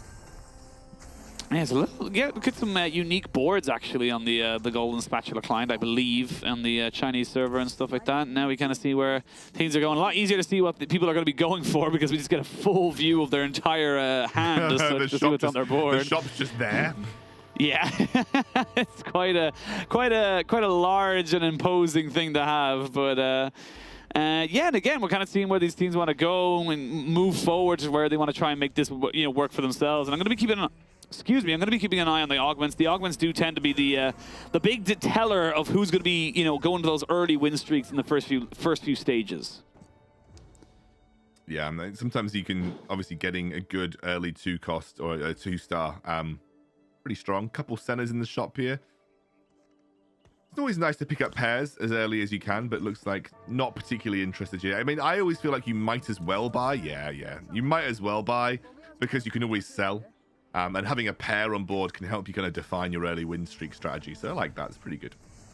Yeah, I think the big thing that people kind of obviously, the 2 costs and beyond will give you diminishing returns when you actually sell a level 2 unit, but the level 1 or the 1 cost units will still give you back 3 gold. So like you said, you might as well pick it up. You'll be able to get up much bigger kind of revenues off of it once you're able to kind of like set it up from there, and you're not really losing anything by taking it anyway. Absolutely, no, hitting the nail on the head. But not much, usually not huge amounts to report through stage 2. You're really looking, I think the most interesting thing for me is like gold values, whether people are, straight up selling up. If people can hit 10 gold by the end of stage 1, like that's sometimes really insane. But no like crazy strong early comps from what we've seen so far yet. Do you see a volley on one of the benches though? Maybe seeing someone go for like an early legend push. Did I see a rise with a tier? No, Rise this is a kind of a strong one though. You've got the Rage Wing alongside a Rage Wing with an IE on your cane, so there's actually quite a bit of damage here. So this could be the start of an early kind of push to get a win streak. And this is the big thing as you mentioned. If you get that win streak, amazing. But if you invest this heavily and you don't get it, that's where the game gets a little bit worrisome. Yep, absolutely. Got to be a bit careful. I think that was a rise, It is a rise. Yeah, with it a tier. is. That's pretty good. That's pretty nice to have this early on. Rise with the tier. It's a decent comp. Definitely works quite well. You go for the mages, get yourself nice and stacked up, but of course the tier brings into things like the Spear of Shojin, the Archangels, just the kind of the 2 cores, if you will, that you want to be kind of getting up for. Because of course Rise gets more ability or more balls being thrown out with every single time he ults, so you can stack it up very quickly. Call him Machine Gun Rise, firing out huge amounts of the magic balls. Got Dragon Trainers on the board. Nice to have Dragon Trainers early. It is a good comp that can scale you through mid-game. Obviously, you do need to pivot out of it eventually. But it's nice to have it this early into the game because it means you can scale up your little... What's the dragon called again? It's just completely escaped my mind. The Nomsy? Yeah, you can scale up Nomsy pretty quickly the earlier that you get it. So that's nice to have. Yeah, he's not as... he's a bit more powerful than his cousin Kevin in League of Legends. Did you know what... that's the Gromp's name. It's actually a full name for it. It's like Sir Kevington or something like that, but everyone obviously just calls him Kevin. I did not know that the Gromp was called Kevin. Yeah, I'll tell you. I'll get you his full name now in a second. It's Lord Grompulus Kevin Ribbington of Croaksworth. That's his full name. If you type in Gromp name League of Legends on Google, that's the first thing that pops up. Wonderful. Exactly what we wanted to hear. 18 gold. What are we selling to get to 20, mate? What are we selling to get to 20? Hitting gold thresholds every round is pretty optimal. 20 gold at this stage in the game is nice as well. So people really looking after their economy right now. Yeah, we actually saw a Lulu being picked up here, being like, kind of like taking away. I actually thought we were going to see cells there to get closer to it, but no, kind of pushing themselves back down the thing to maybe deny the early Lulu 2 from somebody, get Nomsy up again.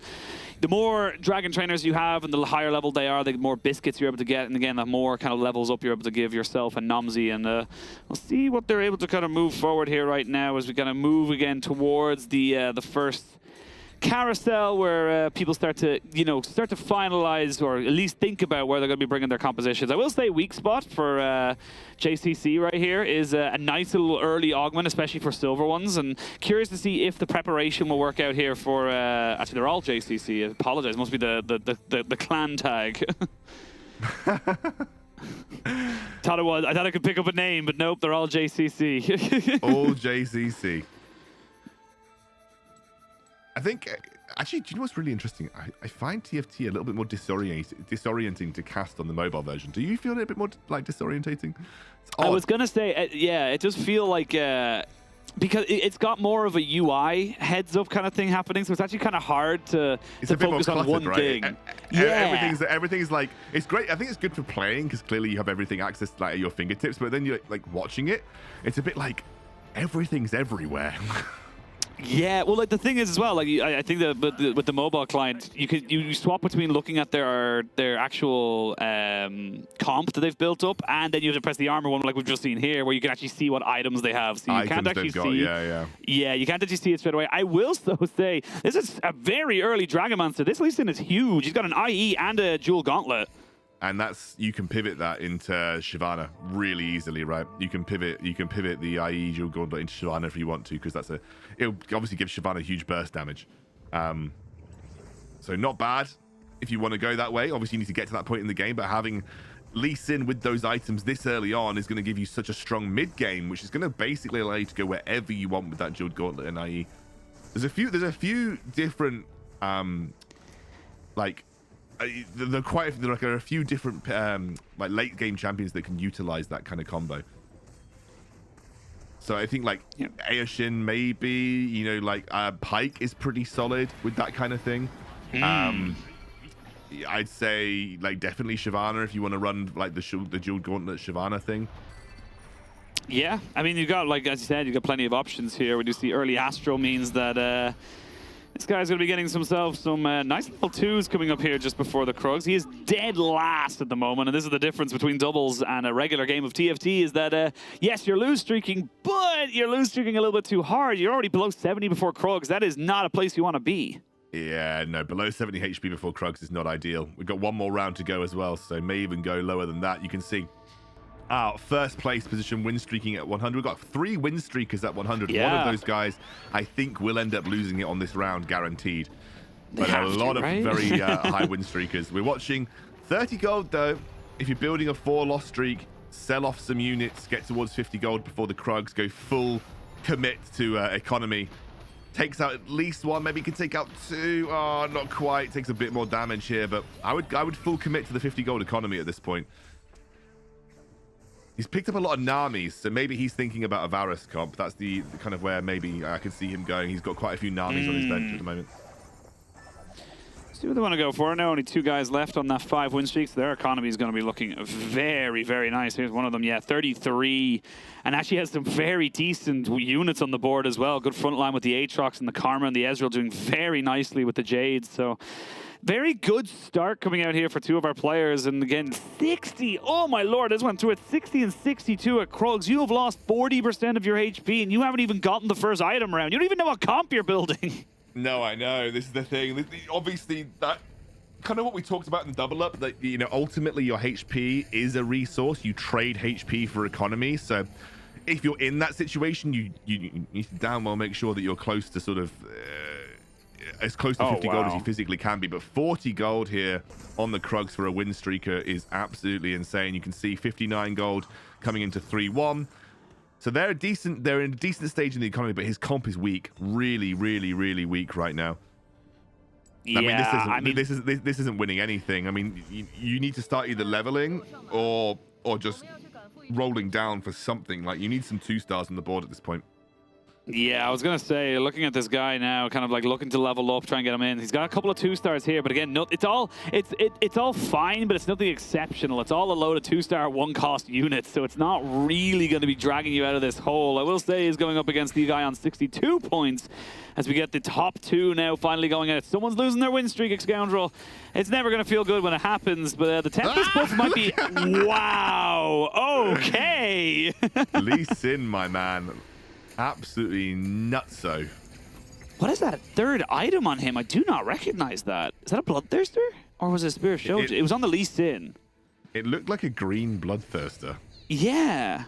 I might get clarity from our producers to see if I know what that is, because there might be slightly differences coming out from the Golden Spatula client and, of course, the TFT. I'm not sure. No, Maybe we'll get clarity. I think it might be just a green version of the Bloodthirster, and I think it's just for... I wonder if it's for lore reasons, basically. Yes. Makes sense. That might be the case. That might be the case. Oh, Double Trouble going to be swapped out. You got Pandora's Box, I believe that's that one is. Or is that Pandora's Bench? No, it's Pandora's Bench, so they can re-roll anything on the terms of the units they get. At the start, gain 5 gold. At the start of every turn, champions on the 3 rightmost bench slots transform into a champion at the same cost. Nice. Do it. I love that. The funny thing is, it works with any level of it as well. So if you get a level 2, hypothetically, Varus or something like that, you could deny it from somebody else while also keeping, you know, the reroll of the 3-cost unit you want to get yourself. Yeah. I like Pandora's Bench. It's a bit memey, obviously. It has the potential to be really good or the potential to be kind of meh. But... Okay, that's got to be just a green Bloodthirster. I'm pretty certain. Yeah, he's getting lifesteal. I'm 99% sure it's just a green Bloodthirster coming out here now. And he's 52 gold. He's level 6. This guy is absolutely he's moisturized, flourishing, focused in his lane. Yeah, yeah. He is absolutely popping off right now. Yeah, I think he's got 3 Shimmer Scale as well, so he's even generating. I was gonna say, I think he got the 3 Shimmer Scales, so he's actually just adding more and more and more. You can see that gap building bigger and bigger between him and the rest of the pack. And here's the thing: is with the Shimmer Scale building up his economy, he's gonna be able to pivot to anything if he really feels like this Lee Sin composition isn't working for him. So he's easy breezy. He's having a good time. Absolutely, he is loving life. Trying to think what else this IE and Jeweled Gauntlet could go. Yeah, I mean, again, the world is his oyster. I feel like you could go to Deja, right? You could go to Deja as well. Yeah, Deja works with IE and Jeweled Gauntlet. It's not like super optimal, but it's decent for sure. I love the little taunt you get with this board, the hand coming out and being like, "Bring it on!" But with the Siphon now able to do a hell of a lot, but look at this Lee Sin just doing so much work here. It's just the perfect item combo. It's just too good right now. Yeah, it's too strong. This guy's going to continue win streaking here. Level 6, 50 gold, plenty. Not even close really to being taken out. So definitely going to be a little bit harder to try and bring him down. I will say, adding to your point about it being a little bit disorientating on the overlay to cast, because everyone's got a QQ Penguin, which is the app you need in order to download it, it's actually really hard to know who's who. Yeah, it's difficult. But you know, It we is did, a in little. double up we made do. So I think we're just gonna have to. There's happy face guy at the top. He's clearly Yeah. he's clearly He's the the least distinguishing. in. Yeah, he's I the think, least in player. I noticed the person who picked up the Rise of the tier early on is pretty much committed to Rise at this point. I think we got a 2-star Rise with Shojin's as well. So you probably go like Shojin's Archangel, just obviously just trying to get as many casts as physically possible. So it looks like that has been committed to at this point. So maybe we're seeing a hard force on the Rise build this time round. Where we got here? We have is that nearly a 3-star Senna on board on bench? I think it was, yeah. So maybe they could be going towards a Rage Wing Shyvana kind of pivot. Yes, Shyvana or Zaya or something like that. You don't classically have Senna in those comps though. True. Just because she's one of the worst Rage Wings, but you're not going to shake your nose at any kind of 3-stars. So no, 3-star of any cost is definitely worthwhile as we come into it. This guy's on. It's definitely just Green Bloodthirster because this Siphon has also got Green Bloodthirster. Yeah, definitely is just a Green Bloodthirster. But just looking at it now, this guy we're watching with the Varus, looking to get a Varus 3 and an Army 3. He's on 42 HP, and against this Siphon, he's going to need to get some pretty big wins coming out now. He should be able to actually win this one here, but that's still a Heimerdinger. He's still going to be able to put out some seriously annoying CC onto you. Does manage to negate his incoming damage a little bit, but of course, working up towards very strong Varus items. The perfect Varus items are like Guinsoo's Rageblade, Deathblade, and Runa's Hurricanes. So he's getting close. There's also another guy going for Varus, though. So we've just seen the Varus with the Hand of Justice there. So we'll be having some competition. And with Varus, you generally tend to slow roll for Varus. Usually, like, roll at 7. You know, you either roll down at 4-1 or 4-2 to try and pick up as many Varuses as physically possible, or you slow roll at level 7. I know what comp he's going with. He's picking up Swains and Nikos. He's going for a Shyvana, so we know it is the Shyvana, but he's also going to be doing it with the Shapeshifters. So he's looking to try and get the Shapeshifter's Jade going for himself in this composition. So that's what he's going to try and transition to if he can get the right units. Yeah, I think he still has options, though. He can definitely... That is a level 3 Nami, by the way. So we are yes, seeing that the Hand of Justice Varus player has got a level 3 Nami at this point. Oh my god, the Lee Sin. Dual Gauntlet Lee Sin is still destroying. His win streak will remain intact. How many is that now? Does it be 10? 10 in a row. This guy is not dropped at all. He's even going to be using some of his gold to be like, all right, I can reroll a little bit and keep making sure I get a good transition. He's level 7 and we're only hitting wolves. Okay, we got a level 2 Ash now. Got another Siphon at this point in time. Is that an Edge of Night? I think, yes, that is an Edge of Night there onto the set. So trying to get, maybe it's not a great item in my opinion, but it does give him survivability at least. Yeah, a little bit. Trying to see where he wants to go. Maybe into the fact that retaining Siphon could be another Siphon comp. We're going to see more eyes on this Lee Sin player. Got to pivot soon, though. This Lee Sin is eventually going to struggle in terms of keeping up. That is a... You caster curse. You still got it, scoundrel. You still got the caster curse. Still got the cast. That's a level 2 Siphon here. Maybe sell off the set That's at huge. this point and transition into he's leveling. He's going to level up to 8, and yeah, he's going to transition the set out here and give those items over towards the Siphon. Not the optimal Siphon items, though. You really do want a Bloodthirster. So maybe holding that Negatron cloak to get the Bloodthirster for him. Yeah, you would love even I can't remember what the augment is called, but it's one where if you sell a champion, it separates the item basically into its original components. That would have been nice, maybe, because then you literally have the Titan's Wrath and the Bloodthirster. So maybe if he gets lucky on the next one, he's able to get it. But my lord, so much just coming into this one here. The Thrill of the Hunt as well as the trade sector doing so well to get the Siphon too. And now we're gonna start to see this guy with level 8 kind of move forward, try and maybe put some pressure on our guy in first.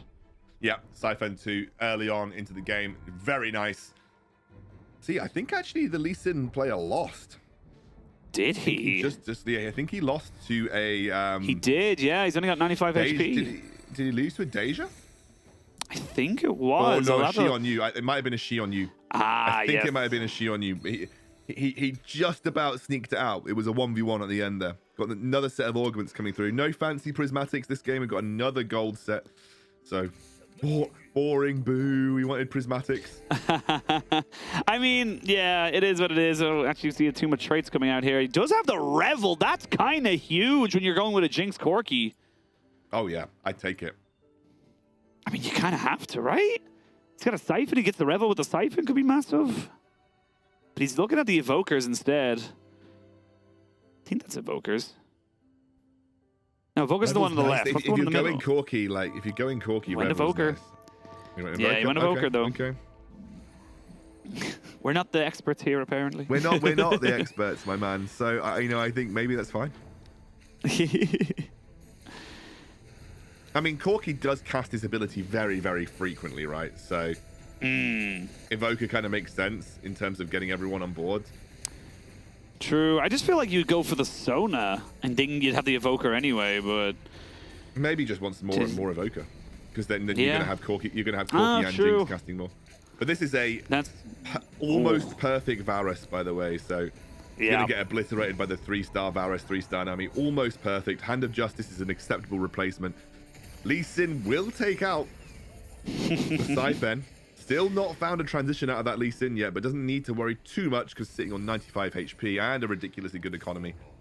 He's in a strong spot. Yeah, he's in a pretty damn good spot right now. He's not really worried about anyone else. We've got 2 players on sub 30 HP. It's definitely been it honestly is literally kind of like bottom 2, then the second last 2, then the top 3, you know, kind of like that kind of setup, 3rd and 4th. It's a very definitive setup of traits coming out here, as we can see now. Who are we looking at right now? I think it's actually it's our guy in last who has no money, level 8, but really struggling to get something going. You can see he's just kind of throwing things out there. That was the Rise you were talking about earlier. Got great items on him, but he's just not finding the unit. Yeah, I think it was a hard commit to the Rise that has just not massively worked out as of yet. And maybe looking for, you know, another tier-based item, maybe 2 Shojins or a Rabadon's Death Cap, but you're going up against a level 3 set Rage Wing, and you can see she's not particularly happy. She's not happy. She's not having a good time. Not having a good time. A lot of comps who've completed 3 stars right now as well. It's getting harder and harder. You're going to have maybe 1 or 2 last ones, and dying before Dragon just feels like, yeah, you kind of hard committed and just really didn't make anything work for yourself. So, I mean, Rise is not particularly strong right now either, so. No. Unless you get like mages in there nice and early, and you get a couple, you know, 2-star good items early. It's a hard risk to kind of go for. So we're going to see them now. Our guy in second last, by the way, is still level 6 at 4-4. So. Oh, I didn't notice that. No, that is somebody say he did pick up a pike. So see if he's moving something with that, maybe getting some whispers going for himself. But we're gonna go back to our lady in last, sadly, as they try to just figure out where they want to go. There's a Rise, but I think it's too little too late. You don't have the economy. Got a 2-star Xayah here, but not particularly interested in the Xayah, mostly because we're going for another Shojins. I think we're going for another Shojins, right? Yeah, I thought that'd be the case. Double Shojins, Archangels, he'll cast immediately at the start of combat and will start to generate. But the problem is you just need a frontline. You need more of a frontline to support Rise. Really, ideally, more mages on board as well. Yeah, just getting the extra power, getting the extra resets, of course, would be pretty big. But like you mentioned, a lot of 3 level 3s in the board here for a lot of different units. This Astral setup here almost has a 3-star Alawi as well. You can see the kind of 2.5 almost, or 2 2/3 on the bench.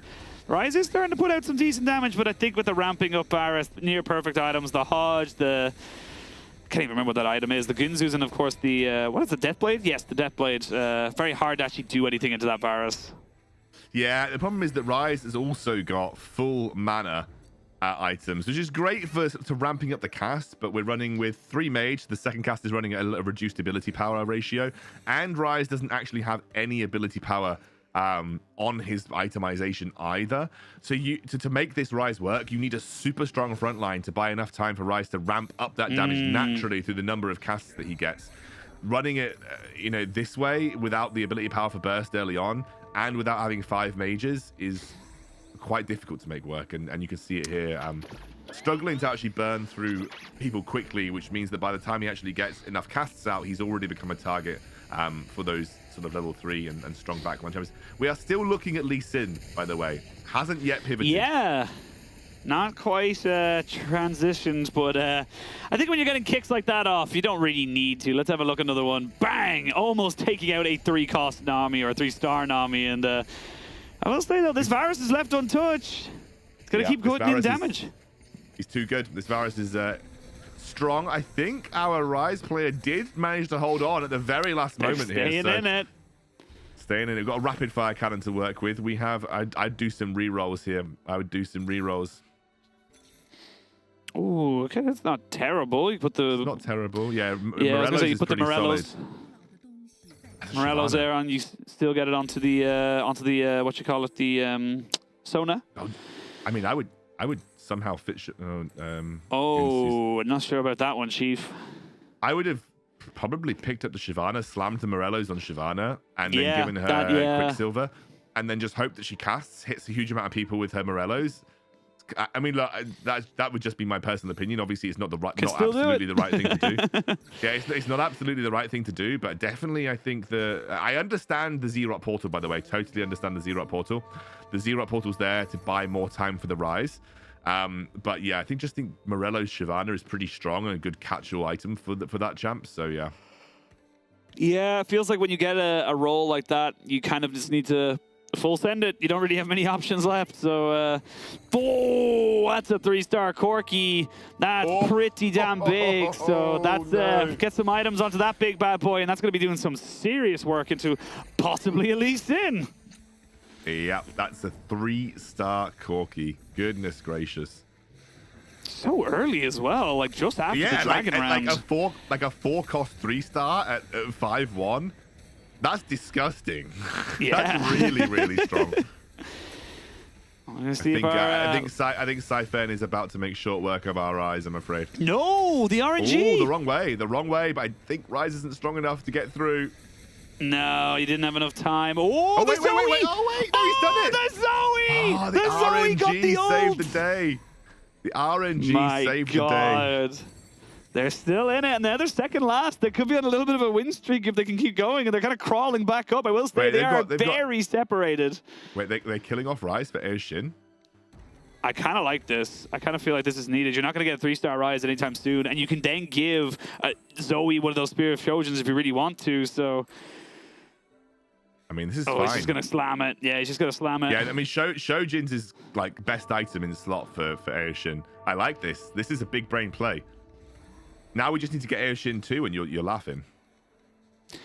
I mean, it could be the pivot of days. It could be. This will be a big test, though, because this is a 3-star Nami, 3-star Varus, basically 3-star Astrals across the board. So you got to make sure you're putting in significant damage. And at the moment, they're not doing too badly. Getting onto the backside was really nice. Ooh, we've got to get one more cast out from Air Shin here. Here we go. Will it be enough? No, I think he's too late. I think it's too late. Goodbye. First player knocked out. They shall be finishing off in 8th place. I like the play. I think the play was okay. They had to go for something. Yeah, like Rise was not going to get you much further in the game, right? And I think that those were good Ocean items. I totally understand the play, but that's a nearly full 3-star board. That's disgusting. Yes, you are 100% correct. Thanks for confirming that. Ooh, an Aurelion Sol. Wow, okay, so they're up to Astral. That's Astral 9. That's very strong with Varus, for sure. A little bit suboptimal Varus items, but we take it. Given the number of 3-stars that we've got, that's perfectly okay. He's wondering whether he wants to make Zeeks, right? He's like, do I make Zeeks, or do I wait to potentially get, like, Deathblade? Yeah, like the Deathblade is so perfect because your ult and your just straight up your your spells all actually scale with AD. So that's why the Deathblade is preferable in these situations. And see what they want to go for there. This is where the Asol is going to be doing some pretty nice things for the side of this guy. But yeah, Two different sides of Astrals coming out, and they sadly did not win on that side. So they are going to be knocked out. We get ourselves 2 quick kills and 2 quick successions. Yeah, I think the ASOL not providing enough, and essentially he just played into the better Varus. It shows you, even with all the 3 stars in the world, like if you just have the optimal Varus items, you're going to be in a significantly stronger spot. Deathblade was waiting for him on that next carousel as well if he just made it. So unfortunate. Yeah. If he had just survived one more round would have done it. But we actually, our Lee Sin buddy has fallen down. He's no longer, he's actually a 3-star Lee Sin. He's literally sent it Lee Sin. He's literally full Lee Sin. Full Lee Sin with double Chalice and Nico as well to try and make this one work. It's a fun one, but it's definitely one that they're going to need to try and work the best they possibly can. Actually going to try and trade out this Ornn because wants the Dragonmancer, wants the Shimmer Scale to try and maybe put onto some more units. Also pretty close to 3-star Swain as well, which if you itemize the Swain, you're in a pretty strong spot. This is our Rage Wing player with the 3-star Senna. And there's their Siphon. Look at that 3-star Senna. Now it's gone. Just Siphon, got deleted. Senna is not the best, but the set is doing some good work. Can he get through the Siphon though? That is the question. Well, he might be able to. Okay. Yeah, not doing too badly, but really needs to try and change targets right now. But the Siphon's going to get another ult off. The Collector is what you want to try and maybe move forward. This is going to be close. I think, yeah. Oh! Set gets it. And that means Siphon's out. These animations are so cool. Collector set is pretty insane, by the way. Like, Collector set's very strong. It's a very strong setup. The preparation coming in here for our boy in first. That actually works out fantastically because he's able to get the level up on the Hecarim, so they're able to continue their kind of crusade. And I think this is our person in first because of that 4-star Corki. They're just looking fantastic. Or 3-star Corki, 4 cost, and really just kind of making this Nomsy kind of Corki Revel work. They haven't even itemized Corki, by the way. No. It's an unitemized 3-star Corki, which is absolutely nutso. Just waltzing into a 3-star Corki that early on into the game is crazy. I think there's 1 item on Corki right now. Crazy. Yeah, not ideal. If you're normally going to this one, but still doing boatload. Like you have a Corki and a fully itemized Siphon. Like, what are you supposed to do here? Wait, Varus? Oh, he's kind of popping. But the Corki's still pushing. Yep, Corki's too big. The Varus shall be knocked out. Another Astral falls to the wayside. Gonna feel bad as the Varus player. You had a really strong setup there. Maybe not the 3 stars to work with, but 3-star Corki, even without items, just doing too much damage. Who can beat the Corki at this point? That's the question we've got to look towards, because that is a strong board to have to contest with. You really need someone to get to the back line quickly. I think, Siphon is obviously, you get the RNG for Siphon. It's a pretty solid option, but I mean, I don't see the Lee Sin getting through it that quickly. And it's exactly what you talked about. It's getting that Evoker coming out to be able to get the Evoker 4. Plenty of abilities being put out here, so you're able to just get such great value out of the Jinx, to be honest. Yep, and the Corki. You get huge value out of the Corki as well. Casts a load of times. They do have, I think, 2 Revel at least, so you are getting some damage on every cast. So it works really well. Like Revel and Evoker is a really nice little 1-2 combo. We're in the top 4 and we're getting the super hyper late game. That's a now Shin. You can see this guy really wants to make it a level 2, but he's just not quite finding it. And it's frustrating, especially when you're at level, I believe they're level 9. So many level 2 pikes being thrown over at this point. I was going to say level 9, and he's still not hitting that level 5 or 5 cost dragon, or 10 cost dragon, I should say. It's a bit frustrating. Yeah, it is definitely a little frustrating, but with the items that he's got on the Ao Shin, like, this is something that could beat the Corki. Got good backline access. Has got Jeweled Gauntlet as well. Unfortunately, oh, wait a second. I was going to say he's getting healing. They're kind of keeping him alive right now because of the level 2 Soraka. So he's actually going to get a second one. Yeah, the Bard and the Zoe. Just having all these 5 costs is just kind of power through with the ultimates. So close. Unfortunately, his main damage is now gone. A little bit unlucky with the Siphon. Had good, I guess, stalling with the Soraka and the Bard. But, you know, if we get a level 2A Shin for this guy, he's in a good spot to maybe try and contest with the leaders. Don't roll on the neutral. Yeah. Oh, there it is. He's done it. Okay, don't listen to me. Do roll on the neutral round. Yeah. Yeah, I guess you've just been proved wrong. It's so tempting to just straight up roll on the neutral round, and I'm like, don't roll on the neutral round. You gain nothing for rolling on the neutral round. And oh wait, Here it wasn't it even is. the neutral round, was it? It's after the neutral round. No, it was yeah. I mean, look, it's hard to know when in the client here just before it came. That Lee Sin is it started with the Lee Sin. Looks like we're gonna try and end with the Lee Sin. He's level 3. He's gonna be able to try and kick away some of this front line. If he gets Nomzi into the backside. We're going into level 2 Asian now, so this is the guy who literally just picked up level 2 Asian. Get that first cast off. Get that first cast Here off. we And you're go. golden. Yeah, and he's got perfect items. Look at this. Oh my god. I think they're hitting for like 700 a pop. Yeah, if he gets the crit on it, it's super, super nice. Ooh. That kick hurt though. That kick really hurt. He gets the Lee Sin down though. Oh, so close to getting that kick off. That's going to be more pressure, more things to think about for the Lee Sin player, because I think he's gone too deep. I don't think he can transition anymore. Nope, he full committed to it. Dual Gauntlet Infinity Edge Lee Sin. And we really thought he was going to transition, but straight up committed to that. And I think, you know, just naturally walking into that many Lee Sins, it does make sense. I do think that we just saw our Corki player lose though. So I think we just saw our Corki player end up losing that last round to, I believe, the Raging Set player.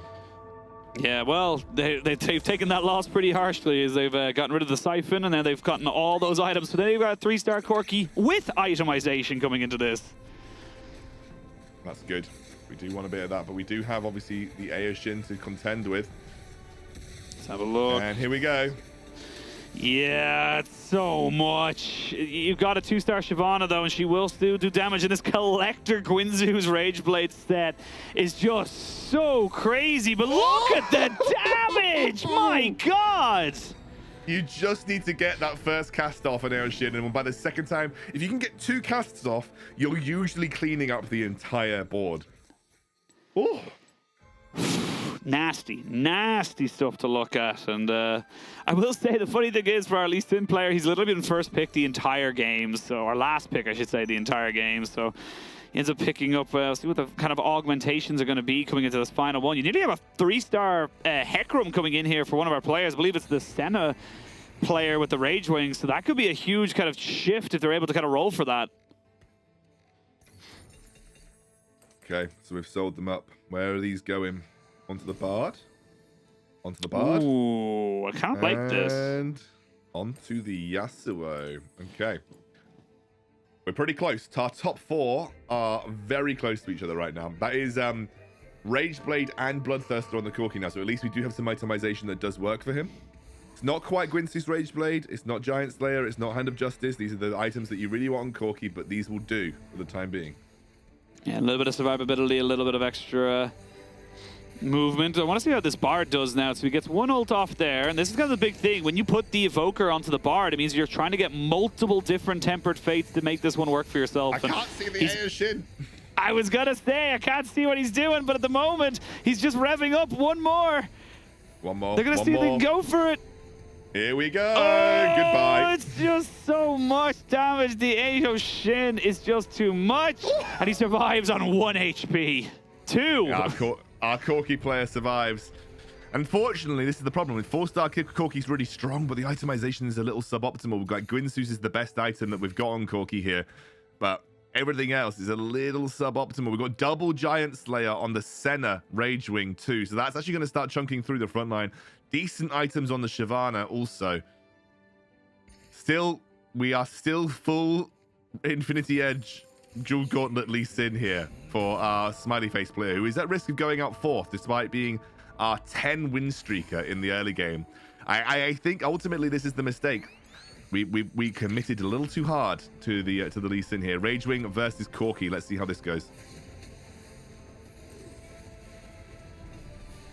That's a huge. Look at the Senna. Yeah, I was going to say the Senna just getting so much there with the ability. I mean, the extra passive move speed. The Iris is down. The Corki is all alone.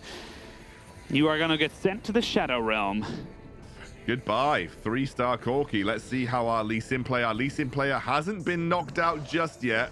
Oh, this might be changing though. No, not quite yet. I thought that was an animation for a kill. So, yeah, no, it is no, actually an animation for a kill. Okay. So a 3-star Corki and a 3-star Lee Sin are only good for 4th and 3rd, apparently, according to this lobby. Yeah, but I mean, you are going into. I mean, Aoshin properly itemized is one of the best comps in the game, and like Rage Wing obviously still works really, really well. Got some great items on Shyvana in the Rage Wing comp as well. So, you know, you're looking at a very, very strong set. We are heading into round 7, by the way. Don't often get to round 7, but we are heading there.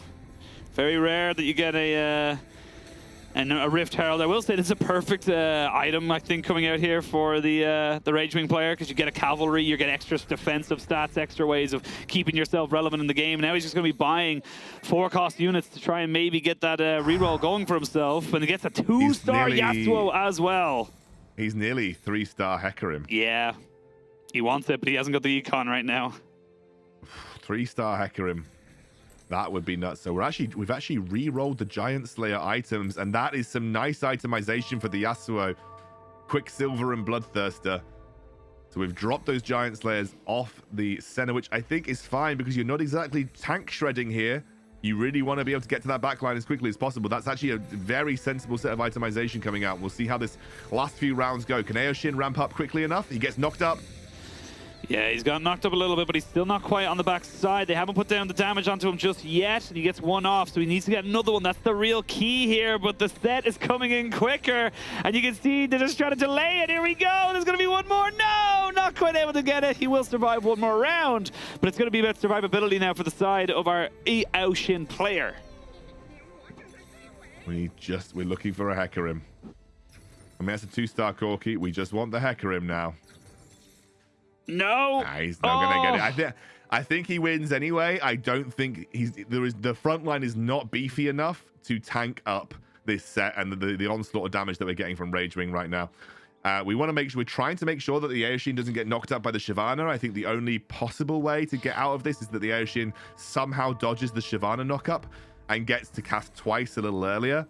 But right now, our Rage Wing player is definitely favorite to win here. Yeah, and I mean, the Shyvana's right on top as well, so they're going to go up. And, you know, Scoundrel, what comes up must come down. And they caught literally absolutely everyone. There was no way you were getting away from it. No, and I don't think Aoshin's going to be able to cast quickly enough. Doesn't take out anyone key. Shyvana is still going, although I think Set's dead. So maybe Aoshin gets away with this. No, he doesn't. He's dead. The fear. I thought he was going to be able to get something there, but doesn't have the Hextech Gunblade, and that is going to be the winner. Rage Wing reigns supreme. Very nicely done there, and they win our Golden Spatula Cup. Good performance. We thought... I thought we were going to get like a closing ceremony there. Yeah, but no, I think, you know, you pick up a 3-star Senna really early on, you get great itemization that you can transition into the Shyvana. Usually Rage Wing would play around a Xayah, but playing around a Set is also really, you know, good because Set is just a really strong unit that, you know, when you get the right items on him, he feels almost unkillable. But you do need to have some sort of late game transition. The Shyvana comes in clutch there for Rage Wing. No Xayah to work with in terms of itemization, but just great performance. And I think it shows you that you do need to think about how you transition. Just because you pick up these like godlike item combos and like early 3-star units, you do need to think about what your items work with as well. And that Lee Sin play, I think, paid the price a little bit. Did so well all the way up until round 5, and then found that, you know, dropping off a little bit. And of course, our 3-star Corki player didn't quite have the correct itemization to make that work. But I mean, just good performances all round. Good performances all round. Yeah, I mean, look, it comes down to it as well. Like the 10 cost dragons are 10 cost for a reason. They are pretty damn powerful. I don't think I've ever seen a 3-star Shyvana or Aoshin, but I can only imagine it's just insta death. You could just leave it on the board by itself and it will just win the game. But yeah, great games to see. And again, like you said, it's being the best players were the ones that were able to pivot, move towards slightly different compositions, and kind of move their board into a more favorable way than just having to hard stuck themselves, if you will, in one particular composition. yeah, I think ultimately you had a very strong kind of like pivot from the Aoshin player. Like he made a big pivot into Aoshin and had the right itemization for it and paid off in getting second. I think if that move hadn't happened, we're probably looking at a much lower placement. And of course, just the Rage Wing didn't really pivot. They were in Rage Wing the entire game, but just the correct itemization. A little bit lucky on the rolls as well. But nonetheless, great stuff from all of our players. Yeah, 3-star Senna early on, we didn't think it would stick, but, you know, sometimes don't fix what's not broken. If it keeps winning for you, you might as well keep it in the composition. But yeah, I believe that is us coming to the end of our show matches. I don't believe... We're going to have a look at tomorrow's schedule. It's our final day of our league carnival of our LPL regional qualifier. And a Scoundrel, we got a banger. I know you haven't casted League of Legends in a while, but you know RNG's name. I still watch League of Legends, mate. I'm not that much of a boomer. I was literally watching the series before today.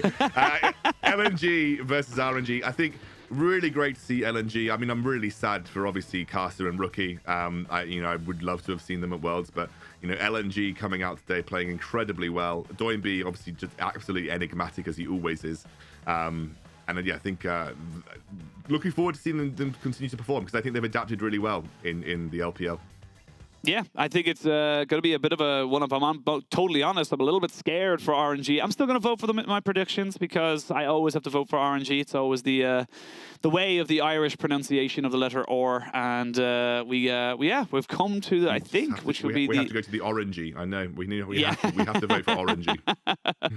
always have to vote for the orangey. But yeah, I believe that's going to be the end of our show today. Scoundrel, thank you so much for coming on here. Great to see you again. And hopefully you won't be too much of a stranger to the LPL in the future. I am always in Twitch chat, mate, so don't you worry about that. Forever in Twitch chat. But yes, thank you so much for joining us. And of course, thank you for watching if you did. We'll be back tomorrow at the same time at the same channel. So we'll see you then.